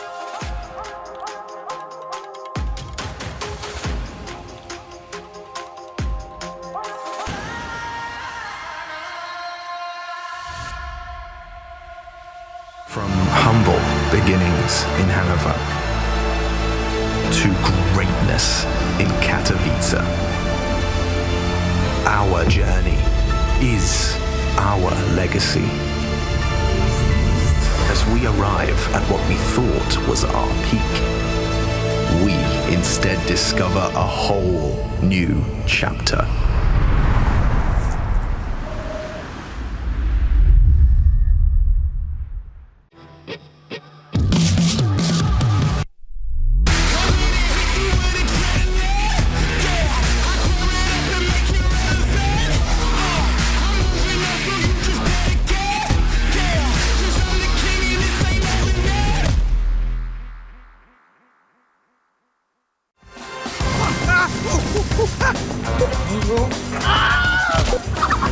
Right, then, that.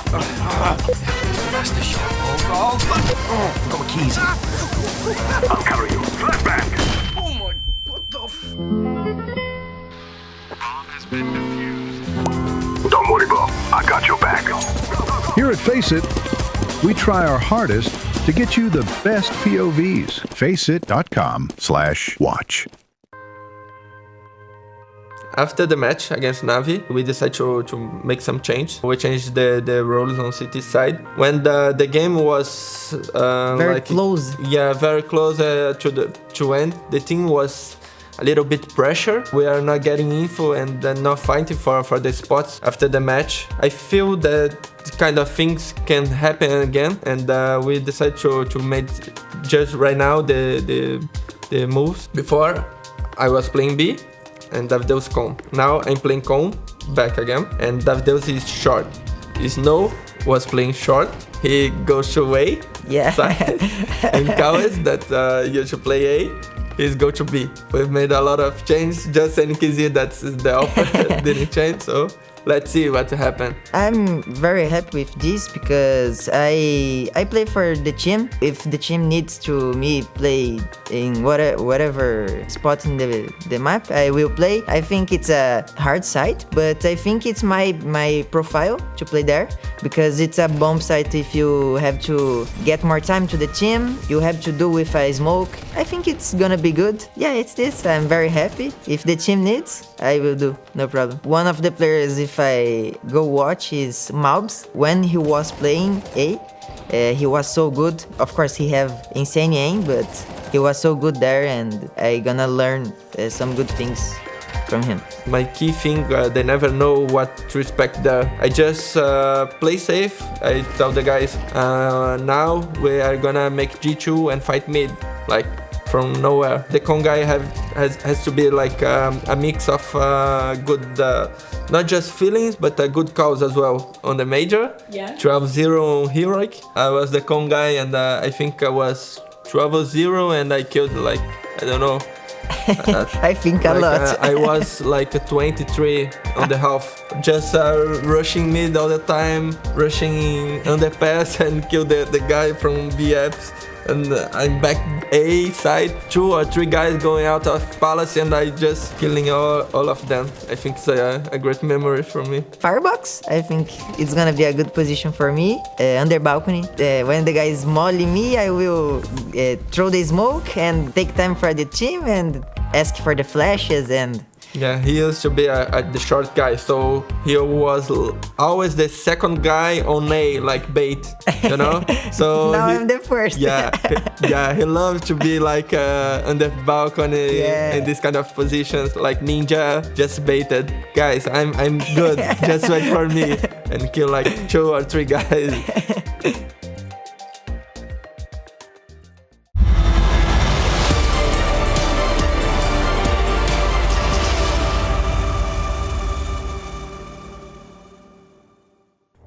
Last couple of seats at the Stage 2 table, Intel Extreme Masters Cologne 2025. Chad Sponge Birchall joining me in the booth. We're here in Cologne, Germany, and we're watching Pain Gaming have a go because Astralis made mincemeat of them on their map pick. Ancient's gonna have to be a different story. You heard from Yanko. He used various ways to describe how convincing that first map was. Everyone was taking their turn from Astralis, a full team effort. We'll see what happens here on Ancient. A T start for the Danes this time. Pain Can't help but feel like a strong start, really, just to shake off that first map would benefit them. Whether or not they get that remains to be seen. Yeah, without a doubt. And for them to pick up their first Ancient win with this roster. So the fact that you've changed your vetoes might come back to bite you in the ass. Now, I haven't seen this 4 CTs mid before. They missed up their run boost. They were trying to run boost Heaven. Okay, well, now they've already got a lot of pressure onto B. NQZ, the sole holder, and already a headshot hit. That's a nice usage of the Molotov as well. Completely confounds the Pain side, limits their contributions. Big Uzera perhaps going to be unnoted and have a bit of a timing window if he's not held. Long Molotov thrown and starting to scale. NQZ forced away from the angle. Wow, it's a very diligent pistol, isn't it, from Astralis? You can see everything accounted for. Still a 5v5 as we get started. There's the first. NQZ draws blood. Put down by Stet. DGT in response. Looks like a great one from DGT and David.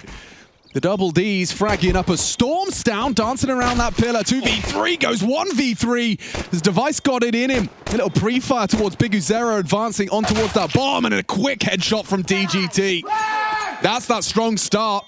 DGT, a big part of that as well. 2 important kills with the pistol. Yeah, really felt like Astralis should have done better there. But I think they don't get the real estate they were looking for. You can see the stages of that, the smoke cave, and then they're able to take that, I guess, first waypoint, then the second part of the execute with the next smoke and molly. They get in, they get the bomb down, and this will inform a very tidy-looking 4-spy. 4.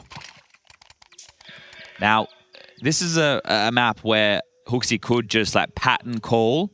It doesn't have to be very default heavy, but he's going to need to stick the landing early on, you know, like an A rush or a mid pop. And right now, we're getting one of the two. So elbow smoke does land, and they've also dropped U2 over towards B. They did the extinguished lane smoke from spawn. They did the cave smoke as well. You can see this on the radar, colored in yellowy orange, as they do set up the A execute. NQZ Temple, Davideus to help from Donut. Here they come. Well, that's a very, very good flash, but no one's cleared him! No one saw him! NQZ just sat with a white screen. 2 flashbangs and no one spotted him. Vision restored, double kill in round 1. That's an oopsie. It's an unforced error and it's costly. Not a single casualty. Smiles grow, pain, confidence blooms. And a 3rd round seeming guaranteed. And I don't speak Portuguese. I think it was just reaffirming it was a full buy. Yeah. But the key in that situation, maybe people don't understand why he goes overlooked. So they've done the deep donut smoke. The idea here is to scale fast, constrict donut, and it doesn't mean you shouldn't be clearing your corners. I just don't think they're expecting a player to be sitting in the open like that. So a great start. You wanted a strong start. That's exactly what Pain are offering up right now, and there's another. Yeah, it gets better for them. Even better. Davideus removing Stare early doors, and those Deagles get nothing done. Stown the exception to the rule.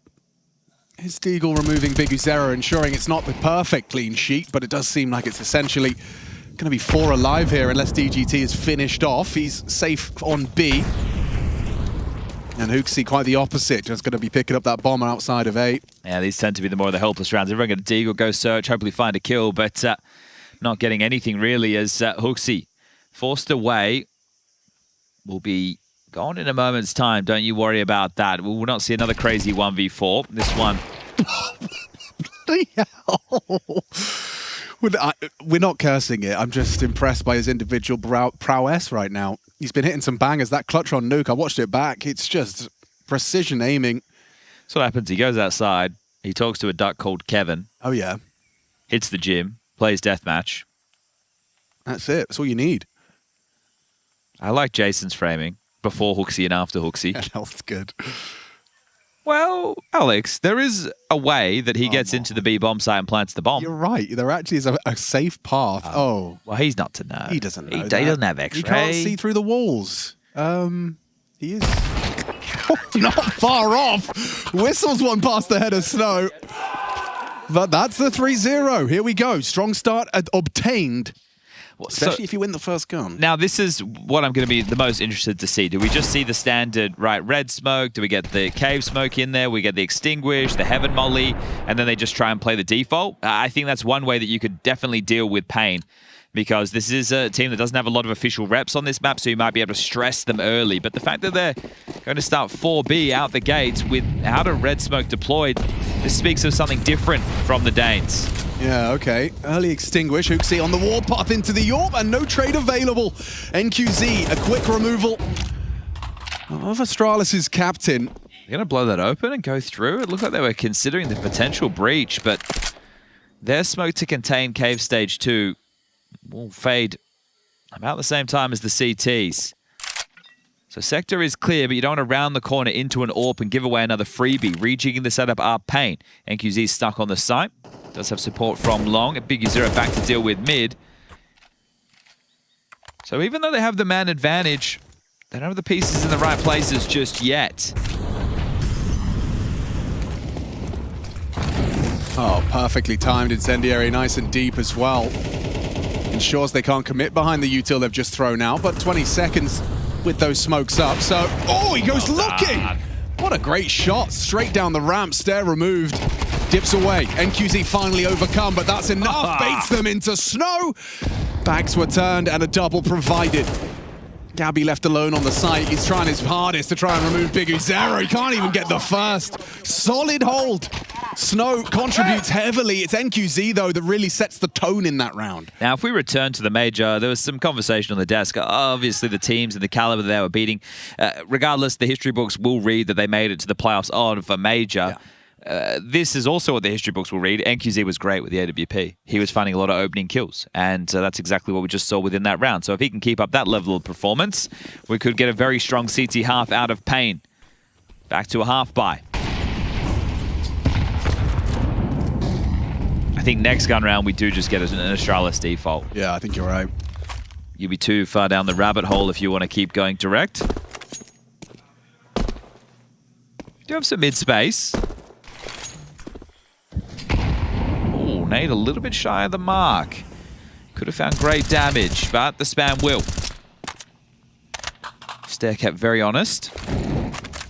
It's all 5 congregating in middle right now.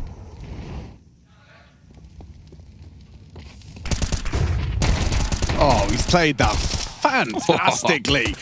Get the USP kill as well, why not? Trying to flash push through the smoke. Flips himself around and he can't finish it. That's unfair. He was 19 damage short of the ace. Davideus handles that one with class. Yeah, that's the thing. It's not even just a full eco, right? There's investments there. Sure, they're running through a smoke, but you still got to hit those shots. So well done from Davideus. Doesn't join the list. There's only been 4 aces so far at stage 1 of IEM Cologne. 1 for Elige, DGT, Nerds, and Tania. Elige, Nerds, and Tania all in stage 2. So does that mean if DGT gets his boys through, all 4 players who got an ace within stage 1? It's all connecting. Makes Who sense, doesn't is it? Pepe Sylvia? Where on earth is Carmen Sandiego? Yeah, good shooting. Makes that 20 magazine capacity look like plenty. Okay, so they do take a tactical timeout. They have the conversation. They just want to set the record straight. Device out with the AWP, and there's more of the standard start. Red smoke in the air, but so is an elbow and insta doors. So both teams showing you the regular openings of Ancient. Pushing, pushing. Very aggressive. Oh, and it's worked out for Snow. He had a full white screen. Oh, that's audible. Davideus again with these turns. This time Hooksy quicker on the draw. Gets the first. DGT puts him down. It's DGT solely responsible for the A side of the map, so tugs back into Donut as Stair and Device with a partnership in middle, just holding Fort mid. It's all about this Yabby lurk. He's in so deep, and there's nobody who's going to be able to come back to address this. They have to know it's a possibility. NQZ so far forward, so if they do rotate through middle, jump up, they'll have to get past the AWP, and that'll be no easy task. So Yabby, how far do you go? You're already in the back lines. They're going to drop a red smoke. That's going to keep them guessing. Oh, that's the reaction they were hoping for, but now do they pivot into NQZ's AWP or get past DGT? He's got the angle on that jump up. Device aware of the possibility, and now a conversation about the finish. Device seems convinced A will be open. They got him boxed in. No way out for NQZ. Completely trapped. Wow, Well, I mean, that was very well solved by Astralis. A 3v3 that Yabi and his positioning into B, active lurking into the site, finds the answers they needed. Now, in reflection, you could tell that it was going to be a different type of lane fight coming in from Pain because of where the incendiaries landed. One went out to pocket, the other one was deeper as opposed to stopping the scaling up towards heaven. So they wanted to pipe down the lane and try and take them down in the back, which is what they achieved. Spam through, found, Stat will find the final frag of the round, and the first now for Astralis. So that's a great little start, but they need a whole lot more on this T side if they want to get the job done in 2, avoid going the distance.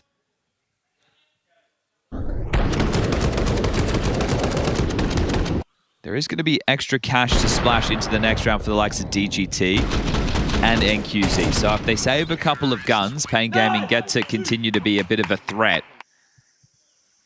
See if Astralis can wipe the board.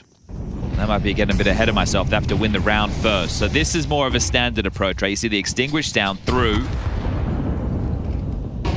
Needed back for now. Yeah, they're asking questions of DGT. Chaining flashes, audible steps. Making no secret they're out mid.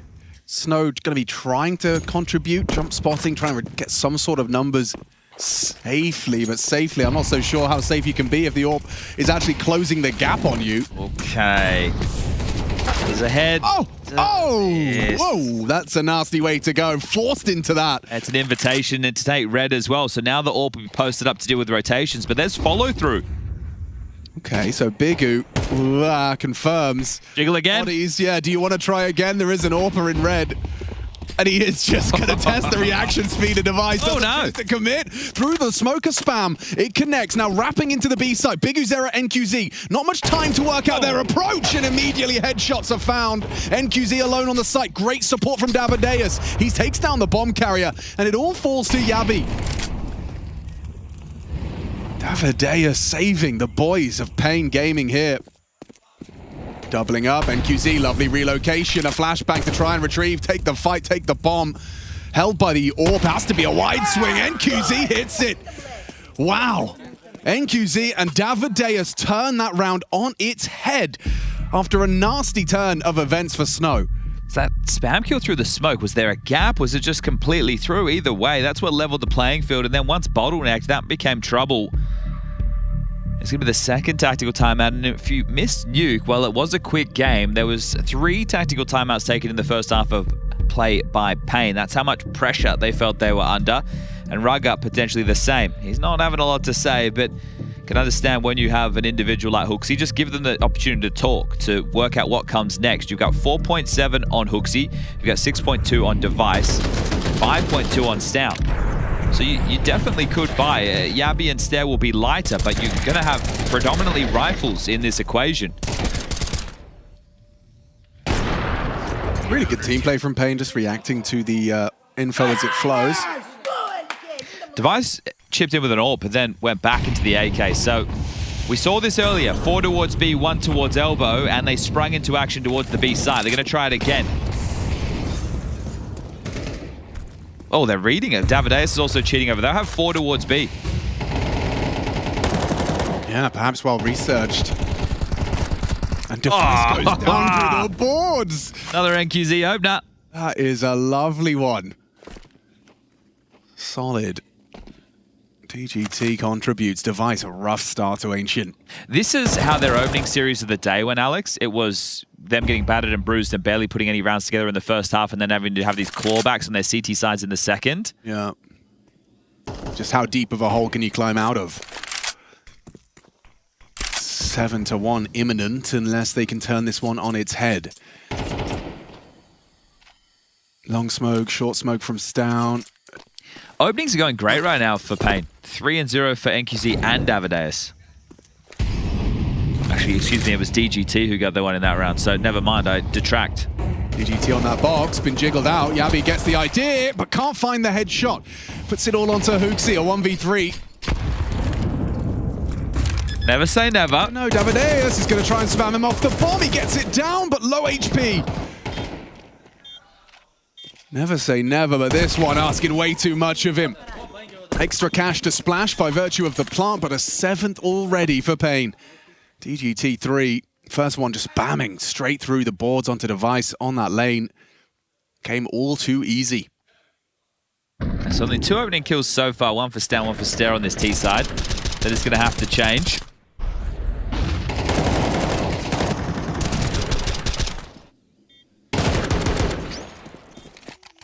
There's bigger problems for Astralis. The bomb going down again does result in another buy. There's nobody on Astralis who yet to get a multi-kill on this T side either.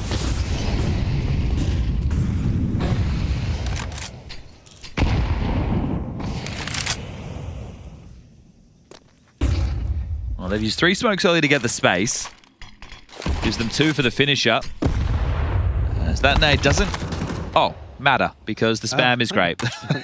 And there's another round that opens with the wallbang. Getting made mincemeat of right now. This is Pain in fine form. Really felt flat. I thought they might have been out of gas after this series against Big earlier in the day just to put them in this position. But right now, they're looking very good on Ancient, aren't they? Yeah, they really are.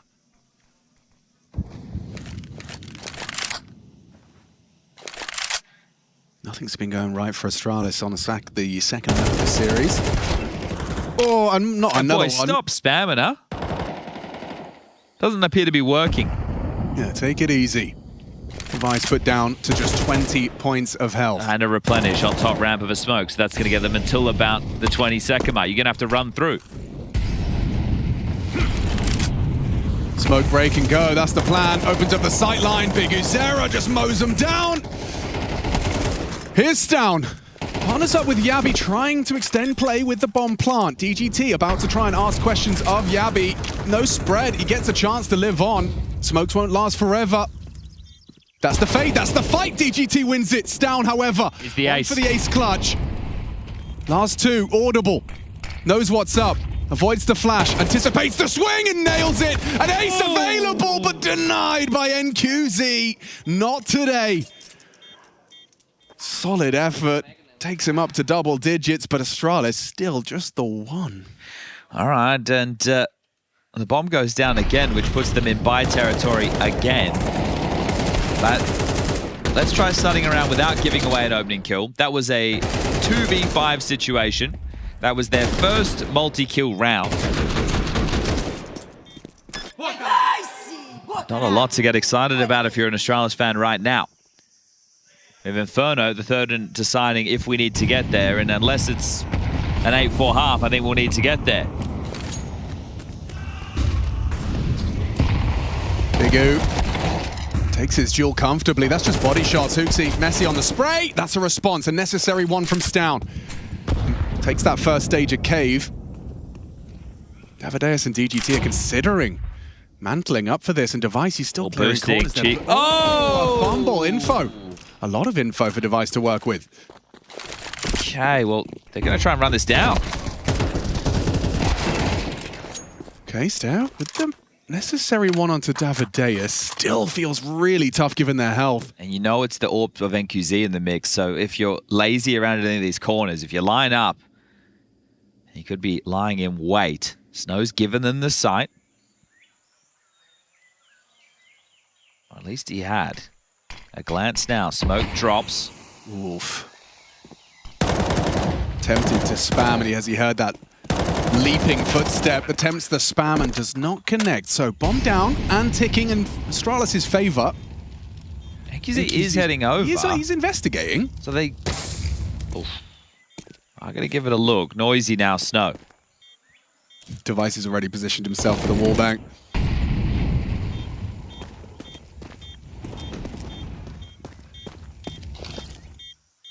Flash into Cave. First fight found. One out, no trade! Device can't hit it, but Yabi with that 1v1. NQZ holding with the AWP and hits the shot. Time sensitive. I think he might have just done it. I think Astralis' woes continue to stack up as NQZ pulls it off. That is a cheeky one. 2v3 late retake. Astralis, they just can't seem to break through. I feel like a part of them was thinking it was going to be a save, maybe hoping it was going to be a save. So this is it. You were right, Chad. There is number 3. It's the same as that nuke for Pain. Burning through timeouts in your first half. Oh, he played it so cool. Wow. Yabi's got to check it. Got to try and have a look or post it on ya. Oh, boys. Pain, they have managed to resuscitate hope for securing a spot in stage 2 after a real bleak performance on your own map pick. It felt like the writing was on the wall. Felt like you were packing your suitcase at the end of Ancient, but with a CT haul like this, that conversation is being shifted. It's changing. Yeah, I truly believe that if Astralis were able to get 4, that they could bring it back because they had those second half resurgences earlier in the day. So I've already seen it possible within the same day of play. Now the best they can muster is 3. Needs to be 2 consecutive before the halftime break. Again, the bomb goes down. Again, the loss bonus is in play. Attempting some aggression, trying to mix it up, but Davideus doesn't have the bullets. Single one left in the mag as Big Uzera now pushing A main. They're just throwing caution to the wind, aren't they? Oh, why not? Playing with house money right now. I'm curious how active Yabi plays this. Looks like he is going to start trying to worm his way into a gap, and a gap he has found. NQZ just pulls off of the line. Oh, Yabi playing with fire on this one. Oh my god. Yeah. No. Oh no. Line. I can't quite believe. Ah! Yabi. I mean, it's just a 50-50. Which side did he approach from? Walked straight into NQZ's scope. And their woes continue. Just like that, the headshot's found. Something from Stown.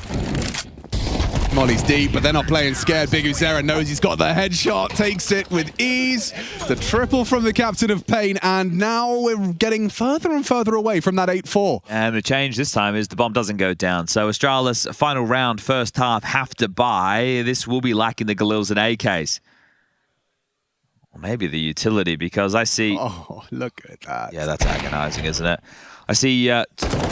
2 Galils, 2 AKs. Stairs gone Deagle with util. They're lacking quite a few nades for openers right now. And again, they're doing this 4-1. They haven't been able to make a dent with it yet, and Yabi's already into B. Yep, okay. That's a charge off the lurk smoke. Straight up the guts. Big Uzera has a go and meets 2 of them. Stown bringing that bomb through cave side. DGT kicks up a fuss long. Not aware the device has slipped side. The Davideus has pushed cave. Straight behind. Down for 2. Gets away with murder. Bomb is lost. Stairs flank smoked. Oh, Davideus then dips into the... So active. Brilliantly played. The idea, at least, doesn't work out for him, though. Presents his backside. Now, NQZ playing a fade with the AWP. It's in his wheelhouse. And closes! He hits a no-scope! Straight to the first. Agonizing for Astralis as NQZ looks poised to pick up a clutch, to keep them down, to keep the misery flowing. 11 to 1/2. Pain this time for Astralis.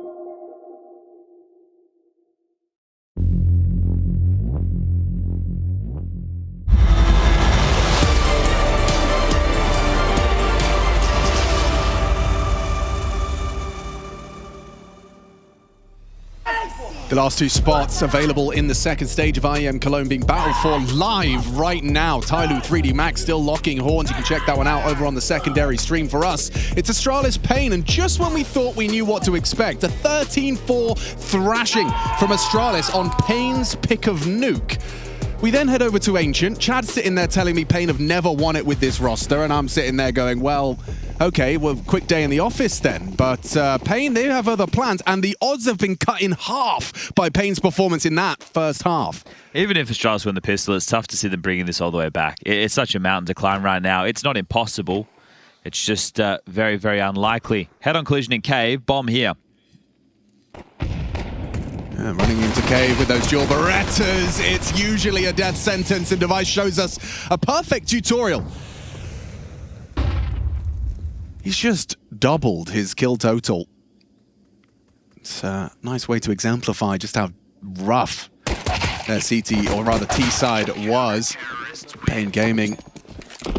Nothing to report in their pistol. There were some near misses of rounds for Astralis, right? There was NQZ who won the 1v2, taking us into the break. There was Stown who almost had an ace that was, I think, was a 1v3.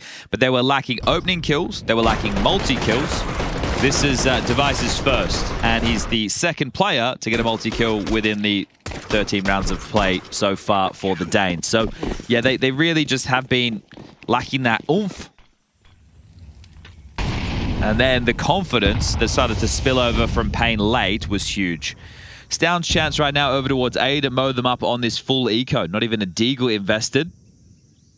Had there been a Deagle, I'd have felt a little more confident that Pain wouldn't all go down to this Stown M4. However, he's managed to keep them at range, keep them at arm's length, but they close that gap and run him down. Big Uzera, he'll profit, gets himself that kill, and an attempt at another.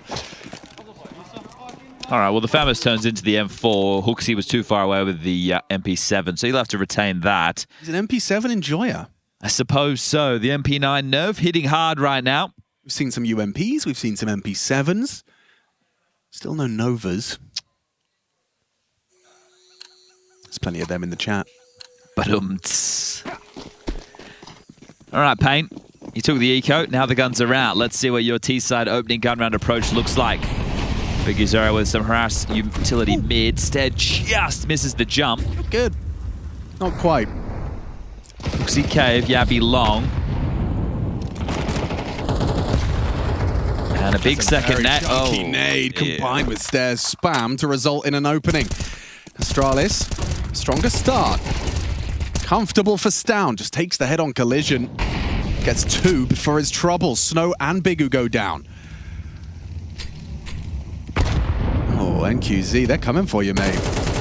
He gets himself one, commits to the spray, and Stair finishes off the job. Now, I've been talking about it, but let me give you the hard numbers. Today started for Astralis versus Furia, another Brazilian team with, well, let me go another Brazilian core. Obviously, they have Molodoy and Yakinda in the ranks now. But in that series, Astralis did pick Nuke, and they started on the T side. They lost the first half 10-2. They ended up bringing it back and making it so competitive, it was a 13-11 scoreline, so making Fallen and the boys sweat. Dust 2 was the choice of Furia. That started 9-3. In favor of Furia, and then Astralis brought it back and made it a respectable scoreline of 13-9. My point being, it's possible to see them draw this back to another respectable scoreline, but maybe they just get pipped at the post again, and I just feel one round, it's not enough. I mean, it really does just remove all margin for error into your second half, and you know, mistakes are natural. Of course, they're going to happen. It's hard to play a perfect game of Counter-Strike. Like 12 rounds where none of you make any mistakes. I just don't see get the plan right now. For example, is getting you into B. Yeah, B doesn't want to overcommit, but they are getting into that B bomb site, and the Tech-9s are finding some friction. Bomb plant successful. Big Uzera trying to elude the authorities, but he's gone down. Oh, did well. So it was just a partial. Bomb goes down. Buy will come through. NQZ with 2.9 after the defuse, and lost bonus turns into 6.9. So he can AWP if he would like. The same to be said. Yeah, well, the same to be said for Device. So they can bring out the CT side AWP too. They That could be dropped by Stound. He can get a rifle, but looks like they're going to keep it full rifle heavy, at least for the defense. So if you want to work the AWP in, NQZ at the start of the round is going to be traditionally throwing nades to facilitate his riflers for space. Oh, those nades have done some decent damage. They're chipped down early. It's going to be once a site opens up or you get some territory, that's when NQZ gets to play into things.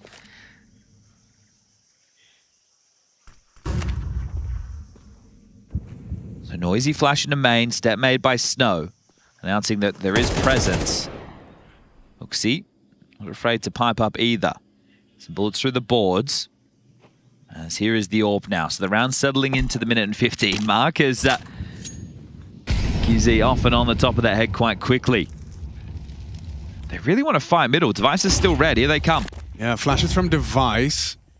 No one blind. Nothing to report. Double donut setup, though. This could really work out for you if you can kind of bait Stound in. Already passed, though, Big Uzera. So a lot of gaps. Device is responsible for the red cross. Bomb heading B. That is essentially going to be a 2v4 on B because until Stair gets over to pick up red, Device can't help. Stair's there now. Double cave. U2 light on for this for the CT Science defense. Oh, okay. How does he play around the molly? He still has sight line, but now the flank is alive. Big Uzera reveals himself, removing Stair. They flood into the site, and Davideus makes light work of Hooksy. This site surely lost. Only Yabi can save Astralis, and he's given it a damn good go. Nade hurts, bullets combined. It puts him down, and Stound almost demanded a compulsory 1v3. Gotta go for this. You have to. Far from easy, though. Held by Snow. Davideus to swing if required. Here he comes, and there they go. Pain breakthrough, their first T round, but it puts them on 12. That's what an 11-1 first half will do. Yeah, Stair not winning that fight against Big Uzera cost them dearly, and then Device not getting the trade when he did have the small opportunity to do so. So this is the opener. Wow, great adjustment there from Big Uzera. But Device then steps out, sees him hightailing it, and that's the chance. If you nip that in the bud, it's like, all right, well, now we can focus forward. Okay, well, Hooksy not understanding the scenario whatsoever. This map is away from them now. Certainly is. Will they hold on any longer? Let's find out. It's going to feel good to get your first Ancient win if you're Pain. You've have clear intent to make this part of your map pool, and it's something that you must feel is better than the alternative. And you don't want it just to be a weakness. It doesn't mean it has to be your biggest of strengths, but it has to be something that you can rely on in desperate times like this. Elimination on the line.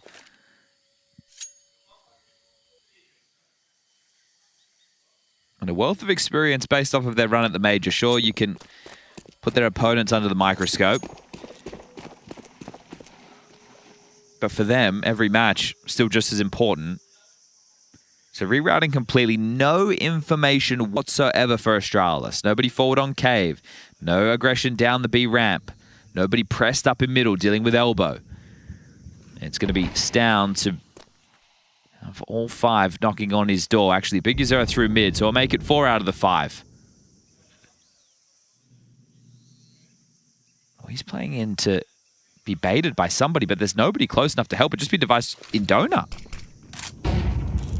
Okay, well, they do overlook him. He has the opportunity. Now he gets cleared out by Snow, but Device turns around. The refrag attempt from Big Uzera gets no-scoped off, and I think that bomb's going down regardless, but actually the bullets, Yabi denies. They've only got 15 seconds. Another molly on the corner, missed shot from Device, gets swung and makes good on it the second time. Pinned in. 3 frags from Device, and they will extend play. Ooh, tracking this one down. Take him after time. Take him after time. 1, and he's going to be booked. $1,300. NQZ loses the AWP and loses that loss bonus. Okay, well, that is something to maybe propel you forward for some future rounds if you're Astralis. The problem is, because there's only 1 round needed for Pain, it's not about, you know, the perfect game. It's just the fact the loss bonus is maxed. Here we go. We missed this one. Bang. That was great. Sarah didn't have that first bullet spectacular accuracy, and Device punished it. So, yeah, you kill him after time and you deny the AWP, but they're going to get 3,400, 3,400. If they keep getting in, they plant the bomb. It's the 600 on top. So, yeah, for this round, it's going to suck for NQZ a little bit, but how long can that really go on? It's still a 6-round gap. And they're going to have, like, the infinite money glitch. Exactly. So, you know, there's a lot of problems with getting 11-1 in the first half on your map choice. I'm starting to see it all, actually. Well, well, well. 6 attempts where your opponents simply need the one. No one said it was going to be easy. This, well, most definitely for a spot in the with the big boy table. Now, Big Zero being a kind in-game leader gives NQZ the AK. He's going to take a Mac 10 for his troubles. All right. And it looks like he's got clear intent off the rip. Big Zero out mid, running and gunning. Stown takes a heavy lick but falls away, wins his duel, and he's solely responsible for A as well. He's going to be hearing these smokes come through. Device and Stare need to react to this. AWP on the line, already across his Davideus, spots and confirms presence on A. Good damage from the smoke spam. There we go. There's one again from the AWPer. DGT cut down. Hooksy trying to deny on that plant, and again, Astralis react in time. Whoa! Davideus with the double, but there you go. Astralis survive another. Yeah, you think at that point, maybe they just keep on running in and it just turns into a map, but no. Okay. I don't need to say it anymore. Everybody knows there'll be max loss bonus until this game is done. Yeah, you've already kind of set the scene. This one here, important kill. They couldn't get established. That was through multiple smokes there, and this is where it felt like it could get a little bit crazy. But the trade eventually from Stown, who was the first responder to middle. So Astralis are cognizant of the same thing you are, right? Like, they know there's always going to be a threat. Yes. There's always going to be nades and guns. It might not be a full buy round, but it's still goddamn scary. Yes, yeah, absolutely. All right, round 20. Have you got it in you, Astralis, to go further in an 11-1 comeback? Oh, you know, Hooksy's spam was right on the mark. Gets DGT on notice. That was the keep pushing down B. Oh, lovely. Lovely cash. Rose Davideus trying to depart the B doors. Also, it kind of signifies there's more. He looked like he was moving to kind of throw nades or drop nades, and Device on high alert. Oh, can't quite hit the head. Just DGT and his balaclava poking out. Oh, that's smoke. It's a bit of an invitation to try and worm your way through it, but they're having absolutely none of it. Yabi contains, and I don't really see a way for the Pain Boys with one smoke and a flash. Maybe Stare dies for free. Maybe Stare dies for free. Oh, team flash there. Hooksy's trying to support Stare from this active cave fight. Now the Galil's come in and he swings in. There you go. Hooksy dying for free. Yeah, just like that. He was so concerned about Stare, he's lost his own life. Device is full committed cave. And they have Tech 9s. And Big Uzera jiggle bait! Oh, Big Uzera takes him down. Bombs lost in front of Yabi. From behind, DGT strikes, and there's just enough time if he picked up the ball. Oh no, he's run past it! He's absolutely cooked it! Oh no! Oh, that's a very weird way for a round to end. He's just ran past the bomb. It was tight. It was tight, but I reckon if he'd had first timed it, he probably had just enough time. Okay, well, now it's a 4-round game. Starting to sound awfully more manageable. Yeah. Second tactical timeout now for Pain. Starting to feel the pressure. Starting to heat up a little bit hot under the collar.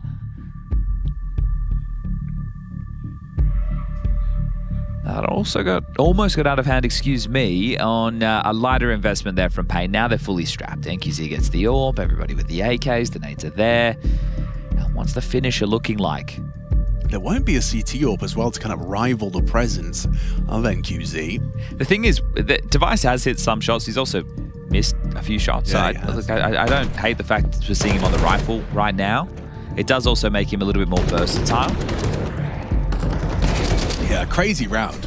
Like, really, we've had some very unique flavors today. Actually, yeah, if he did grab the bomb, he did. It was about 8 seconds, so then what? Let's say it was 2 up the ramp. It would have been damn close. Yeah, you don't know. We used to be able to draw on the map to find out, actually. Bring that back. Not the perfect elbow smoke, is it? No, it's exploitable. QZ exploits! Break the smoke, punish stare, and another one! Rinse and repeat! 2 Astralis members caught by the same trickery. That's one way to set up your AWP, and it's worked to a T. Oh, Dabby, is he going to be able to clear this pocket position? No, he's not. And this one, it was always going to happen, wasn't it? The ref throwing the towel, call this one done. Well, back through spawn, going to pick up the bomb, the space being taken, and out of position right now are the Danes, Device and Hooksy. The combination to keep him in it. That should be the end of that. Navadeus removing Device. And he couldn't be further away from the party. Hooksy had one incredible clutch on Nuke. This one asking way too much. Pain to force us to a third in this do-or-die affair. Oh, this one is done, isn't it? It's going to be the first victory on Ancient for Pain. Hooksy tries, you might. You don't have the time. You don't have the chance. They'd have to have a Falcons level of a fumble right now to give this one away. Nade lands on the dome, but pack it up. Your Friday afternoon is going to be going all the way. Inferno up next as a performance that Pain can be proud of. Ancient is theirs.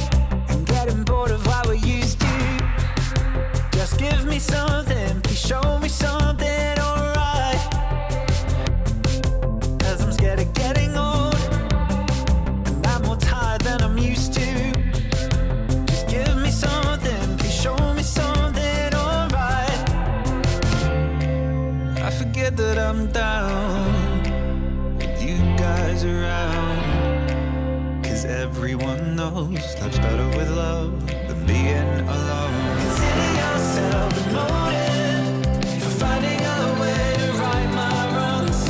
Catch a locomotive or hit the highway and just move on. Cause it's so fun when no one's upset. You sit on my trunk and watch the sunset. Consider yourself the motive for living my life the way I want.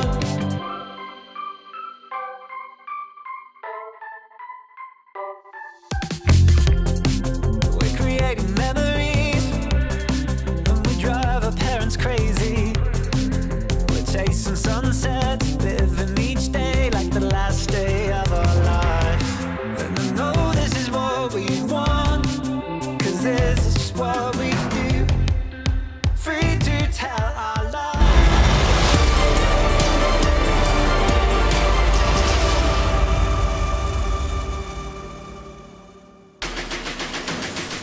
Well, I guess Pain heard y'all talking shit because they came back into map 2 with an attitude. Davideus leads him on a stretch, an 11-1 first half score. They dumpster Astralis and mop it up easily.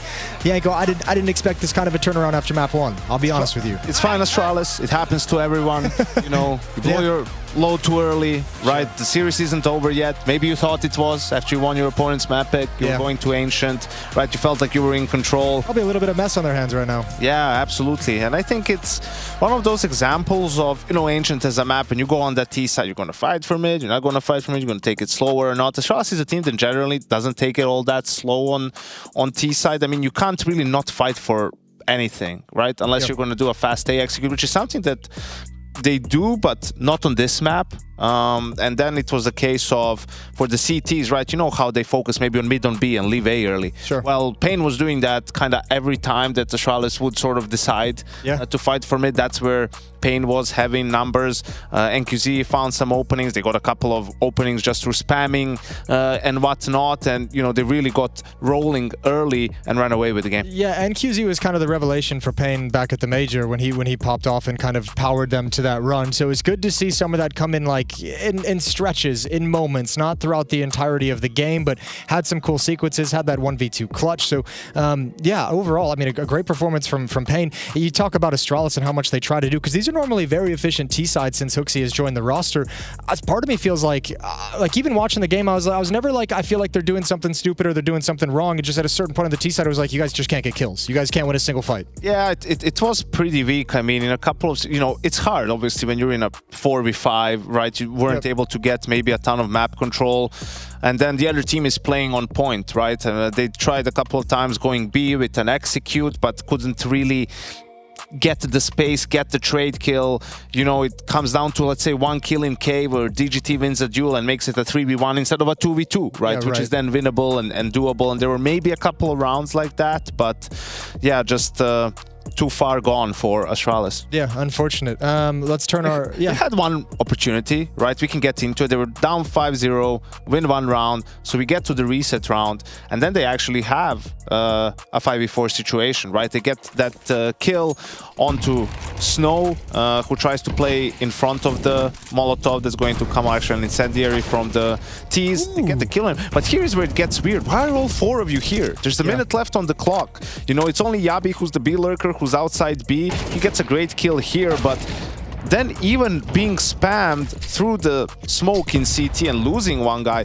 all 3 guys book it towards B. Like, you're not going to leave one player to hold the smoke. This is what I mean, you know, it felt, I don't want to say rushed, rushed, maybe a little bit lazy in terms of, you know, you can play around it a little bit more, maybe, you know, bring an extra couple of players back. Obviously, it can always go either way. You don't necessarily know where all the opponents are, but that just felt like a fumble, and that was the key round, because if you can win that, you start having some breathing room, your economy is healthier. Maybe they have to go only for a half buy, or it's not a great buy, but after this, you know, Pain just kept rolling. As in most things, I feel like you got to give Pain some credit for that round as well. Like, feeling like so much of a pressure was coming to the B bomb site through Red Room that they actually, I mean, broke the smoke, obviously get 1 kill, and then come on through and challenge it, right? They're like, okay, if they get to the B bomb site, wrap around our defense there, we're screwed. We might as well just fight here, win or lose the round in this moment.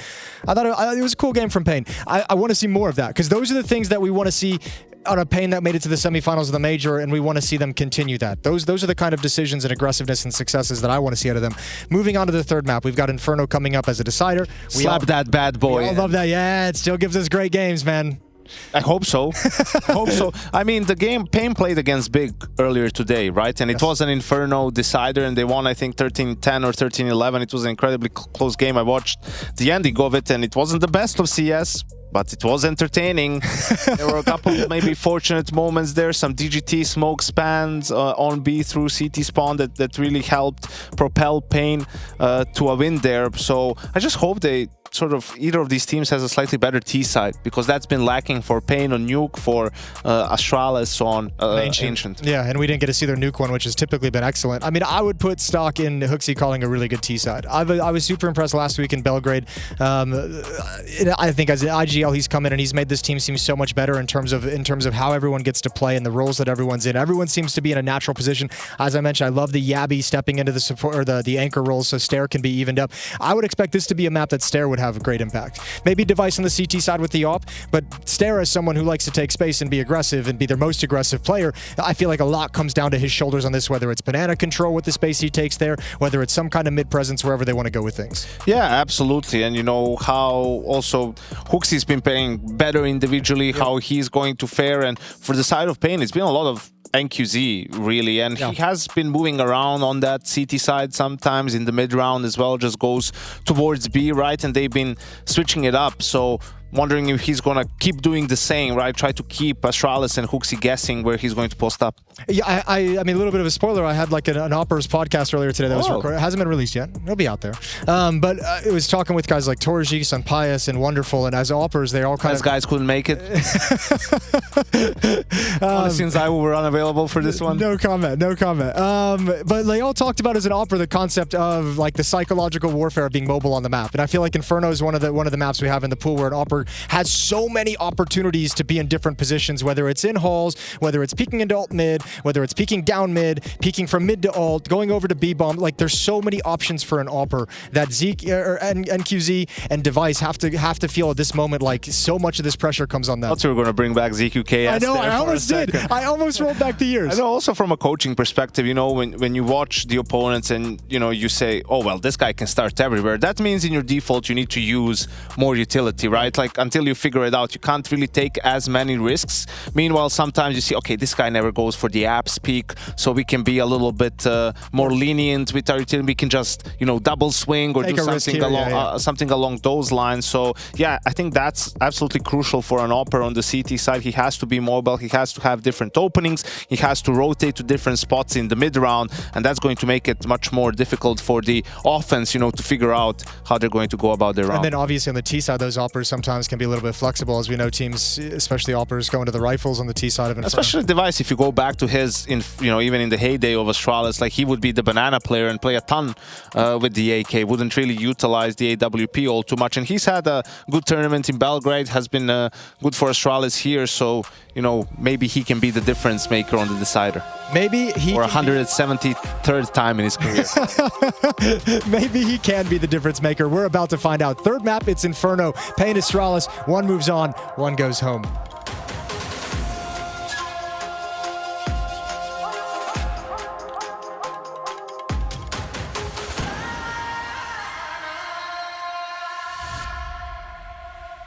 From humble beginnings in Hanover to greatness in Katowice, our journey is our legacy. As we arrive at what we thought was our peak, we instead discover a whole new chapter.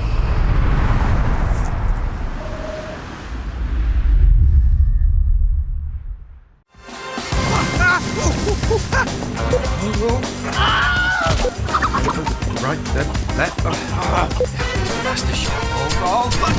Forgot my keys. I'll cover you. Flashback. Oh my, what the f... Bomb has been defused. Don't worry, Bo. I got your back.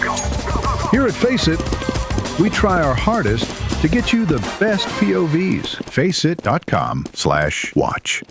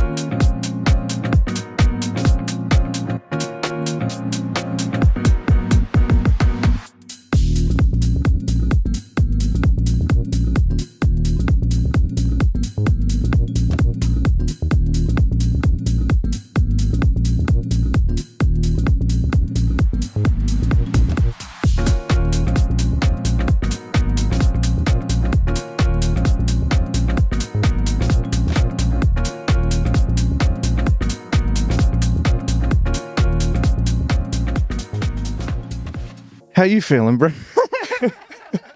I'm feeling great. I'm feeling really excited to play Cologne since we played last year and we made pretty far in the tournament. So right now we want to do more.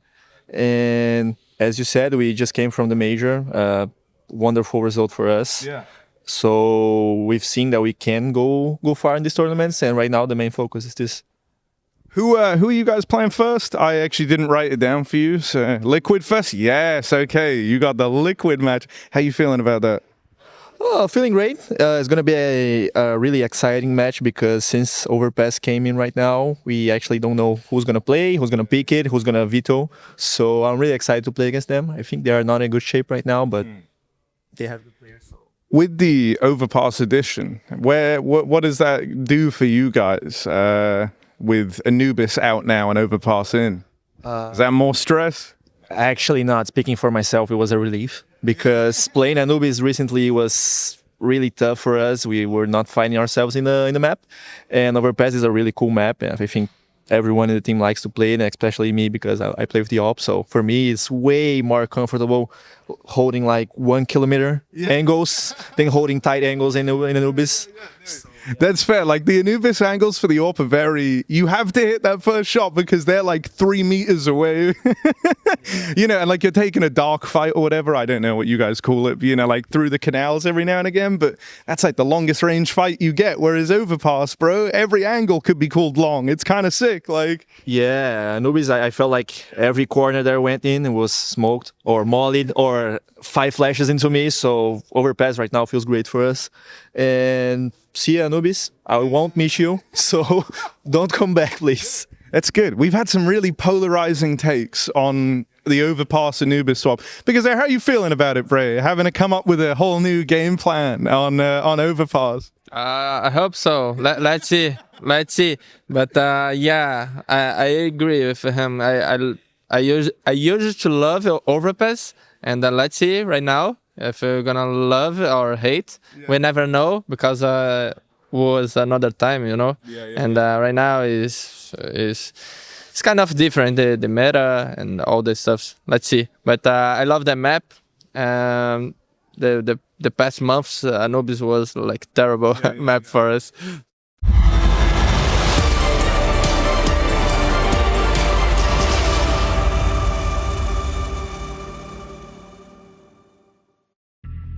The question is, will it be Astralis or will it be Pain Gaming picking themselves up one of those last 2 spots that are being battled for right now? Tyler and 3D Max just went into what seemed like triple, if not quadruple overtime over on the B stream. We're heading to map 3. Inferno, the territory for this one, and loser goes home. Yeah, to answer your initial question, both of these teams have what feels like a lot to lose with a loss here today. Sure, it means you don't move on to stage 2, but both probably feel like they have a claim to be with the top teams in the world. Pain at the major, a playoff team. Astralis, both events with Hooksy, grand final appearances. Now this is Cologne. This is where the big boys play. There's a lot of utility on this T-side pistol from Pain. Yeah, what, 2 Kevlar vests? 3 smokes, a HE, a flash, and 2 mollies. Decoy as well to clear close half wall. Ow! He's not alone, at least. Instantaneous headshot. They've got this double HE. I wonder if you... I mean, it has to be perfect. Like, it looks like Hooksy's lining up for, like, the pool nade if they cross. Trying to get answers is stare. Here comes the util, a barrage of it. Throws out a flashbang that catches Big Uzera, but he keeps parting anyway and finishes off the job. Big Uzera gets it done. Nade for the default spot. You can throw it, it's not going to get the job done. If they had both, would have been the kill. Yes, sir. Awkward retake now. They got nades of their own. Smoke, flash, HE. There goes the smoke. Here comes the flash and the HE. Flashing above. And oh my goodness, look at the elevations and different angles he has to fight simultaneously. It just doesn't look good, doesn't look favorable. Yabi, sure, you've opened up onto NQZ on the way in, but the time is gone. And now you're just going to try and punish them on the exit, but they spent all their money on the nades. Oof, nice little headshot, but Yabi. Brings in his Kevlar, and Stown does too. So 2 pairs. 2 pairs? Let me try again. 2 vests. I call them pairs. Yeah. You It's like could if you pairs of wanted to. underwear. Yeah, you're right. And then they're just a one thing. That's just a one thing. There's 2 holes in them, though, for 2 legs. True. I don't know. Do you think that's why we call them a pair? Would you say I have a pair of boxer shorts? Yeah, I have a pair of underwear. At least I would. Okay. This needs some further thought. A pair of pants. Yeah, you would. Yeah, you would. You would. Thank you. Sorry, I had to get British with it. Excuse me, a pair of pants? Well, they saved Kevlar. Sees Yabi into a Famous. 5-7s for the rest. Some good nades to work with. What's the timing of the release?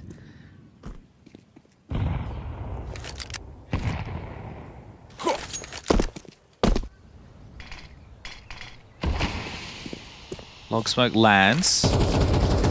Flash for Davideus. Well, can't really explain that one. No, just a miscommunicado. Yeah. As they say, somewhere in the world. And miscommunicado. This was already a difficult round against a force with pistols and smokes. I still feel like Hooksy's not looking comfortable solo B. They need a sweep and clear top mid when this smoke arch fades, which is 3, 2, 1. Oh, they've reblocked. Oh. Okay. Well, unless Hooksy gets a kill, this round's over. Yeah, it feels like it is, isn't it? They've realised, just in time, perhaps. Stair gets spotted, CT, maybe Hooksy. Now, up on that first box, gets spotted, but hits his headshot. He gets his. Will Stown contribute? Not today, not round 2. Still a 3v3 with that damage done. There's a good shot from Stair. NQZ fighting back. 15 seconds, that bomb is not planted. Fading. Smoke will fade, exposes him. Big Uzera hits the headshot. Not an easy one, but walking around the corner. Yavi unprepared for the NQZ reposition, and 5 kills between the two of them. Big Uzera and NQZ weather the force buy of Astralis. And there was some tense moments there, wasn't it? And some very sharp shooting. The flash to set up Stair, I believe it was, for the push to the smoke was great. And really well done here from Hooksy to get 1. Obviously doesn't want to drop back in the flames, has to keep fighting. It's Stown that you wanted to see a little bit more from. That smoke got blocked by Stair. I think the fact that Stair spams, they acknowledge CT, they see that it's not smoked, and yeah, just there, the late recognition that job was done. Chip damage with HE's down middle, so NQZ and Big Uzera, the heroes of the previous, both walking a little bit funny right now. There's still a flash. And there was a smoke, which has been used to block top mid. So if it does feel like it forces Pain Gaming into a fast B play, they would be walking into the stack, but the fight is coming their way. A flash forward, Davideus parks back. And should be all good in the hood now. Yeah. Tried to run. You got to fight, boys. Oh, he's done very well. Yavi finally puts him down. Hooksy even chipping in with that USP headshot, but Yavi's position noted, low HP, and the bomb running away from him with their knives out. Okay, well, it's likely to be a 40-plus second save right now. The bomb, as soon as that gets planted, will confirm the time. And Yavi wants to carry this through the next because, unlike Donk's wishes, you cannot buy the AK on the CT side, and I think that if you could, it would completely ruin our game. Yeah. It's like literally the whole concept that it's built upon. I did see that stat at the end of, was it Austin, where he was like, he got more kills with the AK on the CT side Yeah, than the right. M4. Yeah, and it makes sense. The kid's an absolute monster. Yeah, he is going to kill you, and he is going to take your gun. Yeah, he is. It feels like for them, it's like, do we get to take the AWP or the AK? Yeah, let's get the AK, shall we? I know that the value... You can buy AWPs on the... And it does look like Yabi is going to be saving this AK-47. Nice little boon to the Astralis defense. Terrorists win.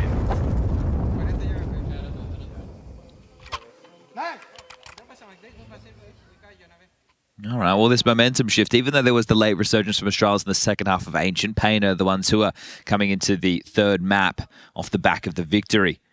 Davideus has gone into a Mac 10 right now. He is at the front spawn. Is this telling of him wanting just to charge up Banana and try and take this space? There is only one individual lacking head armor, and that is Device with the AWP. I'm curious. Davideus is encroaching up close and right next to him. A boost. The MAC-10 comes around the corner and he gets away with it.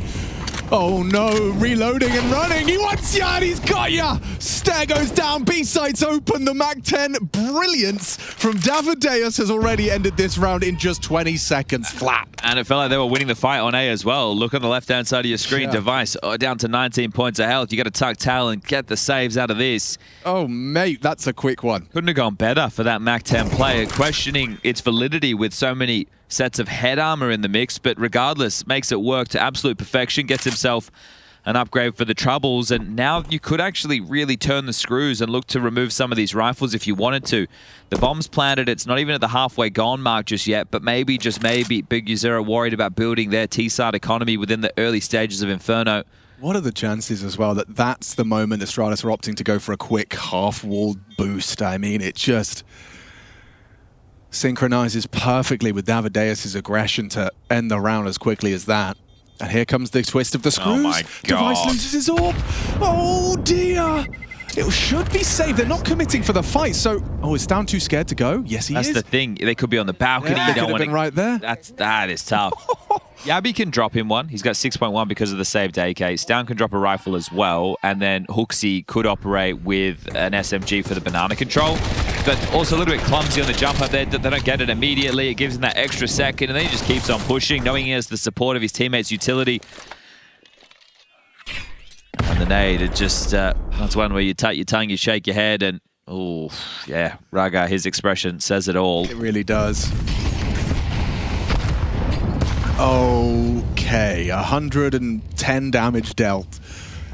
Just straight up from the early pain util. No, well, it's let's respond 3B in now. kind. Yeah, okay. You should explode into A. They are running straight towards Stown, and Abby is going to unload that AK save for a reason.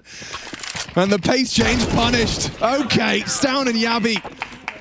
Remind Payne who they're up against. That's Astralis' first. They break their silence with a slaughter.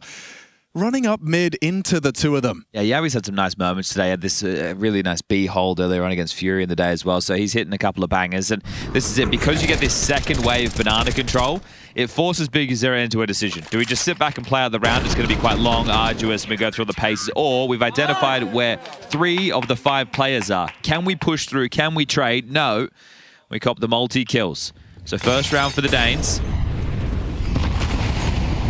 Onslaught utility lands, this time not finding anything bottom of banana. Might see Payne play out more of a standard approach this time.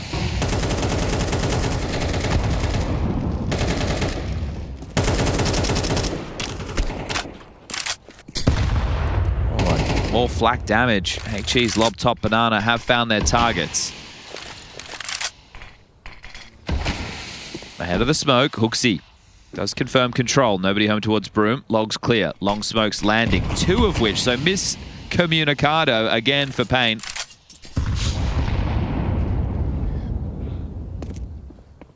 Looks like Device is going to have the responsibility of B on his shoulders. And so far, so good. Davideus down. AWP position noted. It frees up Hooksy to join his boys on A. Not going to be easy for Payne. They're starting strong, though. Yabi gets forced away. Hooksy is the same on the arch side. Big Uzera trying to break in. Does so onto Stown. Hooksy has their cross, but he doesn't have their health. They're wrapping. Staring into so much scrutiny. Turns on a dime. Finds himself 1. Make it 2 from Yabi. Chipping in. Finally put down by DGT in the pit. Giving it a go, and he's got no way in.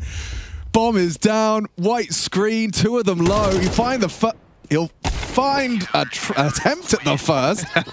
Couldn't quite get it found. 15 HP on Stair and just eluding him. Yeah, it was weird at the arch side because Hooksy and Stown both take contact. Hooksy gets put low. He's like, I've seen enough. Stown's like, no, I'm still fighting. And at that point, it looked like it could have gone wrong. But after the device opener, there's not too many issues finding the closers. So here it is again. This is Stown in the open, and Hooksy's in between 2 minds. I want to help, but I'm on too low HP. If we both die, that's miserable. And Yabi again, star of the show with the multi. There's an AK for Davideus. There's a Deagle for Snow. P250 for DGT and Glocks for the other 2.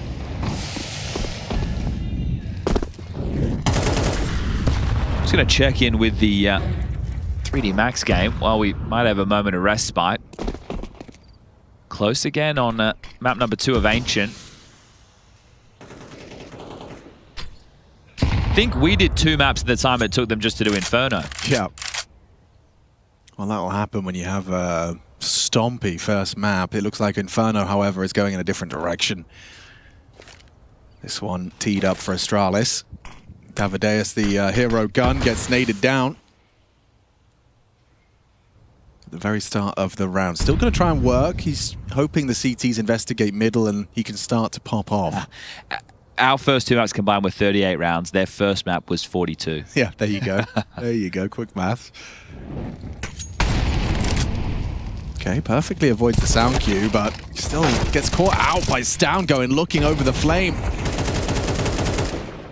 Can be hard to spot over that extra plume. I'm liking this repurposing of Yabi, right? We saw in the interview after day number 1, him taking over these anchor roles, and I think it's suiting the play. Stare, we've spoken about him quite a bit in his time within the Astralis roster. Had a little bit of an in AZR, a brief stint in-game leading Sprout, got to play with Stare, and he said he had in-game leader-esque type communication, and for a map control player who is also mechanically quite gifted and also Surge gets the bloodlust, that's a nice combination to have. This is going to be the first tactical timeout called from Rix on map number 3, T side. Yeah, and especially because that extra, element of a player's game is often hidden from us. You don't really know, what they contribute inside the comms.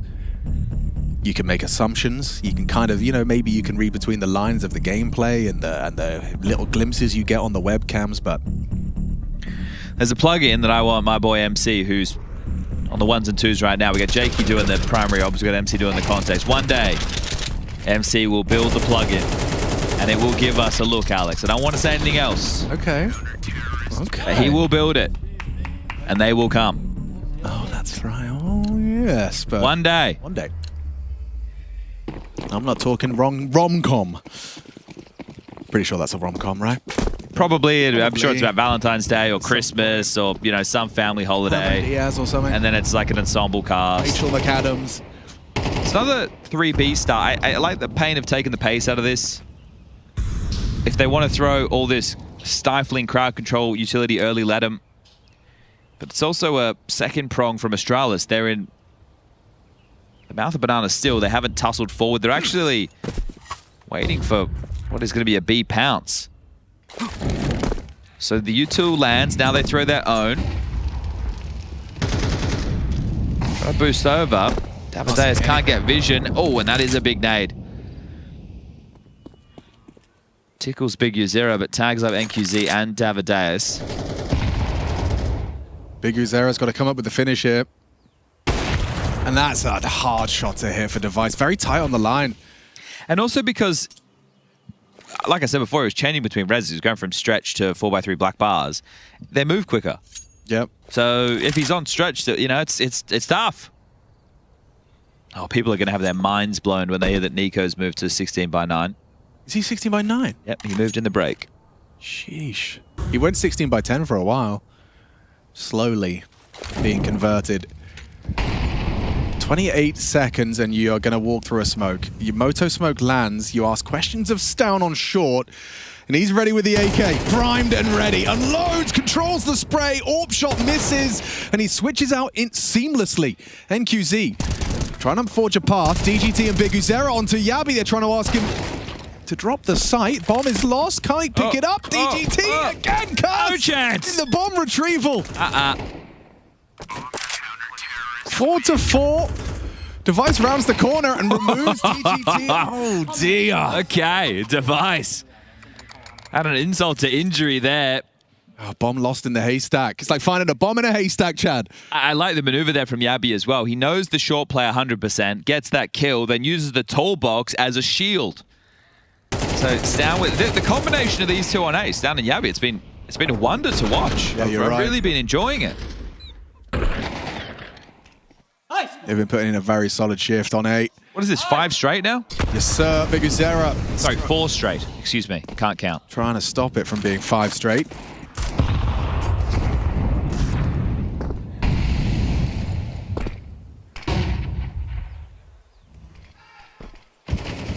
Very threatening smoke. You can see it's thwarted the early investigations up mid. You don't really know what's lying on the other side of that.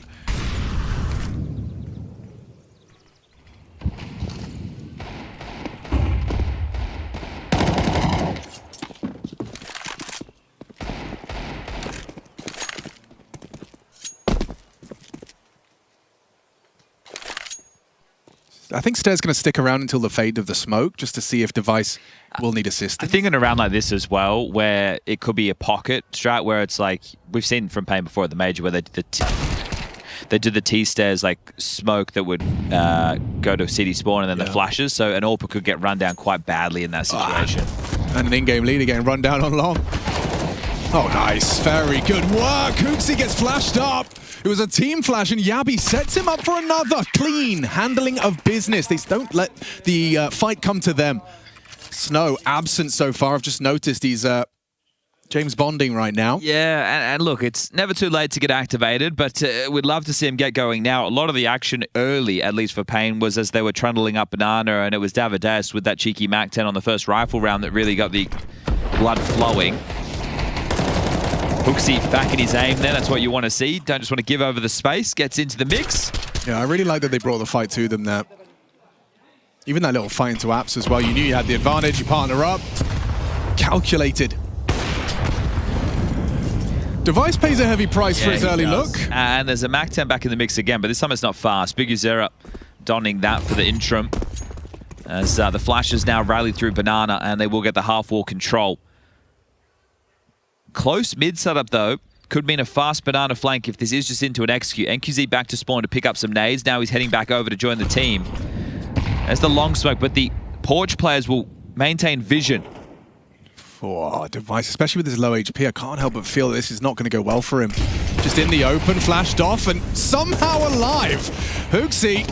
That's a smoke to come through. Yeah, he's tempted to hold his line and goes down. Davideus does very well. That was tough. Forced to do some gymnastics. Device catches NQZ's nade. Spread is good, denies Stare anything more. Peeking into the angle though. Liv, you've got the Banana flank coming, and they're all isolated on the site. Stone and Yabi are on their way. They've been holding A strong, but can they retake B? Snow, can he hold? Could have been his first, and it's not. Denied by Yabi. Quick one back. NQZ, he's got the double. And Stare falls at the hands of DGT. That's Pain. The first response in a while. 5 consecutive from Astralis. Pain respond and tie it up 5-all. And you were bang on with Device. It felt dicey. The last second, just before the hit came, it was like he was flirting with the idea of, okay, I want to get side so I can help out Hooksy. But he was too late to the party, and the nades. That's the way he started the round with damage. That's the way it finished for him. Great double from NQZ. It's great to see him continuing this form. Yeah, he's just, he seems like he's just rarely has an off day. Very, very rarely. Mix up of aggression. Yeah, they've used this smoke. They've kind of conditioned that they don't always play behind it. And now, Stown tucks in. Looking to ask questions, and oh, it's perfect. Snow just can't catch a break. 0-9. DGT claws back. Great trade. Yabi active in the apartments, able to trade it out. What would have been a 4-on-4 now, disadvantage for Pain. Flash half wall and go, but Stare with the smoke spam. Nice. Has the audacity to go for another little burst as well. And we can see just how boxed in they are. Look at this push from Yabi into the chicken pit, so the way back will be treacherous. You may as well try and explode in. Thinking about boost, you got the HE to break.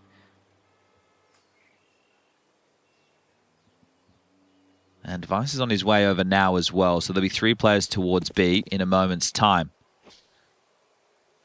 This is the luxury you're afforded with Yabi locking the door. They know they're committed. Hooksy waiting to throw that flash off of Device's first shot. Connecting onto Davideus. NQC, though, his rifling prowess continues. He's going to try and make this threatening. 30 seconds, giving it a look, having a go. Looking for Hooksy on that fountain, and he actually does very well. 20 seconds left, and he's going to fake it out. He's playing for the round. He's playing for the win. NQZ continues to step it up. Now just the one. Yabi. He can't. He doesn't. Oh, it's excruciatingly close. 12. All Yabi had left, a single bullet extra, and he had it. Impeccably played. Great attempt. I mean, look at that round. Look at that mini-map. The way in which those two players were boxed in, locked out, resources were running thin, and he does that. Yeah, the fact that he's able to get all these fights, Device picking in that situation, feels unnecessary, especially in the post-mortem of the round. The extra 1v1, I'm just in awe of the way he played this, and look how close. Oh! Yeah, there was a conversation for a while about, who is the best Brazilian AWP, and I know he just did that with the rifle, but I think NQZ has definitely taken that, at least title for the time being. Great attempt. Oh, mate, that was incredible. And that was a round he didn't win, but fair play, nice try. Device, however, cuts his time short in the final round of this half. Well, now Snow will need to get himself a kill if they'd be looking to tie things up 6-6.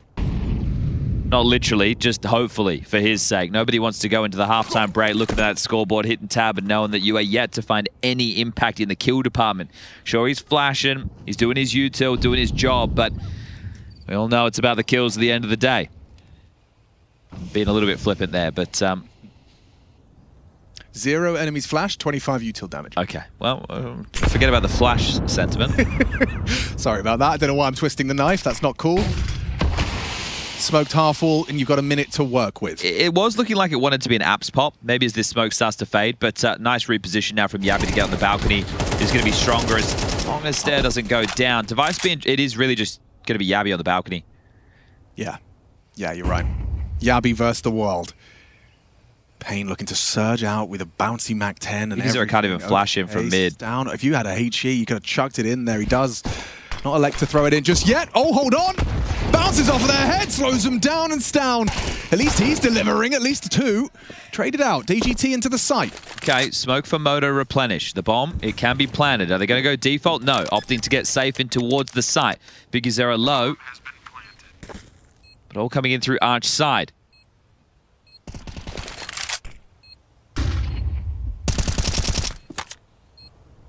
Zera, this low HP.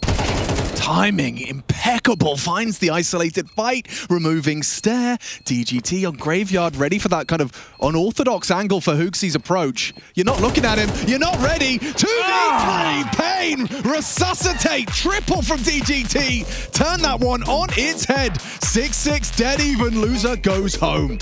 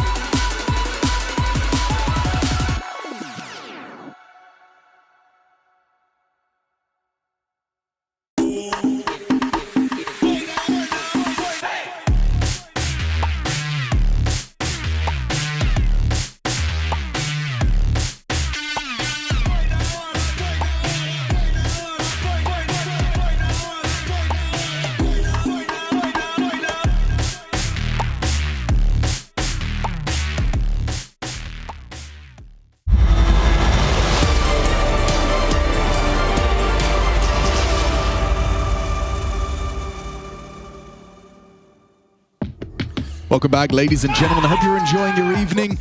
We're ready to conclude Astralis Pain. It's the final half of play. Astralis making light work of the first. Nuke was quick, 13-4, and Ancient Pain picking up their very first win on the map to secure a third map of Inferno. This one, straight down the middle. NQZ has been putting in a very big shift for the boys of Pain throughout this series, nearly pulling off an incredible ace clutch.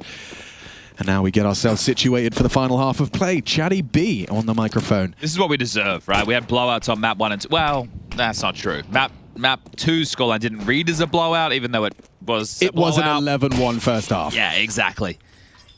So the fact that this one is looking like it's going to go the distance and deliver, that's what everybody wants to watch at home for one of the final seats at the table. Okay, Stout has had trouble finishing off that frag. Big Uzera, he's reporting a lot of bodies and a lot of pressure. He's got support though. Holding on, NQZ, Davideus, even DGT. Device, he arrives and Jabi's already done most of the work for him. Need the bomb, that's going to be tough to retrieve. Smoke. Tell you what, something to work with. An impactful pistol from Snow and he's back. Hasn't felt too much impact in that first, despite his team keeping him level. At least they still don't have the bomb. Yeah, I noticed that. You gotta go up to grab that, I believe. Some parkour required, and it's just as he tries. Oh, no! What a shot! Device got... I thought he got caught out. Quite the opposite. Is it going to happen again? He's trying to jump up, and once again, a peak time, this time perfectly. DGT removes Yabi. Molotov retrieved, as well as the bomb. And it does facilitate a plant. I like this from Device, just confident. DGT running straight towards balcony. Device gets to hear that. Here is approach. Relocates. And tries to put him down. 15. One more bullet. One more bullet. DGT, he's got so many to use. He just needs to hit the one.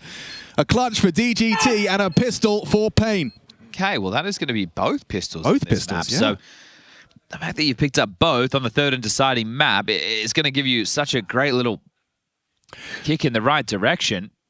I mean, that was a really tough little problem to solve. I understand the people at home won't be able to see this, but just for our sake, yeah. I understand this Inferno, we're going to need a couple of extra nades. But because of the kill reward, you know, we're talking about 4.2k on multiple players, right? It's just, it feels so much comfier to have this type of a buy to deal with that type of a force. I feel you. And this is where the leveling of this economy change, I think, has really got its biggest boon in the early stages of the game.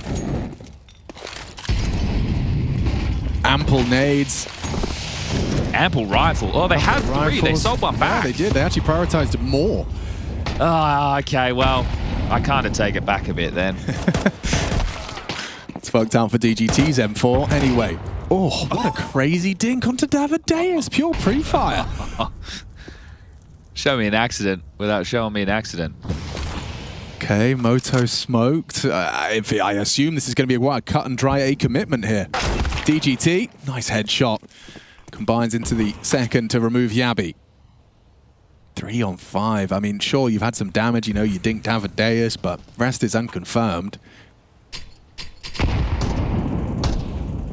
Unless they push, your way of buying back into this round feels done.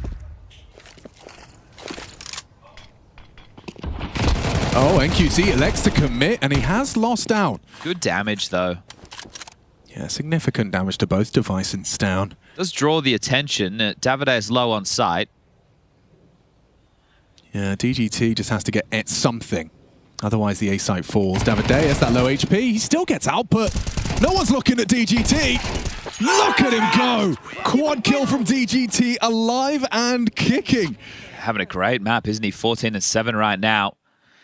Making up for the shortcomings of some of his teammates, namely Snow, still having that tough time. But he did get that final kill on the final round. So first kill on the final round, which did help them secure the 6-6 half. And now they're in a 2-round lead.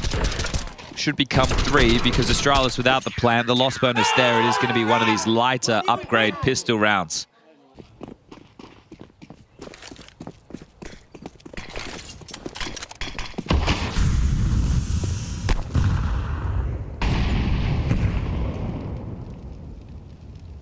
So Device has some flashes, might just pipe these middle and they'll launch up. It's going swimmingly for the initial excursion. Everyone mowed down by Yabi. How? A 180-degree spin. M4 and a plant. No armor, sure, but why not? Put that away, son. Yeah, it felt good.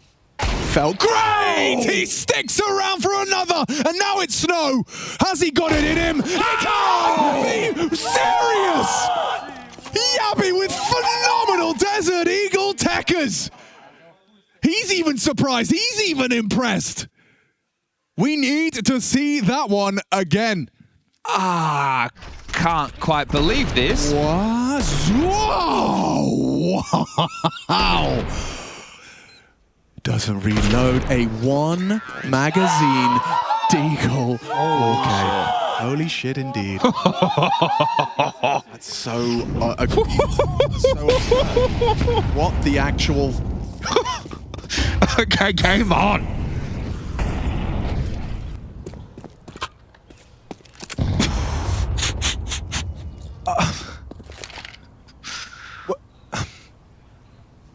Yeah, baffling. And QZ. Can we have a round? Yeah, Can we have a tech timeout or something? Casters should get a timeout. He should get one. Holy! Okay, everyone.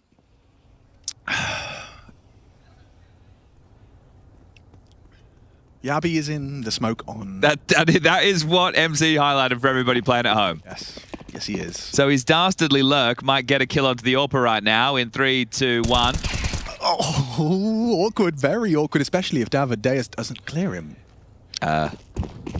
Well. Oh, he won't. Okay, yes. Go on. Explain. He is now the sleeper agent, the unknown factor. Indeed. Hooksy! Caught off guard and a double. Oh, the lurk useless if he gets overlooked, and Davideus does so much with that. Proactivity on display. Do it again, Yabi. Has he got another one in him? Bringing back out the deagle. Has he got another one in him?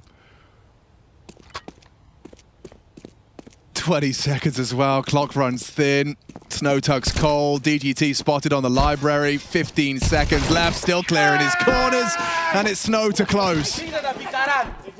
Okay, well, they've reset. They got shaken by that deagle round, sure, but they're not showing any signs of it. So the fact that they're able to get straight back into things with a broken and battered looking buy is a very positive sign. So the gap remains at 2.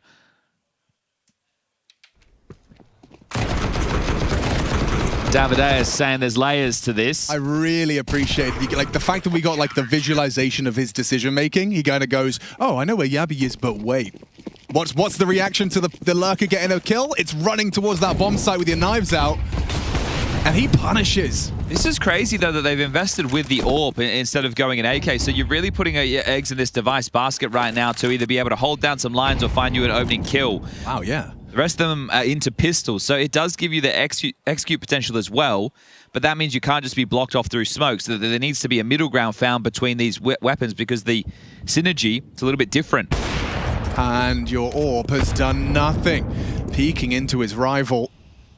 Yabi trying to work through the smoke, and he actually hits it on the smoke break, not expecting another one, goes knife out straight away. NQZ on B, Yabi working on this flank, and he's going to peek into the AWPer here. NQZ on the line. Yabi looking like he's got the hottest of hands, but the AWP will best him. He's reading the game very well. His crosshair seems like it's always in a very well-educated place. Down with that recovered device AWP puts at least one down, and the bomb to be following. Well, the smoke here, this is going to allow them to set up backside. I'm not sure about that. I understand that it wants them to get across the line too. You got a player coming up banana. This is a very important round for Astralis. Can they pull this off? Stare, and it's down. Not the most impact yet from Stare, but a round like this, it's worth its weight in gold.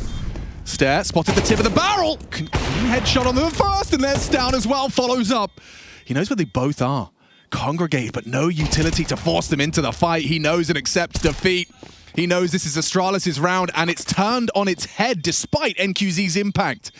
I can't believe Yabi actually manages to find a way to influence the round. Insane. Lurking A with a deagle. Insane. It gets information on what the setup looks like. It helps inform them on the way in right there. The AWP gets picked up from Device, who couldn't find success with it. But right now, Yabi and Stown are just delivering in buckets and spades. 19 for Yabi, 17 for Stown. A nice shot for Stare. And that round loss right there would have been double-digit for Pain. It would have put Astralis in a position where they likely have the conversation about a save before the loss bonus comes in to guarantee a rifle round. So potentially 11. Oh, so the clear comes through and he grabs that. That was in slow-mo. Nasty. It couldn't have worked out better for the two of them either, could it? Like, Stair gets the first, Stoun's posted on the attempted trade. Timeout call from Rugger. So both are teetering right now. Because of this loss bonus factor, if Astralis lose this, it's only 1,400. If Pain Gaming lose this, it's only 1,900. Now, this extra 30 seconds worth of discussion is going to allow Pain to work out what type of a move that they're looking for. There's the M4 in the mix. So they're going to get the most out of this. How much can DGT deliver? There's a pistol upgrade for Davideus. Unfortunately, Yavi has got a Galil and not Desert Eagle. Ah, that's a shame. Yeah. So this should be Astralis being able to tie things up 9-9, but you want to make it as costly as possible. Good place to do that is these apartments fights on that default spread. Davideus goes looking and actually Stoun set him up for success. Gives away a rifle, gives away an opening kill. What is this stack? What is this totem pole of CTs? What on earth am I seeing? Snow's got full vision. They get hard cleared. How diligent is Stair? Device can take sightlines. Stair can clear this. Clear, he shall. That's an efficient handling. Well done. You said they had to try and find kills. Well, bar the first. It's a nice AK to save as well. So this down the stretch, the finances might become very, very important for Pain. No, they will become very important for Pain for both teams, but we will tie things up. So continue to keep things quite level. So that 1,900 coming into the next. There won't be any real issues with the buy, but actually starting to have a look for a hunt. Worst case, you give away another AK, and DGT gets an upgrade into that as well. Yeah, I'll be freed up to do so. DGT just transitioned to that mini pit, so he is going to have the angle on the Abbey. Ooh. See the barrel? He's got a very good idea. I think he just called the barrel, didn't he? Oh, he's got him booked. Oh, miss. Narrow miss. Davideus' barrel poking out. DGT able to confirm the approach. 9-9. Astralis take that one comfortably. Okay, so now, as the buys filter through, NQZ will opt for the A1S. Couldn't have been better from Stair on that boost. Damage averted. Going to be a 3-man beast start from Pain. Now, is this an all-in shove to try and get the banana control? What type of layers are there to it? Astralis have just thrown out the top mid lurk smoke. That's going to ask questions of this defensive NQZ as well as Davideus. Now, Snow, one of the B defenders, is having a tough map. Still only 2 kills to his name. Do they want to try and pressure him? Oh, Big Azera wants to go fighting. It's the AK that prevails, just that extra dink from the M4, not enough. Wonder if Snow's smoke there landing on top of the incendiary / molly, if it's caused a bit of a gap. Looks good. NQZ, yeah, there you go. So it's completely covered. And they've rotated a second man over. So right now, having the defense strung out. A large advantage for Astralis. I don't know if brackets control right now, and that appears to be what they're working on next. Yeah, Device is going to throw the library smoke as well. They're just going to play 2-2. Snow, you have to deliver something right now, mate. Yeah, it looks like Hooksy's lining up the flashes as we go. Snow's got the nades. Can extinguish. But there's no molly.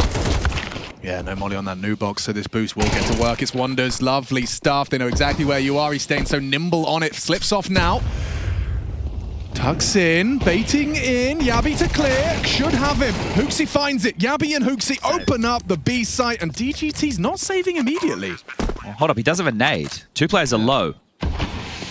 Okay, Smoke arrives. He announces his presence, and it's all about the nade placement. He throws it towards the only man that can take that. Yabi survives. Softened up as well. Are they giving this a go? It looks like they are. Kit on Davideus. Time half gone on that bomb. There goes the HE, doesn't find Stare, and his AWP will remove Davideus. DGT, I respect the attempt, but you are going to end up, I was going to say, losing everything. DGT manages to get himself out of dodge with the frag onto Hooksy. I don't know if I do respect the attempt, because if Davideus and DGT had both saved, yeah, Davideus could have dropped the rifle and DGT could have dropped one as well. You'd have had 4 You would have had 4 rifle, yeah, and then maybe somebody with an SMG or a 5.7. So I think that going for that was a mistake, personally. DGT bought in and then just sold back. Yeah, and Coach Riggs is immediately going, hey lads, I understand it's a close game. It's too late to put that genie back in the bottle. Yeah, no, that's not happening. It's not too late to still claw back into this. They are getting the buyout. Okay, so M4's being juggled. XQZ's got one. Big Uzera has one. DGT can buy. So they still get 4. Oh, okay. No, do they? The guns just keep swapping hands. They do get 3 and 2 MP9s. They've done all right, you know. I mean, I understand why that took time to juggle and work it all out, but here we go. 10-9, third map. Loser goes home. Winner secures themselves a spot in stage 2.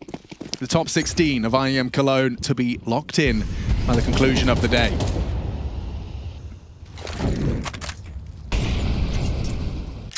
It's damn tight over there between 3D Max and... Oh! That's a death, a nasty opening death, and Snow nearly got added up to the naughty list as well. Gets away with it there, just a scrap of health for Snow. Big Uzera going down, trying to influence the opening engagements.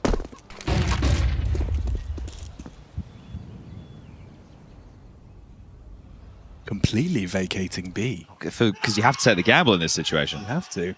I think if you lose this round and you didn't save, 2,900 into the next.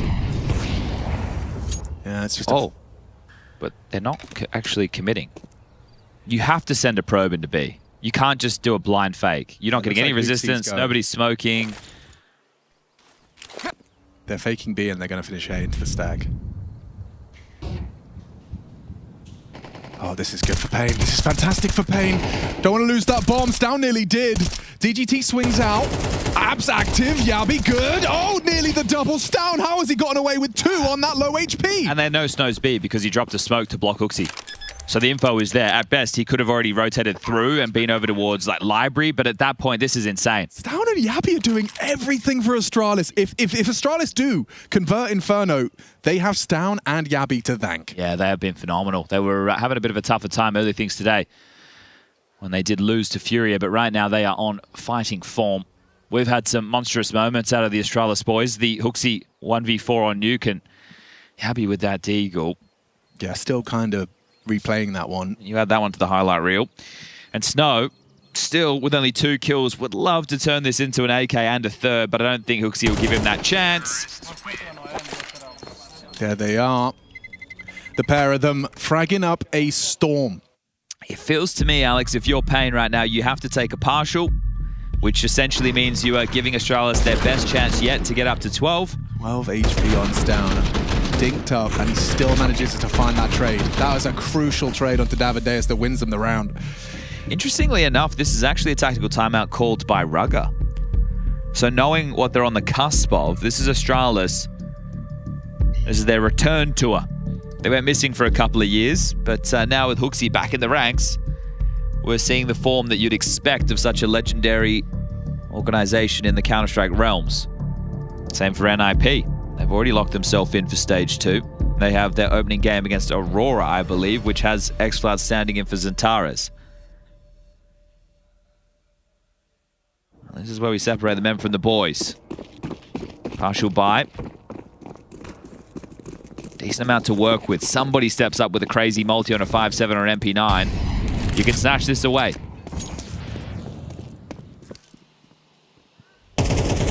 Likely that's why Rugger wanted those 30 seconds, boys. Let's make sure the plan is perfect. Let's not overstep the mark. Let's not run into any silly traps.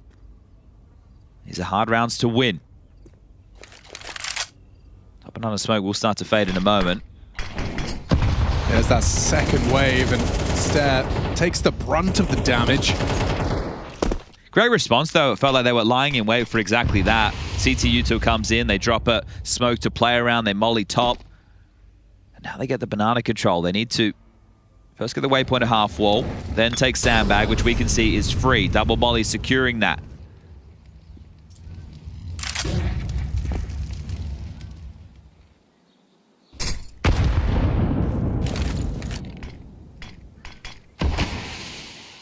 Ultimate smoke from Pain.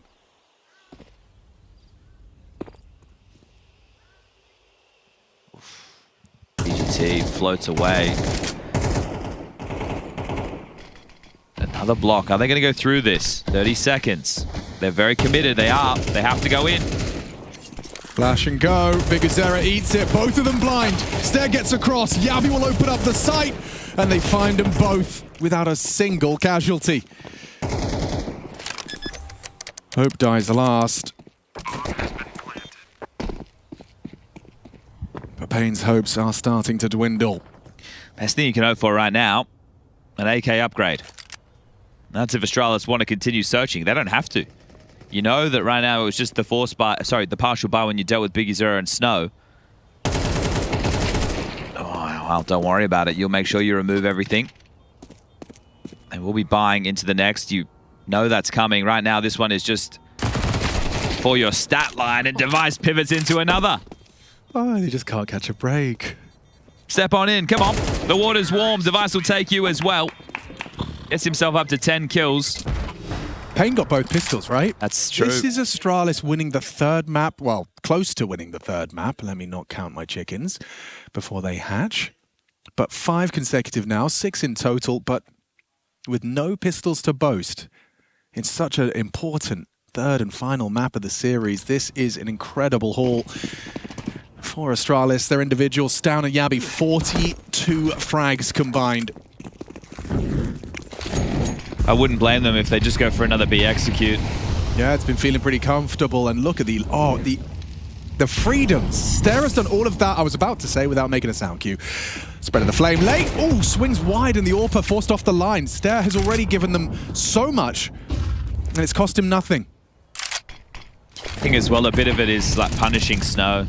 Right, really just... Yeah, you're right. Understanding that he is having a off game right now. And QC's come over to help, DGT even considering it as well. And your rotations exactly are going to be more skittish because of it feeling like a hemorrhage point. So this is where you could get exploited. Yabi, he is starting to maneuver into his lurky den. Yeah, regular haunch. He's made his nest, and that smoke won't last forever. But a second one takes its place immediately. Cooksy's selling the B fake right now. Molly towards new box, flashes sight, smoke CT. They don't bite. They don't buy it. At all. And then QC's AWP about to pick this one, walking in. And now you walk into the stack, Astralis. You got 20 seconds. You know there's going to be bodies here. They've even got nades left, some spares. Dumping it now. They've got 15 seconds to try and break into the stacked site. 3 CTs lie in wait, and they lay waste to the Astralis assault. Perfect hold from Pain Gaming. Okay, well, I really think just go be and execute. Just get it done. If you're going to get banana control like that, just get in there with the execute and give it a go. We'll see if NQZ starts over towards B yet again. Third tactical timeout now used by Astralis, so this one is going deep.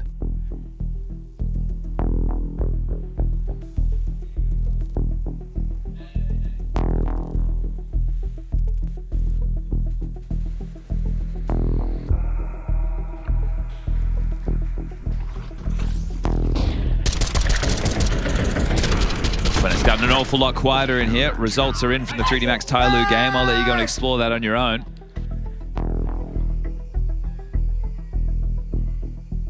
But we are nearing the conclusion of stage 1. Just a handful of rounds, maybe just one. 5 kills is all Astralis require.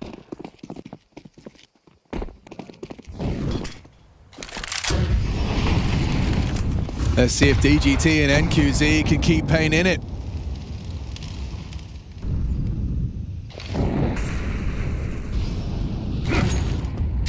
Nade from Snow. Well timed. A little bit extra damage onto Hoogsy.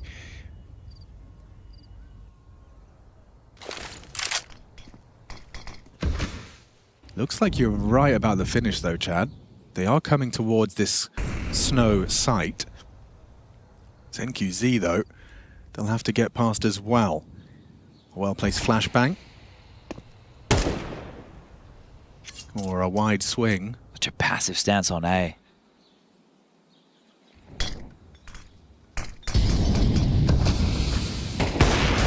Oh, they confirm his presence. Bait the shot, and here comes the acceleration.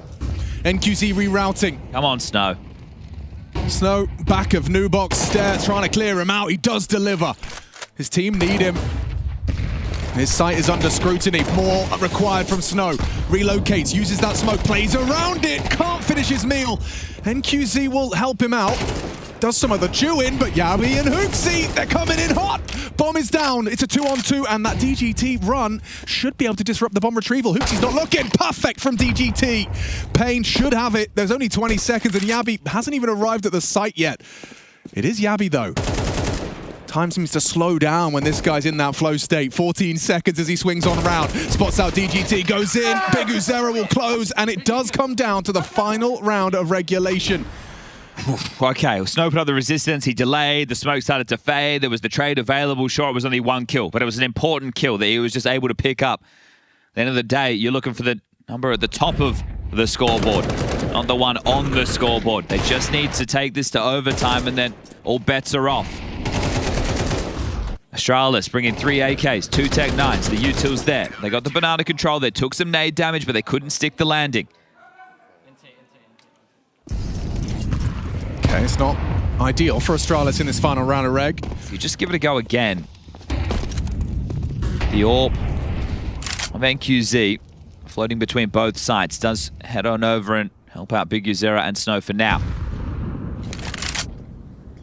Just intent behind this. They flash themselves up, lots of audible footsteps. You can see DGT and Davideus feeling a lot of pressure, calling a massive rotate. Yeah, that's the fact that 2 players have evacuated the site completely. It's all going to come down to the timing, right? They're worried about Arch side because they played heavy towards short and apps. So right now the gap and the thing that Pain are worried about is there a slip through long? They're identifying it now, but how quick does the execute come? They've seen the smoke dropped. This should be your invitation if you're Astralis. You have to know that's defensive. Big Uzera rotating, flashes in a smoke of his own. He's gotten there just in time to lend a hand, and yet still will be a 4v2 if Astralis were to commit right now.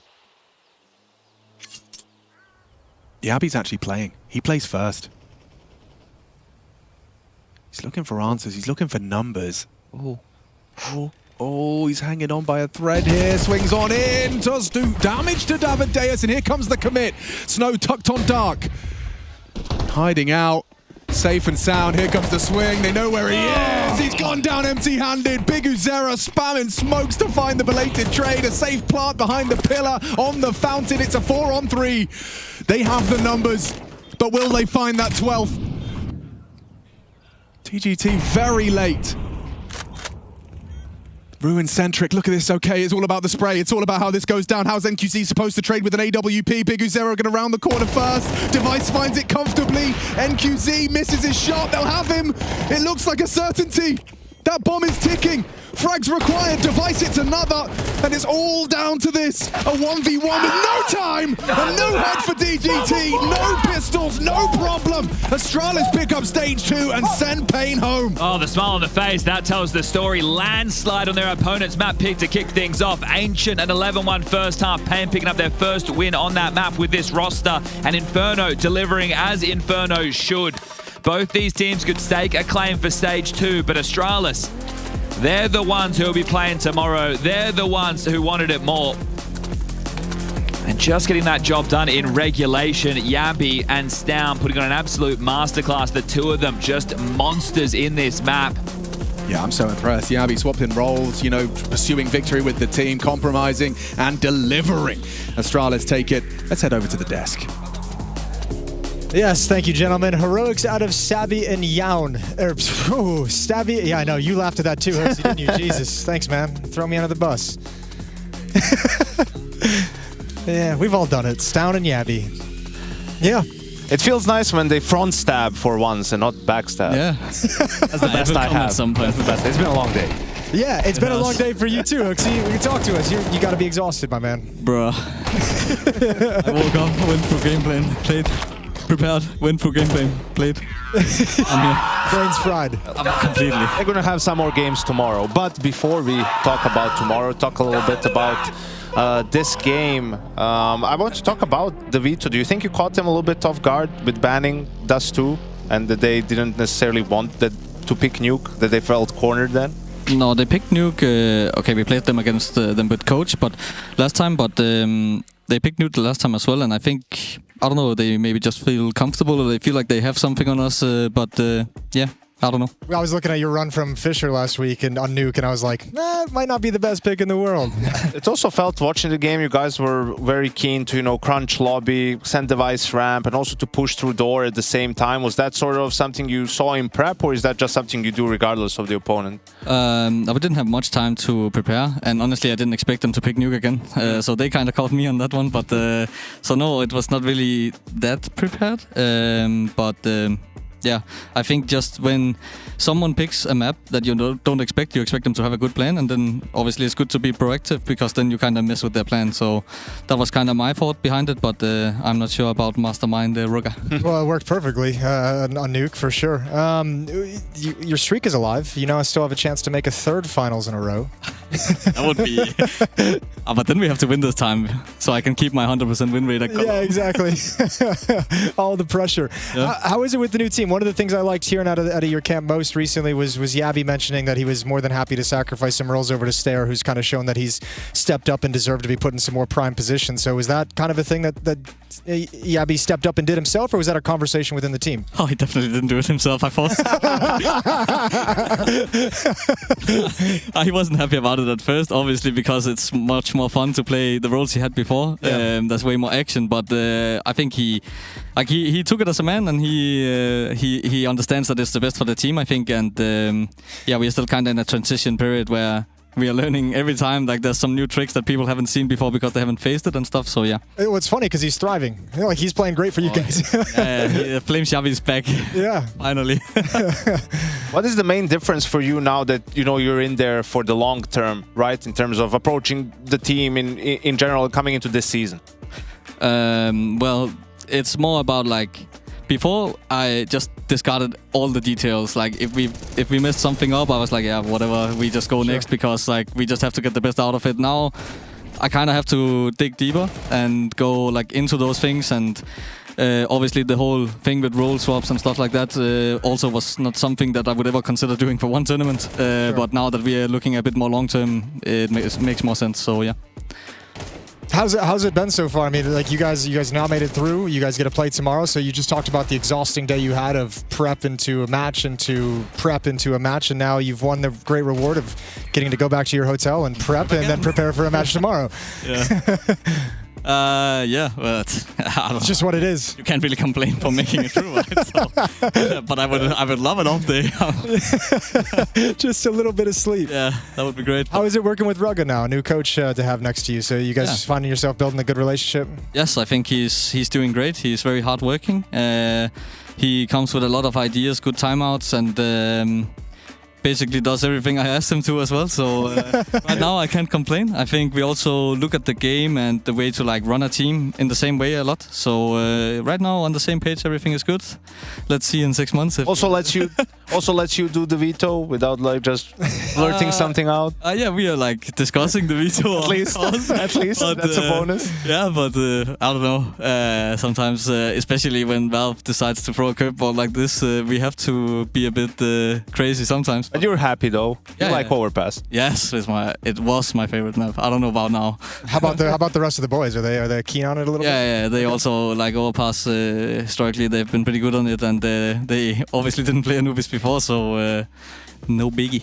Can you before we let you go, can you give me your thoughts on Overpass in general? Because do you foresee with the way that CS2 is playing right now that Overpass is going to be significantly changed from how it was played towards the end of CS:GO?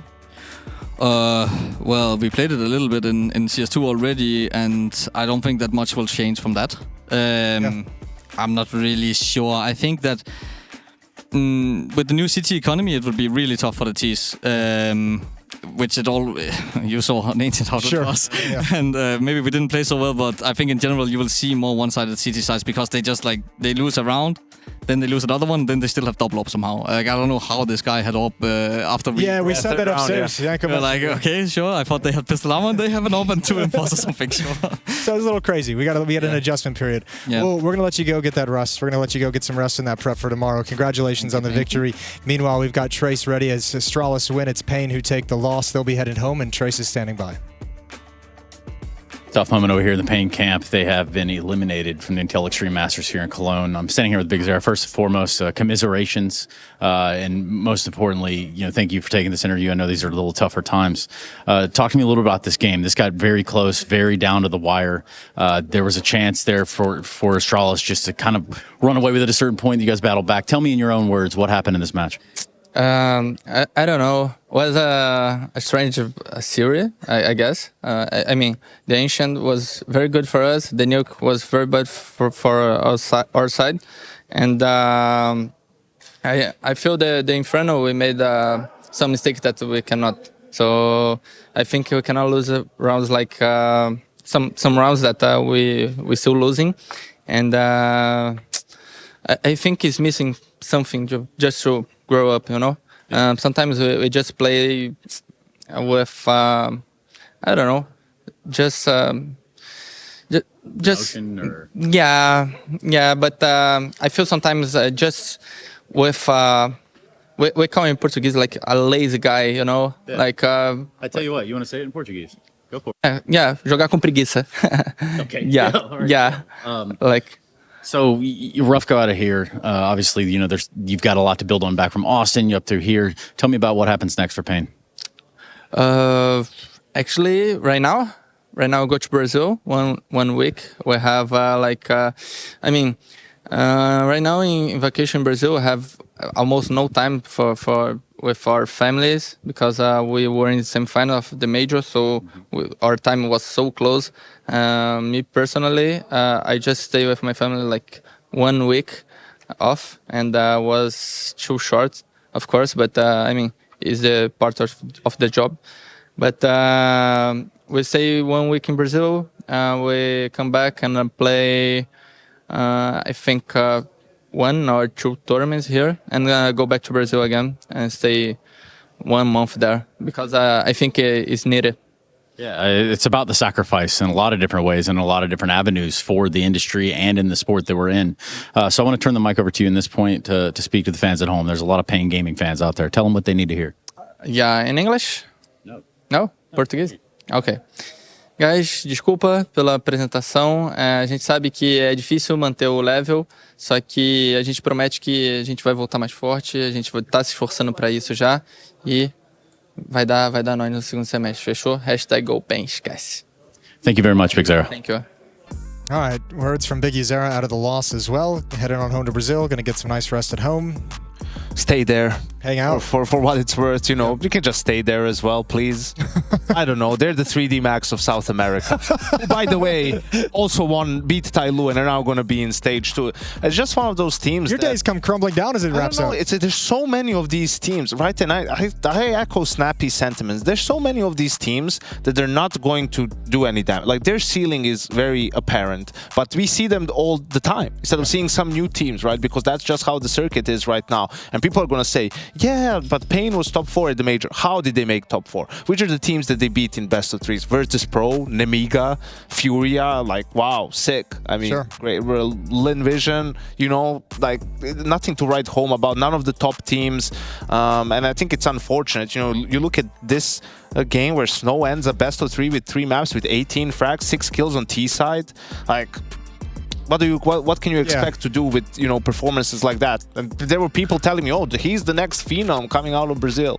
Yeah, and I mean that's why it was kind of like the story for me for Pain coming out of it, and even Furia to an extent as well, is like, can you replicate this? Like, can you do it again? Because all of a sudden, like, yeah, you have your criticisms of their path to get to the semifinals and not beating a team that makes you feel like they've actually figured it out yet.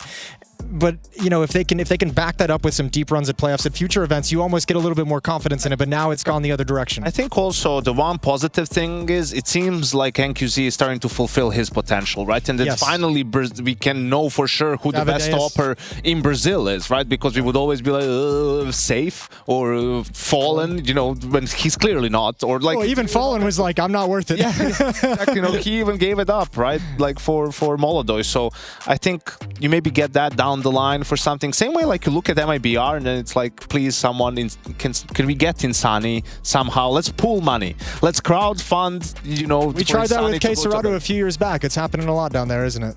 Yeah. Regardless, what else is happening is we got the draw for stage 2 of IEM Cologne. So we're going to send you over to that, figure out who's playing who to start the next stage tomorrow. Okay, it's time for the second part of what we promised earlier today. I'm here with my friend Matt, and he is the head of tournament admins, tournament referees. Let's get the proper nomenclature for Matt. Tournament management. I almost got there. But the truth is, the most important part of this is that we're finishing out what is going to be the second stage of this group, right? Or, well, the group that's coming up. And in doing so, we've got to go through here again and determine at random through a coin flip. Come here, take a look at this coin. Take a look at this.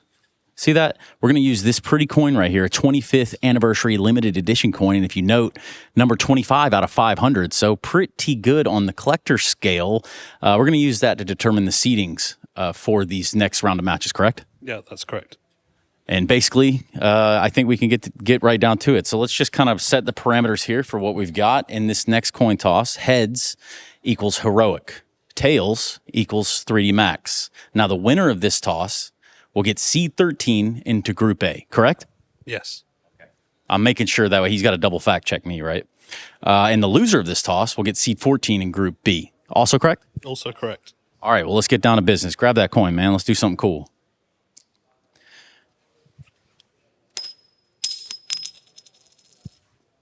Call it? That's tails. All right, so what that means is?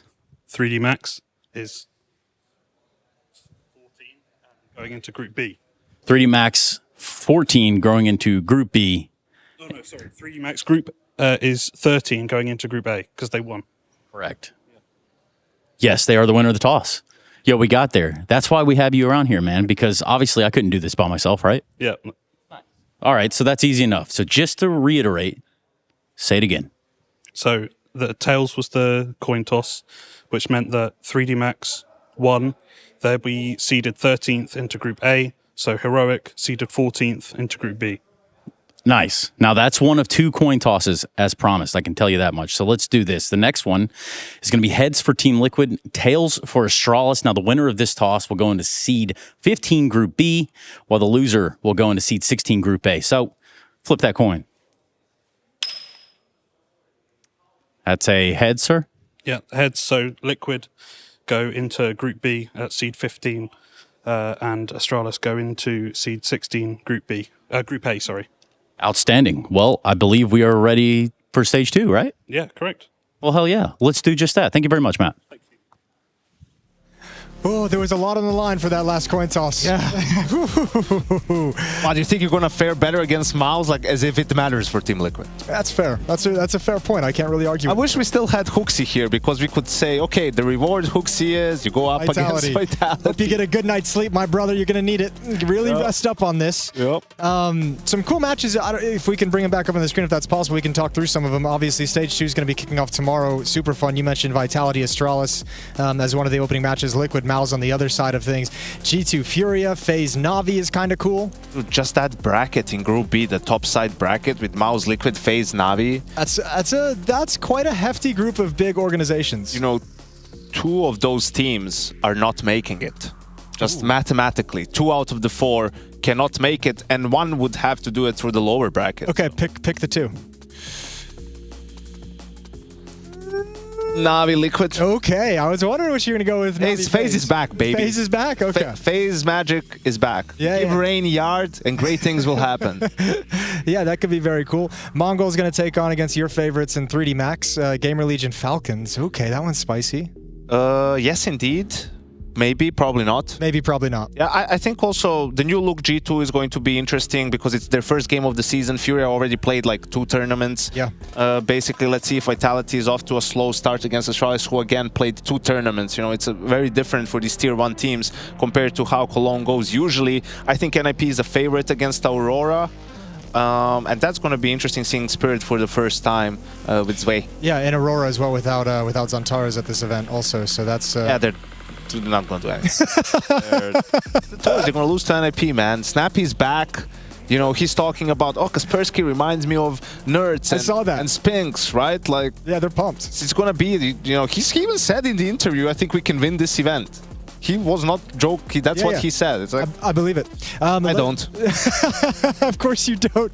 Can we get up the results of the day so you guys can see exactly how this all played out, how we led to this point as well? Astralis taking 0-2 loss to Furia earlier on.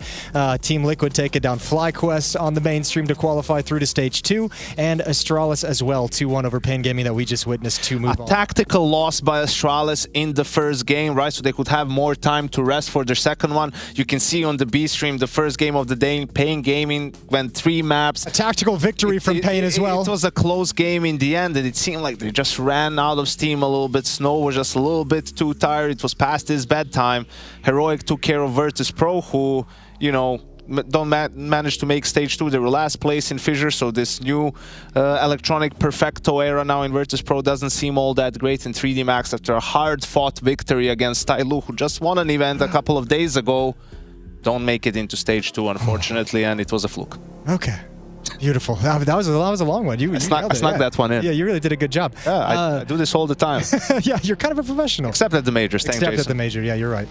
These are the top 10 players so far of Cologne 2025. Great for them, man. I'm so happy for these guys. Yeah, I mean, look at PR, man. Gamer Legion got to be pleased. His last season in Gamer Legion before like Mouse or FaZe picks him up. Enjoy it, Ash, while you can. Insani, well, he's going to be in MIBR for 3 he's more 90, years. Yeah, he's got a little bit more time over there. At the very least. But who's number 5?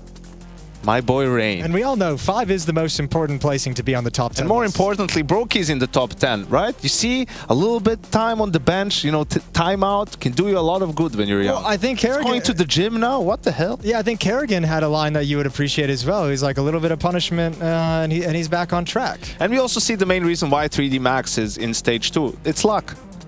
Lucky. That is your best work, right at the end of the day. See? You just stick the landing right before we go home. I should do the late games all the time, Jason. Yeah, you probably should. Can we get tomorrow's schedule up on the screen now so we can see what everyone can see what's coming at you? Yeah, more Counter-Strike, tons of it. A-Stream, Falcons, Gamer Legion to kick us off at the start. Vitality, Astralis as the second game of the day. FaZe, Navi going to round us out in the headliner to close out the first day of stage 2 on the mainstream. That's some bangers, Jason. Yeah, there are actually a good amount of bangers. And Falcons Gamer Legion. But you'd be a fool to think just because Falcons stomped them the last 2 times they met, which was playoffs in Dallas, playoffs in Melbourne, that it was going to happen again. Jason, it's not. It's group stages. Nobody cares about the Counter-Strike Kiyosuke's playing his first game. That's all anyone's going to be tuning in for. That's Counter-Strike. G2 taking on Furia to start off the B stream. Mongols taking on 3D Max, and then Aurora NIP to round out the day over there on the B stream. Welcome to the Hunter IGL era, G2 fans. It's going to be your most successful yet. You know, I've been critical enough about the Monacy Nico thing with G2, but I actually think they've turned the corner and kind of stuck the landing as best they possibly could coming out of the break. I think this is actually a really interesting lineup for G2.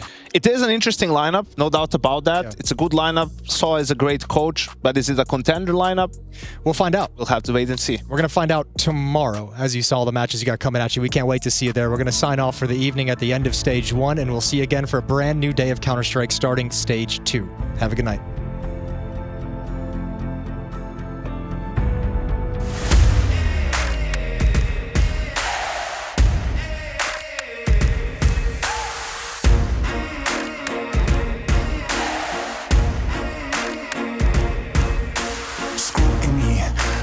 Twisting up the truth, this ain't new to me.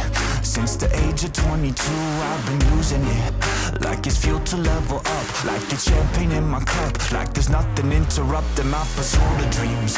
There's a vision in my mind, it's consuming me. Take my confidence combined with opportunity, mix it up with unity, soon to be the greatest of my generation. Operation Victory. Fight or fly, we will stay. Through the perils we dare not to stray. Spark the match, light the flame. Out of luck, out of sight, dangerous, dynamite. Dynamite! Setting fire to the clouds at the speed of light. Going up, not coming down, screaming. Superman's kryptonite. Blowing up dynamite. Dynamite! Setting fire to the clouds at the speed of light. Going up, not coming down, screaming. Superman's kryptonite. Blowing up dynamite.